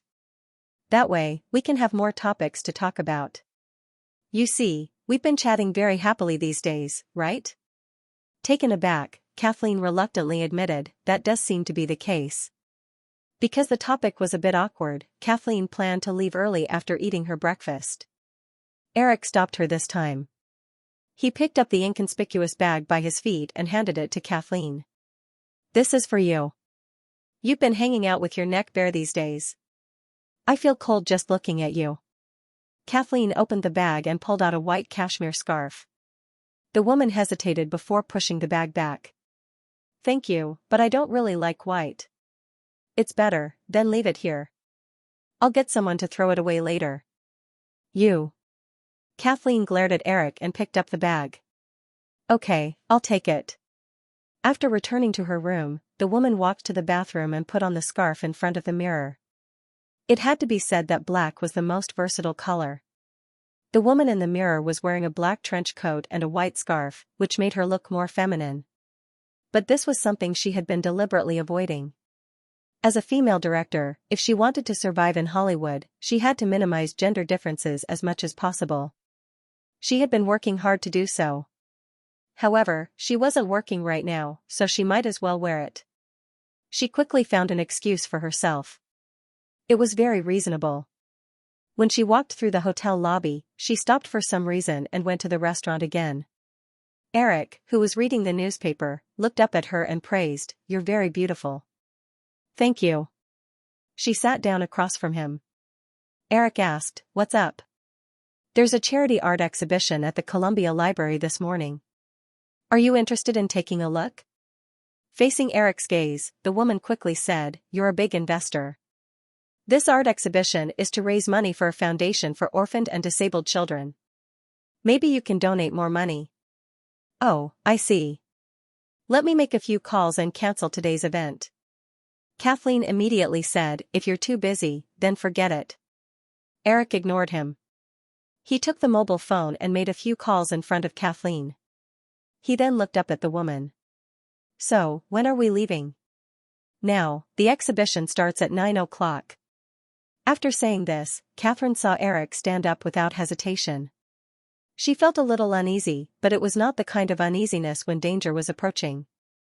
Instead, it was an inexplicable sense of uneasiness, as if a crack had appeared in some sort of defense at the bottom of his heart. The two of them walked out of the hotel side by side. Catherine was about to flag down a taxi when a black Chrysler stopped in front of them. Eric considerately opened the car door for her. Catherine hesitated for a moment before getting in. Columbia University, right? Eric sat down next to her and asked. Catherine nodded. She sat there with her back straight out of habit and her hands on her knees. Eric told the driver to drive. At the same time, he looked at the woman and couldn't help but laugh. Can you relax a little? You're making me feel weird. I feel strange, the woman blurted out automatically. The two of them then laughed together. The Chrysler drove along Broadway all the way to Columbia University in the uptown area. The two of them got out of the car together. Eric told the bodyguards that he didn't let them follow him. He walked into the Columbia University campus with Catherine. As it was his first time there, Catherine introduced the surrounding scenery and illusions to him as they walked. This famous school with a history of more than 200 years exuded a strong historical background. Eric didn't like buildings that were too classical, so his residence was decorated in a modern style. However, he didn't feel a trace of disgust as he wandered around the campus full of ancient buildings. Perhaps this was the charm of culture. After walking around the campus for more than 10 minutes, Catherine took him to the library where the charity exhibition was held. This exhibition is mainly about classical European oil paintings, but there aren't too many authentic works by masters. Most of them are copies by artists. Of course, they are of high quality. If you are interested, you can buy one or two of them, Catherine said. She handed over the ticket in her hand and walked in with Eric. As soon as they entered the library hall, Eric saw a white woman in her 30s with glasses coming up to them. Hi, Catherine, you're here. The woman greeted Catherine warmly and hugged her. She was less than 1.7 meters tall, so she looked a little petite. When she hugged the tall Catherine, it gave off a strange feeling. It was like an adult hugging a child. Eric couldn't help but smile. After the petite woman let go of Catherine, she glanced at the white scarf around the woman's neck with a strange look in her eyes. She quickly turned to Eric, who was standing next to Catherine, and said, "Wow, Catherine, no wonder you don't want to live at my place. This is... Hey, you look familiar. I think I've seen you before." "Have I seen you before?" Eric smiled and extended his hand to the petite woman. "Hello, I'm Eric Williams." "Eric Williams," the woman repeated. She exclaimed softly and looked Eric up and down with her eyes wide open. "The director of Sleepless in Seattle?" It seemed that this woman's taste was obvious. Eric couldn't help but think that people who met him for the first time would often mention his works, and they would definitely talk about their favorite works. "Yes," Eric nodded. The woman exclaimed softly again and said excitedly, "Hello, Eric, can I call you that?" "Oh, my name is Becky Murphy, Becky, the same name as the sharp-tongued female editor in your movie." "Hello, Ms. Murphy." Eric felt that this woman was a little too enthusiastic. He looked at Catherine next to him. The personality difference between the two was too big. He didn't know how they became friends. "Can you call me Becky? Oh, can I have an autograph?" "Of course," Eric nodded. While Becky Murphy went to find a pen and paper, he once again threw a look at Catherine for help. After Eric signed the booklet that Becky Murphy handed over, Catherine said, "Okay, Becky, don't you have other things to do? We're here to see the art exhibition." "Of course," Becky Murphy said, "you guys can do whatever you want.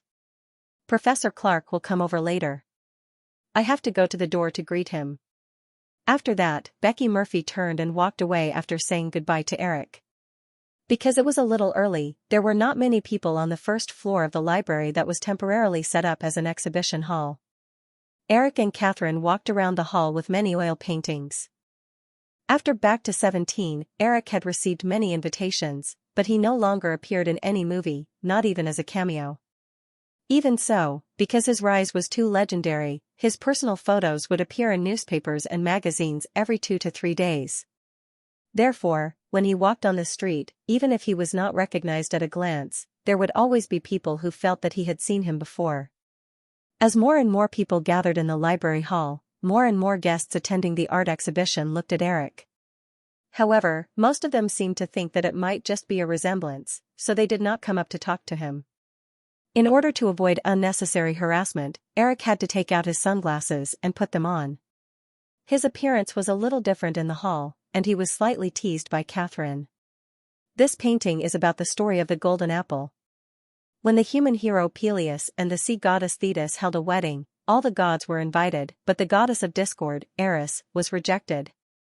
Holding a grudge, Eris broke into the wedding scene, took out a golden apple, and said that she wanted to give it to the most beautiful woman present, which caused a dispute.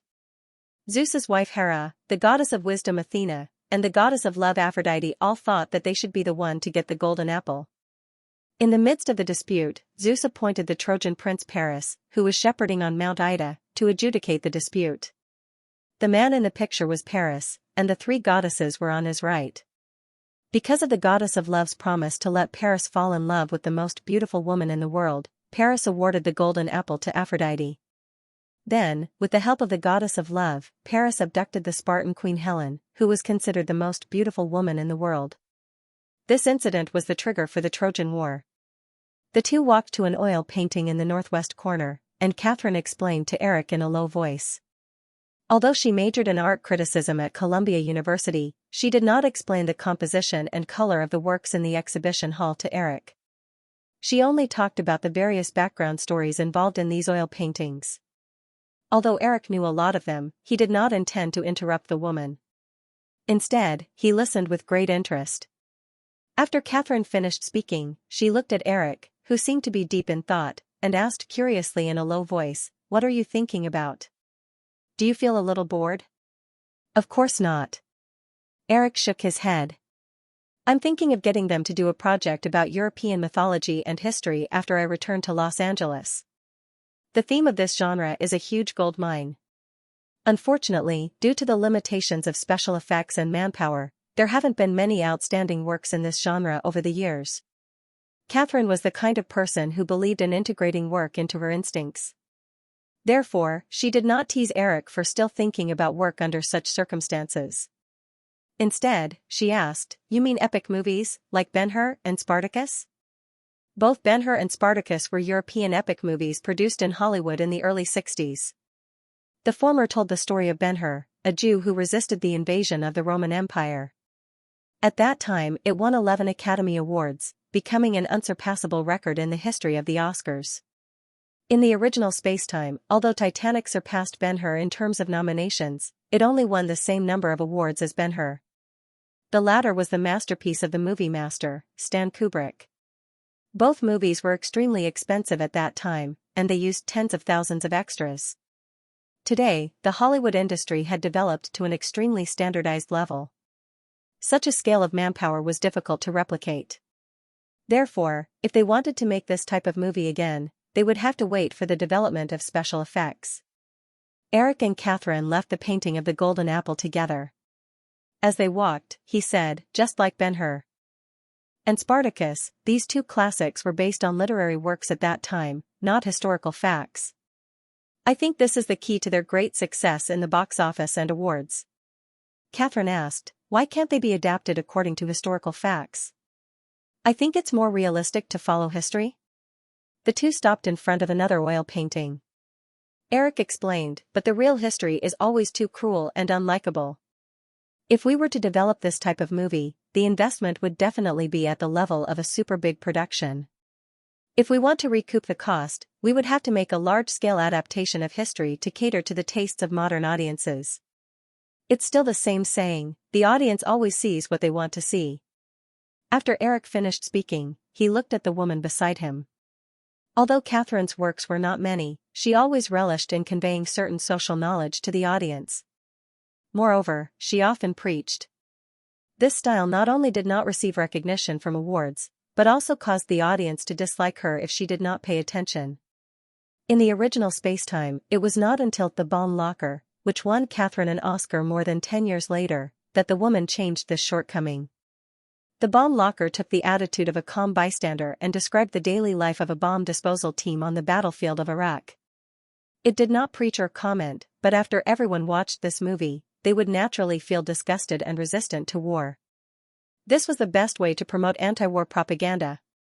Catherine looked at the oil painting in front of her. This time, she did not explain to Eric in a low voice. Instead, she said, "I feel like you're talking about my movie?" Eric smiled. "That's right. You see, I didn't say anything about your movie, but you can understand my purpose. This is the best way to convey an idea." Catherine remembered what Eric said a few months ago on the set of Shock Point and fell into a short period of contemplation. Eric did not disturb her. He stood aside and waited silently. When it was close to 12 o'clock, Eric chose the golden apple that caused the conversation between the two. He signed a check for $50,000 and handed it to the organizer. As for how much of this money could be used to help the so-called orphans and disabled children, it was not something Eric considered. At noon, Catherine's good friend, Becky Murphy, took the two of them to have a simple lunch together. The two of them did not go back. In the afternoon, under Becky Murphy's suggestion, they listened to a 4-hour lecture on European history in an auditorium in Columbia. During the lecture, Becky Murphy was very curious about Eric's performance.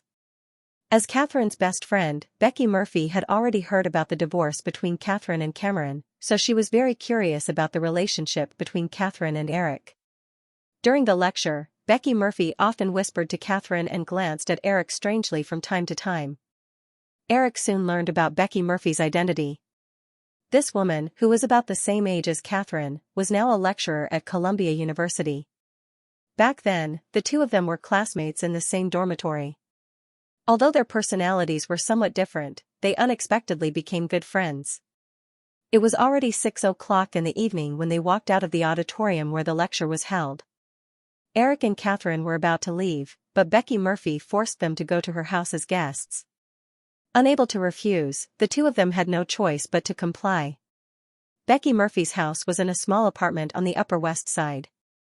Her husband, Charlton Hawkins, was also a lecturer at Columbia University. The two had been married for 6 years, but they had no children. "Eric, you have been with Catherine for a long time. You have to be careful. Although she is usually a very gentle woman, she is full of violence in her bones." At dinner, after drinking a few glasses of red wine, Becky Murphy began to talk more. "I haven't noticed this yet." "How did you know?" Eric asked curiously. Catherine, who was sitting next to Eric, had a helpless expression on her face. Becky Murphy put down the goblet and looked at Kathleen, as if she was asking for her opinion. But soon, she said to herself, "Let's not talk about her movies. When we were all students at Columbia, many people found out about this." "There was a painting class," Becky Murphy said, stretching out her arms and gesturing. She said in a slightly exaggerated tone, "Such a big piece of paper," and she drew a bloody thigh on it. "It was so scary." "Becky, that was obviously not a thigh." "I remember explaining that it was an arm," Catherine retorted helplessly. "Ah, I always thought it was a thigh." Becky Murphy's eyes widened, and then she said, "But what's the difference? Anyway, it's still bloody. Pete and I have always been worried that you might have a split personality and suddenly become a she-devil when we are not prepared. You might pull out a knife and kill us all."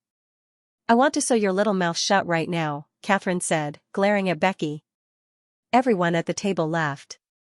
Throughout dinner, Becky Murphy kept talking about Catherine's past, and Eric's understanding of women became more specific. It was not until 9 o'clock in the evening that Eric and Catherine walked out of Becky Murphy's house. Eric's car was already parked in front of Becky's house. The two got into the car, and after saying goodbye to Becky Murphy and her husband, the car quickly drove to Broadway. After 10 odd minutes, Eric noticed that the woman sitting beside him would rub her forehead from time to time and asked with concern, "Did you drink too much and feel a little dizzy?" Catherine nodded. "It's okay. I'll just go back and rest for a while." Eric asked the driver to stop the car and opened the door. Although Kathleen felt a little strange, she still got out of the car. Stepping on the streets of Manhattan at night, the cold air soon made Kathleen feel a little more comfortable. "Let's walk for a while. You'll feel better that way," Eric said and took the lead to walk to the curb.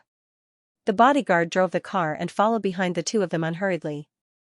Eric and Catherine walked side by side on the street, looking at the shops on both sides of the street and the traffic on the road. They did not say much.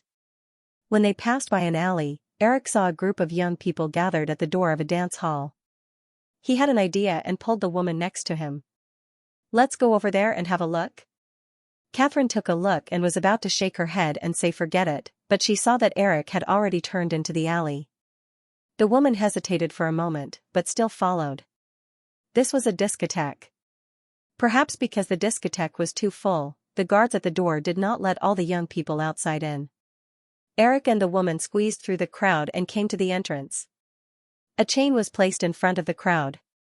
Eric was about to communicate with the guard to let them in. A man in a suit standing behind the guard with his hands behind his back looked at the two of them and raised his chin at the guard. The guard took off the chain and signaled that the two of them could go in. After checking their coats, the two of them walked deep into the long corridor. Eric looked at the woman next to him and asked curiously, "Is this your first time here?" Catherine nodded. "I've never been to a place like this before." Eric said with a smile, "Actually, me too." Before they walked into the hall, Eric and Catherine heard dynamic music.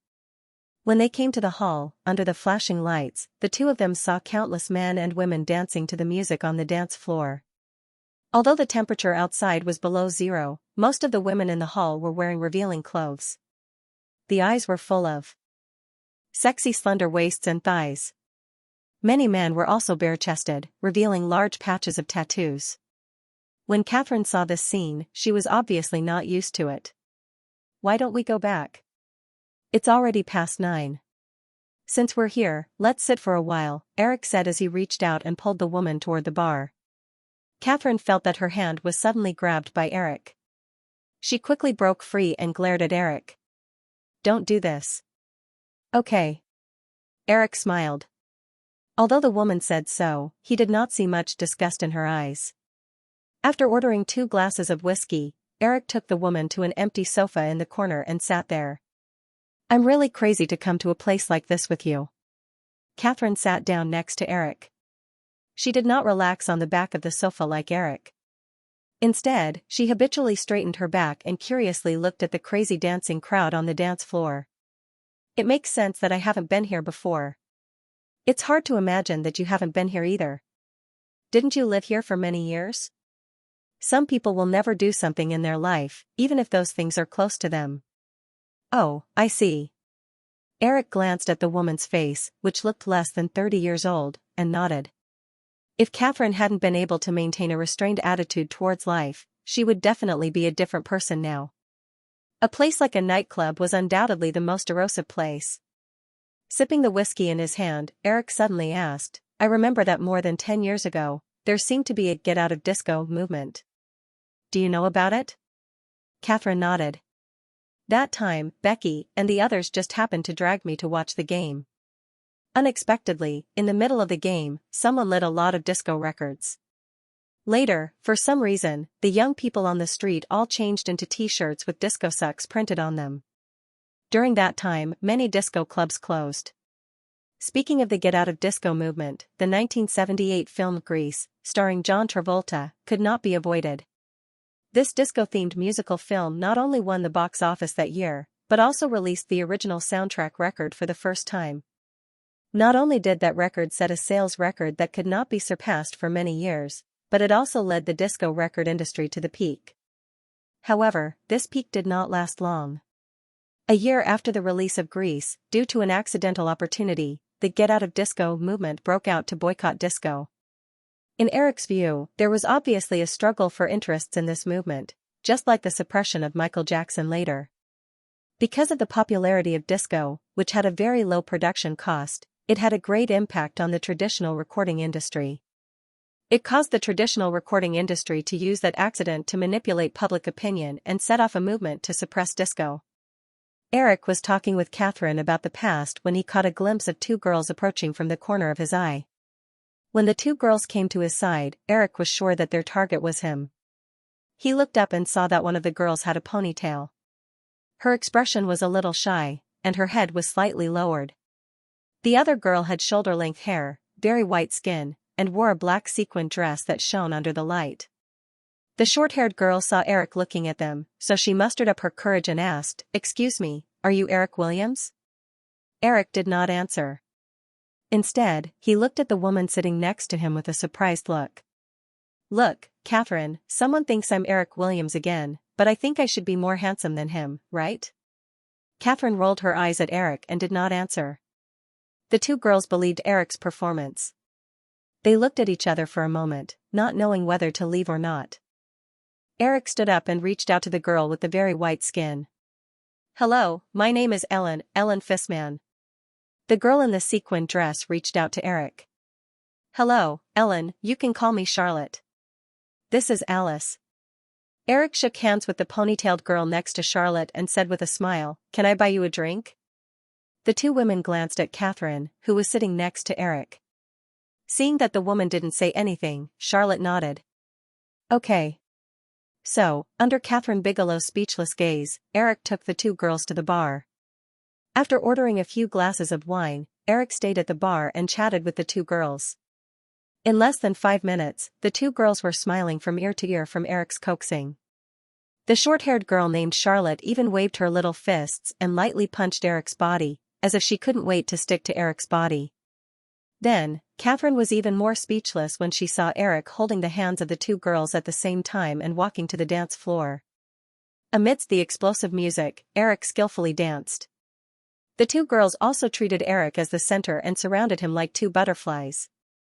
Seeing Eric put his hands on the ponytailed girl's exposed waist, Catherine, who already felt unnatural, could not help but whisper, "Little pervert, you actually said that it's your first time here." Just as Catherine was considering whether she should leave early, a white man in his 30s came to her side. "Miss, can I sit here?" Looking at the person who suddenly appeared in front of her, Catherine's first reaction was to look at Eric. However, to her disappointment, Eric did not seem to be paying attention to her. He was still dancing with the 2 girls, but his perverted hands were already wrapped around the waist of the other short-haired girl and were faintly sliding down. "Sorry, sir, there's already someone here." Catherine stared at Eric's hands for 2 seconds before saying coldly to the man in front of her, "Are you talking about that boy?" The man pointed in the direction of Eric and smiled. "I don't think he'll be back anytime soon. To be honest, it's very inappropriate to leave a lady here to dance with other girls." As the man spoke, he sat down beside Catherine. "Let me introduce myself. I'm Bernie Wesley. I work on Wall Street." The other party had always been polite, so Catherine couldn't treat her coldly. She simply introduced herself, "Catherine.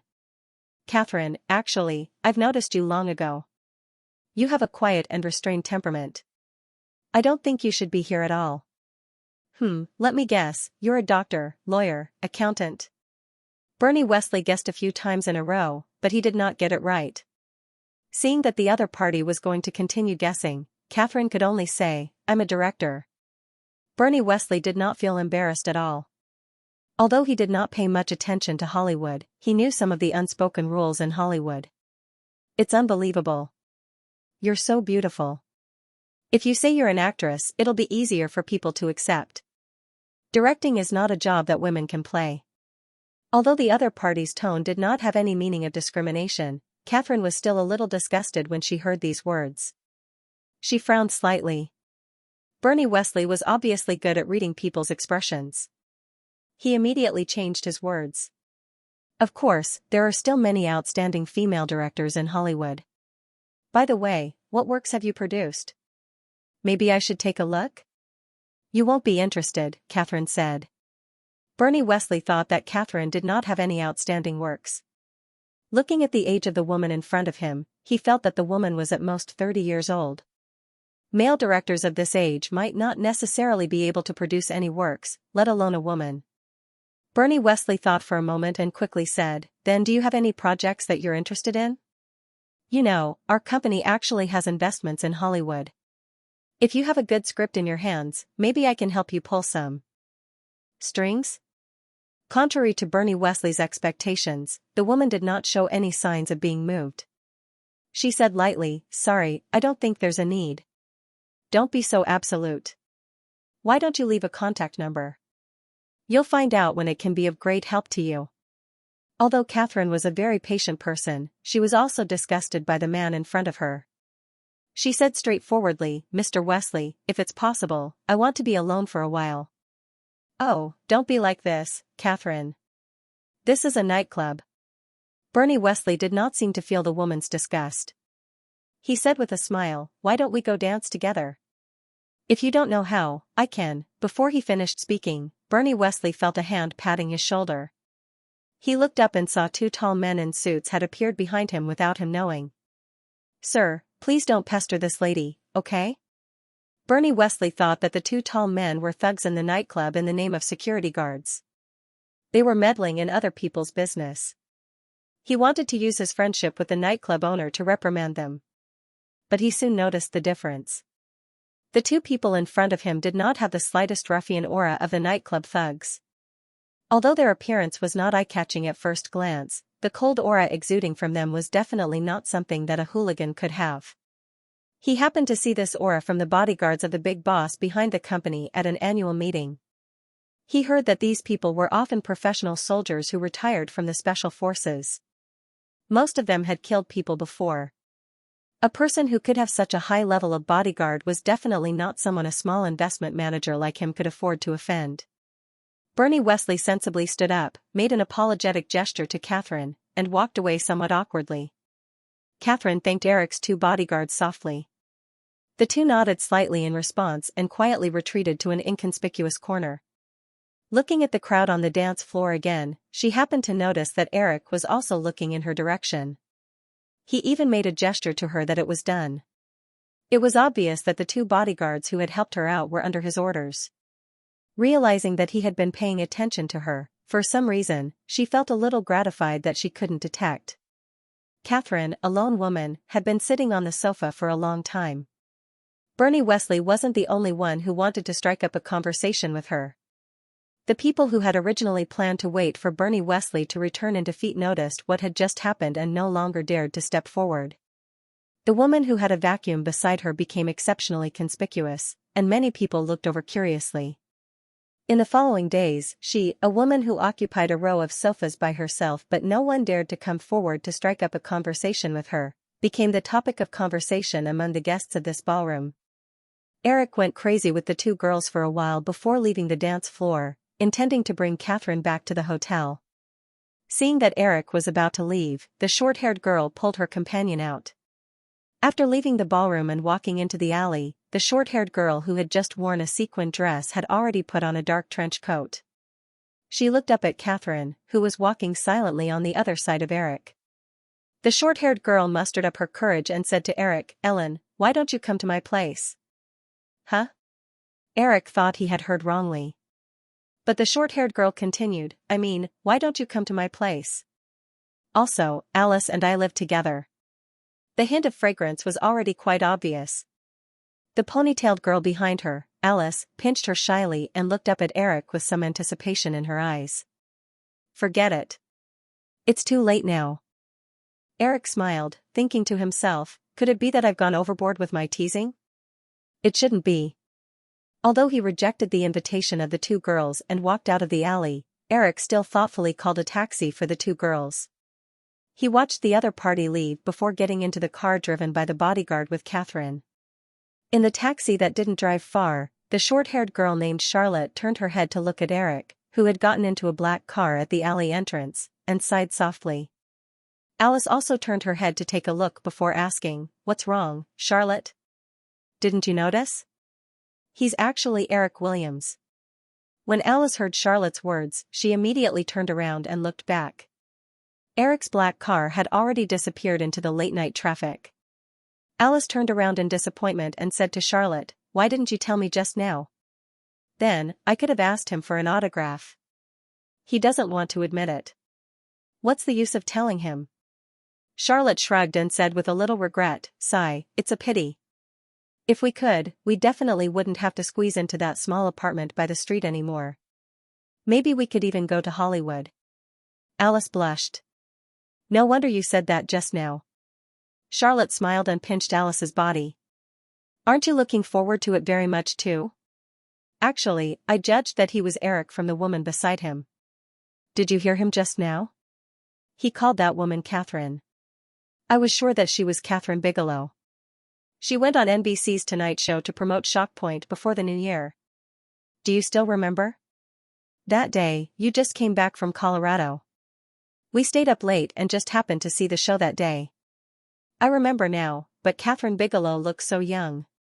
Didn't they say that she was in her 30s? 39 years old." Charlotte wiped her face with some envy and said, "If I could still be so beautiful at this age, I would wake up laughing in my dreams." While the two women were gossiping about Eric and Catherine were in the car returning to the hotel. The woman did not say a word for a long time. Eric finally could not help but ask, "What are you thinking about?" Catherine glanced at Eric and did not hide her thoughts.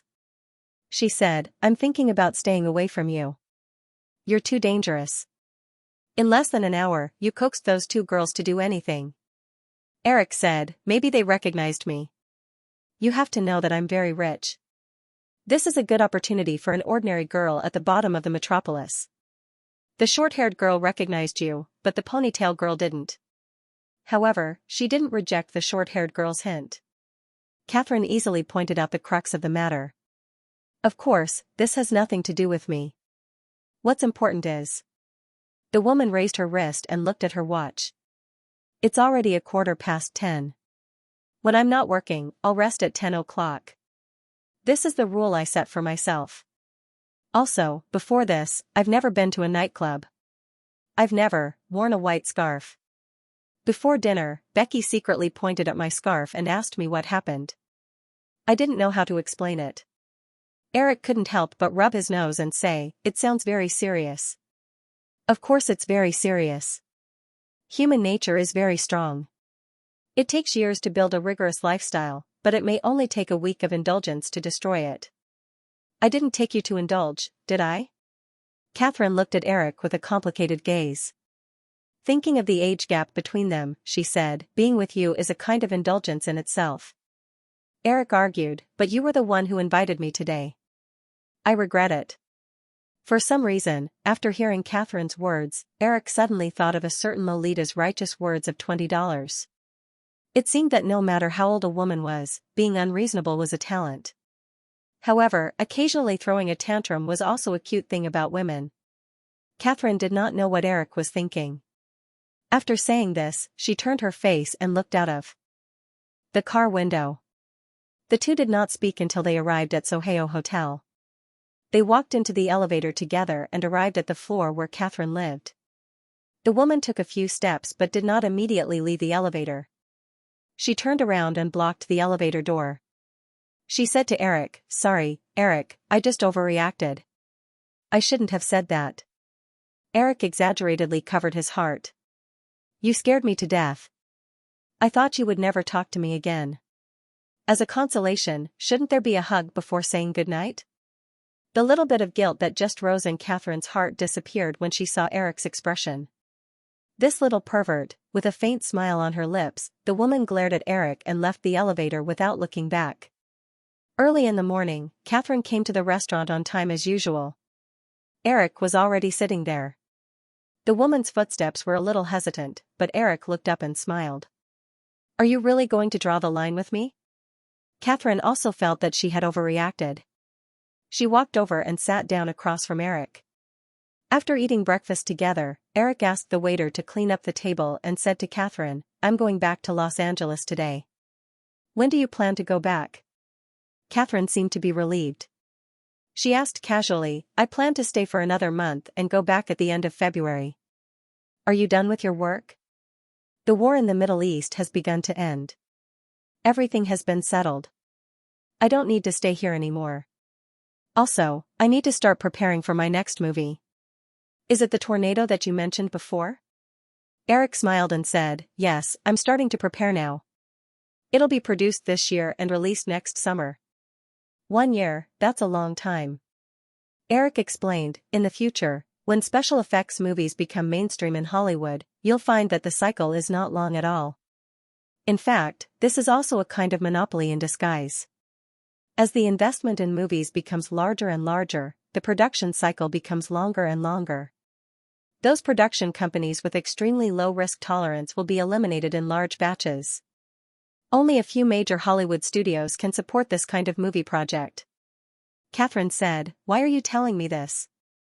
"I'm not interested." Eric just wanted to tell the woman across from him a fact. In his memory, all of Catherine's works were toxic movies. At the same time, it also caused her to spend a lot of time on the financing process for each of her works. "Okay, let's get down to business." Eric handed a thick folder in front of Catherine. "This is the script for Saving Private Ryan. I made some changes according to the results of our discussion when we were filming Point Shock. When I was free, I also took some time to draw some split scenes. There are a total of 76 scenes. You can use them as a reference." When Catherine heard that Eric had drawn 76 split scenes, she could not help but open it to take a look. She had seen Eric's split scenes drafts in the study room at the Sharp Corner Manor. But when she opened it to take a look, the style of these drawings was very different from the ones she had seen at that time. It looked very sloppy, but she could easily distinguish the relevant scenes. "It's so ugly," the woman said with a smile. Eric said, "If I have enough time, I can also draw it as precise as an industrial design like you." Catherine flipped through the drawings in her hand and said, "But I don't think I've agreed to take on this movie yet, right?" "Then you can think about it while you watch it," Eric said. "But you can imagine that if you can even make a historical war film that female directors rarely touch and win enough praise and box office sales, then you won't be treated differently in Hollywood because of your gender in the future, right?" When Catherine heard Eric's words, she paused for a moment. She was obviously very tempted. After thinking for a moment, the woman quickly made up her mind. "All right, I'll take on this movie. But you mustn't interfere too much. I don't want others to take credit for the movie after it's finished." Eric smiled and said, "Of course, no problem. I can find you another producer." Speaking of the producer, Catherine Bigelow couldn't help but say, why do we need to find another producer? I can do it myself. Eric smiled in surprise. Your proposal is really bold. For a project with an investment of more than $50 million, not many directors in Hollywood dare to confidently ask to be the producer themselves. They will often lose their jobs as directors. Catherine also seemed to think that her request was a bit too much. In Hollywood, it was a very important rule that directors were restricted by producers. The final editing rights of most movies were often in the hands of producers. This could prevent the director from recklessly filming according to his own ideas and affecting the quality of the movie. It also prevented the investor's funds from being squandered by the director. Of course, this rule also had a huge drawback. Many excellent movies were ruined beyond recognition because of the producer's interference. In the end, the movie director was implicated and received bad reviews from the audience. Often, many years later, the movie company would release some director's edits, and the movie would be righted. The most famous example of this was the famous Italian director Sergio Leone's Once Upon a Time in America. Seeing the woman awkwardly stretch out her slender fingers to rub the script in front of her after making this suggestion, Eric smiled and said, "Of course, the biggest advantage of Hollywood is that it is more flexible than other industries. If you really want to be the producer of Saving Private Ryan, I can promise you that." Catherine raised her head and asked tentatively, "Then, what about the final editing rights?" Eric raised his eyebrows. "Hey, woman, don't push your luck." "Woman." Catherine dragged her voice slightly and repeated Eric's words. "You are discriminating. Are you saying that if I were a man, I would get the final editing rights?" Eric stared at Catherine's beautiful face that didn't show any signs of aging. "If you were a man, you wouldn't even be able to get the position of producer." Catherine couldn't help but avoid Eric's undisguised gaze. "I'm warning you, little guy. Don't do this again, or I won't take on this movie." "You're starting to lose confidence?" Eric suddenly asked. Catherine was puzzled. "What?" Eric struck a pose that he thought was very cool. He looked at Catherine and said, "I mean, you're starting to lose confidence. You're afraid that you won't be able to stand my seduction?" Catherine's mouth was slightly agape as she stared at Eric's hateful expression in surprise. She was stunned for a few seconds before she abruptly stood up, picked up the folder in front of her, and mercilessly smacked Eric's head a few times. "Little bastard, narcissist." Eric took a few hits and leaned back on the chair to avoid the woman's attack range. Looking at Catherine's rare loss of composure, he laughed out loud. The two of them were originally sitting in the conspicuous seats near the center of the restaurant. Catherine suddenly stood up and attacked Eric, immediately attracting the attention of all the customers in the restaurant. Feeling the strange gazes, Catherine, who was holding the folder, instantly seemed to be dyed with a layer of delicate wine red. She mechanically retracted her outstretched arms little by little, put down the folder in her hand, and hurriedly turned around and walked out of the restaurant. Eric looked at the woman's back as she fled, and the smile on the corner of his mouth deepened. Ignoring other people's pointing fingers, Eric picked up the folder opposite him and got up to follow her. Catherine returned to her room and went into the bathroom to wash her face with cold water. Only then did the feeling on her cheeks slowly recede. Looking at herself in the mirror with a few strands of wet hair on her forehead, the woman patted her face gently to speed up the dissipation of the blush on her cheeks. She muttered to herself, "Despicable guy, despicable, little guy." She was muttering to herself in the mirror when the door was suddenly knocked. She wiped her face with a towel and walked out. Thinking that it might be Eric outside the door, she stood behind the door and hesitated for a few seconds. Only then did she realize that she couldn't show her fear because of a few words of ridicule from him. That would make him even more proud. Yes, she definitely couldn't let that little guy be even more proud. He even said something like, seduction. How arrogant and narcissistic. After giving herself a pep talk, Catherine pulled the door open, but blocked the door and didn't let Eric in. Her eyes turned cold, and she raised her chin slightly. "What do you want now?" Eric looked at the woman's proud posture, handed the folder over, and said jokingly, "Your Majesty, you left something in the restaurant." Catherine looked at the folder in Eric's hand, but she didn't have any intention of taking it.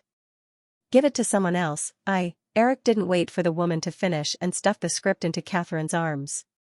Seeing that she took it in a panic and wanted to push it back, Eric took a step back and said, "Okay, it's just a joke. Study the script well. Since you want to be a producer, come up with a detailed production plan as soon as possible. If there's nothing else, I'm leaving." Because this time, they were much more prepared than in August, Eric didn't need to stay in New York for too long. Chris alone was enough to control the situation, and Eric still had a lot of things to do. It was always troublesome to deal with related matters remotely. On February 5, Eric returned to Los Angeles again after staying in New York for more than half a month. Of course, because many institutions and investors were prepared this time, although they invested $2 billion, the ratio of profit was not as high as last time because of the reduction of leverage and the increase of players in the futures market. According to Chris's statistics, the final profit from the crude oil futures market this time was about $4 billion. However, with the profit from last August, Eric would have a huge amount of funds of nearly $8 billion in his hands after all the transactions were completed. This money was more than enough to fully acquire Disney, and maybe he could do something else while he was at it. In Los Angeles, since the end of last year, the annual awards season had come to an end with the Golden Globe Awards. Because of the war, the awards season in Hollywood this year was not as lively as in previous years. For the sake of public image, even the Golden Globe Awards were held in a low-key manner. However, now that the outcome of the war had been decided, the Oscar Awards ceremony on March 24 would be as grand as in previous years. Although Eric did not participate in the Golden Globe Awards on January 19, he had been paying attention to the situation here. At the Golden Globe Awards, the two most important works related to Firefly were Ghost and Friends. Not only did Whoopi Goldberg win the Best Supporting Actress in a Musical Comedy, but to Eric's surprise, Nicolas Cage, who replaced Patrick Swayze as Sam, also won the Best Actor in a Musical Comedy. However, in Eric's view, although Cage's acting was impeccable, the public relations component of this award was more important. In addition to Firefly's public relations, the Coppola family's connections must have played a big role.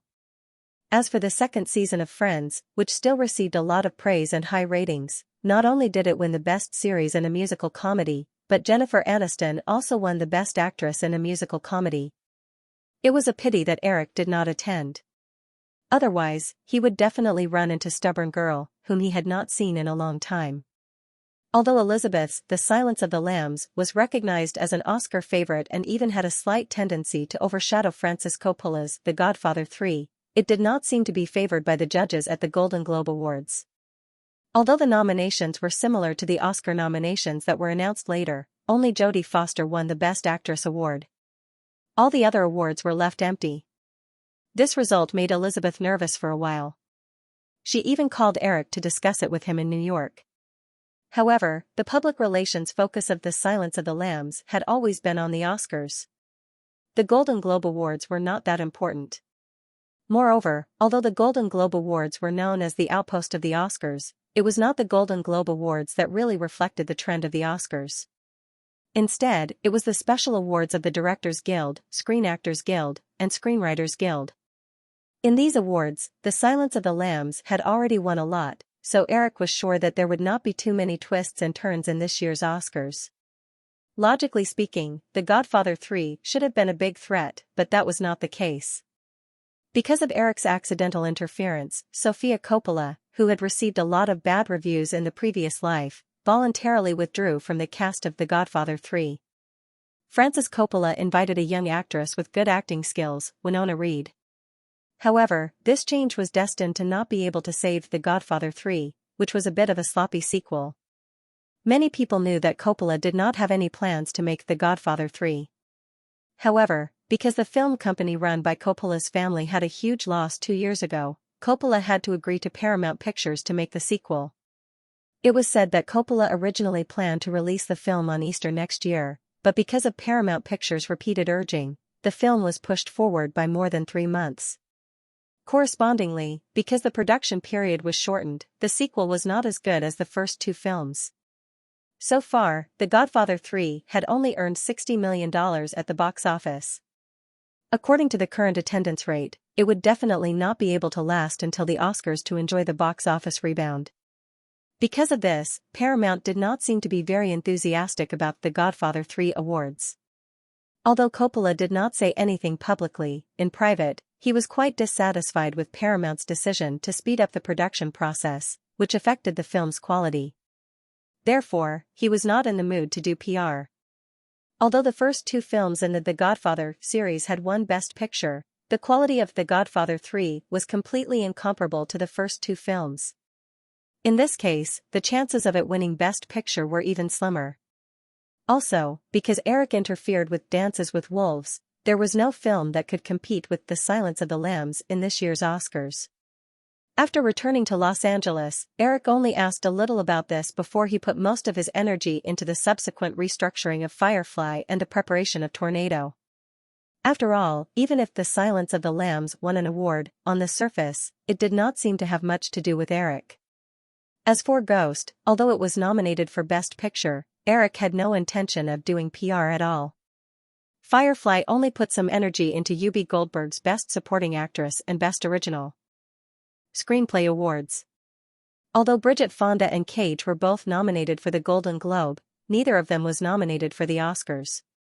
After half a year, the development of the special effects software, Maya, led by Ed Kamal, had reached the final testing stage. Of course, this was only the traditional 1.0 version. Its main function was to satisfy the special effects of Tornado. During the production of Tornado, there would be continuous investment to improve it. The fluid simulation software that was given to a research team at Stanford University in Stan had been completed. It was connected with Maya and the rendering software, RenderMan. This software was specially used to design fluid special effects such as hurricanes and waves, which could make these scenes look more realistic. After the initial problems with the special effects were solved, Tornado began the early stage of casting. Of course, Eric had already decided on the female lead, Joanna Pacula. This could not be changed. However, the male lead and the supporting actress, as well as the many supporting roles in the movie, had become the targets of competition for major agencies. Many people in the Hollywood circle knew that CAA and Eric had some conflicts. The third Home Alone movie had been delayed because of CAA's insistence on a large salary. However, CAA took the initiative to contact Eric this time, trying to get the male lead and supporting actress roles in Tornado. Many people could see that CAA was taking the initiative to express their goodwill. Because of the tripartite situation of the Hollywood agencies, CAA, WMA, and ICM, CAA was not as glorious as it was in his previous life. Michael Ovitz was also ranked outside the top 5 on the Hollywood Power Rankings at the end of last year. If it had been 2 years ago, Eric would have been calculative about his conflict with CAA. However, he no longer cared. He had set his sights on the entire Hollywood. CAA was no longer the giant that all the Hollywood studios in his previous life feared. In the past 2 years, there had been no rumors of CAA agents barging into the senior offices of major film companies. Therefore, in the face of CAA's goodwill, Eric generously asked the assistant director in charge of casting to accept the resumes. Eric's movies were already recognized as star-making machines. Almost every one of his previous movies had produced an A-list Hollywood superstar. With Eric's production cut, the competition for roles related to Tornado reached an extremely high level. After the casting of Tornado was revealed, not only CAA, but the other 2 agencies, WMA and ICM, also did not hesitate. Even some second- and third-tier agencies joined in, trying to get some supporting roles. Therefore, as long as they had connections with Eric in a roundabout way, they would try to contact Eric himself. After all, Eric had the final say on the roles. It was 5:00 in the afternoon. At Firefly's headquarters, the meeting to discuss Firefly's development plan for the next 2 years had been going on for a whole day. After Robert Shea's departure, after 2 months of reorganization and integration, Firefly was now like a newly modified sports car that was on the fast track. Therefore, in the conference room, whether it was the veterans of Firefly or the new executives who had just been integrated into the big family, they were all in a state of excitement with a vision for the future. The day-long meeting did not bring them the slightest tiredness. So far, Eric's plan to annex Disney was only known to himself and Jeffrey and his son. Moreover, to annex an industry giant like Disney, even if it started in the second half of this year, even if everything went smoothly, it would take at least a year. Later on, it would take even longer to integrate Disney into Firefly's system. Therefore, the development of Firefly itself was still the top priority.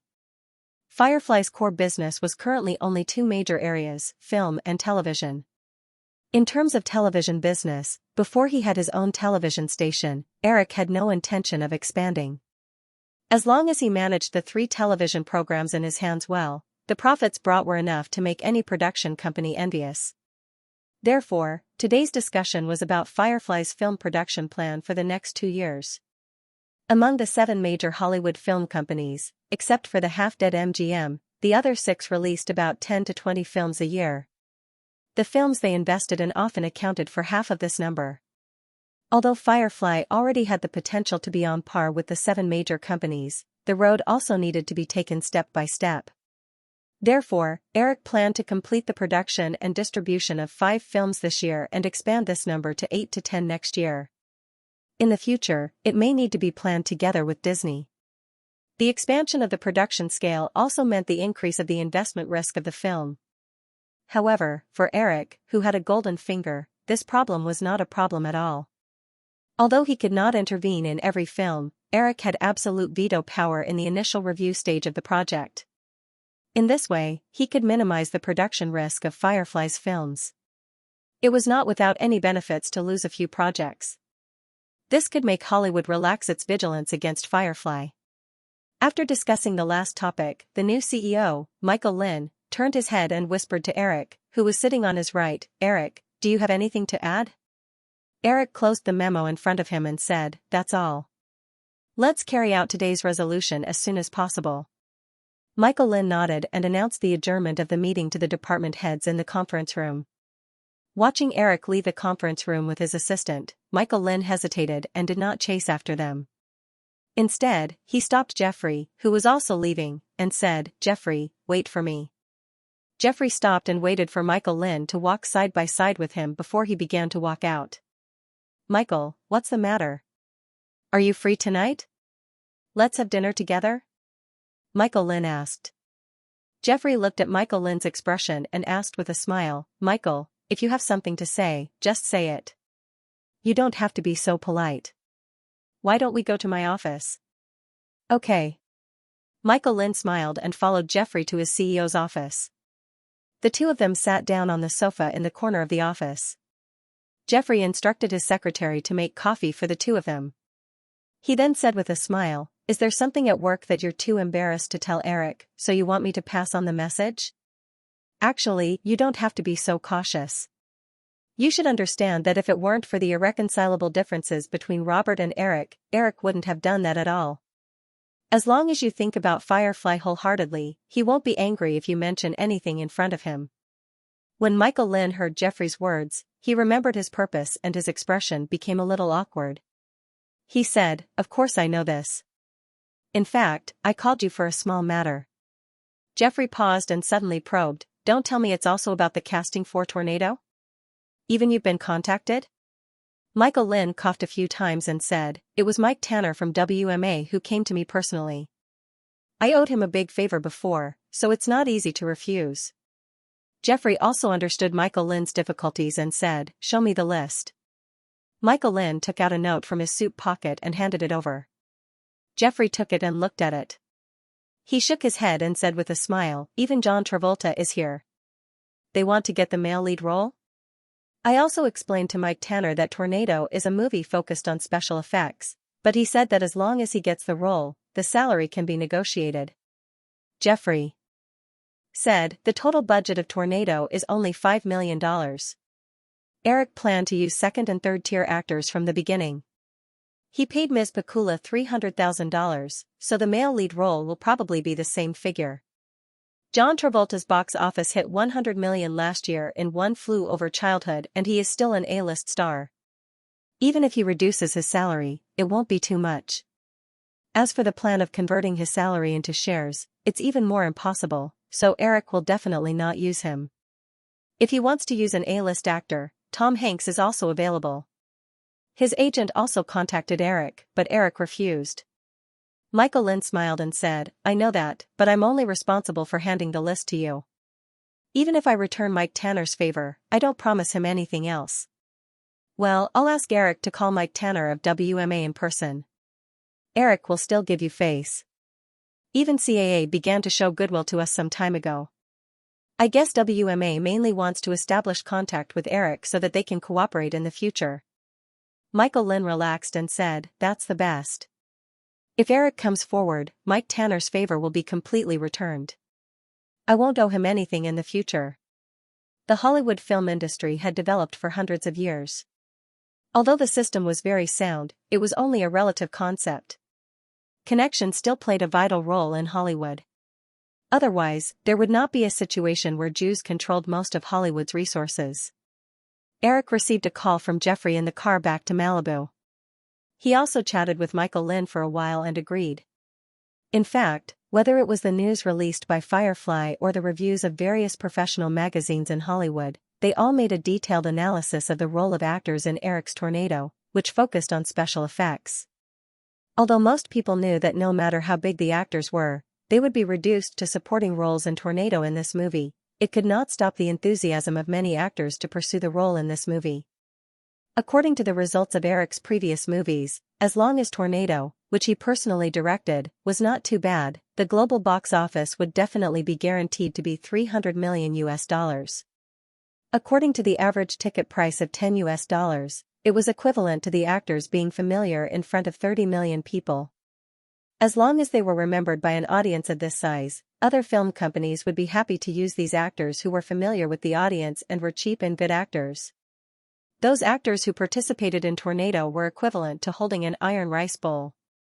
They would not lack film contracts in the next few years. If they were lucky enough to star in a popular movie, they would successfully join the ranks of the A-list stars. At present, Tornado was mainly casting second- and third-tier Hollywood actors. This was an excellent opportunity for actors who wanted to make a name for themselves. It was no wonder that so many people contacted Eric in a roundabout way. Back at the Sharp Corner Manor, the security guard at the gate told Eric that Drew was back. As soon as Eric walked into the villa, the little girl, who heard the noise, stood up from the sofa on the other side of the hall. She looked at Eric with her little arms on the back of the sofa. Her long eyelashes fluttered and there was a sweet smile on her tender face. Eric walked over and pinched the little girl's face, pretending to be cute. Why are you back today? Drew asked. Eric, did you forget something? Eric took off his jacket and hung it on the hanger beside him. He walked to the sofa and sat down. He relaxed and leaned against the back of the chair. Go get me a glass of water. I'll think about it after drinking it. The little girl pounced on Eric like a wild cat. Her two little white legs, which were wearing hot pants, were still rubbing against Eric. Think about it first. We'll talk about it when you remember. You're so inconsiderate. Okay, let me think. Eric rubbed his temples. Amidst the little girl's anticipation, he quickly showed a look of realization. He raised his hand and patted the little girl's white and tender thigh. I remember now. Quentin Tarantino, that bastard, hasn't finished the script this month again. He probably won't be able to finish the 5 films he owes Firefly for the next 10 years. I'll personally call him tomorrow to hurry him up.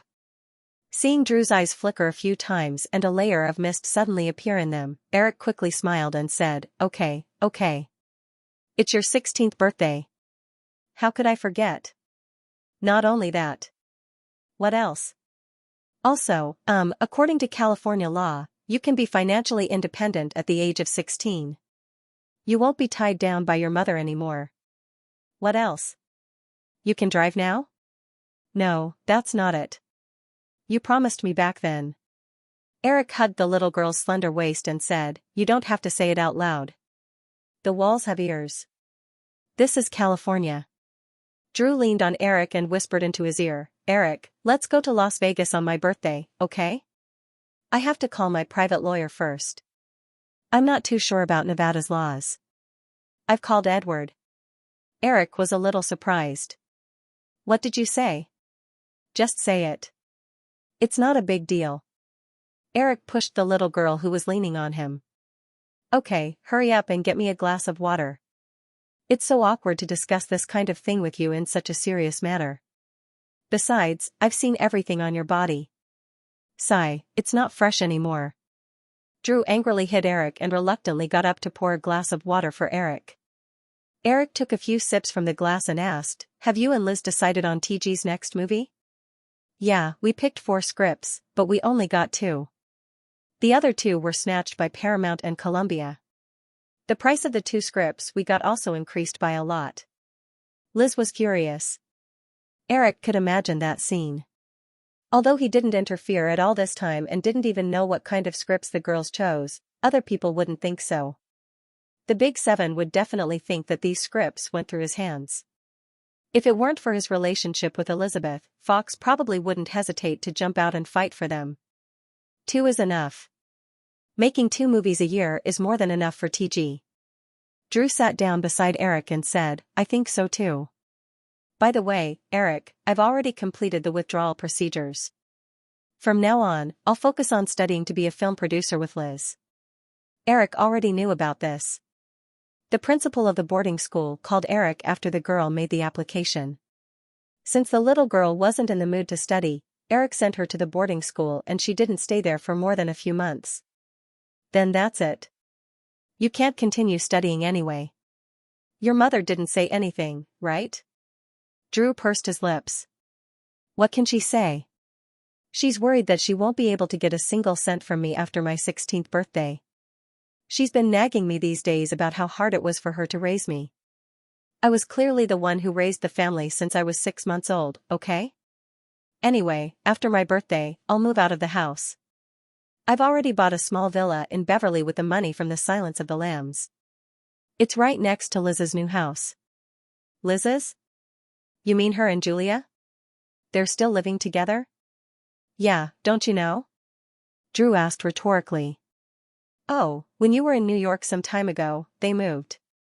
Also, they have an extra child at home." When Drew said this, his expression became strange.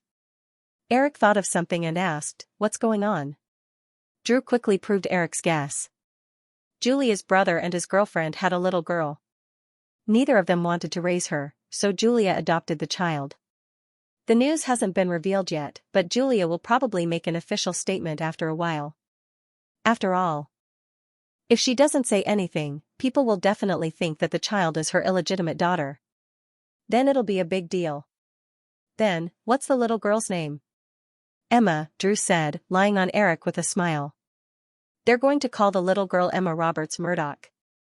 Wow, Eric was so surprised that he almost dropped the cup in his hand. "Emma Roberts Murdoch, are you sure?" Surprised, right? Anyway, they're going to register the name for the little girl. The smile on Drew's face became even weirder. They're obviously not gay, but they just don't want to admit it. "I think if you go over and teach them a few more lessons, they'll face reality." Eric laughed. "Forget it, I won't get involved.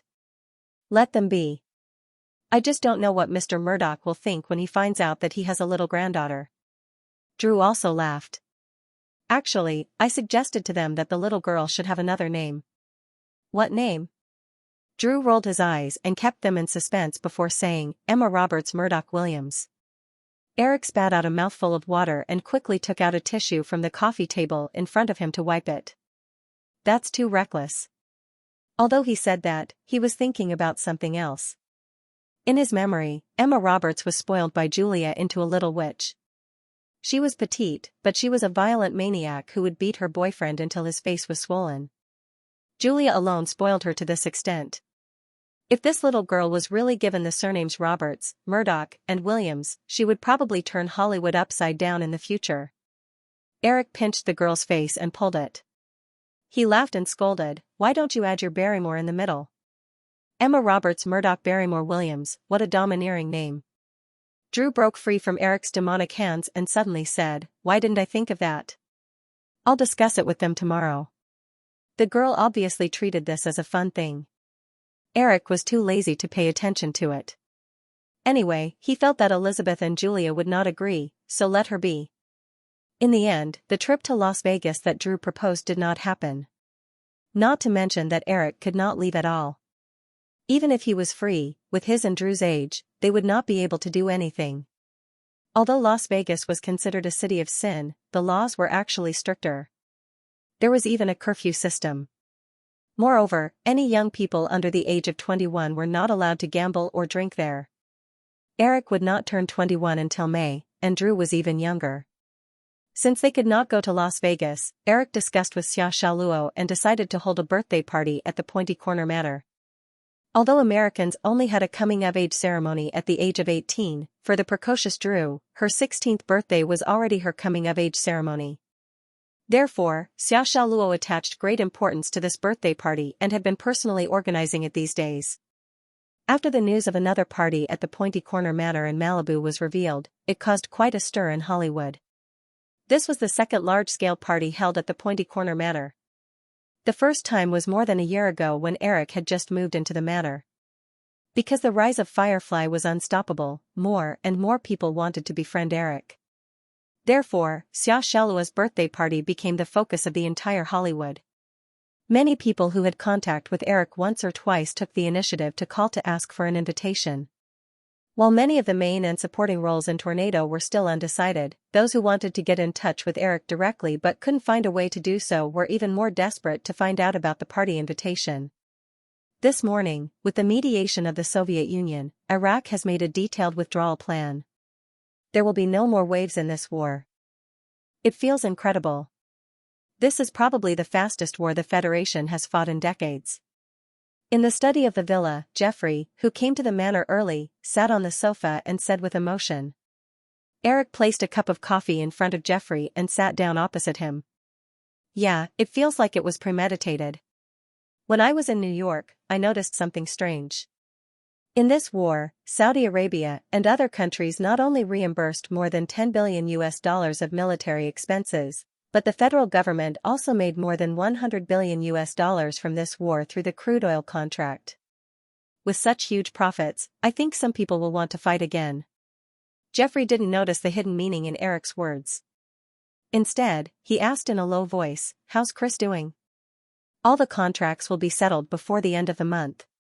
Chris has already given me a more detailed statistics.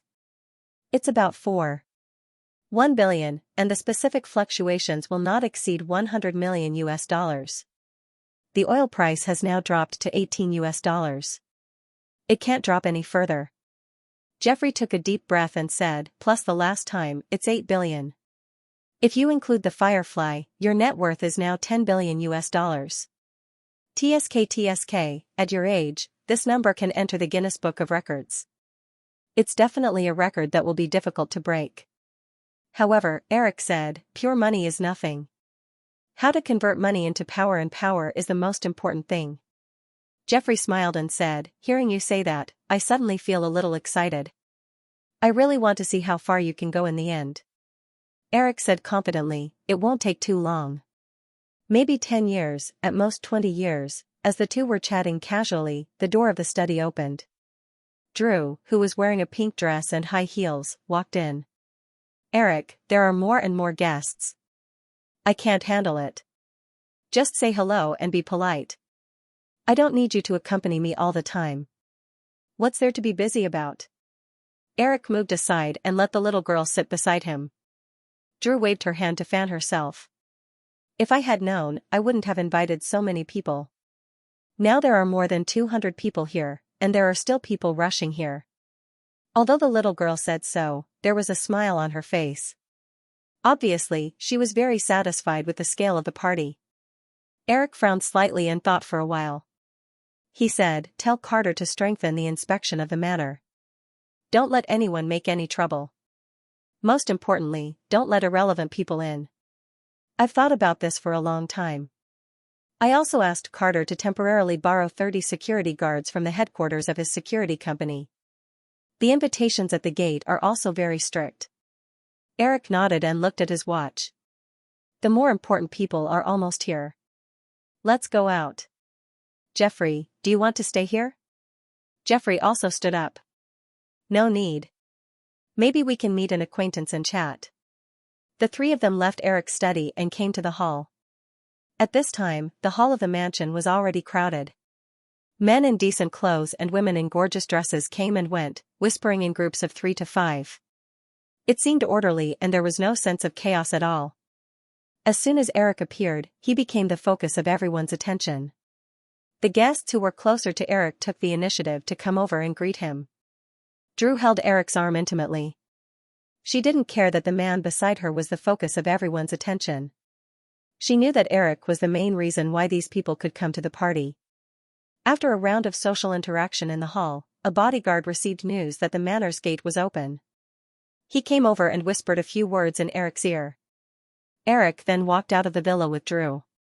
The sky was slowly darkening, but a large number of colorful lights in the manor had been lit up, setting off the entire manor like a fantasy kingdom. Eric, who's here?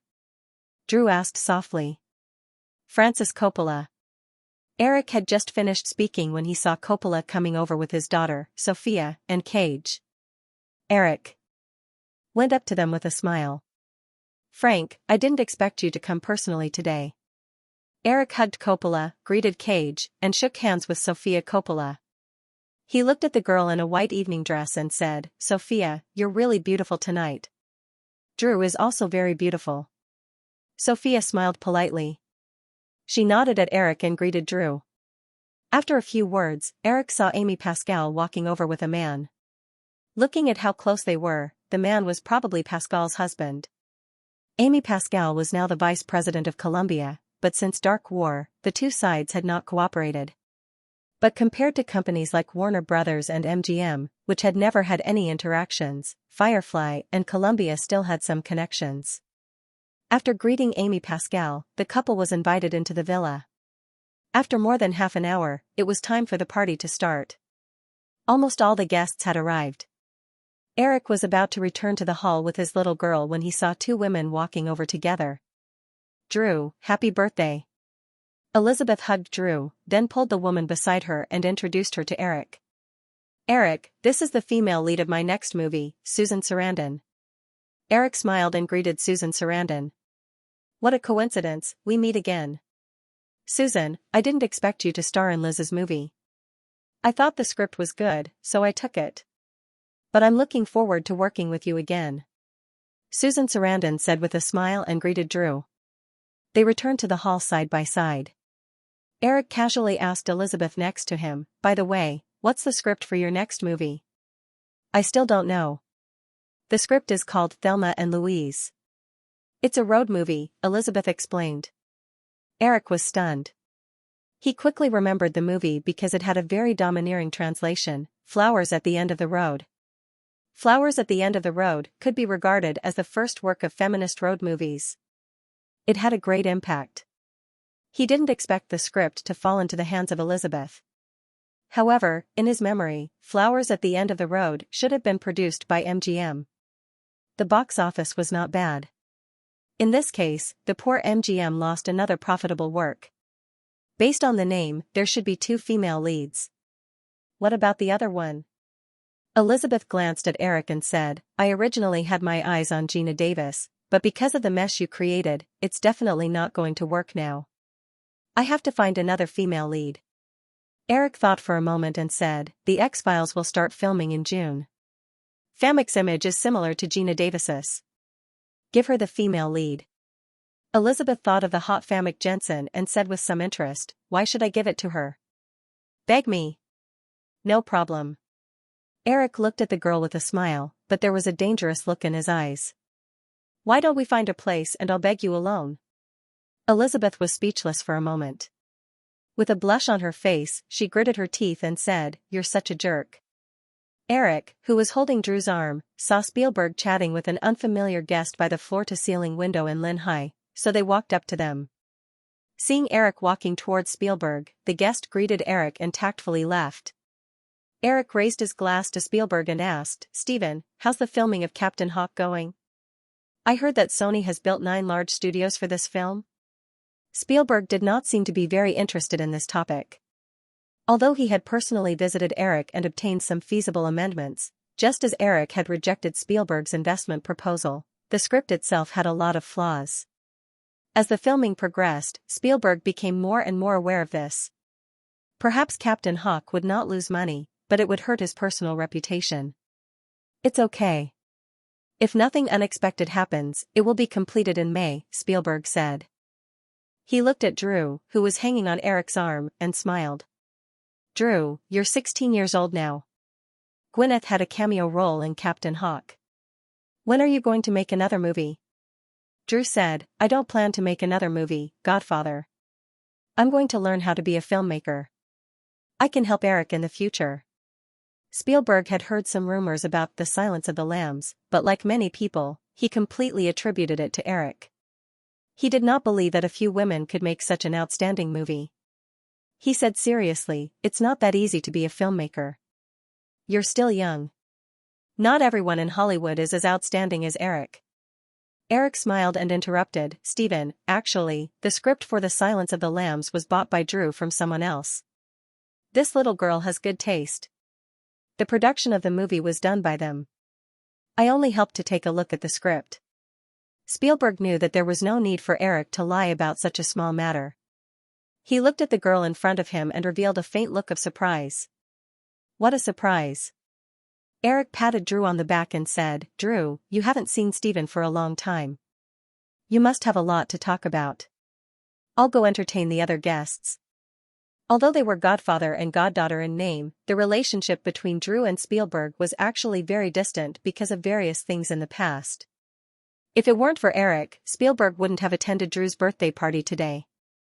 The little girl knew that Eric wanted her to mend her relationship with Spielberg in order to accumulate connections for her future development.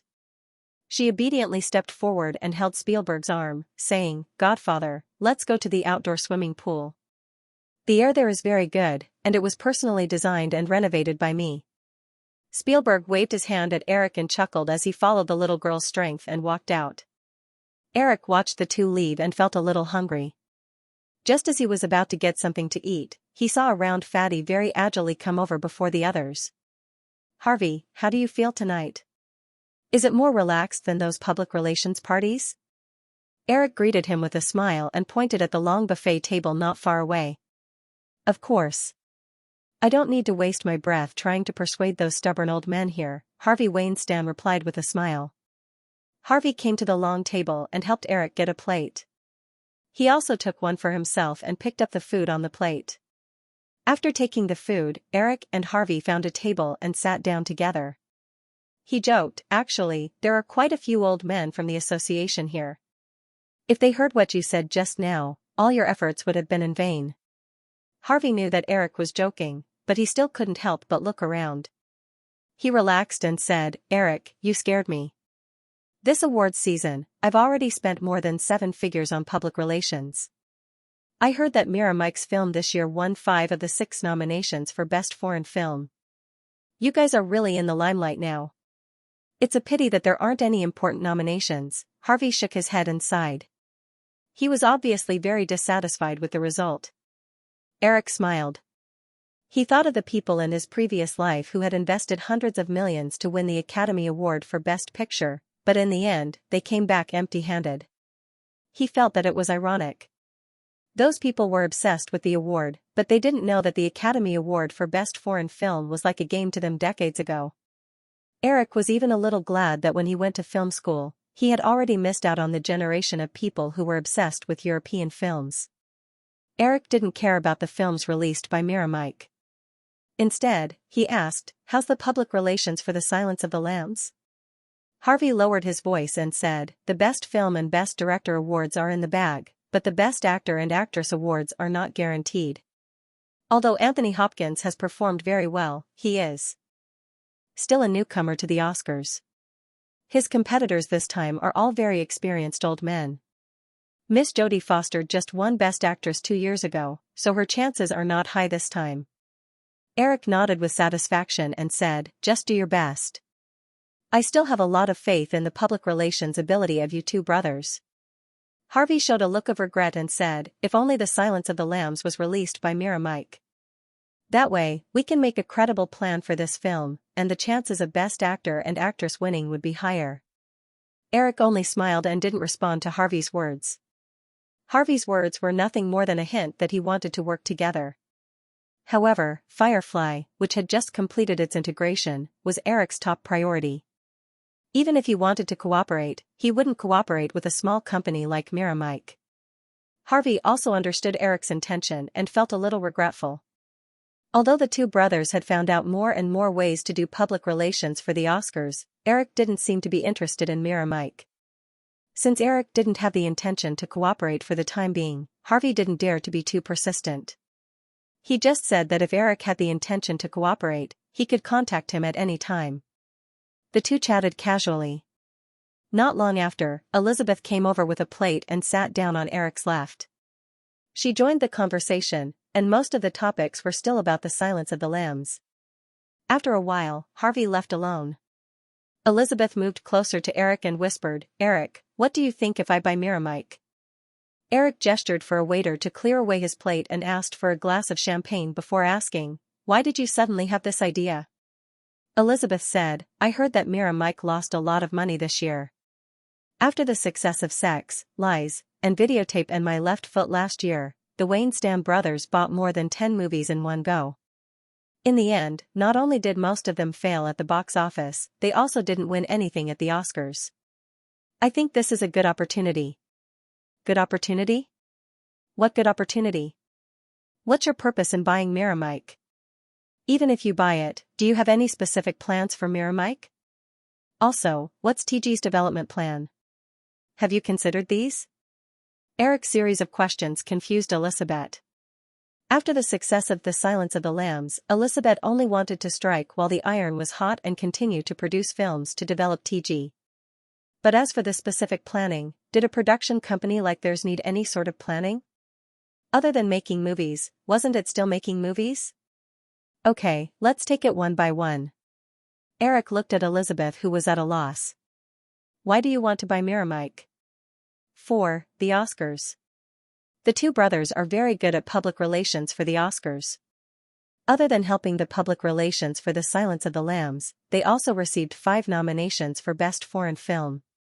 Although there are blockbuster films that make it to the Oscars every year, most of the nominated films are still works of art. Since you want to buy Miramike, does that mean you've decided to focus on making indie films that are good for awards? Elizabeth shook her head. Of course not, it's just that when needed, you can ask them to do public relations, right? Do you think TG has the ability to buy an indie film company just for the Oscars? Elizabeth unwillingly moved her waist and used the silver knife in her hand to cut a prawn on the plate in front of her. She muttered, "Fine, I won't buy it." Eric continued, "Actually, most of the time, the Oscars are just icing on the cake. We can't deny that it plays a very important role in the sales of videotapes and so on. The value of the stars who win the Oscars will also multiply. However, out of the hundreds of movies produced in Hollywood every year, only a dozen or so could compete for the Oscars. If the movie company's goal was to compete for the Oscars, then the company would never be able to grow. Orion Pictures, which recently announced that it would stop production, is actually an example. I remember that a few years ago, Orion Pictures received 18 nominations in the last Oscars, but now it is still on the road to bankruptcy." Elizabeth waved her small hand to stop him. "Alright, it's just a temporary idea. You don't have to talk so much like an old man. Even my father doesn't talk as much as you." Eric looked at Elizabeth with a hurt expression. "Do you think I would nag on if it was someone unrelated?" Elizabeth's face turned slightly red. Just take it that I was wrong, okay? The Silence of the Lambs is TG's work that made them famous. This is an exception, but then you chose a road movie. I haven't read the script yet, so I won't comment for now. But have you thought about what TG's focus will be in the future when it comes to movies? Elizabeth looked thoughtful. I really haven't thought about that. I just feel that as long as we can pick out a good script and make a good movie, it will be fine. Of course, my plan for myself is to not make a movie that costs more than $30 million in the next 5 years. This way, the risk can be minimized. Even if we accidentally lose money, it won't be too much. I won't comment on the Big 7. But for Firefly, my plan is for Firefly to make a big budget movie that focuses on special effects. New Line will be in charge of horror and thriller movies. Flower Pictures will focus on action movies in the future. Pixar will be in charge of animation. Black Ant was an accident, so I don't have a definite position for now. After Eric gave a simple introduction, he looked at Elizabeth. So, what kind of movie do you think TG is suitable for? Elizabeth counted with her delicate little fingers and pondered for a moment. It seems like, if we can't specialize in indie movies, the bigger category would be comedy movies. Finally, he lured this girl into his trap. Eric decisively said, then that's it. In the future, TG will specialize in comedy movies. Actually, it's very beneficial to specialize in this genre. Just like how the Wayne and Stan brothers figured out a set of rules for the Oscars, if you guys switch to comedy movies, you can also figure out a suitable path after a long time. Also, comedy movies usually cost very little to produce, so it's very suitable for Poison Productions. Elizabeth seemed to have figured out something else as well. She looked at Eric suspiciously and said, "Why do I feel like this was all arranged by you?" Eric snapped his fingers and gave her a look of praise. So smart. So, you don't have any objections, right? Elizabeth asked weakly, what if I have objections? Eric looked at Elizabeth with a smile. See, you used a question, which means that this is just a hypothesis. So, you definitely don't have any objections. Since that's the case, then it's decided. We'll have a good talk about the specific cooperation plan later. Actually, I have a lot of good ideas in mind, but I don't have the energy to implement them. I don't want to hand them over to an outsider, so I'm letting you take advantage of me. Elizabeth stared at Eric for a few seconds and pursed her lips. She silently forked the only remaining prawn on the plate in front of her and stuffed it into Eric's champagne glass as a way of venting. Then, she slumped on the table and knocked on the table gloomily. Oh my God, how did I meet a shameless guy like you? I'm going crazy. Eric looked at the layer of oil in the glass and sighed. What a waste. Regretfully, he stood up and asked the waiter to get another glass.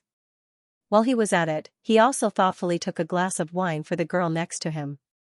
Come, have a glass of champagne. You should thank me, but I've given you a very, very big gold mine to manage. I'll fire you. Elizabeth gritted her teeth and glared at Eric. She took the glass of champagne and drank it in one gulp. No matter how grand a party was, there would always be a time when the music came to an end. At midnight, the guests left one after another. The party company's work was very efficient. It only took an hour to restore the messy party to its original state. As the manor servants and the party company's employees left the villa one after another, the brilliantly lit Freedom City gradually dimmed. The paparazzi floating on the distant sea took photos of the mansion's balcony for an entire night. At this time, they also took their rewards and left silently in their speedboats with satisfaction. After changing out of the party's evening gown, Drew went into the bathroom to take a shower. She dressed herself up nicely and only put on one of Eric's sky blue t-shirts before walking into the bedroom with her legs bare. Eric, where's my birthday present? The little girl jumped over and asked coquettishly as she rubbed against Eric's side like a cat. Eric pushed away the little girl's hand that was reaching for the magazine in his hand and said, "Isn't there a room full of things in the storage room downstairs? You won't be able to finish them all tomorrow." I don't care. I'm asking where's the birthday present you prepared for me? Well, I went around Rodeo Avenue. The things there were too expensive, so I couldn't bear to buy it. Seeing the little girl's teary face, Eric continued, so, I made one myself. After Eric finished speaking, he took out a beautifully packaged small box from under the pillow behind him and handed it to Drew. The little girl couldn't wait to open the box and take out the item. In the solid wood picture frame that was slightly smaller than a 32-page book, there was a small sketch. A girl with a tender face wearing a t-shirt that exposed her navel and hot pants was standing on a wide street, smiling as she looked at the people passing by on both sides. In addition, there was a pair of wings on the girl's back, which were painted light gray. The lines in the picture were very slender. Although the whole picture was only the size of an ordinary photo, even the girl's fingers and the feathers on her wings in the picture were very lifelike. It was obvious that a lot of thought had been put into it. Drew looked at the picture frame in his hand and grinned. He was obviously very satisfied, but he still pointed at the girl's wings in the picture and said, "Eric, why are they gray?" "Because the color gray symbolizes loss." Eric looked at the girl's smooth blonde hair in his arms and recalled the many memories he had about Drew before he was reborn, as well as the bits and pieces after they met in this life. With a smile on his lips, he slowly said, "The lost angels with gray wings are not like the pure angels who carry a mission and are bound by shackles. They are also different from the evil and Chenluan who chopped down the angels. They only lived for their own happiness. They were uninspired and did not love the world. They were willful and indifferent. God was jealous of their freedom, so he said that they were too selfish and banished them to the world. I happened to pick up one and got entangled with it, so I drew her out to remind myself not to make the same mistake again." Drew leaned against Eric's chest and listened quietly. Unknowingly, a glimmer of light flashed in her eyes. After Eric finished speaking, she threw away the picture frame in her hand and threw herself on Eric's body. The next day happened to be Saturday. The girl took the initiative to let the two of them sleep until 4 or 5 in the morning. When Eric woke up, it was already 10 in the morning. Drew even got up in the afternoon. Eric spent the rest of February preparing for Tornado. After many rounds of auditions, all the main roles in the movie were confirmed. By the beginning of March, the breakdown of the movie's script, the production schedule, the preparation of the budget, and the hiring of actors and staff were all completed. In a studio at Digital Domain's headquarters in Venice Beach, Eric and many technical staff waited patiently in front of a small computer. A special effects artist sitting in front of the computer skillfully operated the machine in front of him. A moment later, a playback window appeared on the computer screen. The special effects artist operated the mouse and pressed the play button. In the silent image, there was a wooden house standing alone in the wilderness. The surroundings of the house were all shown with a gray background. This house, which was difficult to distinguish between real and fake, looked a little strange. However, everyone present knew that this house was completely CG. After complicated material rendering, it looked difficult to distinguish between real and fake. Therefore, no one made a fuss about it. However, everyone was excited about the success of their design. Even a few months ago, they were not sure if pure CG effects could reach a level where it was difficult to distinguish between real and fake. However, no one doubted it now. A second after the still image of the house appeared, a gray tornado suddenly appeared on the left side of the image and swept toward the house. As the tornado's tentacles came into contact with the house, the wooden house began to shake and gradually break down. Although the image was still and silent, the onlookers seemed to hear the howling of the tornado and the crackling sound of the house being torn apart by the wind. A few seconds later, the house was destroyed by the tornado, leaving only the foundation of the house in ruins. After the short 8-second scene finished playing, everyone in the studio spontaneously applauded.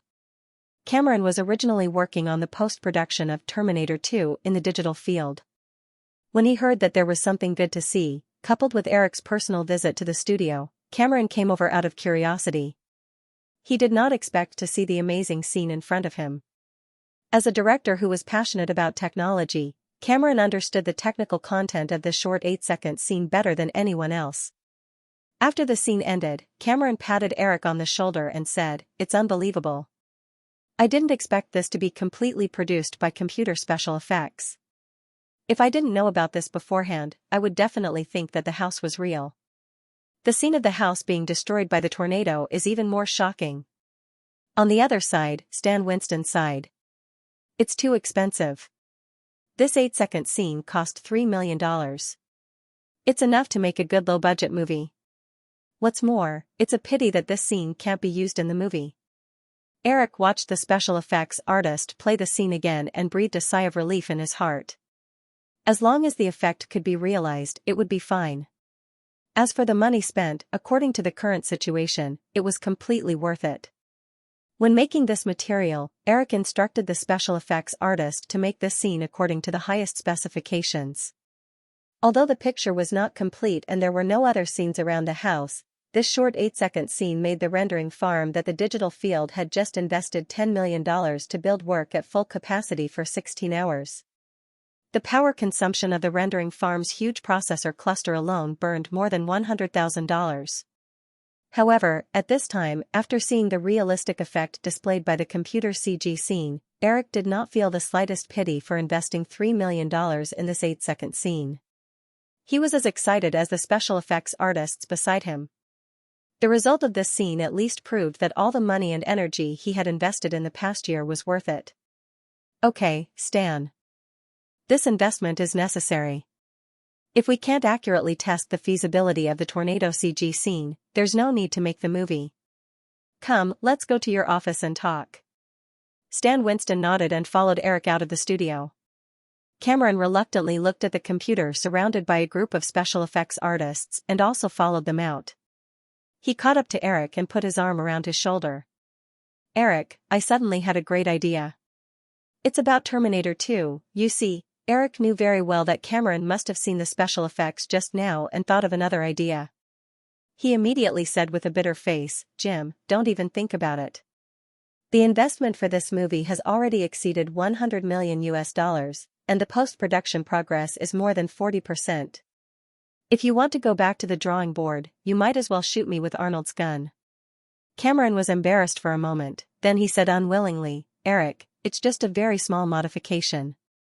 I swear to God, it won't cost much. Jim, this is not a matter of money. Otherwise, I would have fired you before you exceeded the budget by $100 million. The key is the schedule. Firefly has already started to promote Terminator 2, and I've already seen the rough cut of the movie. This movie is good enough. I just hope that you can produce it on time. Cameron continued to talk to Eric for a long time, but when he saw that Eric refused to budge, he left in disappointment. He definitely won't let this go, Stan Winston, who knew Cameron very well, said to Eric as he watched him leave. Eric had already changed into a relaxed expression and said, Of course I know he won't let this go, but this guy is used to pushing his luck, so I didn't dare to agree directly. Just keep an eye on him for me. If he needs to modify some details, just cooperate as much as possible, but you can't change your attitude of opposition. Stan Winston laughed. Eric, Jim always secretly complains that you're a movie businessman who doesn't wake up early without benefits. You're so young, but you only have money in your eyes and no dreams. If he heard what you just said, he would definitely change his opinion of you. Then it's better not to let him know. Eric also laughed. Otherwise, he'll only spend more of my money. Stan Winston laughed a few more times before saying, Let's get down to business, Eric. Although the CG special effects problem has been solved, I think it's not easy to perfectly combine the CG images with the real scene. This is also one of the reasons I came here today. In addition to checking the results of the special effects production, I also hope that you can bring a team with me to Oklahoma to do a field test for the movie. I need professional special effects artists to do the relevant assessment on the spot. Stan Winston thought about his recent work arrangements. After the establishment of Digital Domain, the company had received several business deals from other film companies, but these didn't need to be personally handled by Stan, so he nodded and agreed. Then I'll bring Matt and the others. To be honest, I suddenly feel that what you said might be right.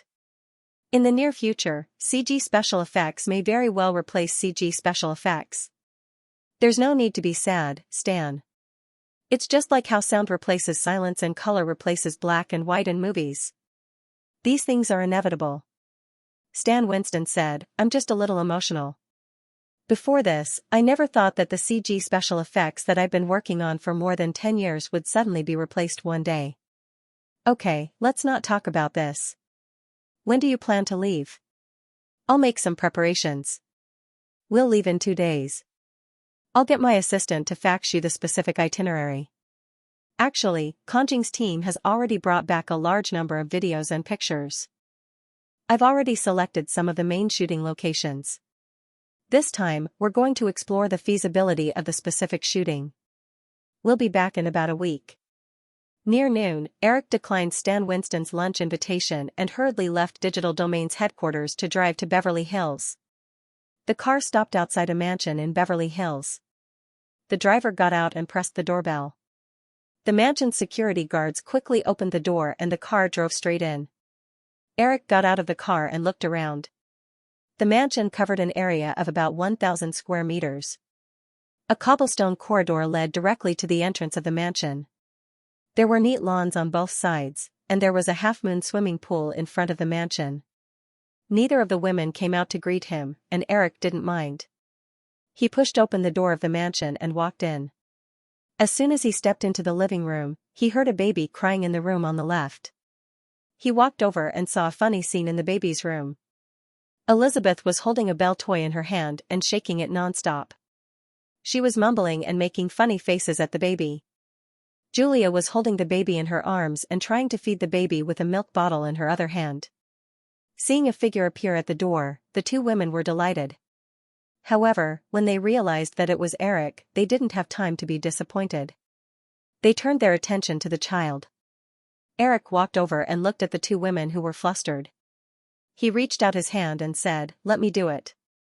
The child's body is so delicate. How can you carry him like this?" Julia looked at Eric's serious expression and handed the baby over. Eric took the baby from Julia and held the back of the baby's head in his arms. He looked at the two women and asked, "Didn't you hire a nanny?" Julia looked at the baby who still didn't stop crying in Eric's arms and explained, "We hired two. Lena is on sick leave, and Betty went to the supermarket to buy milk powder for Emma. I don't know why she hasn't returned yet. Who knew that the little one would suddenly cry like this? Is she hungry?"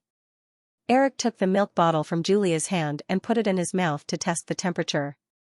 He then put it close to the little girl's mouth.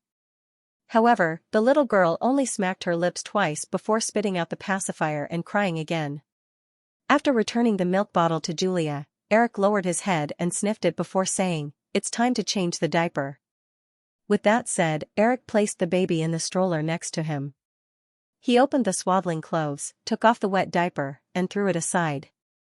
He reached out for a clean diaper next to him and skillfully wrapped the little one up. Elizabeth and Julia watched Eric change the baby's diaper with strange expressions on their faces. After Eric changed the baby's diaper and walked into the bathroom to wash his hands, the little one had already quieted down. She looked around with her bright eyes. Julia looked at Eric, who had just walked out, and couldn't help but say, "It's hard to imagine." "What can't you do?" Eric stretched out a finger and carefully coaxed the little one. When he heard Julia's words, he smiled and said, "I also want to know the answer to this question. Let me know when you find out." Elizabeth, who was next to Julia, chimed in, "You won't give birth, right? It's not impossible for a man to be more ruthless to himself." Eric shrugged. "But I will never do that." After having lunch at Julia's house, Julia and the nanny took care of the little guy while Eric and Elizabeth went upstairs to the study. After laying out the prepared information in front of the woman, Eric took out a box of videos and brought it to the VCR. Elizabeth opened the information brought by Eric and looked at it. It was roughly the Hollywood comedy genre and the box office of various types of comedies in recent years. As she picked it up and read it casually, Elizabeth heard a sound coming from the TV. She looked up and saw an actor with a rather exaggerated facial expression talking to a girl. However, it didn't take long for the scene to cut to another completely different scene, but it was still the same person. Looking at the actor's exaggerated teeth from time to time and listening to the funny dialogue coming from the TV, Elizabeth couldn't help but laugh. Eric turned to the girl and said, "Isn't it interesting?" Elizabeth looked at the man in the picture doing an exaggerated twisting motion and said, "Well, who is this? Why don't I remember him before?" "His name is Jim Carrey. He has acted in a few small movies. Last year, he played a small role in a TV comedy on Fox TV. What you see is just the effect after he restrains his performance," Eric said and pressed the fast-forward button. Soon, the scene turned to an audition room. Jim Carrey was performing a mime show this time. He didn't make a sound at all, but his facial expression and body language were more exaggerated. It could even be said that he was crazy. "Do you think of anyone?" Eric asked again. Elizabeth held her chin and said quickly, "Chaplin?" "Yes, Chaplin. I feel that Jim Carrey's comedy talent is no less than Chaplin's." Eric rewound the video and replayed it. He got up and returned to Elizabeth's side. He picked up the information and said, "In recent years, Hollywood comedies are mainly romantic comedies and family comedies.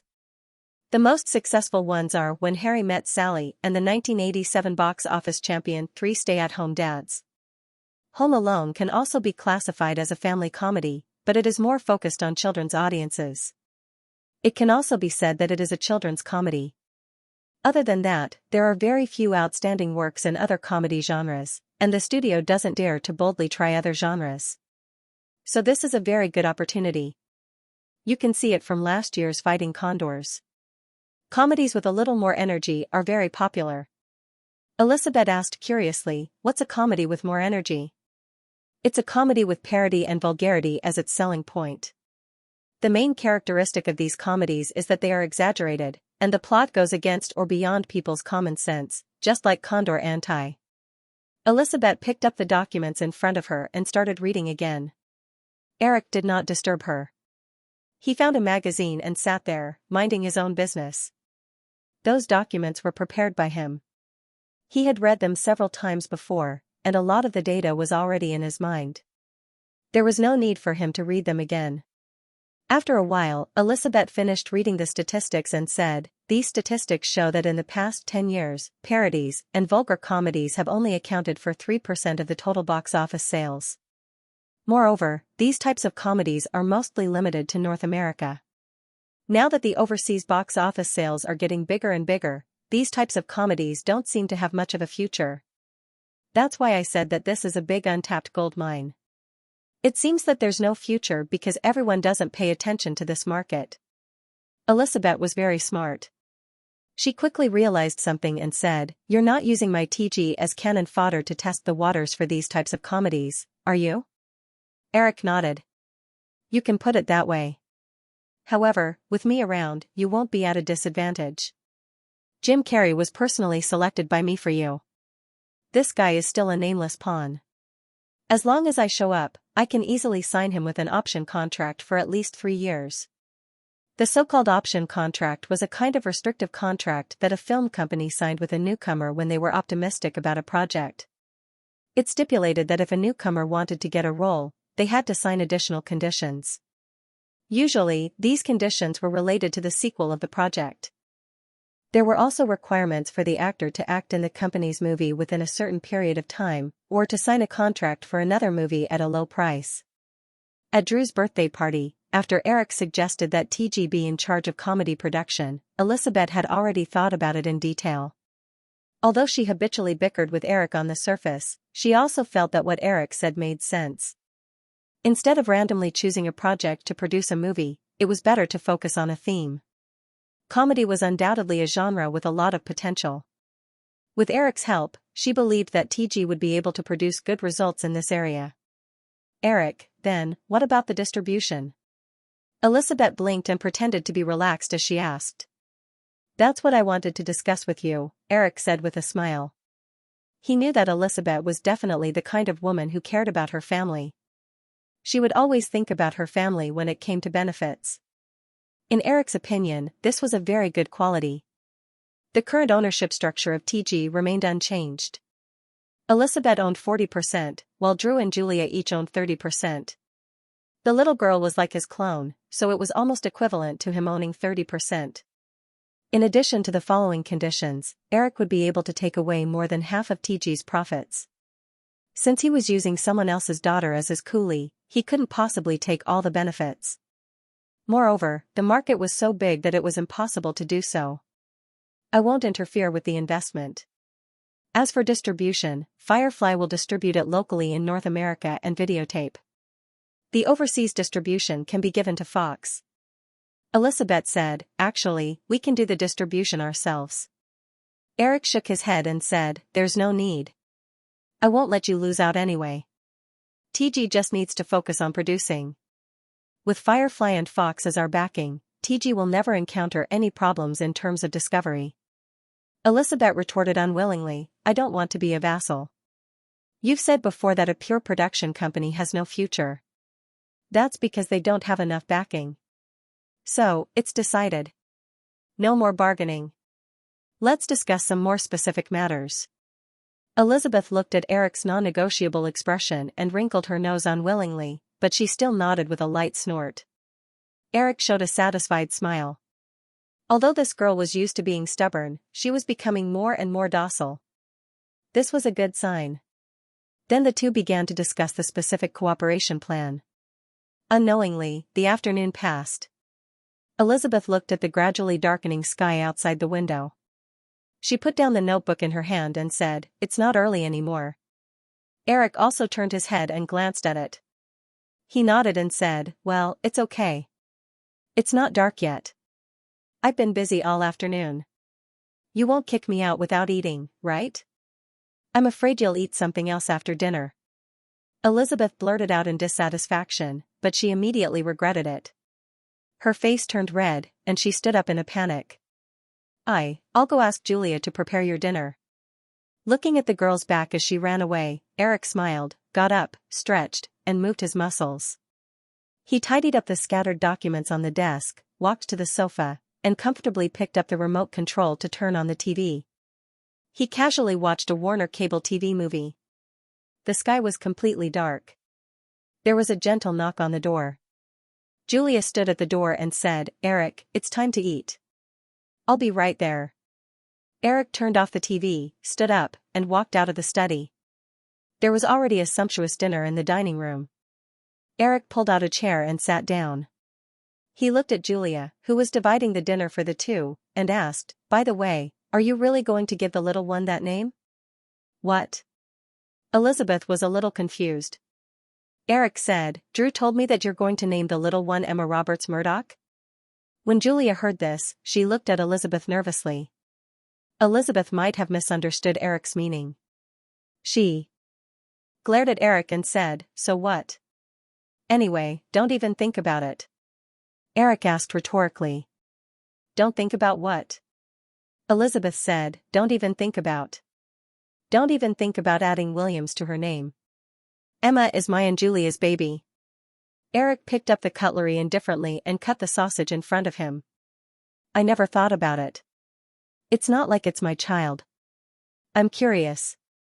If this matter is exposed, how are you going to explain it to your father? Are you going to tell him that you've come out of the closet?" "That's none of your business," Elizabeth said weakly. Eric shrugged and lowered his head to deal with the dinner in front of him.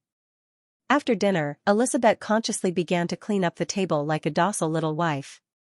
Elizabeth went to the nursery to see the little guy under the care of the nanny, and then ran to a small living room in the villa to watch TV. Eric didn't move. He sat in the dining room connected to the kitchen and watched Julia clean up the cutlery. He asked, "With Emma, you definitely won't be able to take on any movies in the short term, right?" Julia scrubbed a plate with a plastic ball and said softly, "Anyway, the money I have is enough for me to use for a long time. At least until Emma is 1 year old, then I'll start working again. If it really doesn't work, then I'll be a producer with Liz. I think you're more suitable to be an actress. Actually, I have a few ideas that are suitable for you." Julia glanced at Eric and said, "You're always bullying me. I don't want to work with you anymore." Eric sighed exaggeratedly. "Can't you change the image of me as a demon king in your heart?" "Demon king." Julia repeated Eric's words and chuckled. "You really know yourself." Eric also smiled and looked at the girl not far away. The March night in Los Angeles was still very cold. Julia was wearing a light yellow close-fitting sweater and a pair of white casual pants that accentuated her slender and straight legs.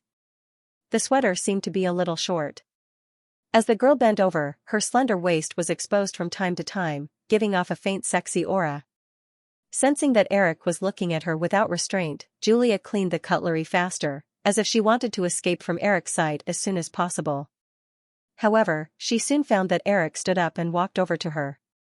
Julia subconsciously wanted to escape, but she realized that she was like a rabbit that had fallen into a trap. After a while, Julia said, "Eric, you'll be seen." Eric didn't mind being seen by Elizabeth, but he remembered that there was a nanny watching over Emma in the villa. If she found out, she would sign a confidentiality agreement in time, and it wouldn't be leaked. However, it would still be awkward. Thinking of this, Eric stopped. However, he still whispered in Julia's ear, "I'll take Liz back to her room first." Julia's little head was in a daze, and she subconsciously nodded obediently. It wasn't until Eric left the kitchen that Julia understood what Eric meant. Her face flushed, and she regretted agreeing to it. What should she do later? She walked to the kitchen door uneasily and looked out. She immediately saw Eric's figure walking upstairs. At the same time, she also saw Elizabeth. For some reason, Julia couldn't help but laugh when she saw Elizabeth. After washing the dishes, Julia and the nanny looked after Emma for a while. After dawdling for half an hour, they left the baby's room and headed upstairs to the bedroom. The morning sun shone into the bedroom through the curtains. Eric dreamed that he was submerged in a cold river. He opened his eyes while shivering, only to find that he was squeezed to the edge of the bed, and the blanket on his body had disappeared. Since he was already awake, Eric couldn't continue sleeping. He got dressed and left the bedroom. When he walked downstairs, he bumped into the slightly plump nanny who was about 30 years old. She was holding a milk bottle in her hand. Eric vaguely remembered that Julia called her Betty, so he greeted her. The Latina nanny named Betty was very clear about Eric's identity. She greeted him politely. Although she was curious about which mistress' room Eric spent the night in, she didn't show any unusual expression on her face. Eric followed Betty into the baby's room. The little guy was lying on the bed, looking around curiously with his pair of beautiful eyes. When he saw Eric, he opened his mouth and giggled a few times, waving his little hands around. Eric noticed the nanny's tired face and said, "Miss Betty, let me feed the little guy. You can rest for a while." "It's okay, Mr. Williams. Someone will come to change shifts with me at 8. Didn't you say the other one was sick?" Eric asked as he reached out his hand to Betty. Seeing that Eric insisted, Betty handed the milk bottle over and explained, "Ms. Robert hired another one. Otherwise, I wouldn't be able to handle it." Seeing that Eric was feeding the little guy, Betty nonchalantly walked to the side and tidied up the diapers the little guy made last night. However, she couldn't help but look at Eric a few more times.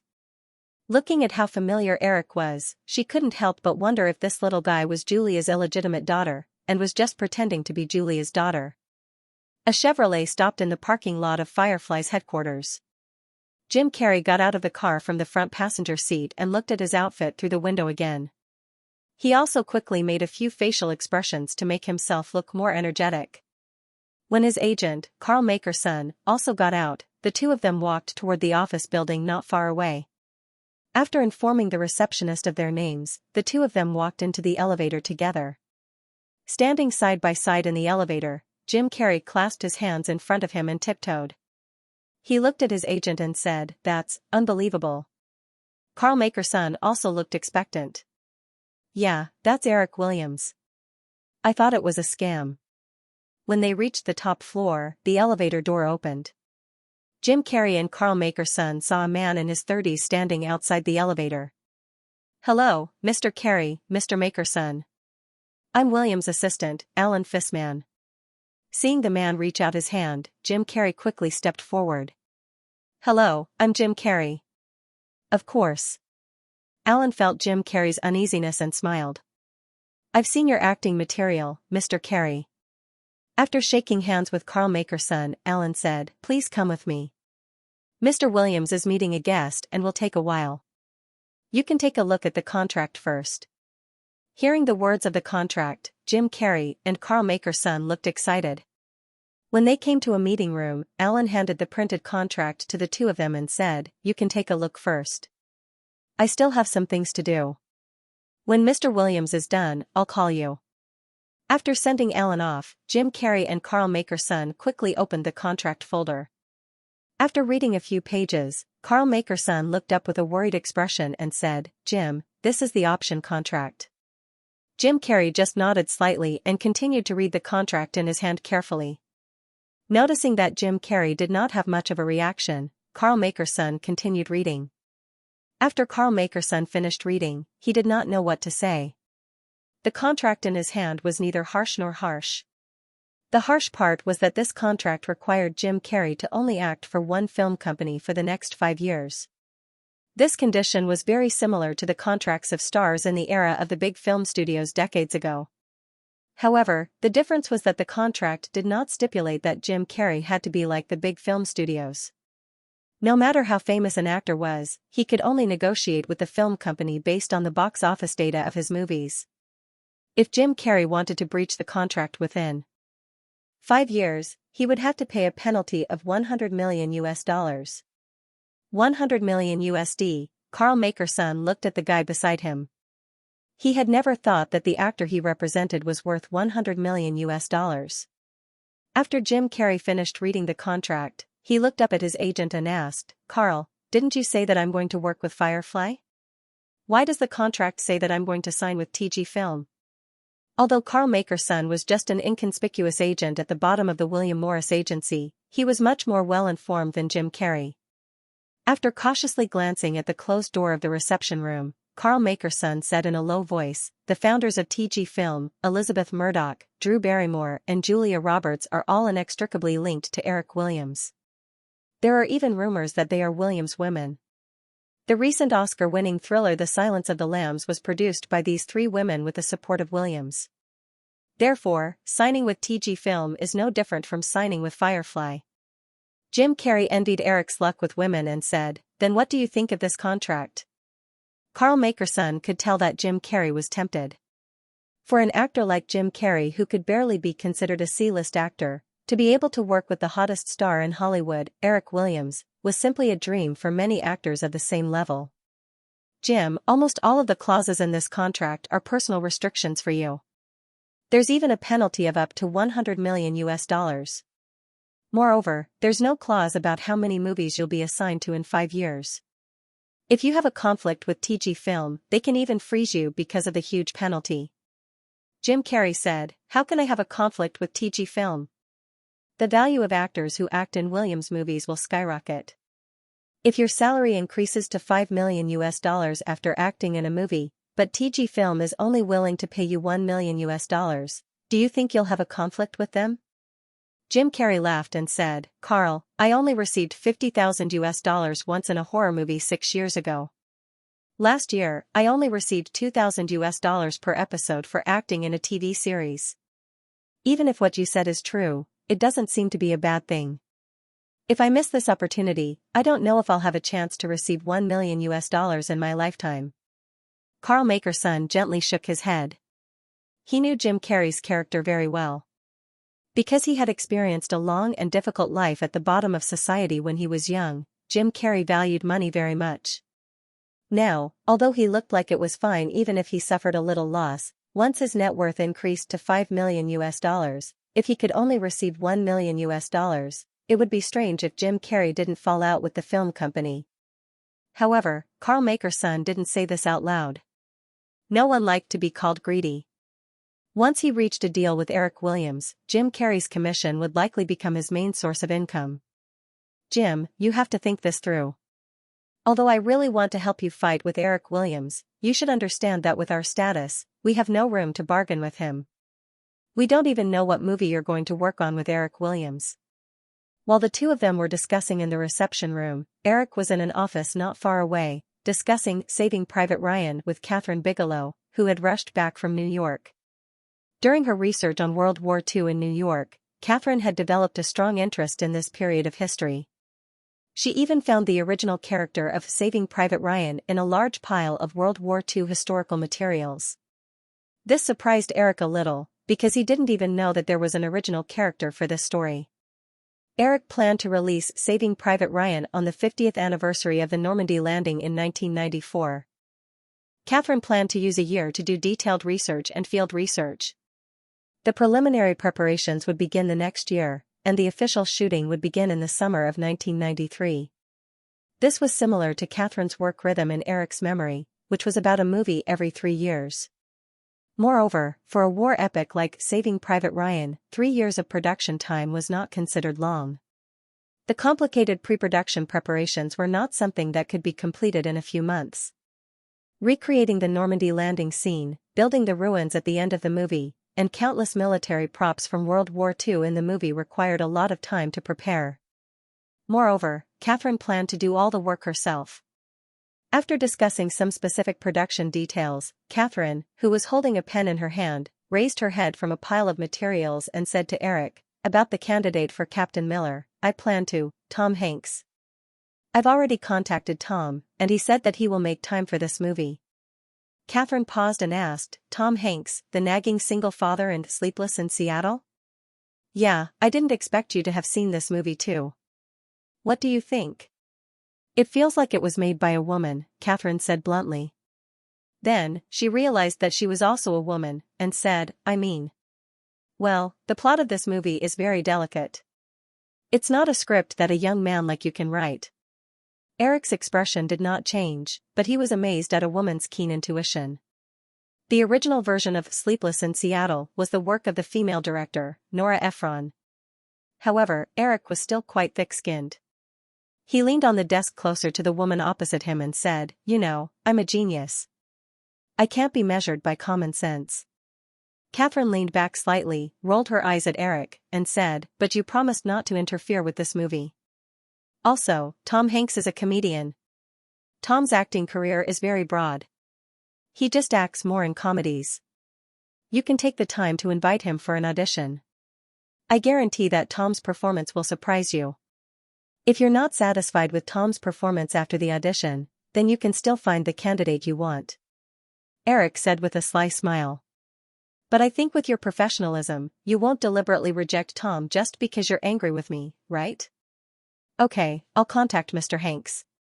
Catherine stood up and put the materials in front of her into a satchel. She looked at Elizabeth, who had been sitting in the corner reading a magazine. Catherine had only said hello to Elizabeth when she came. Catherine keenly felt that Elizabeth was hostile to her, which made her feel a little funny. How could she steal this little B** start from her? You must have other things to do. I'll leave first. Eric also stood up. I'll walk you out. After sending Catherine off, Eric returned to his office. Elizabeth had already taken over his office chair. She looked at him with her chin propped up.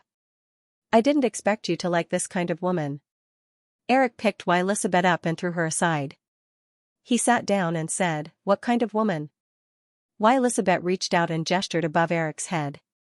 She teased, as long as she wears high heels, she'll be taller than you.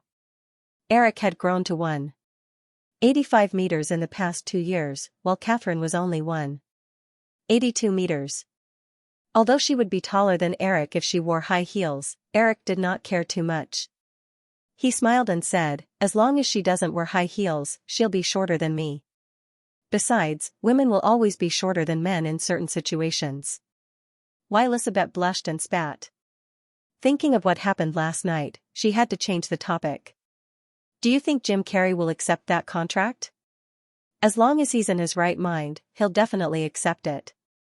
Elizabeth found the contract drafted by Eric and sat down in Catherine's original seat. She said, but I feel that this contract is very strange.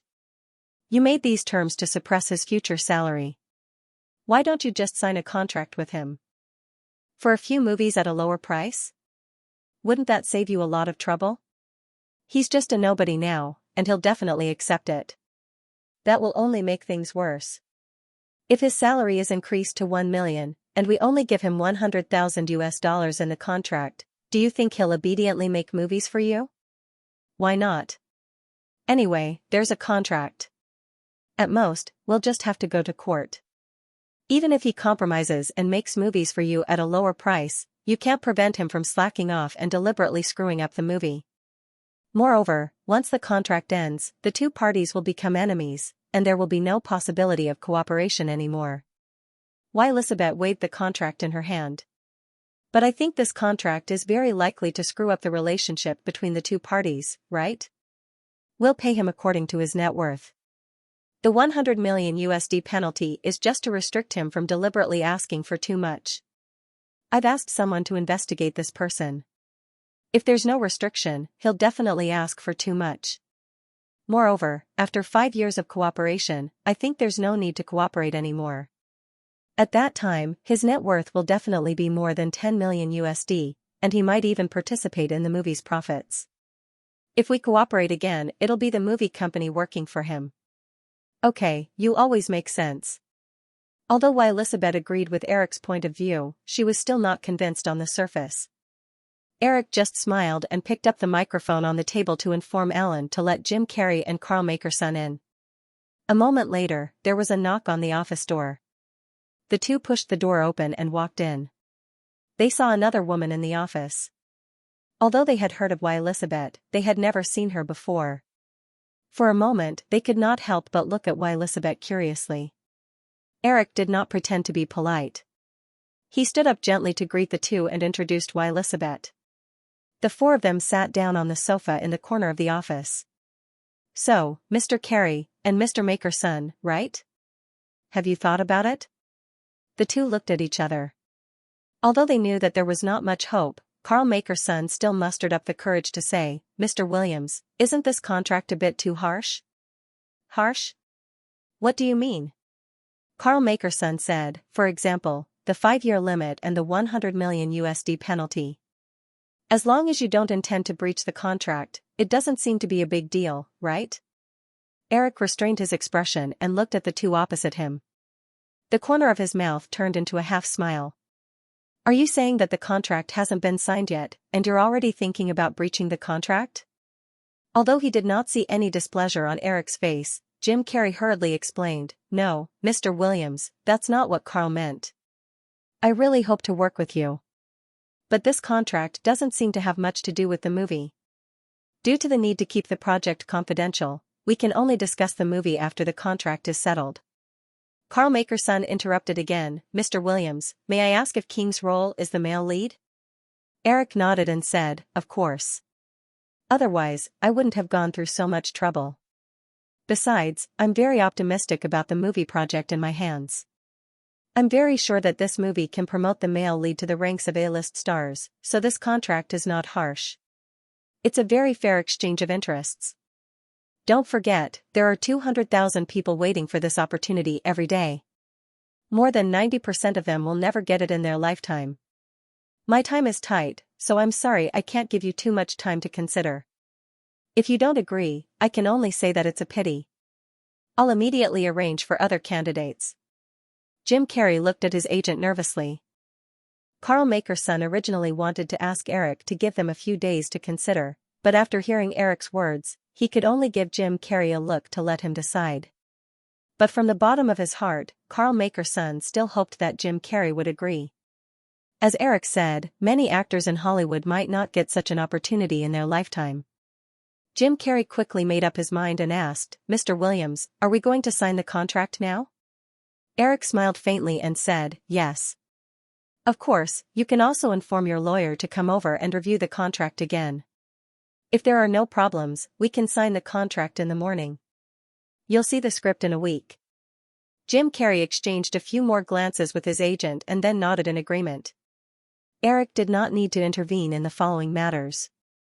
After Alan left with the two men, Elizabeth asked, "Eric, you just said that he'll see the script in a week. Where's the script?" Eric took out an outline from the filing cabinet and handed it to Elizabeth. "This is the outline of the story that I wrote. The scriptwriters are still working on the details." Elizabeth picked up a few thin pages and glanced at the title. "Dumb and Melon. Just by looking at the name, I can tell it's a comedy. What a lousy name." Eric sat down in his office chair and ignored Elizabeth's habitual sarcasm. He picked up a document that was waiting to be processed and started to read it. After taking down Jim Carey, Firefly's achievements in comedy over the next few years were absolutely unparalleled. Jim Carrey was one of the few comedy kings in the history of Hollywood. When it came to Hollywood's $20 million salary, many people would list the names of Hollywood superstars. However, the first person in the history of Hollywood to receive $20 million was not Schwarzenegger, not Stallone, nor was it Harrison Ford. It was Jim Carrey. Eric had seen many of Jim Carrey's movies. Of course, the one that left the deepest impression on him was The Disguised Genius. The Disguised Genius was also one of Jim Carrey's best works. The reason why he chose Dumb and Melon in front of him was mainly because of the copyright. The Disguised Genius was a comic work from Dark Horse Comics in 1980. Although Eric had investigated and found that the movie copyright of this comic was still in the hands of Dark Horse Comics, it would definitely cost a lot to acquire the copyright of this comic now. In addition to the conceivable competitors, Dark Horse Comics would definitely raise the price. However, Eric had already thought of a time to make a move.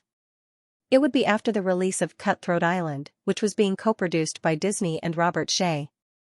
Everyone in Hollywood knew that Robert Shaye had snatched the script of Cutthroat Island from him.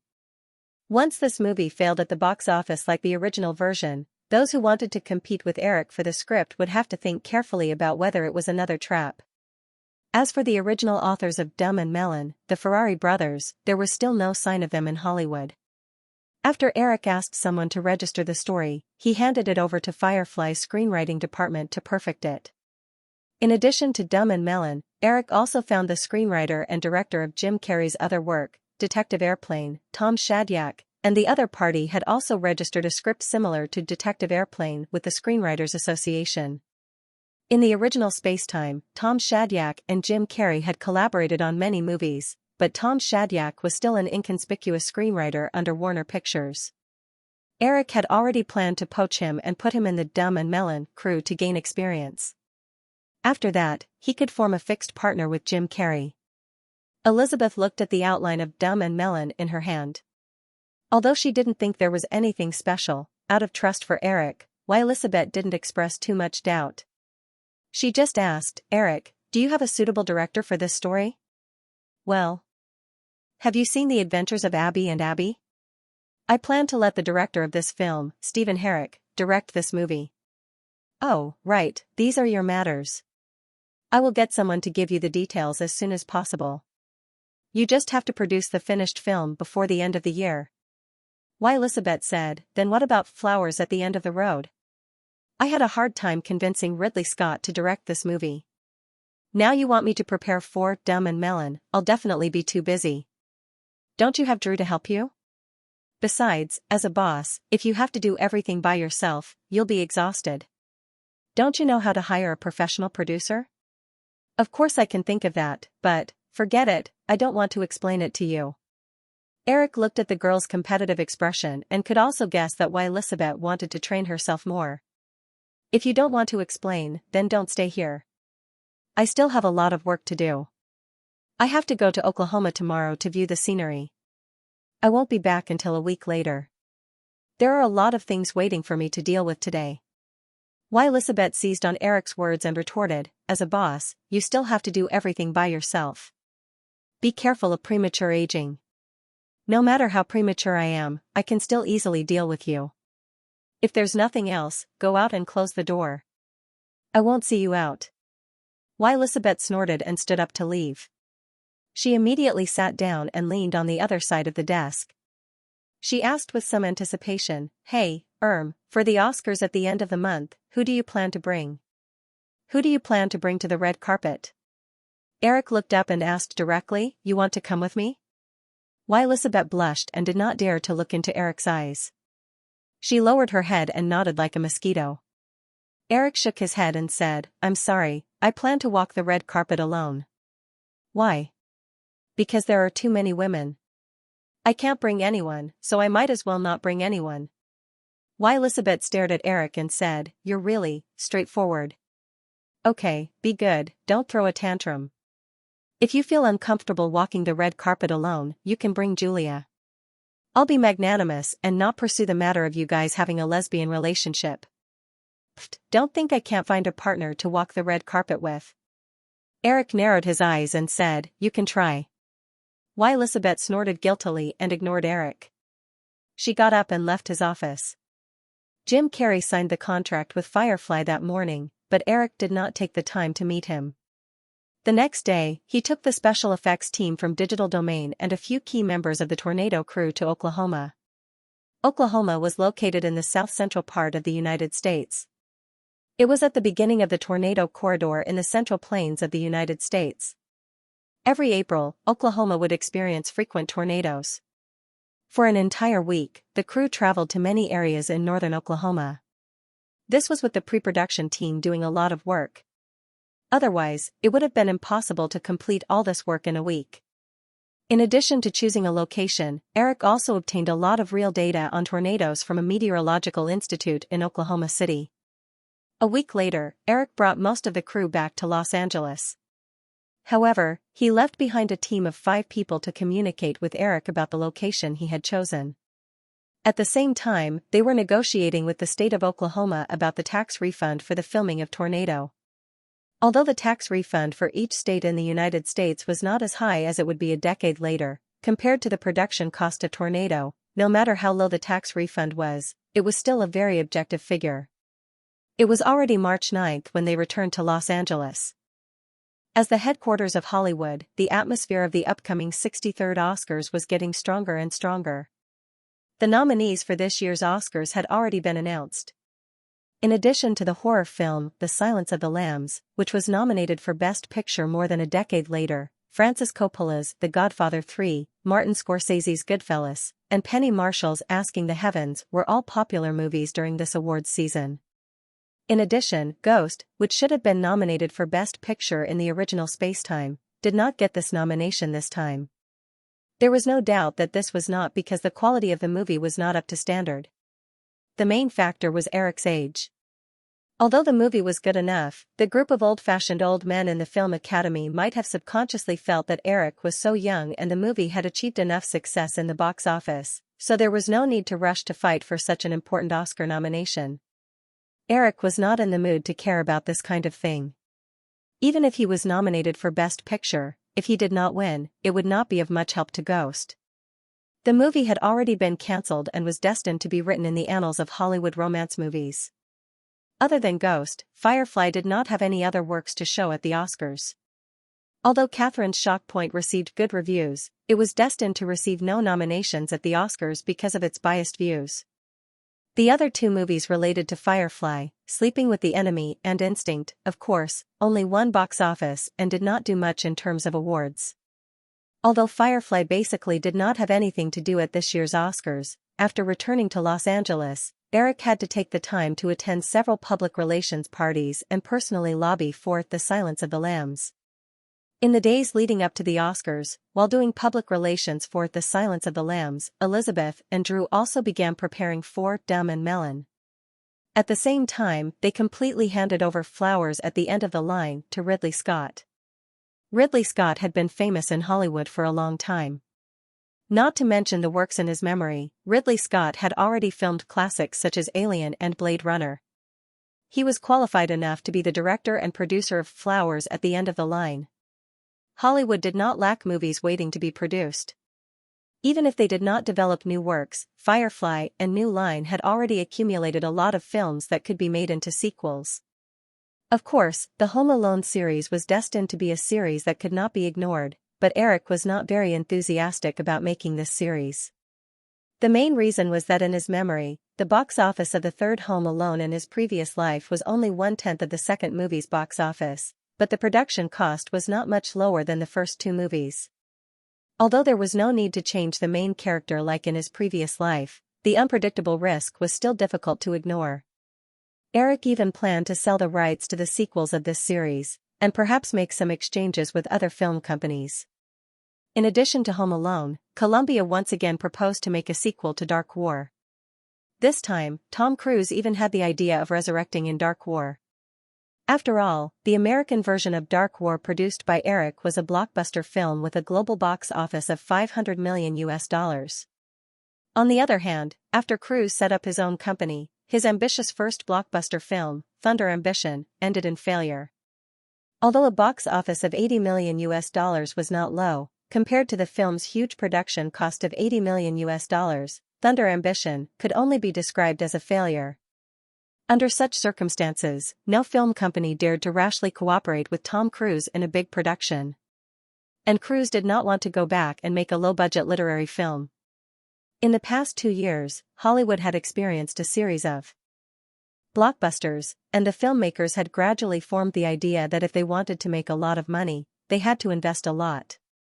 Just like how Mission Impossible was started every time Cruise's popularity began to decline, this time, Cruise was very smart to choose Dark War.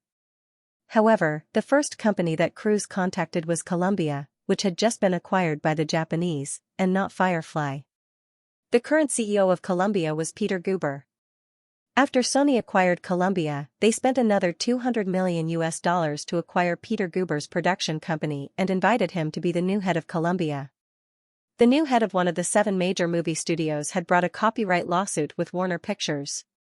Eric did not know the details of the lawsuit, but Sony paid another $800 million in compensation to settle the lawsuit. Eric still remembered that because of Peter Guber's extravagant spending, Sony Columbia had a loss of $2.7 billion in just a few years. It was rumored that Sony's founder and CEO, Morita Akio, was forced to step down because of this acquisition. However, although Peter Guber was mediocre, he was very good at currying favor with Sony's top management to stabilize his position. He knew that after Sony acquired Columbia, what they wanted the most was for Columbia to help Sony become famous. So, after getting control of Columbia, Peter Guber could not wait to start a few big film projects. Last summer, Schwarzenegger starred in Total Recall and Spielberg's Captain Hawk were both produced under Peter Guber's influence.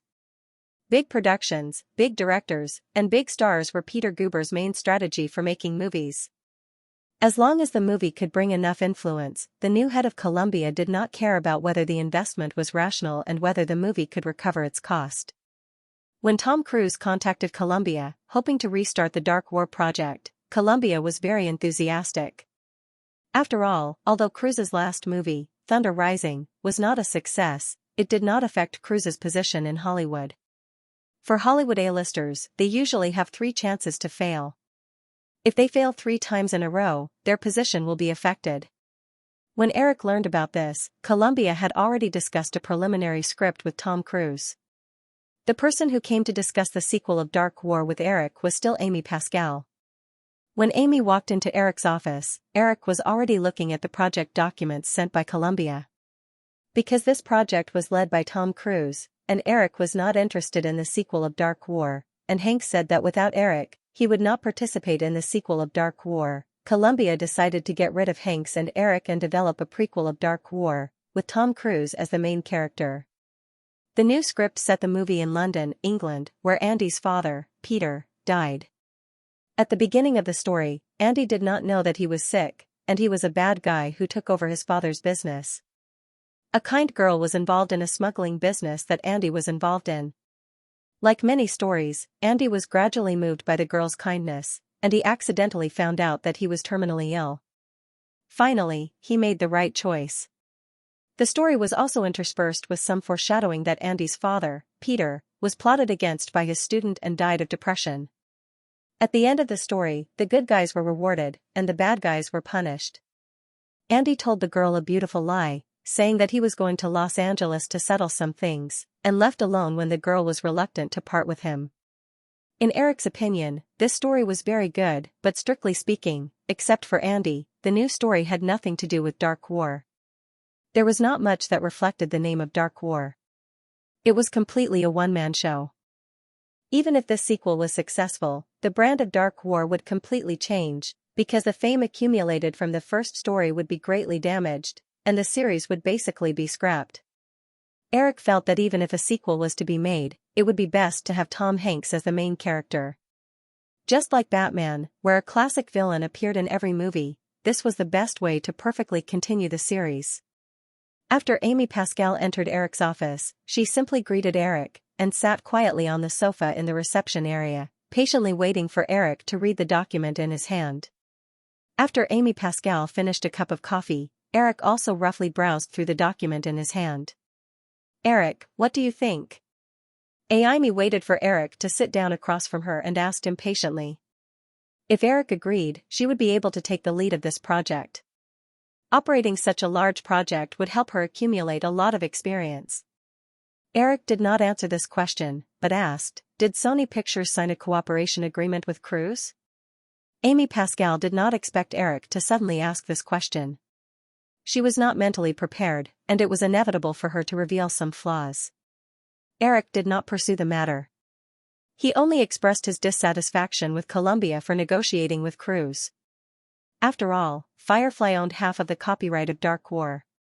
If Columbia did this, it could be said that Columbia had violated Firefly's rights. If Eric pursued this matter seriously, any contract between Sony and Cruise regarding Dark War will be void. But he does not intend to do this. "Amy, according to your proposal, this series has completely deviated from the theme of Dark War. It has become an ordinary action movie. Although the popularity of the first movie and Cruise's box office appeal make this movie a success, because of the deviation, it will not be easy to make a sequel. Amy Pascal saw that Eric did not pursue the matter, so she was relieved and said, "Eric, in fact, Columbia still hopes that you and Mr. Hanks can join this movie." Eric shook his head slightly and smiled, "I have a rough understanding of Captain Hawk. Sony is not only in charge of all the investments for this movie, but they also promised Spielberg, Dustin Hoffman, and Robin Williams a 40% share of the profits. Firefly owns half of the copyright of Dark War. In this case, how much do you think Hanks, Cruise, and I should get?" Amy said calmly, "As long as you can join this movie, any conditions are negotiable. But that will definitely not meet my expectations." Eric smiled, "Also, my work plans for the next few years have all been determined. Plus, I still need to take care of Firefly's business, so I don't have time to take care of a big production movie." Amy only showed a slight look of regret, but she was not too disappointed in her heart. In fact, at the internal meeting of Columbia, she raised this issue to the management. With Firefly's current status in Hollywood, Eric, as the absolute owner of Firefly, was already too busy with his own company's affairs. It was unlikely that he would direct a movie for another movie company, and the possibility of cooperation was very low. "Eric, in fact, you can be like Mr. Spielberg. You can just be a producer in name. You don't need to do anything, and you can get a lot of money. Do you think this is okay?" Spielberg was a producer in 4 or 5 movies a year on average, which also made him one of the producers with the highest cumulative box office in Hollywood. However, most of the time, he was only a producer in name and did not participate in the movie from beginning to end. Spielberg even laughed at himself for this. But Eric did not intend to do this. Although Spielberg's status in Hollywood was very high, because of this method of being a producer in name, it also attracted a lot of negative influence. A lot of things obviously had nothing to do with him, but because Spielberg was the most famous, once something happened to the movie, it would be no surprise that he would be the scapegoat. After thinking for a moment, Eric did not say his idea of Hanks as the main creator of the series. For celebrities like Cruise or Hanks, once any movie had more than 3 sequels, most of the profits would fall into the hands of these big names, and the movie company would be working for them. Even if Eric had a good relationship with Hanks, it was impossible for him to suppress Hanks' salary. Therefore, many Hollywood movies often only lasted until 3 sequels. When they were restarted, in order to reduce costs as much as possible, most of them would change the lead actor, or keep the lead actor, and replace all the supporting actors. "How about this, Amy? Firefly will not participate in this production, but I have 2 cooperation plans. One is a single license for $30 million. The other is that Firefly will sell half of the copyright of Dark War to Columbia for $100 million. After Eric finished speaking, he picked up the coffee in front of him and slowly drank it, giving Amy Pascal some time to think. Although the temptation of a buyout was great, the risk was also great. So far, there were only a few movie series in Hollywood that could produce more than 3 sequels. Even if there were, they were basically low-budget horror movies that could be produced once a year. Even if there were more than 3 sequels, the time span was often more than 10 years. In comparison, it was more cost-effective to buy a single license for $30 million. Amy didn't think for long. If she had the right to decide, she would not hesitate to choose the former plan proposed by Eric at this time. This way, she could avoid risks to the maximum extent. Moreover, compared to the box office results of the last Dark War, the price of $30 million was very cost-effective. Unfortunately, although she was already in the position of Columbia's vice president, Amy had no decision-making power when it came to tens of millions of dollars of investment. And Amy Pascal vaguely felt that Eric seemed to have considered this. She even quickly thought that Eric throwing out this plan was actually equivalent to giving Columbia a bait. With Peter Guber's character, Amy was certain that Peter Guber would choose the latter buyout plan. Eric, most people are very optimistic about the sequel project. With the results of the first Dark War, even if the cost of the sequel exceeds $50 million and the box office results shrink by 30%, it can still bring a considerable profit. Why choose this plan? I don't have the energy to take care of this project anymore, Eric said, and Firefly just happens to be a little short of funds now, so I plan to cash out the copyright of Dark War. Although Eric got nearly $8 billion from the futures market, in order to achieve the unexpected effect of acquiring Disney, Eric did not intend to use too much of this money unless it was necessary. Therefore, Firefly's operation and expansion still relied on its own profits. Although Toy Story had not yet been released, because of his strong confidence in 3D animation, Eric had already asked Pixar to prepare for the next animated film, which all cost money. In addition to the recent integration and expansion of the company, the construction of the company's photography base, the funds that drove away Robert Shea, the announcement of Toy Story and Terminator 2, and the upcoming filming of Tornado, Firefly's original funds were quickly consumed. Amy Pascal remembered Firefly's recent series of big moves and realized that Firefly's funds might be tight. In this case, she might be able to lower the price slightly. But she immediately dismissed this idea. Although Eric was young, he had become a well-known hardliner in Hollywood. His biggest characteristic was that he did not like to engage in protracted negotiations with others. Once Eric had the upper hand, he would not even negotiate at all. From a lot of information, it could be seen that Firefly did not lack film projects. Eric even had an attitude of not having the copyright of a popular film like Dark War. This also meant that Eric was unlikely to compromise on the price. But Sony Columbia was different. Peter Guber was now in urgent need of a big production project to expand the influence of Sony Pictures and consolidate his position. If he knew about Eric's conditions, he would be very eager to get the copyright. Then there would be no room for negotiation on the price. What's more, it was the Japanese who paid for it. Even if he had to spend a little more, Peter Guber would not feel the pinch. Eric, I don't have the authority to make this decision. I need to go back and ask Mr. Guber. No problem. I will wait for your good news. Eric stood up and walked Amy Pascal out of the office. Sony Columbia did not consider for long. Just like what Eric thought, they decided to use the second option to negotiate with Firefly. Before the Oscars, the negotiations between Firefly and Columbia for the copyright of Dark War had stolen the limelight of the Oscars. The car slowly drove into the parking lot of the Pointy Corner Manor. The driver turned his head and saw that Eric was resting with his eyes closed. He turned off the engine and sat quietly in the driver's seat, not disturbing Eric. However, Eric, who felt that the surroundings were completely quiet, quickly opened his eyes. He looked out of the car window and said, "I'm really sorry, Carl. Did I sleep for a long time?" The driver turned his head and said, "Not long, Mr. Williams. We just got home 2 minutes ago. However, I suggest that you rest more. You've been too tired recently." Eric walked out of the car and took a deep breath. The cool air of the Malibu coast entered his lungs, and he felt much more energetic. The driver named Carl followed him out and said, "Mr. Williams, the guard just said that Miss Kidman came over at night." "I got it. You go and rest."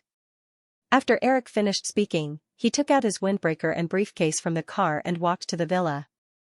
In the villa's living room, the lights on the wall were slightly on. Eric walked to the corner of the living room and saw Nicole lying on the two-seater sofa, sleeping soundly with a pillow on her head. The girl was wearing a thin, light pink knitted sweater that rose and fell slightly with her breathing. Eric took a few glances. Although he was a little tempted, he did not disturb Nicole. It was already past 10 o'clock at night. Nicole must have been waiting for him for a long time. He took a thin blanket from the side and covered the girl. Eric walked to the bar in the corner and poured himself a glass of wine. He sat at the small coffee table on the other side and took out a stack of documents from the briefcase he brought back to continue reading. Eric had to go to Oklahoma to shoot Tornado after the Oscars, and this shooting cycle would take up to 3 months. If everything went well, the movie would not be wrapped up until the end of June. Therefore, Eric had to take advantage of his time in Los Angeles to deal with various affairs of Firefly. If he was content with the status quo, Eric could definitely delegate more power. After all, with his current wealth, even if he did not do anything, it was enough for him to live a comfortable life for the rest of his life. However, this body was only 20 years old, and it was the time when it was full of energy. Eric did not want to continue living like a drunkard. As a passerby in this dimension, Eric now had the mentality of a player. He wanted to see how many levels he could reach as a player before curtain call, and whether he could dominate the entire plane of dungeons. It was actually a very interesting thing. Time ticked by, and the only sound that could be heard in this area was the sound of pages being flipped. Perhaps she had slept enough, or perhaps she felt the chill of the night, but Nicole, who had been lying on the sofa, moved and opened her eyes. She pulled the thin blanket beside her and stared blankly for a moment. When she heard a sound not far away, she propped herself up and looked in that direction. Lying on the back of the sofa, she looked at Eric, who was sitting on the single-seater with his legs crossed and focused on flipping through the documents in his hand. After a while, the woman asked, "Eric, what time is it now?" "It's almost 12. Eric turned his head and looked at Nicole. Because she had just woken up, the woman's cheeks had a touch of charming blush, and a few strands of messy hair scattered in front of her forehead. It was a different kind of charm. No wonder many literary works always described the seductive appearance of women when they had just woken up. At this moment, Nicole indeed looked very charming. Feeling Eric's gaze on her face, Nicole smiled and reached out to stroke a strand of hair that had fallen on her cheek. She sat up and put on her high heels and walked to Eric's side. Eric moved to the side, and the woman did not stand on ceremony. She squeezed directly with Eric on the same single-seater sofa. Both of them were relatively thin, so it was not crowded on the same sofa. Nicole smiled and twisted her waist, but did not stop them. She leaned sideways in front of Eric and looked at the document in his hand. "What's this?" Eric said, "The script for the second 3D animation handed over by Pixar." With that said, Eric picked up another folder and handed it to Nicole. "This is the first draft of their character designs. Take a look. What do you think?" Nicole flipped open the blue folder and saw that there were many drawings of insects on the paper. After looking through it quickly, the woman said, "It's very cute. I don't know about the rest. It's fine as long as you think it's cute. When I first gave the idea for this story to John and the others, they said that insects in reality were not very likable." Nicole gently hugged Eric's arm and smiled. "I think as long as it's a story that you come up with, it'll definitely be very good. You have so much confidence in me. Who knows, it won't be long before someone gets into big trouble because of this blindness. Then it'll definitely be because they didn't do a good job." Eric dragged his voice and suddenly asked teasingly, "You're so sweet today. This style of yours is quite different from before. Do you have something you need my help with again?" Nicole did not feel guilty at all. She said with a smile, "My mouth is very sweet. Do you want to try it?" With that said, the woman moved her face closer to Luke. Eric smiled and gently pecked Nicole's lips. He pretended to judge and said, "It's indeed a little sweet. It's really nothing. Hurry up and say it while I'm in a good mood. I'm really fine, but someone wants me to help pull some strings. I don't think you'll agree, so if you don't ask, I'm not going to say anything." Eric's mind raced. Nicole was currently filming Captain Hawk. If it was Spielberg, he definitely wouldn't have asked Nicole to bring him flowers. The two of them had a good relationship, so Spielberg would definitely call him himself. Then other than Spielberg, it could only be someone else. Don't forget, Nicole's current agent was Parker Kingsley, and Parker Kingsley was also Tom Cruise's agent. It can't be Cruise, right? Eric asked tentatively. Nicole looked slightly surprised and nodded. Yes, but I didn't see him. It was Ms. Paula Wagner who invited me to dinner yesterday and told me about it. Eric knew that the woman wanted to say that she did not have any private contact with Cruise. He smiled and asked, "It has something to do with the copyright of Dark War, right? Or is Cruise trying to get the other half of the copyright of Dark War?" This time, Nicole was even more surprised. "How do you know?" "It's easy to guess. Other than this, I can't think of anything else," Eric said. In fact, there was a precedent for this speculation. In his memory, Cruise owned half of the copyright of the Mission Impossible movie series. It was because of this that he could bargain with Paramount. In the end, for every Mission Impossible movie, Cruise would get more than Paramount. If Cruise did not own half of the copyright of Mission Impossible, Paramount would have kicked him out long ago. In his previous life, although Cruise and Paramount had a falling out, because of the copyright issue, Paramount had to bite the bullet and reconcile with Cruise in order to restart the Mission Impossible series. Now that the copyright of Mission Impossible had been bought by Drew in advance under Eric's instructions, after Cruise went solo, it was reasonable that he wanted to create his own series of movies. Dark War, which had a very good foundation, was a very good idea. Hearing Eric's words, Nicole said, "That's strange. If it were me, I wouldn't be able to guess." "You must have heard something." Eric didn't dwell on this issue. Instead, he said, "Let's talk about it. I'm very interested in how Cruise wants to get half of the copyright of Dark War. Although he's now worth hundreds of millions of US dollars, I don't think he can squeeze out $100 million US dollars in cash. Cruise's production company should have found investors. Paula said yesterday that if you agree, we can talk in detail in person. They plan to pay part of the cash and make some exchange of interests, such as Cruise helping Firefly make a few movies and so on. If history didn't change, Cruise's salary, or the salary of the entire Hollywood star, wouldn't explode until 1995. At that time, the 20 million salary club was established, and A-list stars gradually became popular with the base salary plus a share of the salary model. In comparison, the 15 million salary of Schwarzenegger, Stallone, and others was not exaggerated at all. Eric would occasionally think about whether he could stop the crazy salary increase trend because the Hong Kong stars on the other side of the ocean had already suffered the bitter fruit of crazy salary increases. In the past 2 years, the film market over there had spent most of the production costs on hiring stars because of the sky-high salary of stars, resulting in a large number of bad movies. In addition, the Southeast Asian countries had started to make Hong Kong movies, and Hong Kong movies were now on the verge of collapse. If there were no restrictions, the unlimited growth of the Hollywood star's salary was likely to lead to the same result. When the international market was expanding, perhaps the producers could still grit their teeth and pay such a high salary. Once the market was fixed, or even began to shrink, Hollywood movies would undoubtedly go the old road of Hong Kong movies. Before Eric's rebirth, the North American film market had been in a state of stagnation, and the European film market had been developed. Only the Asian film market was still expanding, but once the Asian film market reached saturation, the development of Hollywood would also reach a bottleneck. Seeing that Eric suddenly stopped talking, Nicole waited quietly for a while before she couldn't help but ask, "What are you thinking about? Why are you suddenly so lost in thought?" "No matter how much I want to exploit you small actors, the life of a capitalist is not easy."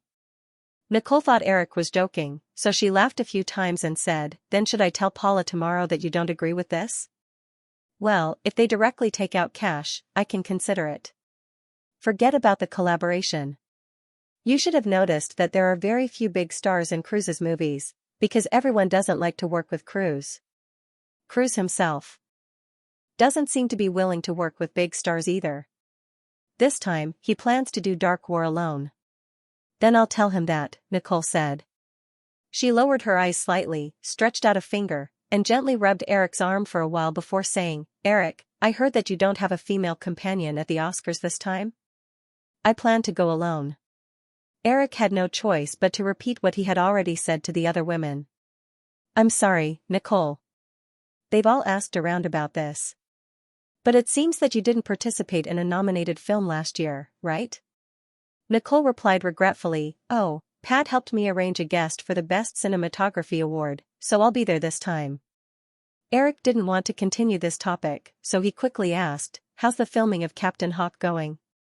"It's okay," Nicole said disappointedly, but she quickly realized that her tone was likely to make Eric misunderstand that she was throwing a tantrum because of the red carpet incident. She explained, "I feel that Mr. Spielberg seems to be very anxious. These days, he even often announces that he will stop filming for no reason." Maybe. Nicole wanted to say that maybe it was a mistake for her to fight for this role, but after thinking about it, she didn't say it. She cried and begged for this role from Eric, so now she couldn't express her disdain. She could only silently swallow this bitter fruit. Judging from the current situation, Captain Hawk didn't seem to be of much help to her acting career. Thinking that half of Eric's Dark War copyright could be sold for $100 million US, Nicole had a sudden idea. "Eric, What do you think about me studying film production? Why do you suddenly want to do this? Eric asked. Nicole blushed. She couldn't say that it was more profitable, right? Although she did think that way, deep down, Nicole was envious of Julia, Drew, and Elizabeth's intention to set up TG Film Company. After The Silence of the Lambs was released through various channels, it could bring in more than $100 million in profit for the three women. Even if her current salary was maintained at $5 million, she would have to shoot 20 movies to make that much money. Also, although being an A-list actress was glamorous, in Hollywood, the real power was still in the hands of the film producers. If she didn't have any connections, Nicole would have had no choice but to be an actress. However, with Eric as her backer and the success of Elizabeth and the others, she was tempted to do so. I just suddenly wanted to try. If they can do it, I should be able to do it too. Eric thought for a moment and suddenly revealed a smirk. It's not impossible. If you can completely pull those two to your side, I'll support you in setting up a film company. After impulsively expressing the idea of establishing a production company, Nicole felt that she was being too whimsical. In her opinion, TG Film's situation was very special. Although Elizabeth, who held the largest share of shares, was undoubtedly Eric's woman, she was also the second daughter of the Murdoch family, which allowed her to gain the support of 20th Century Fox. As for Drew, during their time together, Nicole deeply felt that Drew worshipped and relied on Eric. That little girl almost treated Eric as her god. It could be said that in TG, Drew was equivalent to Eric's substitute. If Eric wanted to intervene in TG, Drew would definitely be the most resolute executor. And Julia was the first female lead in a movie directed by Eric. All signs pointed to the fact that these three women were closer to Eric than she was. Thinking about herself, Nicole felt that she didn't seem to have anything worth Eric's investment. If she didn't do anything, she would definitely be marginalized in the future. Just as she was feeling a little disappointed, she suddenly heard Eric say, "It's not impossible. If you can completely pull two people to your side, I'll support you in establishing a film company." Nicole was surprised and puzzled at the same time. She asked, "Two people? Which two people?" "Parker Kingsley and Paula Wagner, Cruz's agent and partner," Eric replied with an enigmatic smile. Last year, Eric had such an idea. Parker Kingsley and Paula Wagner were undoubtedly two very capable women in their respective fields. It was not an exaggeration to say that they were the benefactors of Cruz's acting career. However, Eric remembered that these two women left Cruz one after another in the future.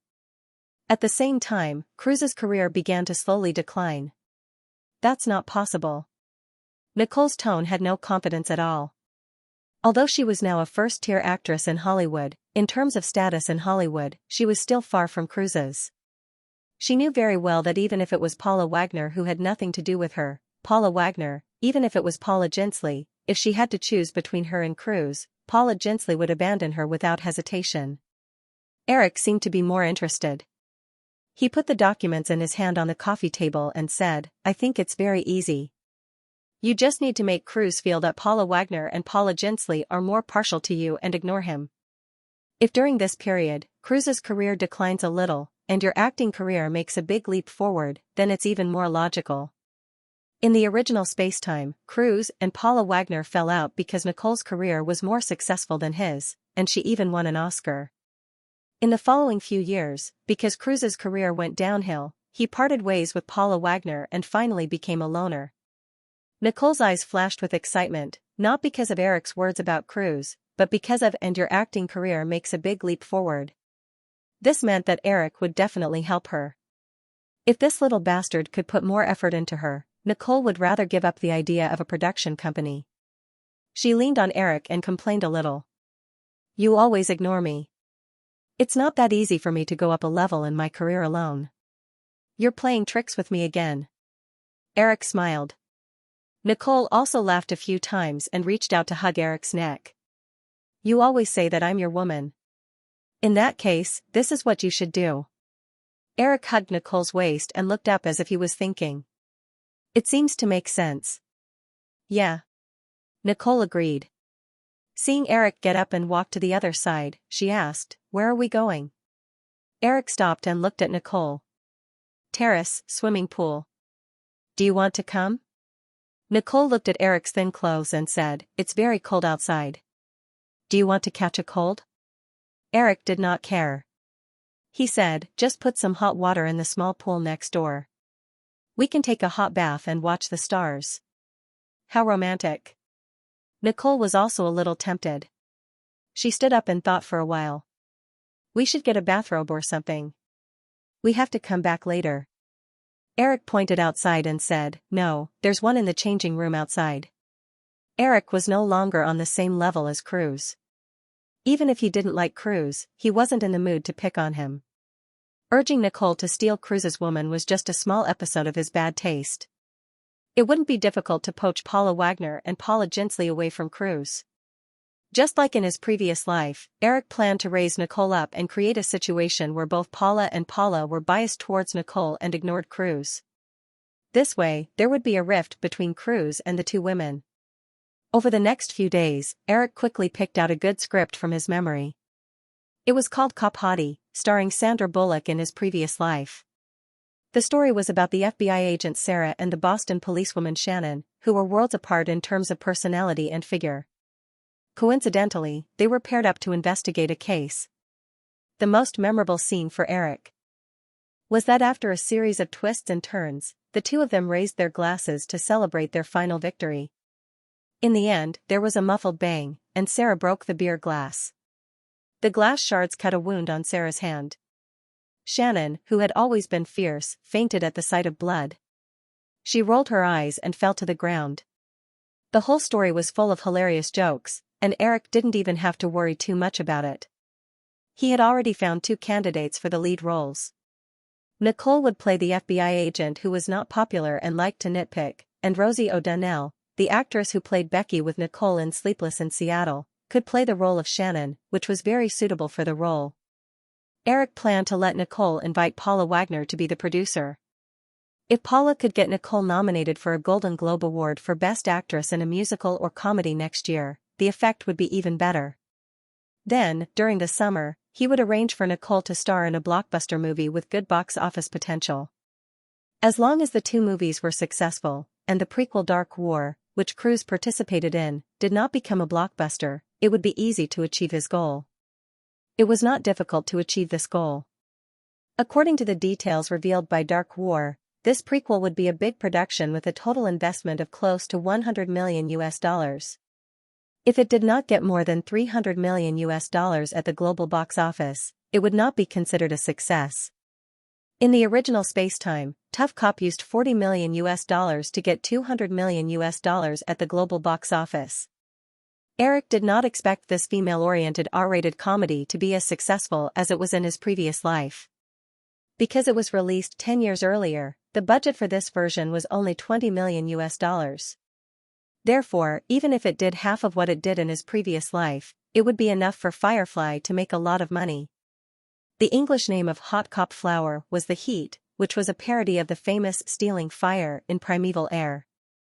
Now that the classic Thief of Fire had not been filmed yet, in order to create a gimmick, Eric imitated the naming method of Flowers at the End of the Road and changed the name of the movie to Sarah and Shannon because Flowers at the End of the Road would also be released at the end of the year, and the English name of Flowers at the End of the Road was Thelma and Louise. The two slightly feminist movies were released at the same time, and the themes were not the same, so they could play a good role in promoting each other. Before the Oscars, Columbia, which was rich and did not feel bad spending other people's money, reached a copyright transfer agreement with Firefly for Dark War. Half of the movie rights were sold for $100 million, which made many film companies envious. However, after the money was received, it was transferred to Pixar for the production of Bugs Crisis. Another sum of money was transferred to the construction of the studio base in Praia Vista, and the remaining funds were allocated to the budget of Tornado. The $100 million was spent before it was even warmed up. Eric could not help but sigh at the rapid expansion of film companies spending money like water. If it were not for the fact that they had enough chips in their hands and were unwilling to go public, Firefly would undoubtedly embark on the road of debt like other film companies. Many of the second and third-tier film companies that had the potential to develop into giants in Hollywood often fell on the road of development because of the vicious cycle of huge debts. After a few months of publicity, on March 25, 1991, the 63rd Academy Awards ceremony was held at the Sacred Civic Auditorium in Los Angeles as scheduled. For Eric, this year's Oscars was completely a passerby. The nominations for Ghost had nothing to do with him. As for the guest presenter, the Oscar committee was very happy to let Eric go on stage to present the award. However, it was difficult for Eric to present the award. In Hollywood, stars of Eric's age could often only appear on stage by presenting technical awards, and that was under the condition that they had enough connections and fame. For example, Nicole's award for Best Cinematography this year was won by Pi Jinsley. However, with Eric's current status, if he was asked to present those insignificant technical awards, Eric would not agree at all. However, if he was asked to present important awards such as Best Director and Best Picture, Eric's qualifications were not enough. In the end, he could only leave it as it was. The limousine slowly stopped at the end of the red carpet. Eric calmly got out of the car. The waiting reporters raised their cameras and looked forward to the appearance of Eric's female companion. No matter who Eric walked the red carpet with, as long as they took a photo, whether it was real or fake, it could be hyped up.